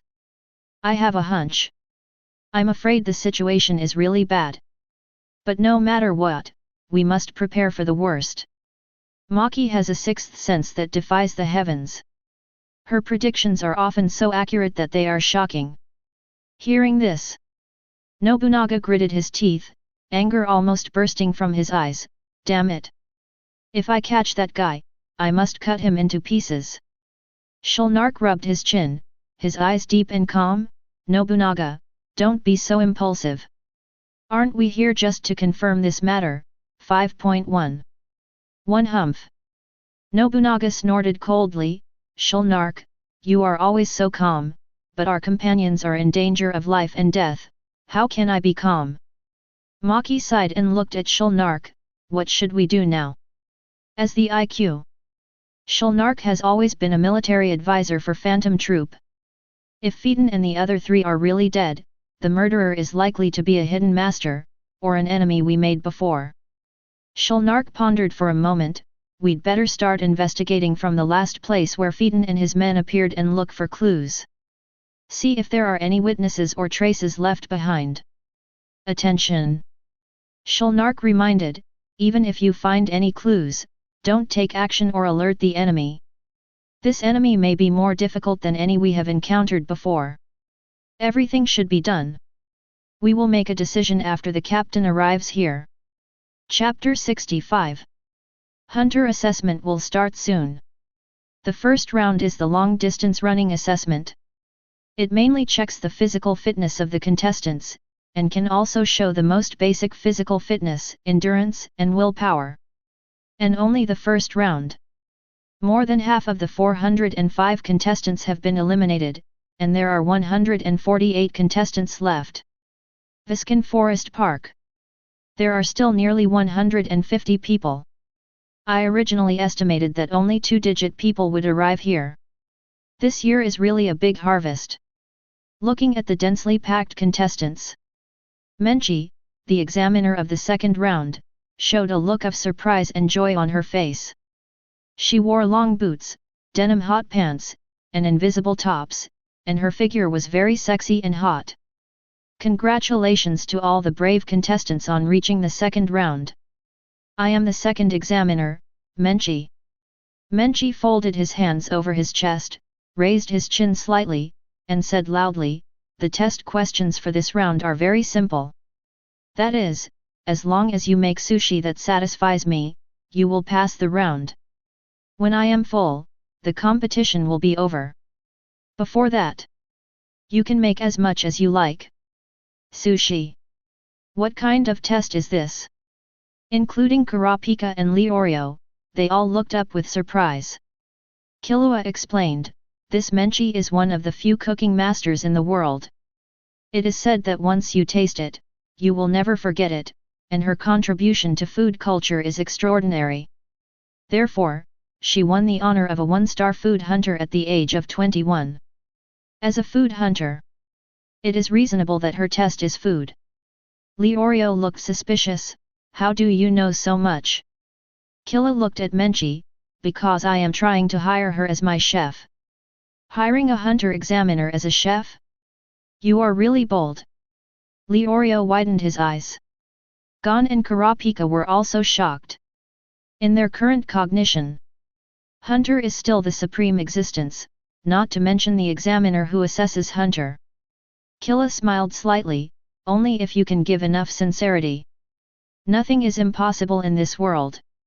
After a short wait, the second test officially began. But a group of rough guys who hardly cook on weekdays want to satisfy the taste buds of a one-star hunter. This is obviously impossible. The result was not surprising. All failed. This strange assessment method immediately caused dissatisfaction among the crowd. I don't want to be a chef, and I don't want to be a gourmet. I want to be a hunter. And a bounty hunter who specializes in hunting wanted criminals. You, a mere gourmet hunter, are not qualified to judge whether I am qualified or not. The speaker's name is Bodello, a martial artist who concentrates on practice. Faced with such questioning, Menchie's face was cold. Then you can only blame your bad luck for meeting me as an examiner. If you want to get a hunter license, come back next year. What a joke! Bodello's eyes were wide open, and veins on his forehead bulged. You are deliberately making things difficult for us. Menchie snorted, making things difficult? This is the assessment rule. If you can't accept it, don't come to participate. Bodello was so angry that he trembled all over, clenched his right fist, and suddenly attacked. But the next moment, swish! Menchie drew out the double knives behind his back and chopped Bodello's right hand directly with one knife. You still want to be a bounty hunter, but you can't even dodge the attacks of the food hunters. Don't laugh at me. Menchie said coldly, in order to find food, we food hunters have to sneak into the beast's nest frequently. Each hunter must have special skills. I just want to know if you have the courage to challenge the unknown. Boudreaux fell to the ground in pain, screaming. The other contestants were horrified when they saw this bloody scene, and the scene fell into silence. At this time, a shark spaceship with the Hunter Association logo appeared in the sky. Then, a figure fell from it. You are right, but it is too unreasonable that there is not even one qualified person. Seeing the person coming, Leorio was sweating profusely. Who is this old man? He jumped from such a high place, but his bones were fine. Killua narrowed his eyes. Hunter Association President Netero. Menchie immediately bowed slightly and said, President, why are you here? Netero smoothed his beard. I know you are furious because of the examinee's contemptuous attitude towards cooking. But the questions you asked are really too difficult. How about this? Netero suggested, there are many grape spider eggs in the deep valley opposite. If you want to take them, you must go deep into the cliffs of the valley.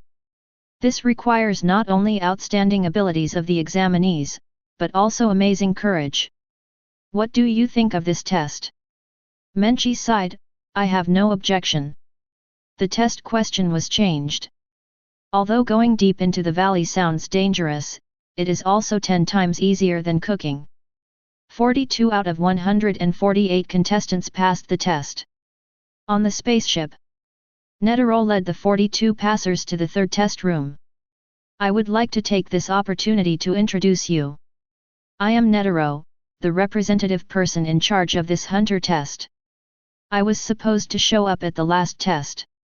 But 793, I am a person who can't sit still and likes trouble. So I decided to accompany you all the way. The next destination is scheduled to arrive at 8 o'clock tomorrow morning. Before I contact you, you can move freely. Free time. Killua sat by the window to rest alone. Suddenly, a voice came from behind. How is it? How does it feel to participate in the hunter test for the first time? It was Netero. Killua raised his eyebrows slightly. What can I do for you? Netero put his hands behind his back, smiling. I am just bored, old man. I want to find someone to talk to. It would be best if someone could play some games with me. Netero took out a volleyball from behind and grabbed it in his hand and smiled. Would you like to participate? As long as you can snatch this ball from me before this spaceship reaches its destination. No matter what method you use, I will exempt you from the subsequent exams and give you the hunter license directly. Killua originally thought that this exam was too complicated, and he really wanted to experience Netero's strength. At this time, he naturally chose to agree. Then I won't be polite. Killua took a step forward, and his whole momentum suddenly changed. I was watching the game at night and was very angry when I was 3:0. Chapter 66. Because the corridor of the spaceship is too narrow, the space is limited. Killua and Netero moved to a spacious room dedicated to training. Netero stood in the center of the room holding a volleyball. Killua stood on the left side of the room. His eyes were full of curiosity and vigilance, and he began to look at Netero's data carefully.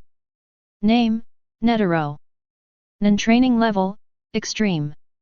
Excellent, excellent, talented, extreme. Skills, heart source martial arts, heart drop fist listening. Entry, Bai Shiguanyan, red. It's no wonder that he is an old monster who has lived for hundreds of years, and he is also an enhancer extreme. This guy's mind is as silent as the ocean. It is extremely difficult to infer what to do next from the flow of his energy. Killua's eyes were fixed on Netero, trying to find flaws in his every subtle movement. But the result was like a fog that was completely unpredictable. Of course. Because of the existence of the traveler entry. Netero also had no way of guessing Killua's next move. Child, come on, let me see your strength. Netero stood there calmly, with his signature smile on his face. His figure was old and upright, like a pine tree that had gone through wind and rain but still stood firm. As you wish. Killua took a step forward. The next moment, he suddenly transformed into more than a dozen identical figures like a clone. It was a high-level assassination technique that used the speed of footsteps to create visual residue, limb bending. Killua did not intend to use this trick to decide the outcome directly. But as long as Netero could hesitate for 0.1 seconds. Then he suddenly turned on the Thunder Emperor mode. The game might be over. After all, facing a completely unknown opponent is equivalent to a sudden encounter. And this kind of battle. The speed of preemptive attack can often end everything in an instant. You are so scary that you can use limb bending so well at such a young age. Netero sighed in his heart, but the smile on his face did not diminish at all. His eyes scanned every figure of Killua indifferently, his breath was steady, and he was completely unmoved. Here it comes. Netero suddenly raised his head and saw a ball-like object flying towards him. He looked closely. It turned out to be an instantaneous bullet wrapped with lightning. It's interesting to change the air into lightning properties. Ti. Kid, you're still far away? Netero moved sideways flexibly, with light and flexible movements, easily defusing Killua's sudden attack. And every step he took was just right, both offensive and defensive, leaving no chance at all. But suddenly... Zi! Zi! Zi! The strong electric current began to spread rapidly on the ground along the place where the bullet just landed. This is... Netero did not hesitate at all, relying on his years of fighting instincts, and instantly jumped into the air. But at this moment, Killua seemed to have turned into an arc of electricity, and appeared in front of Netero almost in the blink of an eye. $71. Netero was slightly stunned. He didn't expect Killua's burst speed to be so fast. And now he was in the air, with no room to dodge, and the situation could not be worse. Kid, it's amazing. But it's not that easy to beat me. Killua had already grabbed the volleyball. But Netero focused his telekinesis on his right hand, trying to throw the ball out. But the next moment, Netero was shocked again. He found that his power was suppressed at the first moment. Although he didn't take it seriously. But even so, it should not be blocked. Biscuit is right. You are not an ordinary genius. You can reach this level of strength at this age. Your talent is rare in 100 years or even 1,000 years. It seems that I can have fun until dawn today. Netero re-examined Killua, and the veins on his arms began to show. At the same time, a mountain-like chi began to condense around Netero. The next moment, swish! The volleyball was forced out of Killua's palm and bounced towards the wall at a very fast speed. Netero was the strongest Nin half a century ago. Although he is no longer in his peak state now. But the instant burst of telekinesis is really amazing. Not only Killua. At this moment, all the students in the entire spacecraft clearly felt this powerful breath. That magnificent telekinesis. Like a surging wave, it swept the entire spaceship in an instant. Even Hisoka, who had been secretly following Killua. His face, which was always a bit cynical, was now completely occupied by a solemn look. The strongest Nin is indeed worthy of his reputation. That Killua can force Netero to be so serious, and he is worthy of being my prey. Hisoka's eyes were filled with deep awe, and a hint of imperceptible excitement. Not to mention Gon, Kurapika, and others. At this time, they had exhausted all their strength just by resisting this breath. Is this the true strength of President Netero? It's really terrible. And that silver-haired kid called Killua. Who the hell is he? Leorio's voice trembled, and he was half sitting on the ground. And you have to know that this is just the residual power. If the chi is released directly towards them, and as long as it contains murderous intent, I am afraid that more than half of the students may die instantly. In the room, Killua's expression did not change at all. The moment the volleyball left his palm, Killua twisted his body at an angle beyond ordinary people's imagination, bounced off the ground and flew towards the volleyball rapidly. Now the ball is in the air. Then the only thing left is a competition of speed. The whole room is now full of thunder and lightning, and your speed will be limited by paralysis. And I will get faster and faster. I, Li Hao, will definitely win. But at this moment, Killua suddenly found that Netero did not move at all to grab the ball from him. Instead, he stood there and put his hands together. That action is... Killua's pupils shrank, and his whole body tensed. The moment Netero put his hands together, a huge statue of the sun suddenly appeared behind him. The statue had hundreds of arms, and the light emanating from it was like the blazing sun. Especially the two lines of tears on his face, revealing a unique aura of mystery and compassion for the common people. While making people feel respect, they also feel terror and fear. Netero raised his right hand. He said, Avalokitesvara of the 100 Worlds, the first palm.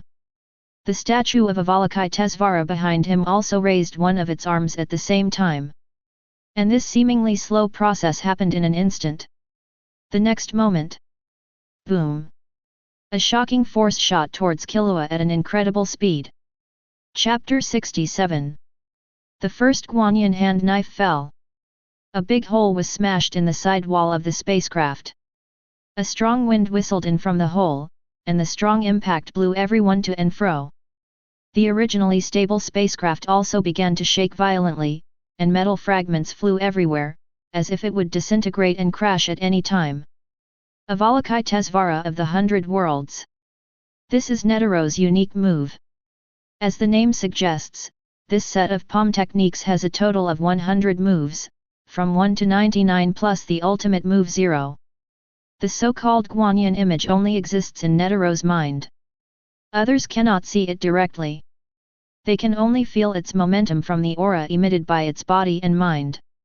The 100 styles of Guanyin palm technique can be described in one word: fast. It can even be said to be extremely fast. In addition, Netero's overly quiet mind has a characteristic: it is difficult to be perceived. This leads to, even if a very powerful master can see Netero's attack, but the body is completely unable to react. Because the body cannot keep up with the speed of thinking. When you see the palms together and want to dodge, it is definitely too late. But Killua is completely different. His swift wind and lightning can completely skip the brain's thinking and make actions beyond the potential limit only by reflex. In addition, he completed a higher stage of promotion not long ago, the Thunder Emperor state. Therefore, at the moment when the president put his palms together, 863 Killua's body has instinctively made an extreme evasive action, and flashed to the other side of the cabin at the same incredible speed. The most important thing is that Killua not only successfully avoided the first style of Guanyin palm. He also instantly gathered his mind in the air to form a small thunder dragon and released it from his fingertips. The thunder dragon bit the volleyball.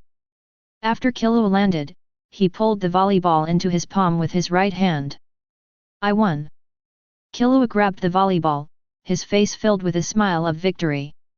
However, at this time, Netero was completely immersed in the joy of fighting, and he didn't care about the game. He was a man who could put life and death aside for fighting. Once he got into the state, he couldn't control the instinctive desire in his bones. Killua's momentum also began to rise, and the lightning on his body became more dazzling. Feeling the shocking momentum of the two, including Kurapika and others, all the students on the spacecraft were stiff like sculptures.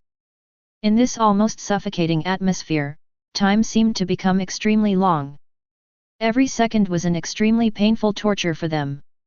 As for Hisoka, who had been looking at Killua with the eyes of a hunter before, at this time, his face was as gloomy as water, and he fell into silence completely. Hisoka is more Netero is also a fighter. His purpose of living is to find prey, or cultivate talents with fighting value, patiently wait for the green apple to grow up to be worth killing, and then knock it down. Just like knocking down a high poker tower. Hisoka likes to destroy the results of careful cultivation.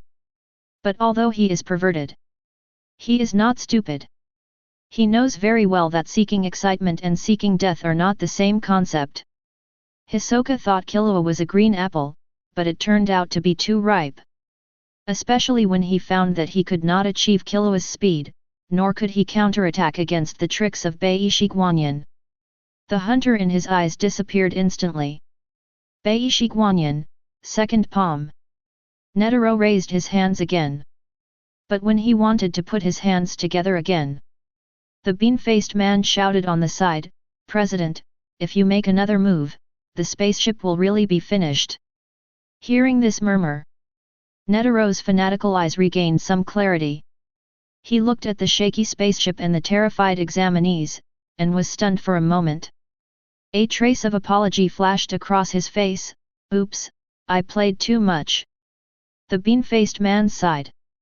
Apparently, this situation was not the first time it had happened. 10 minutes later, the spaceship landed smoothly. Everyone in the cabin breathed a sigh of relief, and their tense nerves finally relaxed. Kurapika.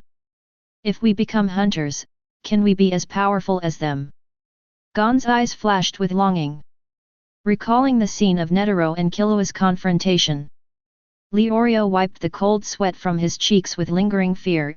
Even if we become hunters, it will probably be difficult. Those two guys are simply monsters beyond imagination, and they can't be measured by ordinary people's standards at all. Kurapika stared at Gon. "Gon, why do you ask such a question?" Gon swallowed his saliva and answered sincerely, "The breath they exuded just now was so terrifying that I just wanted to run away. But my body can't move. I also know that if I get close to them, I might die instantly. But, how should I say it? I don't know why, in that extremely dangerous situation, I actually felt a little excited." Excited? Kurapika was a little surprised by Gon's words. Leorio couldn't help rolling his eyes and whispered, "What a freak." On the other side, Killua threw the volleyball to Netero. "President, don't forget our bet. I should have passed the hunter assessment now." Netero caught the volleyball steadily, with a meaningful smile on his face. "Your name is Killua, right? Can you tell me how long you have been training? From the time you came into contact with Nion to now." Killua has been training for nearly 7 months. Of course, he would never tell such a shocking thing. This kind of thing is a secret. Killua's mouth corners slightly raised, and a sly flash in his eyes. With such talent, if it is properly guided and cultivated, it will definitely become the absolute pillar of the Hunter Association in the future. Even replacing my position is not a problem. It's a pity that this kid is from the Zoldyck family. The old guy Maha is also very difficult to deal with. Netero shook his head and sighed. Seeing Killua actually get the hunter license in advance, the others can be said to be very envious. Of course, after seeing Killua's strength, everyone can only envy and dare not have other ideas. Before leaving the examination room, Killua took the initiative to find Kurapika and talked to him alone. Long talk. I just established a team and I am very short of manpower now. If you are interested. After the hunter assessment is over, go to a gang called Nisra in Yokiksen to find me. Kurapika was slightly stunned, then frowned, as if judging the authenticity and purpose of the invitation. Why me? Kurapika asked. Killua put his hands in his pockets. My intuition tells me that you are more in line with my requirements. Kurapika was silent for a while. Still intends to shake his head. Because he doesn't think he has any value. But he hasn't spoken yet. Killua said, my reward for you is information about the red eyes. Hearing the 3 words red eyes, Kurapika's pupils shrank suddenly, his breathing became rapid, and his hands clenched into fists unconsciously. His originally calm face instantly became excited. Why do you know that the red eyes are related to me? Kurapika's voice trembled slightly, with uncontrollable eagerness. I will tell you the answer when we meet next time. Killua shook his head and finger, and reminded, remember, I will only stay in Yokiksen for 7 days. If you don't come, I will take it as you choose to refuse. Of course. If you even get the hunter license, you don't have to come to me. Because, I don't need trash. Chapter 68. Farewell Kurapika. Killua immediately found Menchi, the examiner of the 2nd level. Menchi is not only a food hunter, but also one of the few cooking masters in the world. Such rare talents are worth winning over. What do you want to do with me? Menchi's eyes clearly showed a trace of vigilance. After all, the game between Killua and Netero before. She was also one of the witnesses. Killua looked calm and went straight to the point, Ms. Menchi, I know you have amazing artistic taste in cooking. And the team I formed needs a food master like you. Would you like to consider it? Menchi was slightly startled, crossed his arms, and said with a hint of displeasure in his tone, I'm not interested. Don't refuse so quickly, because I have my conditions. He spoke again, as long as you join my team. Not only will I pay you 2 billion bounties every year, but I can also provide you with the best ingredients to meet all your cooking needs. Menchi shook his head, don't waste your time, little brother. Your conditions are not enough to impress me. I am in the Hunter Association, and I have no shortage of ingredients. Do you think your resources are richer than the Hunter Association? Killua's mouth corners slightly raised, what if I say that my ingredients come from the Dark Continent? Hearing the word Dark Continent, Menchi's body trembled slightly, and then an expression of disbelief appeared on his face, staring at Killua. Dark Continent? Don't talk nonsense. That kind of place is a forbidden area. Dark Continent. The hunter world seems to be boundless. But in fact, it only occupies a part of Lake Mobius in the center of the Dark Continent. And outside the lake, there are even more incredible areas. It's just that the outside world not only has very harsh natural conditions, but also countless unknown and ferocious creatures. The 5 major disasters that have been discovered, such as gold and silver ingots, Zabat, 2-tailed snakes, and human-raising beasts, have made the world fear from the bottom of their hearts. Not to mention the unexplored places. But at the same time, the Dark Continent also has magical objects that are completely impossible to appear in the human world, such as uninhabited stones and herbs that cure all diseases. Whether it is food hunter, treasure hunter, ruins hunter, music hunter, As long as the heart is full of pursuit of the unknown and strong curiosity, they all have infinite yearning for the dark continent that has never been cultivated, and even crazy about it. But Netero is worried that the Association hunter will encounter an accident in the dark continent, and is even more afraid of causing immeasurable harm to the human world. So not only is it strictly forbidden for hunter to go to the dark continent, the dark continent is also listed as a taboo for the Association. Killua smiled slightly, and it was true that the dark continent was a forbidden area. But it will be lifted in about a year. I've worked hard to find top talents in various industries, and one of my goals is to prepare for going to the dark continent. Menchi frowned even more. The president said. As long as he is still in office, it is absolutely impossible to cancel this ban. Killua's expression did not change. Then why not just let him leave office? Menchi was stunned and shuddered. Although Netero forbade anyone to go to the dark continent on the surface, but the Hunter Association is at best a private organization. The final right of interpretation is in the hands of V5. The reason why the Hunter license has various privileges is that they are all obtained from V5. V5, a joint organization composed of the 5 most powerful human countries, including the Burgros United Nations, the Sahilita United States, and the Okima Federation. In recent years, V5 has never concealed its covetousness and desire for the Dark Continent. And one of the purposes of the Hunter exam is to select the first step to go to the Dark Continent.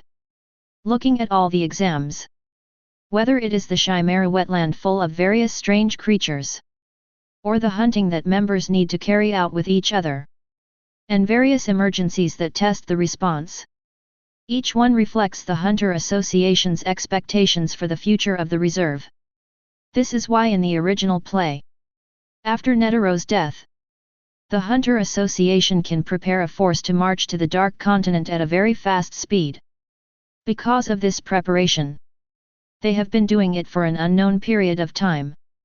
Not to mention Jin, Freaks, Bai Yang, V5, Paristan, each of them has their own ulterior motives. Opening up the Dark Continent is the general trend. Netero alone cannot reverse it. Menchi fell into thinking. Her heart was constantly struggling between desire and risk. On the one hand, the Dark Continent is undoubtedly an irresistible attraction for a cooking master like her who pursues the ultimate gourmet. Being able to create unprecedented gourmet food with ingredients from mysterious places is also a challenge and dream she has always dreamed of.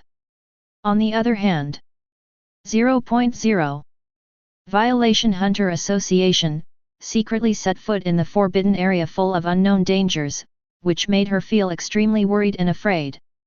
If this kind of thing is discovered, at the very least, she will be kicked out of the association and lose many resources and opportunities.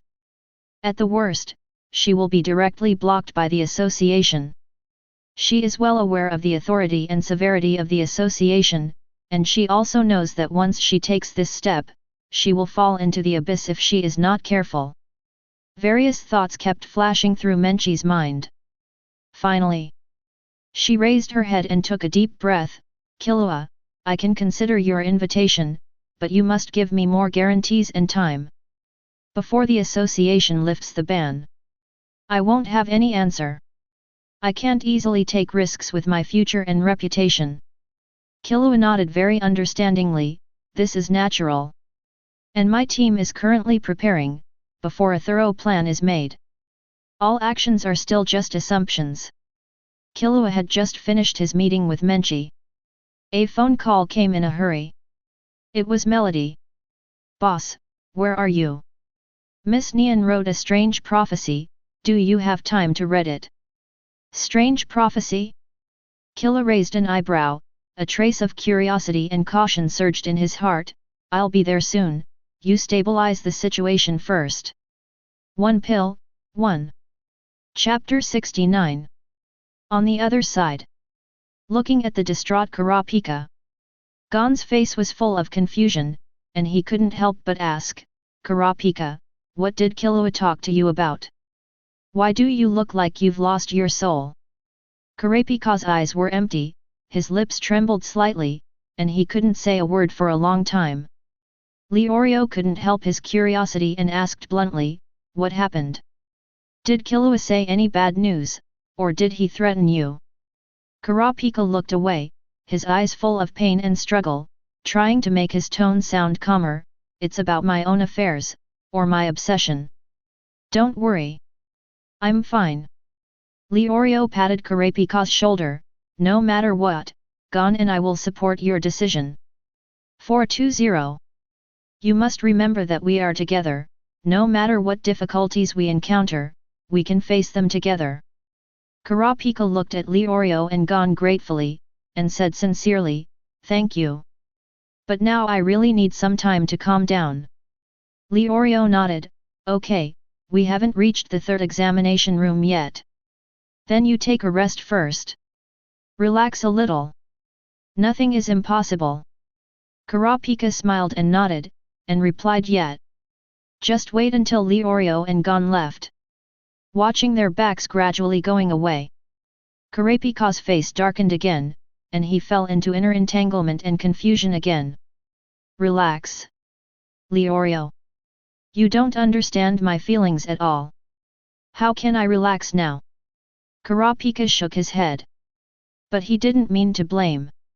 After all, if you haven't experienced the tragic massacre of your family and witnessed the death of all your relatives, you will never truly understand the pain and obsession in his heart. Every night, as long as he closes his eyes, the death scenes of his tribesmen, like a surging tide, hit his mental defenses wave after wave. For Kurapika now, his life has completely lost its color, and revenge has become his only support and motivation for living. Except for revenge, everything has become meaningless. All escapes and relaxations, in his view, are self-deceptions to avoid the facts. Of course, Kurapika knows better than anyone his dilemma. Only he can solve it. All others can do is to give him time and space, so that he has the leeway to walk out of the shadows. Spider Troupe. I must kill all of you. Kurapika clenched his fists. He didn't know where the future was, nor did he know what the end of his revenge would be. But Kurapika knew. He had no way out. This was his fate. He could only keep moving forward on this road of fate.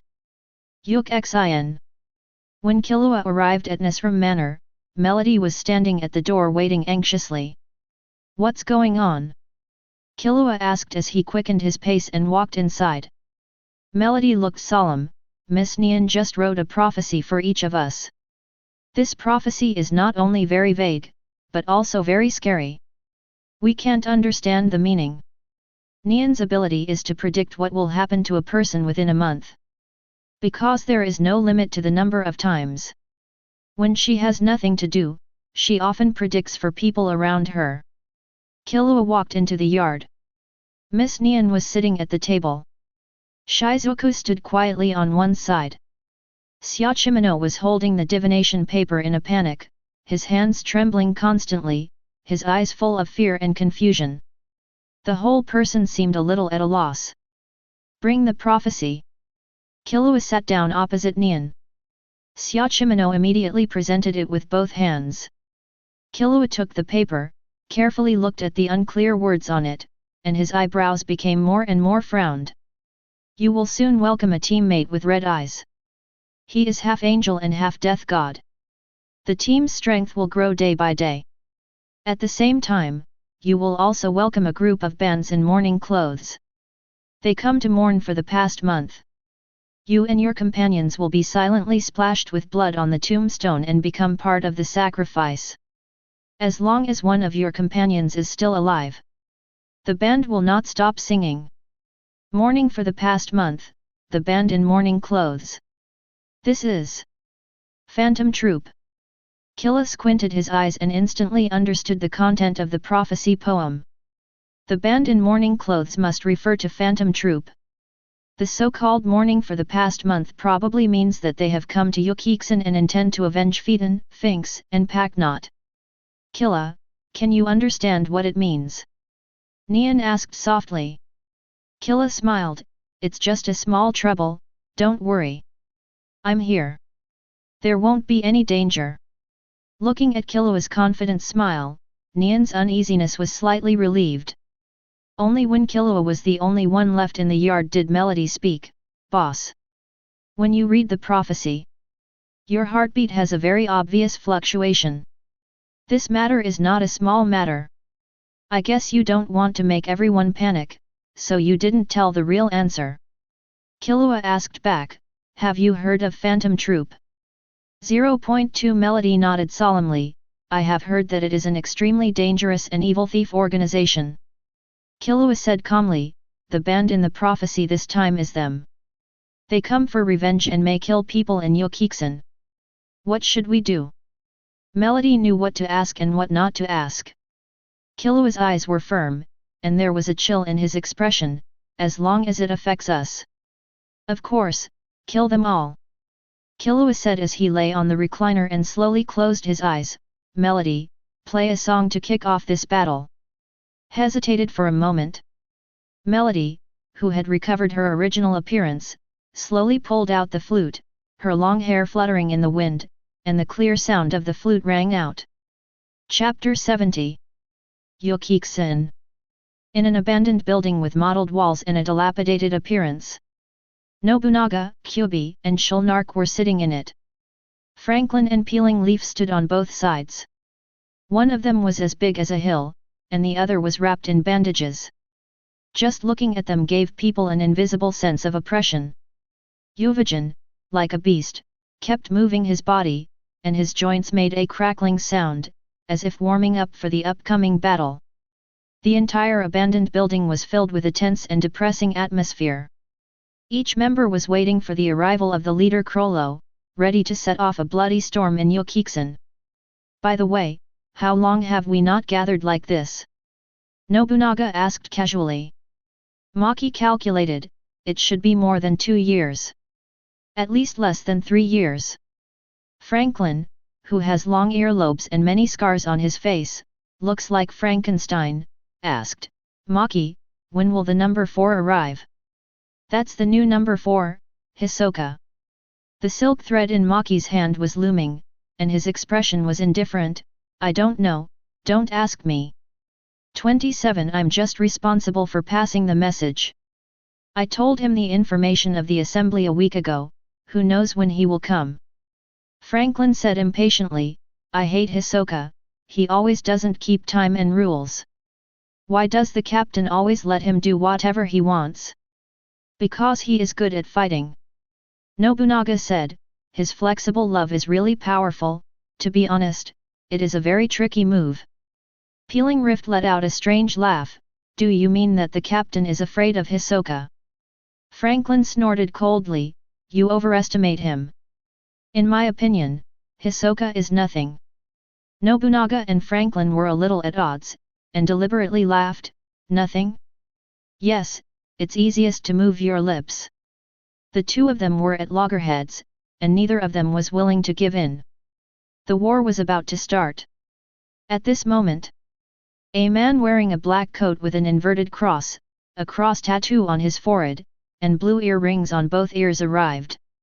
His eyes were deep and cold, as if he could see through everything, and people dared not look at him. It was the captain of the Phantom Troupe Krollo. Krollo's appearance. The originally tense Nobunaga and Franklin instantly calmed down. Others also turned their eyes to him, holding their breath waiting for instructions. The most war-loving Yuvajin even spoke directly, "Captain, give the order quickly. It doesn't matter who the opponent is. I can't hold back and I'm going to kill."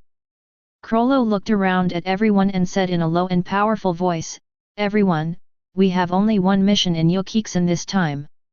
That is to find the murderer who killed Phaeton, Finks, and Pecknot.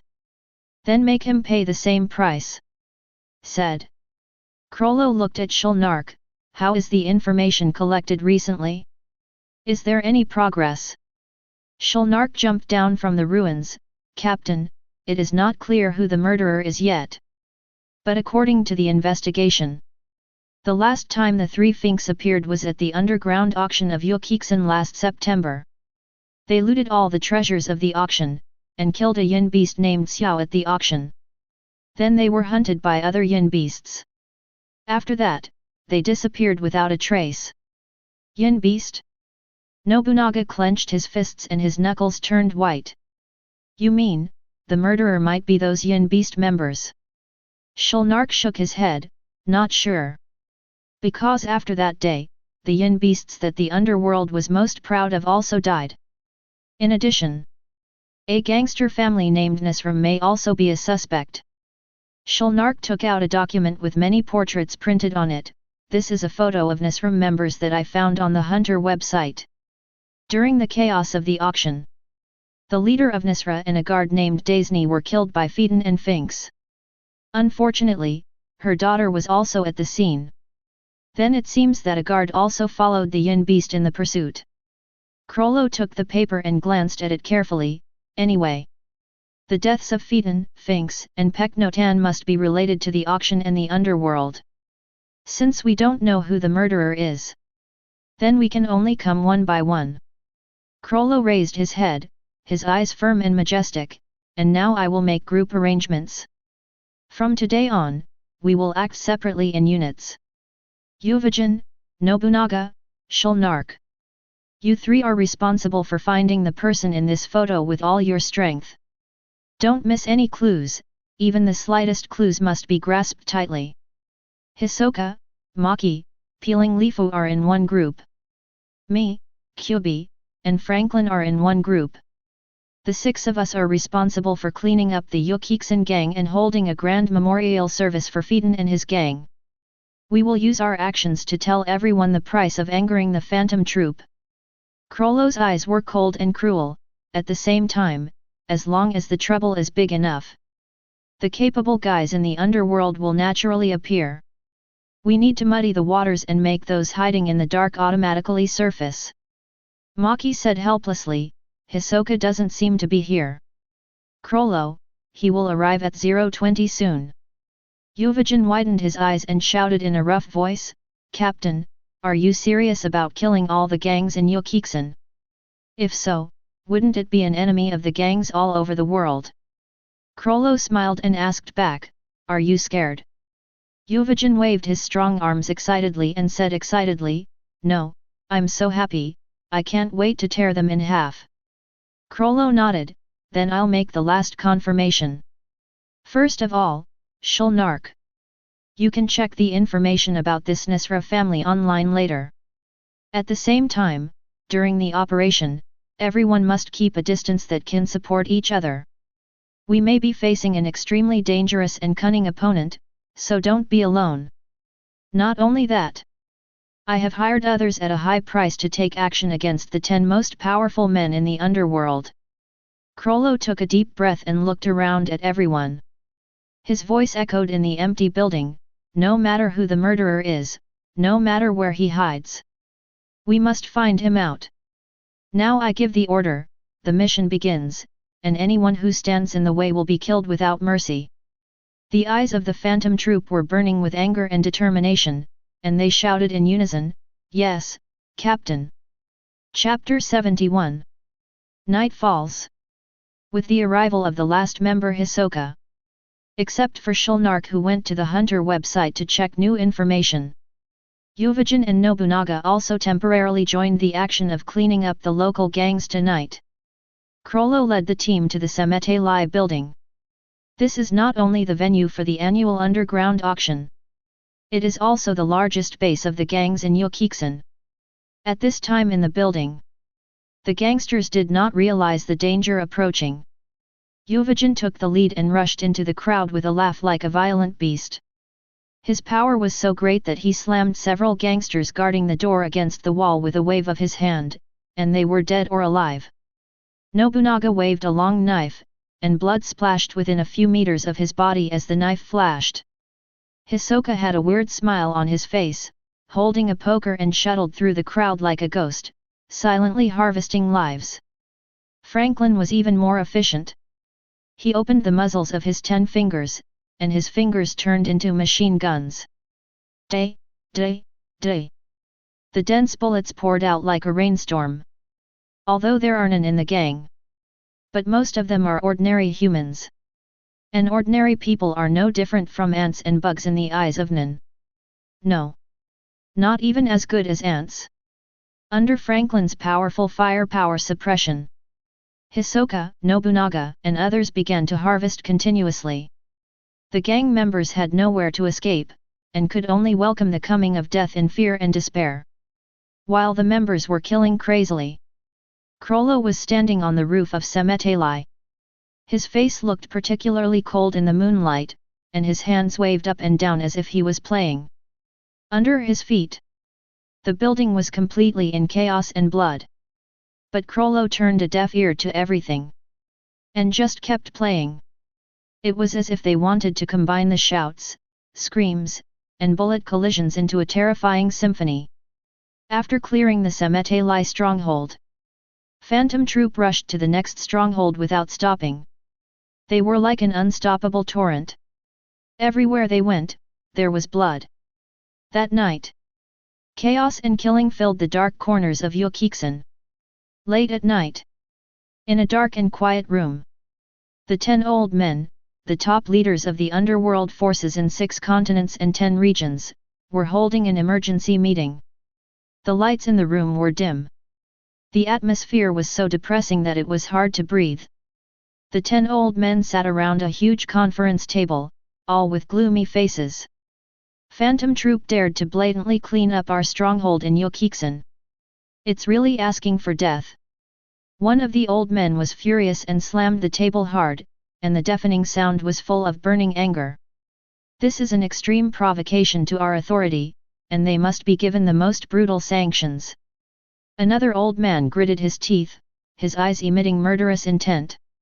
A relatively calm and composed old man suggested in a steady tone, "Killing is not our specialty. Let's ask professionals to do this kind of thing.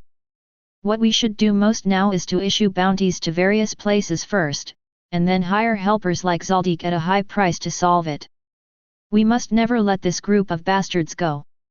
While the 10 old men were discussing, the door of the conference room was slowly pushed open. Then a tall man with long black hair appeared. He had an upright posture, a dull expression, and a terrifying aura all over his body. Behind the man was a short old man with a haggard face, and a teenager in a kimono. The sudden appearance of the 3 people made the originally tense conference room fall into silence, instantly followed by a scolding roar. "Who are you? Who let you into this room? Get out now!" Each of the 10 old men had an extremely strong majesty of a superior, and his tone was full of unquestionable deterrence. But that was the case. The expression of the tall man was still as calm as water, without any change at all. "Don't be nervous. I'm here to send you somewhere else." In the confusion of the 10 old men, the man took out several sharp steel needles like lollipops, and his originally calm eyes suddenly emerged with endless murderous intent, "Send you to paradise." The next moment, the tall man instantly turned into a blurred black shadow, and the steel needle in his hand also flew away at an unimaginable speed. The 10 old men widened their eyes in fear, trying to avoid Wen's sudden attack. But everything happened too fast. Their movements seemed so slow and powerless in front of the man's attack. Swish! Swish! Swish! A sharp sound of breaking through the air sounded in the conference room, and a steel drill accurately pierced into the body of Old Man Wang. The 10 old men trembled violently at first, and then they kept twitching. Then their faces, which were originally full of majesty and anger, instantly became dull and numb, as if they were completely controlled.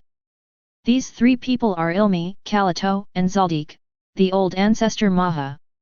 Ilmi looked at all this indifferently without a trace of pity or hesitation in his eyes. He gently flicked off the non-existent dust on his body, and then calmly took out his mobile phone to report, "The mission has been completed, I have dealt with the 10 old men. Remember to transfer the money to the designated account according to our agreement." Wang's good, and on the other end of the phone, it was the leader of Phantom Troupe, Krollo. "Hang up the phone." Krollo looked at the bright moon in the sky, waved his hands again like playing a musical instrument, and raised the corners of his mouth slightly, revealing a confident smile. Phaeton, Finks, Peknotan. Enjoy this grand condolence. DD. At the same time, Killua also received a call. As agreed. I came to Yuxin to find you. It was Kurapika who had passed the hunter exam. Killua was slightly stunned, then the corners of his lips rose slightly. You came at the right time, now there is a surprise for you. Chapter 72. In the courtyard, Killua took out a crystal bottle filled with liquid. The moment Kurapika's eyes touched it, his pupils suddenly shrank, and his breathing became rapid and heavy in an instant, as if an invisible hand was tightly strangling his throat. The bottle contained one of the 7 beauties in the world, the fiery red eyes of the Kurita tribe. The fiery red eyeballs were suspended in the liquid, like a blazing flame, flashing a strange and mysterious luster. This is an item I accidentally obtained in an underground auction house. I can feel that you have the same breath as these eyes. Killua asked knowingly, if I'm not mistaken, you should also be a Kurita tribe. Kurapika was full of vigilance. Don't be so nervous. If I want to kill you, you'll be dead the first time you see me. Killua said, pushing the red eyes forward from the table. Kurapika's eyes flickered slightly, but his alert posture did not decrease at all. He bit his lip. What do you want to do? Killua smiled, didn't I tell you? I just set up a team and I'm short of manpower now. You meet my requirements. And this is one of the commissions I give you. At the same time, you can also use the gang forces to continue collecting red eyes. Killua pointed to the red eyes on the table. You can hardly find that kind of thing on the market. It will only circulate in the underground. Kurapika's expression was very tangled. On the one hand, this is indeed a rare opportunity. It is definitely more advantageous to use the gang forces to find the red eyes than to find it alone. But on the other hand, he was full of doubts about Killua, wondering if there was any danger or conspiracy hidden in it. Kurapika's eyes moved back and forth between Killua and the red eyes. Although there was still vigilance in his eyes, but more of it is firmness and determination. He knew that he had to take this step bravely for the sake of his people, even if the road ahead was full of unknown dangers. Kurapika made up her mind and said, I agree. What do I need to do? Killua was not surprised by the result. First of all, your current mission is to protect Nion's safety. Secondly, you must get familiar with the team as soon as possible. The trust and cooperation between members are crucial. Finally, my orders are absolutely prioritized at any time. Killua stood up. There is nothing else to do except these for the time being. But you, Chia, must remember. If you do something wrong one day, I will let you get out immediately. Maybe I will even cause trouble for you. Killua stretched out his right hand and made a hand knife, and said calmly, no matter how high your realm is, it will only take a moment. Kurapika changed his identity very quickly and asked, Boss, wait 3 seconds. You said there was a surprise? What is it? Oh, right. I heard that the Kurita tribe was exterminated by Phantom Troupe. Killua pointed to his feet.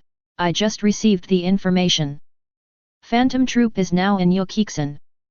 They are killing all the local gangs.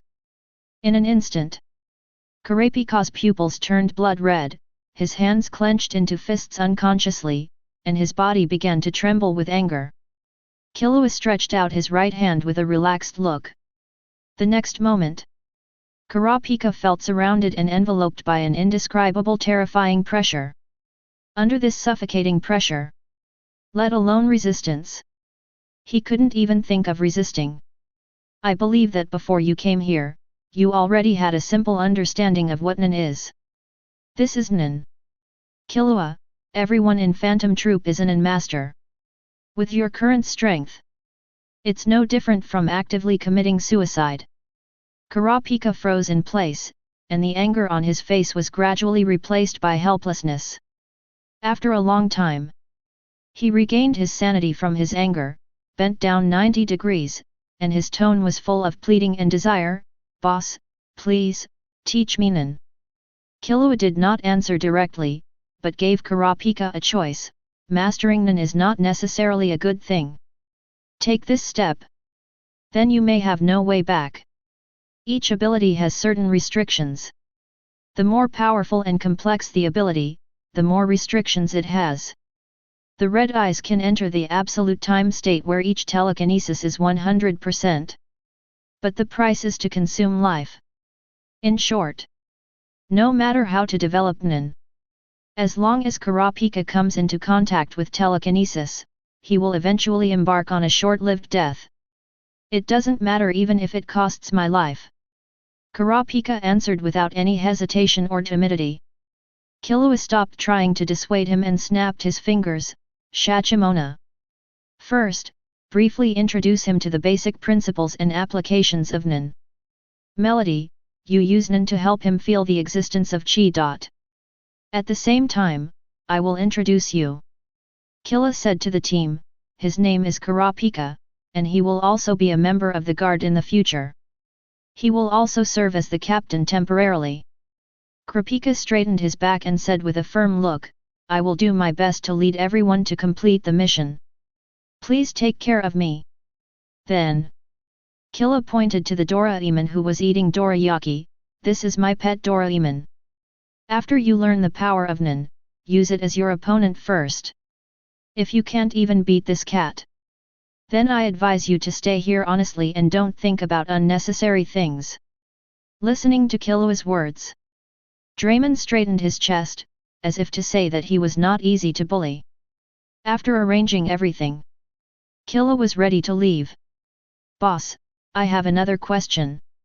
Kurapika tried to ask, "If what you said is true, Phantom Troupe is killing the Yukiksen gang.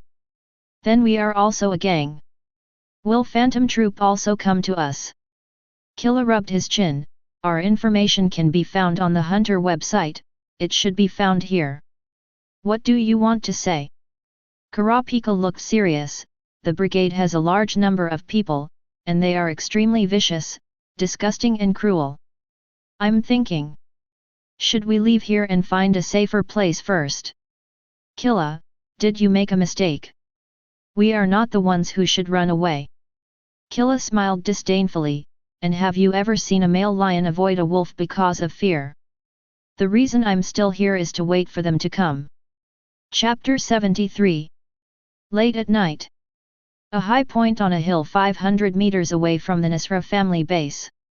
3 uninvited guests quietly appeared in the hazy moonlight. "It should be here." Shulnark took out a telescope from his waist with a neat movement, skillfully adjusted the focus, and put the telescope in front of his eyes. Nobunaga and Yuvajin stood quietly by, rubbing their hands, ready for the next possible action. "Can you see the situation inside?" Nobunaga couldn't suppress his eagerness and leaned over to ask. Shulnark carefully observed every corner of the Nasra family base through the telescope, and a trace of doubt surged in his heart. From the outside, the defense is very loose. There is not even the most basic gate guard. It doesn't look like a gang's defense measures at all. Nobunaga frowned slightly. Maybe they got the news that other gangs were cleansed. They have already escaped from here. Yuvajin grinned, revealing a mouthful of white teeth. "Then what are we waiting for? Just rush in and kill them.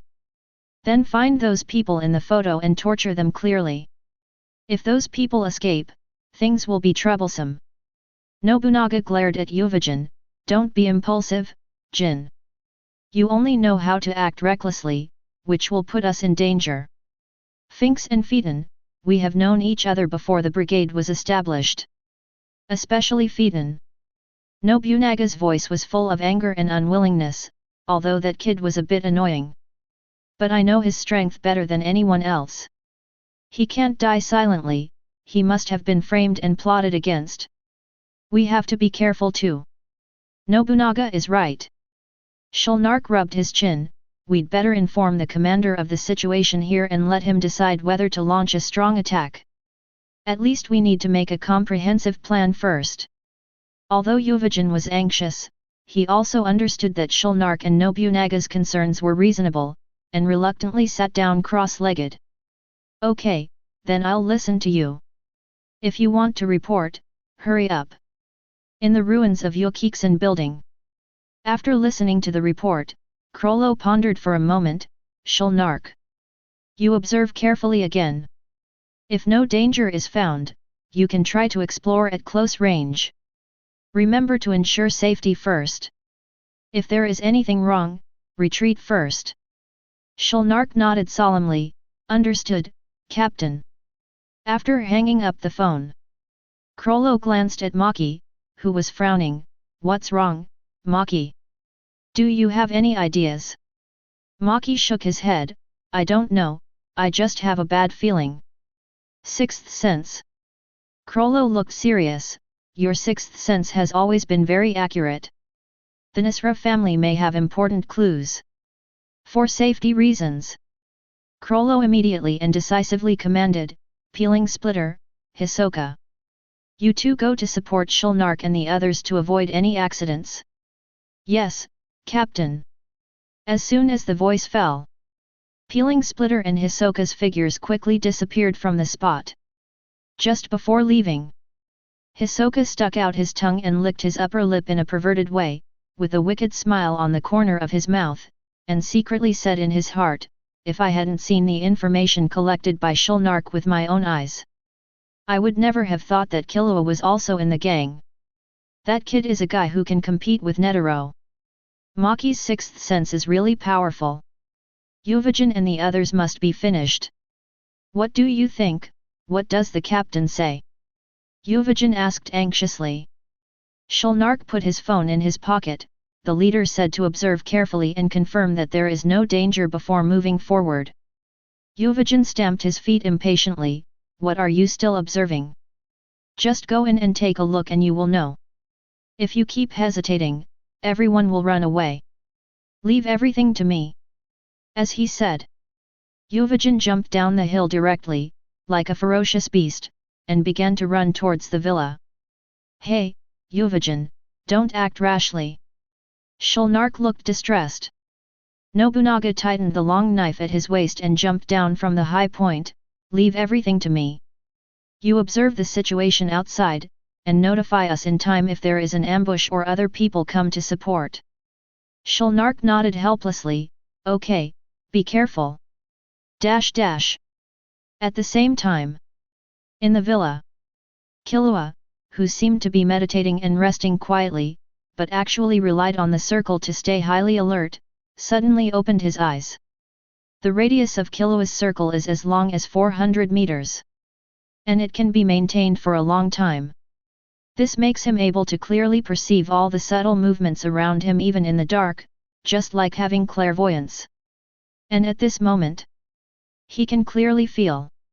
There are two figures rushing towards the villa.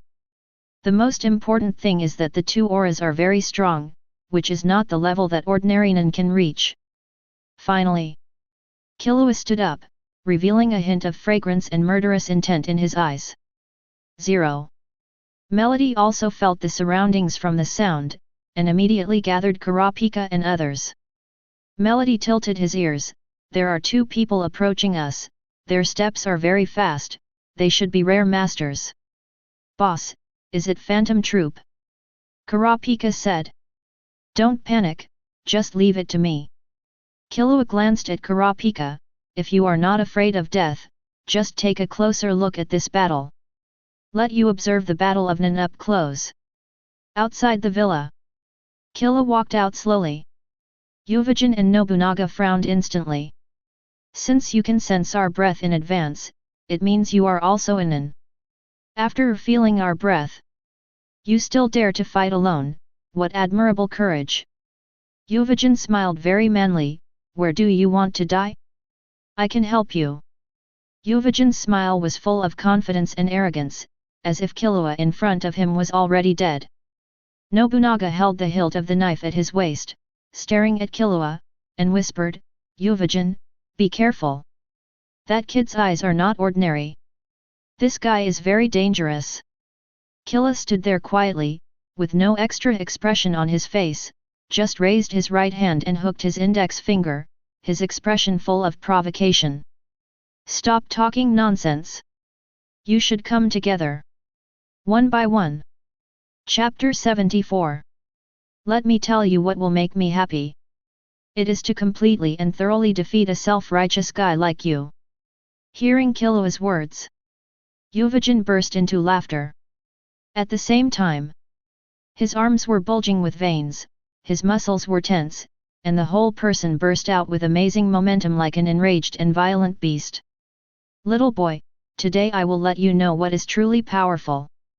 Yuvajin raised his right foot and stomped heavily on the ground. The next moment, boom! The earth seemed to be shaking under his feet, and sand and gravel were splashing around, raising billowing smoke and dust. And with the cover of smoke, Yuvajin rushed forward quickly. He had a speed that was completely inconsistent with his terrifying figure, and his footsteps were heavy and powerful, leaving deep footprints on the ground with every step. Compared to the ferocious Yuvajin, Nobunaga was much more rational. Facing Killua, who was still 397 and unclear. Even though the opponent was just a teenager, he did not get carried away and start attacking without thinking. Instead, he tried to find weaknesses and flaws from the perspective of a bystander. Watching Killua standing there motionless, Yuvajin swung his sandbag fist and smashed forward with great force, roaring, "Little devil, die!" Killua raised his right arm to block calmly. Hit! Yuvajin's face was full of excitement. He was quite confident in his strength. With Killua's body, this punch might be enough to decide the outcome. However, the next moment, the smile on Yuvajin's face froze instantly, replaced by confusion and shock. Killua not only stood firmly in place, but there was no sign of injury on his arm. How could it be?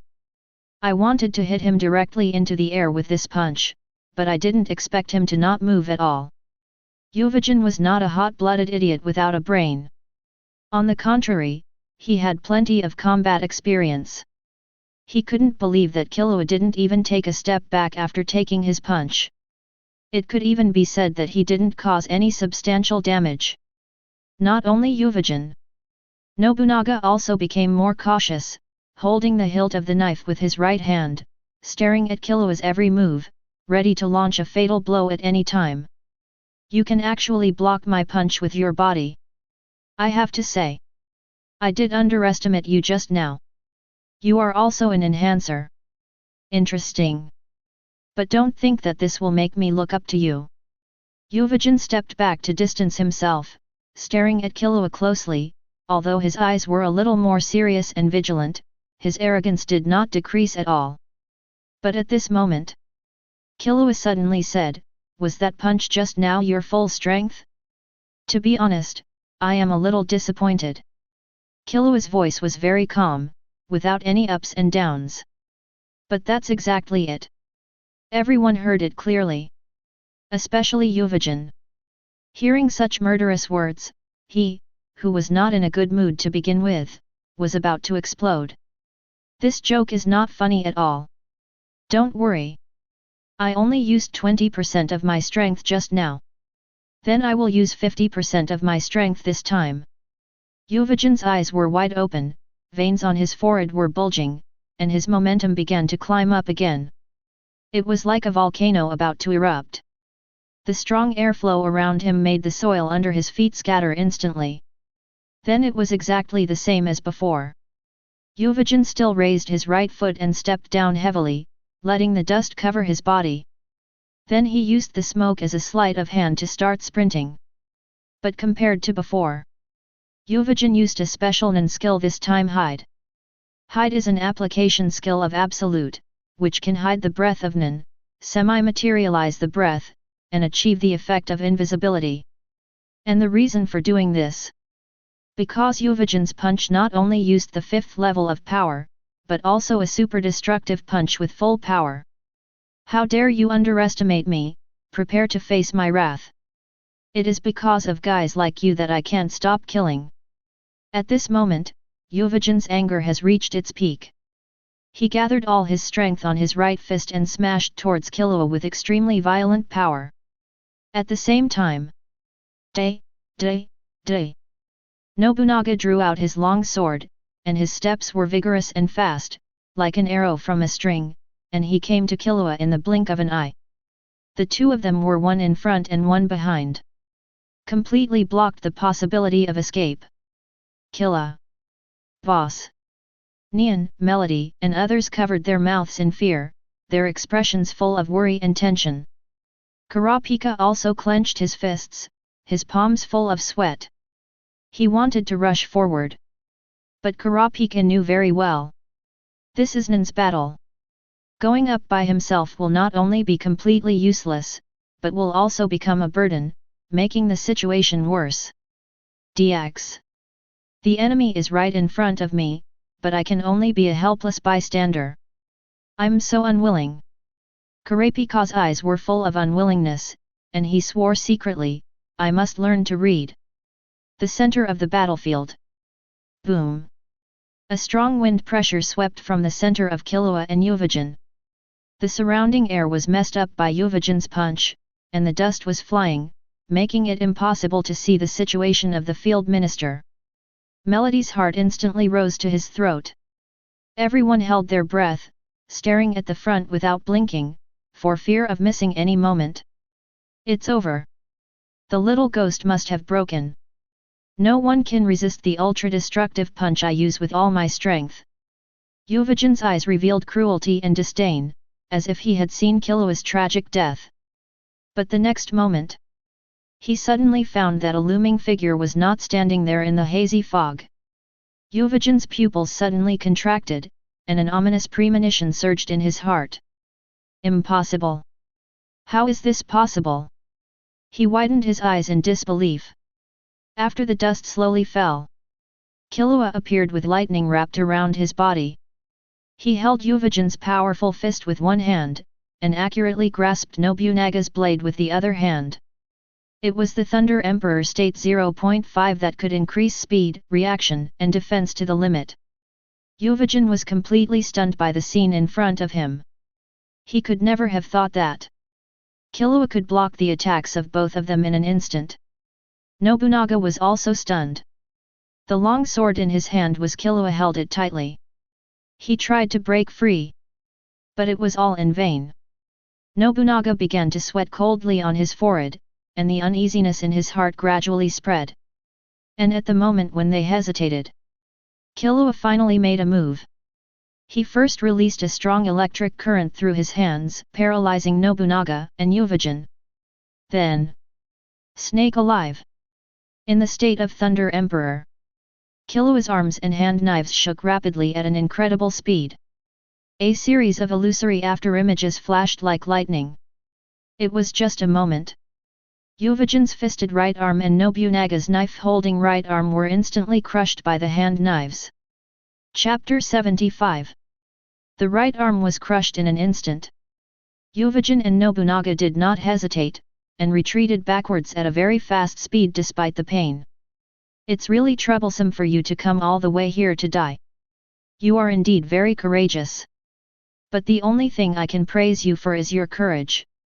Killua spoke at the same time. His expression was very calm. But the momentum of the whole person was very amazing.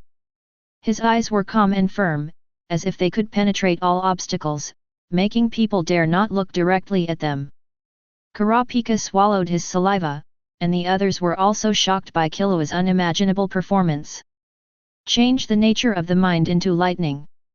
This is the method of conjurer. But why does he have the defense and power of enhancer and can easily change the nature of the mind? Can this kid use both enhancer and conjurer to the extreme? How is this possible? Nobunaga quickly used the mind to stop the bleeding of the wound, and beads of sweat rolled down his forehead, but his eyes were still fierce. And what made Nobunaga most nervous was, from beginning to end, Killua didn't even frown, his face was as calm as water, as if he was doing something ordinary and insignificant. 27. This feeling is not good. It made him feel as if he was facing a terrifying monster.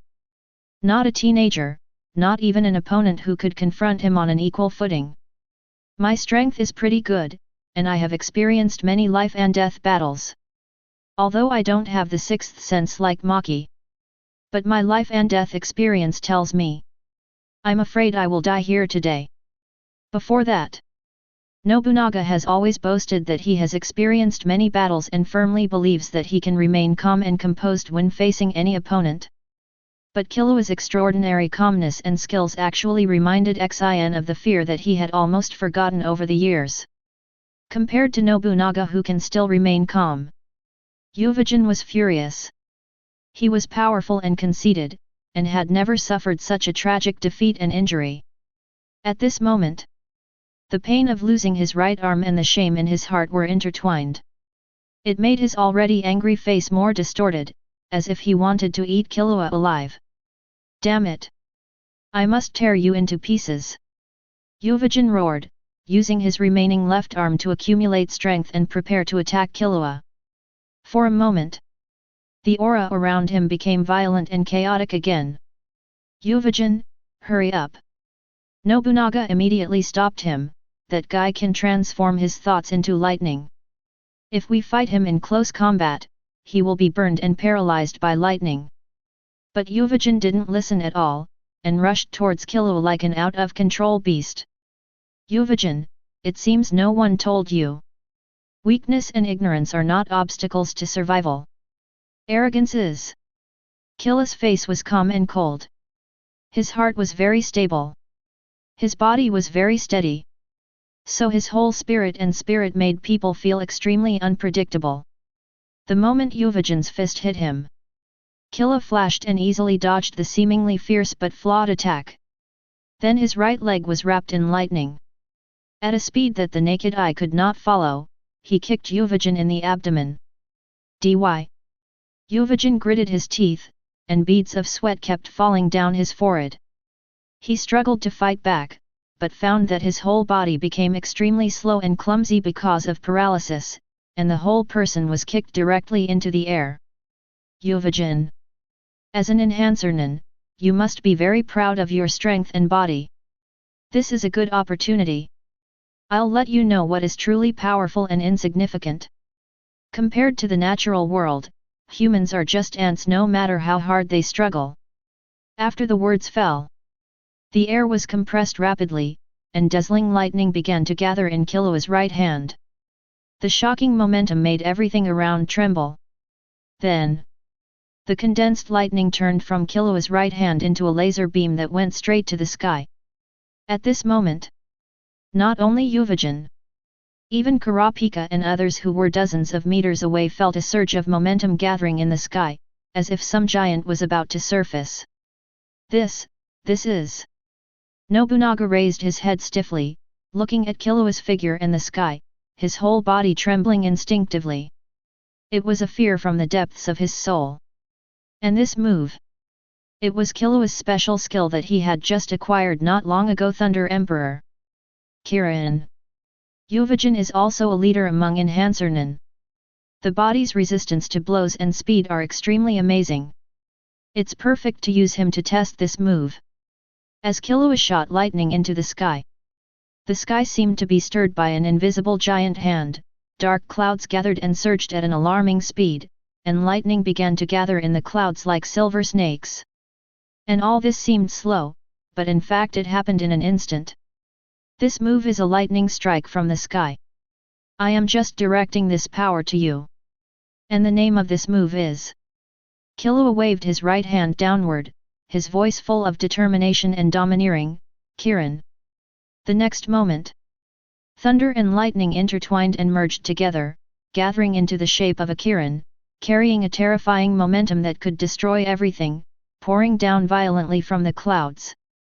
The Kirin was shining with dazzling light that was impossible to look at directly, and arcs flashed everywhere.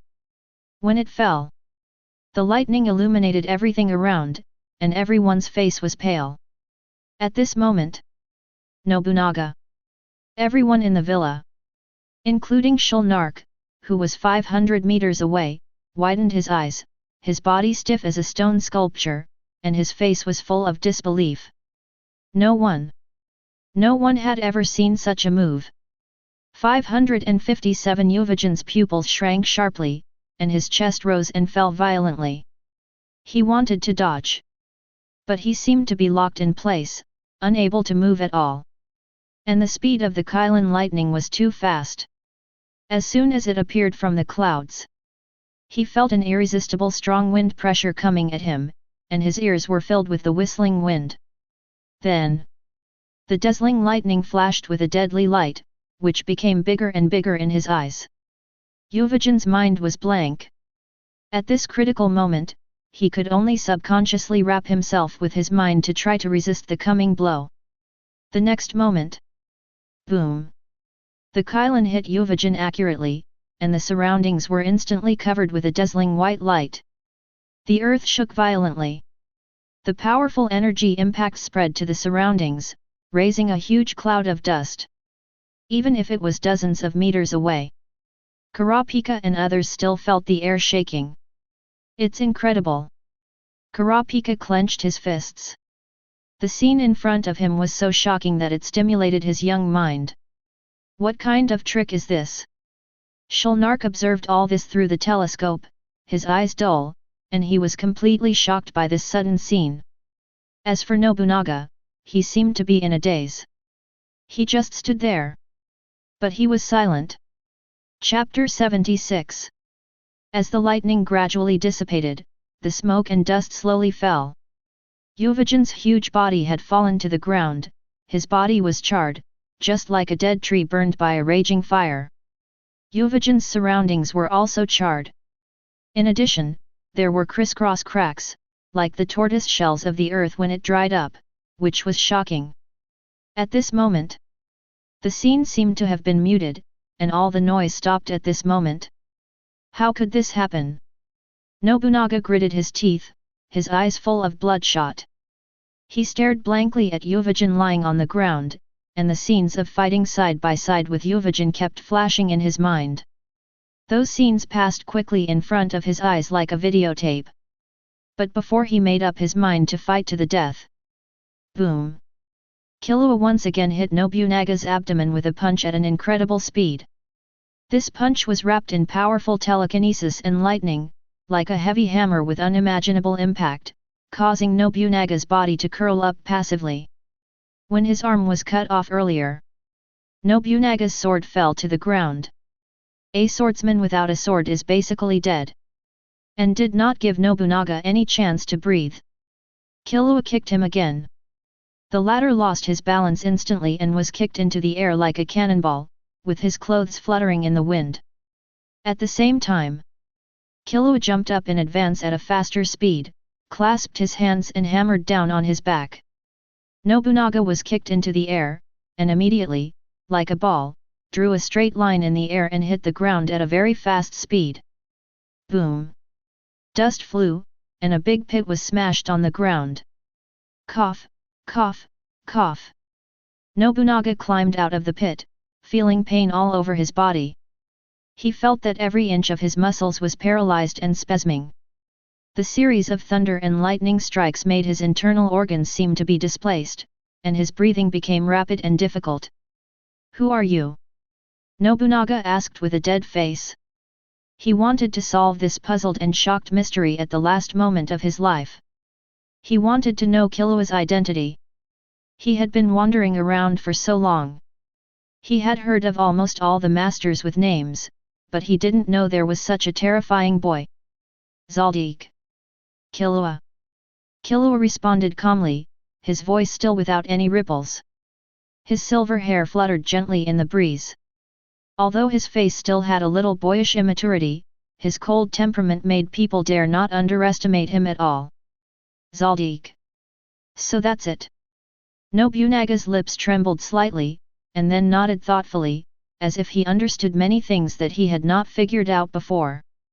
Hearing the surname Zoldyck, Kurapika and Melody, who didn't know Killua's background before, were also stunned. Everyone knows the reputation of the first killer family. But this did not affect their respect and trust for Killua. Whether it was helping Melody recover her original appearance, or indirectly helping Kurapika find her tribe's eyes and kill Phantom Troupe, her mortal enemy. The favor the two owed Killua could not be measured in words. Now it's my turn to ask you.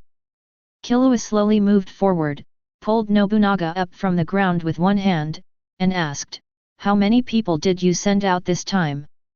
Where is the temporary base? What tasks do the others have?" Looking at the boy in front of him who looked like a devil, Nobunaga's emotions quickly changed from anger to unwillingness, and then gradually turned into despair and numbness. It was obvious. Whether it was Killua's strength or the overwhelming moves of Kylin, his heart was greatly shocked.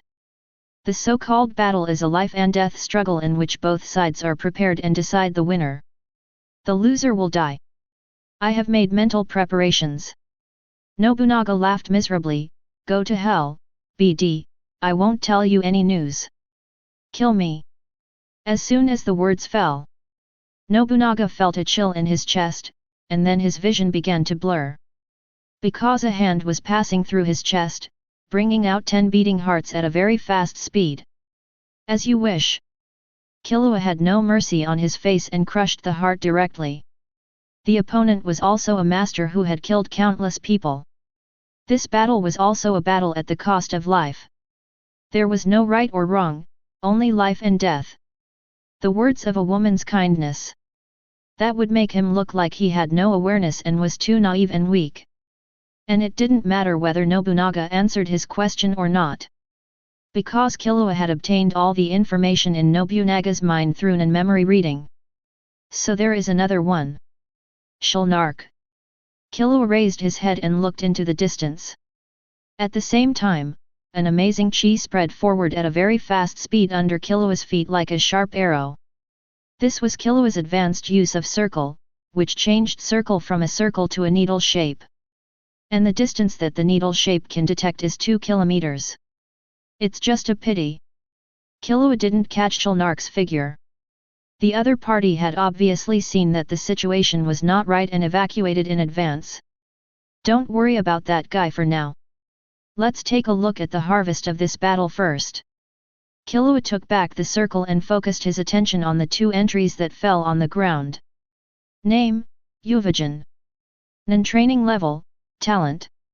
Excellent, excellent, talented, extreme. Term, super destructive fist, purple advanced. Simply pour all your thoughts into your fist to attack with a straight punch, which can burst out with amazing power. Name, Nobunaga. Nen training level, talent. Excellent, excellent, talented, extreme. Term, III drawing the sword. Orange intermediate. Use chi to strengthen the blade, and you can cut out sharp chi within a distance of 10 feet, 3.33 meters, which can cause certain damage to the enemy without ignoring defense. It's similar to what I thought. Yuvajan's term is very simple, and the level is not too high. The reason why the super destructive fist is so powerful is purely because Yuvajan himself is too fierce. It has little to do with Nen. In comparison, made money. Killua looked at the scar on his palm. Nobunaga's knife just now was clearly held by me accurately, not cut into the palm of my hand.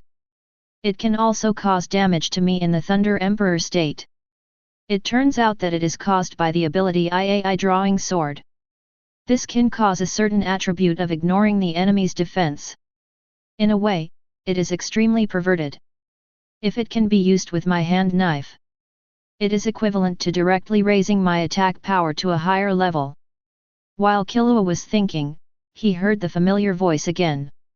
Ding, lootable entries detected, super destruction fist, III drawing sword. Do you want to loot? Yes/no. Hearing the system prompts sound, Killua did not hesitate at all the air. Chapter 77. Before Nobunaga was killed. Knowing that he was powerless to change the situation, Shulnark turned around and evacuated quickly without any hesitation. Shulnark was mainly responsible for processing and analyzing intelligence in the brigade. He had extraordinary insight and accurate analysis ability. And he valued intelligence far more than emotions. He did not show up to support Yuvajin and Nobunaga just now, not because he was afraid of death. The moment he joined the brigade, Shulnark had already put his own life and death aside. But Shulnark knew very well. His death was not as important as bringing back the intelligence.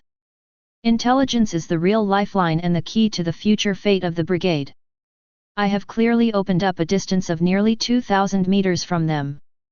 But what was that energy just now? It seemed to contain countless unknowns and asked me. Can that guy's circle detect a distance of 2,000 meters? How could such a thing happen? It's unbelievable. Fortunately, I evacuated in advance and sealed all the breath with absolute power. Otherwise it would be really terrible. Shulnark secretly thanked himself for being decisive and rational enough. If I had hesitated just now, the consequences would be unimaginable. But even so, recalling the scene when Killua raised his hand to summon the Thunder Kirin just now, and the scene where Xiaojin turned into ashes in an instant, Shulnark, who witnessed the whole process from beginning to end, still felt a chill rising from his spine. How could that guy's moves be so powerful? At his age, how could he practice his mind to such an intensity? Shulnark was shocked, and couldn't understand it at all. After a long time, Shulnark successfully joined Hisoka and Peeling Split, who came to support. What happened? Where are Yuvajin and Nobunaga? Hisoka put one hand on his waist and pretended to be anxious. Shulnark took a deep breath, his face was a little tired and helpless. Yuvajin is dead, Nobunaga is dead too. Peeling Split's bandaged face didn't show much expression, but his eyes immediately became more solemn. What happened? How could it be like this? Hisoka frowned slightly, pretending to be surprised, but he began to laugh wildly in his heart. Sure enough, it's right as I guessed. Although Yuvajin and Nobunaga are both good players, but that Killua's strength is even more unfathomable. Fortunately, I saw him take action in advance in the hunter exam. For Hisoka, the rise and fall of Phantom Troupe has nothing to do with him. Let alone the death of Yuvajin and Nobunaga, even if the entire brigade was wiped out, it would not matter. He chose to join the Phantom Troupe for one reason only. That was to have a hearty 1v1 man battle with the leader Krollo. When he thought that he was getting closer and closer to this step, Hisoka couldn't help licking the corners of his mouth, and his eyes revealed an indescribable enthusiasm. The whole process is a long story, let's meet the leader first. Shulnark now only wants to report the intelligence to Krollo in person. He knows the importance of time. Every minute and every second of delay may bring unexpected consequences. Yukiksen unfinished building. Krollo stared at the front with a solemn look. Maki stood aside, revealing a trace of anxiety in his eyes. I don't know what's going on. That bad feeling is getting stronger and stronger. I always feel that something bad is going to happen. Krollo interrupted her, calm down, Maki. The more times like this, the more you need to stay calm and sober. As soon as the words fell, Shulnark, Hisoka, and Peeling Leafo jumped in from the window.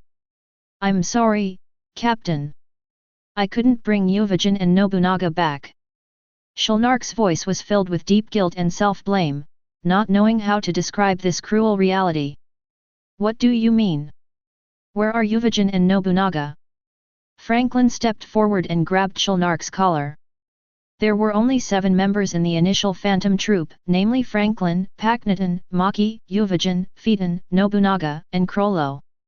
They have experienced countless ups and downs together. The friendship between them is the deepest, Chet. When he learned of the death of Phaeton and Paknatan, Franklin was a little out of control. Now it is difficult to control his emotions as he watches those familiar companions die one by one. Krollo's face also instantly became extremely gloomy, with a trace of grief in his eyes, but he quickly regained his composure. Franklin, let Shulnark explain the details first. Kubi. To prevent them from being followed. If possible, can you make 10 more buildings? Kubi's long hair covered his eyes. Of course, it's no problem to copy another 5,000. Krollo's face was grim, then copy 50 more. Kubi nodded, walked out of the building, pressed his left hand on the outer wall of the abandoned building, and activated Nen God's left hand, Devil's right hand. God's left hand, Devil's right hand. When the left hand touches a dead or immobile object, the right hand can copy a fake object for 24 hours. The replica has all the functions of the original object. At the same time, the replica can be used as a circle. The next moment, abandoned buildings rose from the ground. The copied buildings are almost exactly the same as the original abandoned buildings, and it is impossible to tell the real from the fake. Wait until Kubi finishes arranging everything. Krollo looked at Shulnark. Tell me, what did you go through? Shulnark took a deep breath, described the whole process from beginning to end, and shook his head. Although we said we should be cautious, we were too self-righteous. That guy's strength is beyond imagination. His aura is more terrible than anyone I have met so far. And his speed is amazingly fast. Don't even mention fighting alone. Even if there are more than 2 people, it is difficult to win. Krollo concluded, according to what you said. The boy named Killua has stronger defense and speed than Yuvajin, and can transform his thoughts into strong electricity that instantly paralyzes people. At the same time, he can also release terrifying moves like thunder from the clouds. Then he is at least an expert in the 3 systems of Enhancer, Conjurer, and Transmuter. Although these 3 systems are connected among the 6 major systems, it is almost impossible to reach this top level at the same time. That means, Krollo said with a heavy face, he is neither an Enhancer, nor a Conjurer, nor a Transmuter. It is very likely that he has a special system that can exert 100% effect of 3 or even 5 systems at the same time. In addition, he should also have the ability to strengthen his mind for a short time, or shorten the practice of mind power. Otherwise, at his age, I can't imagine how to practice mind power to the extent of instantly killing Yuvajin. Listening to Krollo, he deduced so much information from just a few words of Shulnark. Whether it is his unfathomable strength or his wise and calm leadership temperament, Zissou is fascinated by him. Krollo, you are really amazing. I must kill you with my own hands. Hisoka's mouth corners slightly raised, revealing a meaningful smile, and his narrow eyes flashed with an almost crazy obsession. Chapter 78. The Phantom Troupe discussion is still going on. This is what happened. Shulnark looked at Krollo and said, Captain, what should we do now? At this time, Maki and others also looked at Krollo, waiting for his order. For Phantom Troupe, Krollo is the brain, and the others are limbs. His order is absolutely prioritized. But Krollo never puts his life first. Because for him, it is not someone in Phantom Troupe who should survive. It is the brigade itself. If I guess correctly, I am afraid Phaeton and Finks also died at the hands of this person. Yukiksen is really an unfortunate place. Krollo was silent for a moment, and swept his deep eyes over everyone, and reason finally prevailed. Although this is not what I want, the best strategy now is undoubtedly to leave here. We have lost 5 Yuvajins in just a few months. The brigade cannot allow any more accidents. Our goal is to keep the brigade alive, not to exist for anyone. Krollo's face was solemn, and his eyes showed extraordinary rationality and calmness. Even from his perspective, he had never seen such a strange opponent. A teenager could actually practice Nen to such a level, and even had terrifying abilities that were overwhelming. This was simply incredible. The most important thing, they had no idea how many unknown cards Killua had hidden. This operation, the brigade has lost 2 people. In addition to the 3 people who had passed away before, Phaeton, Finks, and Paknaten. The brigade has lost nearly half of its strength. He can't let the entire brigade fall into an irreparable situation because of his impulsiveness. Krollo's words fell. Everyone fell silent, but no one refuted. After all, even Uvajin, who is like a human tank, and Nobunaga, who is also good at breaking through, could not gain the upper hand in a head-on confrontation. With the strength of the remaining few people, it is even more difficult to win directly. Leaving here temporarily and accumulating strength to find new partners is indeed the most rational decision now. But only one person began to feel anxious. It was Hisoka. For Hisoka, he didn't care how many people died in the brigade. He only wanted to unveil the mysterious veil on Krollo and put him to death with his own hands. And now is a once-in-a-lifetime opportunity. If you miss this opportunity, it's unknown when the brigade will gather next time. So no matter what, he must let the brigade stay in Yokiksen. Only in this way, he can have a chance to fight 1v1 alone with the captain. Of course, this is also an extremely dangerous bet. Shulnark, is that Killua really that exaggerated? Why do I feel that you have overestimated him a little bit?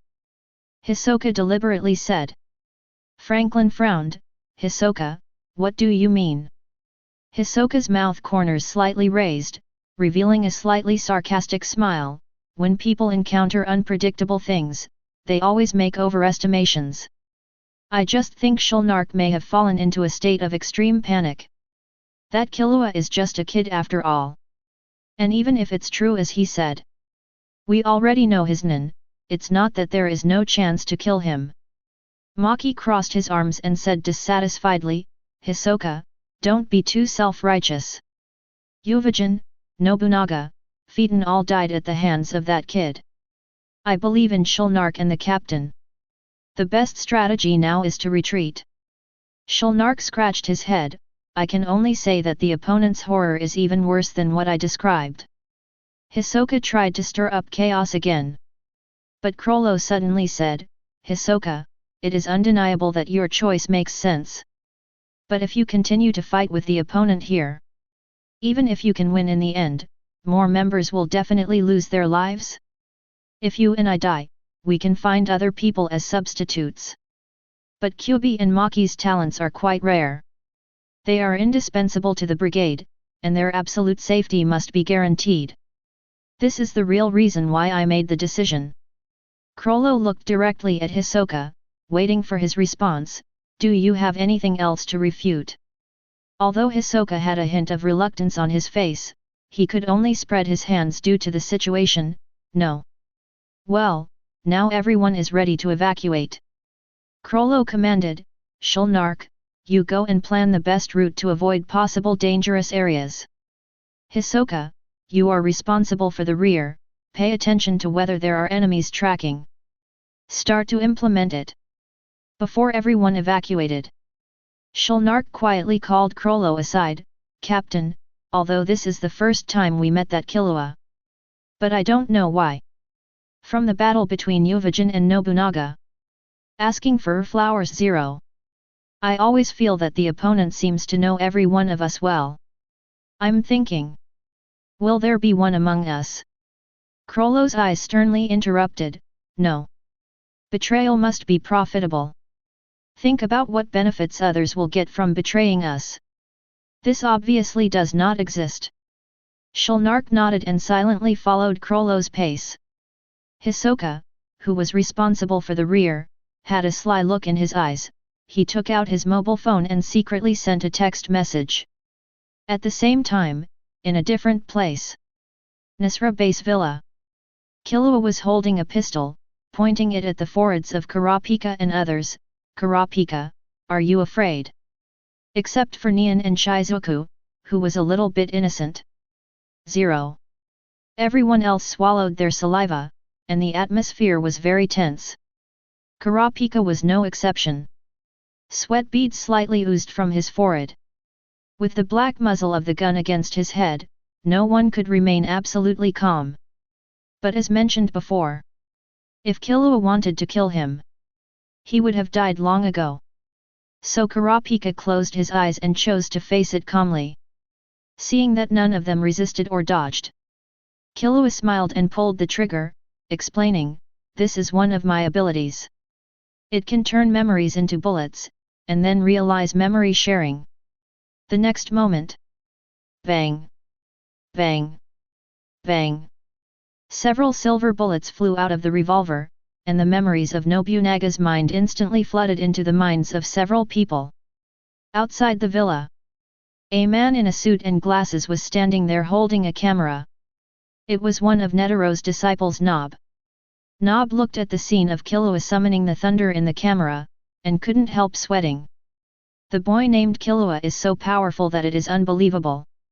And that terrifying circle. No wonder the president asked me to track and investigate his information in person. If it were someone else, he would probably find out right away.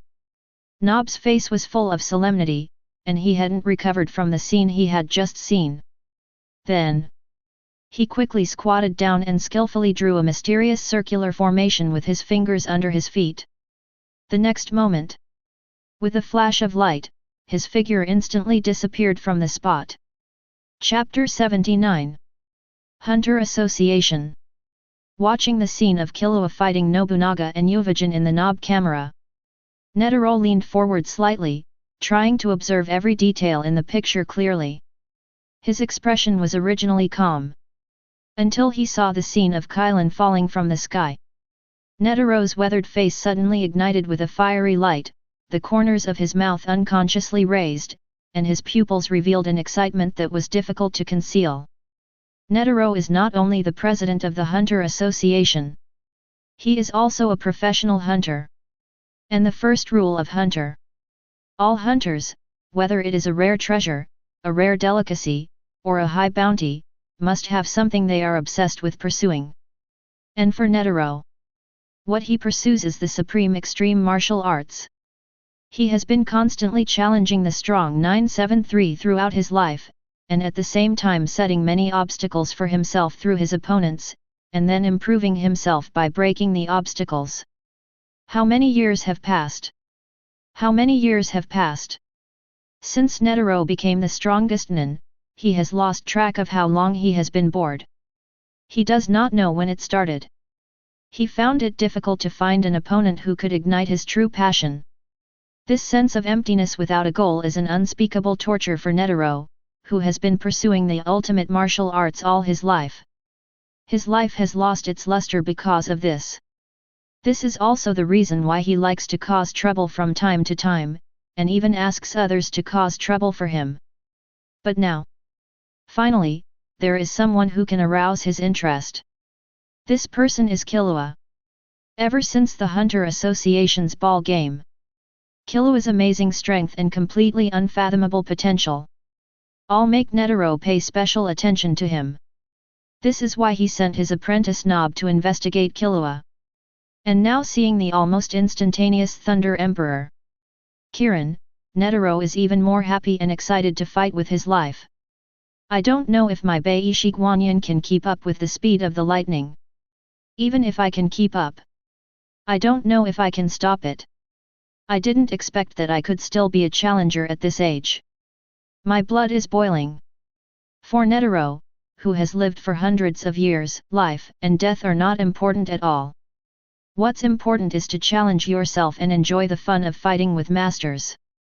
According to the investigation, Phantom Troupe went on a killing spree in Yokiksen yesterday. Should we let the 12 earthly branches deal with it? Nob asked. Netero looked calm, with a hint of obvious disdain in his tone. No need. They are just a few petty thieves, let them fight the gang. The 12 earthly branches. Netero's 12 confidants, who are also Netero's opponents in his spare time. Each of these people was given a code name similar to the Zodiac. Except Rat Periston and Pig Jin. Freaks. In order to match the code name, other earthly branches changed their names and even changed their appearance. They were very devoted to President Netero. Of course. There is darkness where the sun cannot shine anywhere, and the Hunter Association is no exception. At this time, in a quiet private residence, Sayu, whose code name is Shen in the 12 earthly branches, is talking enthusiastically with a middle-aged man with a full beard. Shen symbolizes the monkey in the zodiac. And Sayu is just like his unique code name, wearing a golden hoop on his head, tall and thin, like a monkey. As for the middle-aged man opposite, his name is Bai Yang Netero. As the exact same surname suggests. Although the president of the Hunter Association, Isaac Netero, has always been alone in front of everyone. But in fact, he has a biological son. This person is Bai Yang. Bai Yang is tall, and his eyes, appearance, and even the temperament he exudes are exactly the same as the president when he was young. It can even be said to be exactly the same. Sayu asked, "Boss Bai Yang, how is that matter going? If that matter is not resolved, the shackles that prohibit going to the Dark Continent cannot be lifted." When he was young, Bai Yang had been to the Dark Continent once. At the same time, he paid a heavy price to return, and naturally brought back new disasters. It is for this reason President Netero made a prompt decision and listed going to the Dark Continent as an absolute taboo of the Hunter Association. And made an agreement with him, if Bai Yang still wants to continue exploring the Dark Continent, he must wait until he dies before he can go again. This is a promise, a vow, and a shackle. There is no way to remove it except to implement it. Bai Yang held his knee with one hand, with an extremely confident smile on his face. "Don't worry, I have made a detailed plan with the higher UPS. Just put that thing in the Mitonai Federation in the Balusa Islands in the southernmost part of the Ulubian continent. It will evolve into a real monster in a short time. I know the old man's character too well. By then, he will definitely intervene in this matter with the selfish intention of challenging, and the constraints will naturally be resolved. This is a conspiracy that cannot be rejected. To put it bluntly, it is an open conspiracy." "That thing?" Sayu frowned. Bai Yang laughed and said, "You will know after a while. That is a monster from the dark Nisra base villa." 1.7 Kurapika and others who got the memory of the bullet immediately understood all the members of the Phantom Troupe and where the base is now. At the same time, everyone looked at Killua with more respect and admiration. Even other people's memories can be deprived. What kind of invincible power is this? "Boss, there are still 6 people in Phantom Troupe, what should we do now?" Melody came back to her senses from Nobunaga's memory and asked proactively. "This fight has been going on until now. It has obviously reached an irreversible point." Killua was about to answer. At this moment, Kurapika's phone suddenly received a text message. "Boss, it's Hisoka." Kurapika said in surprise.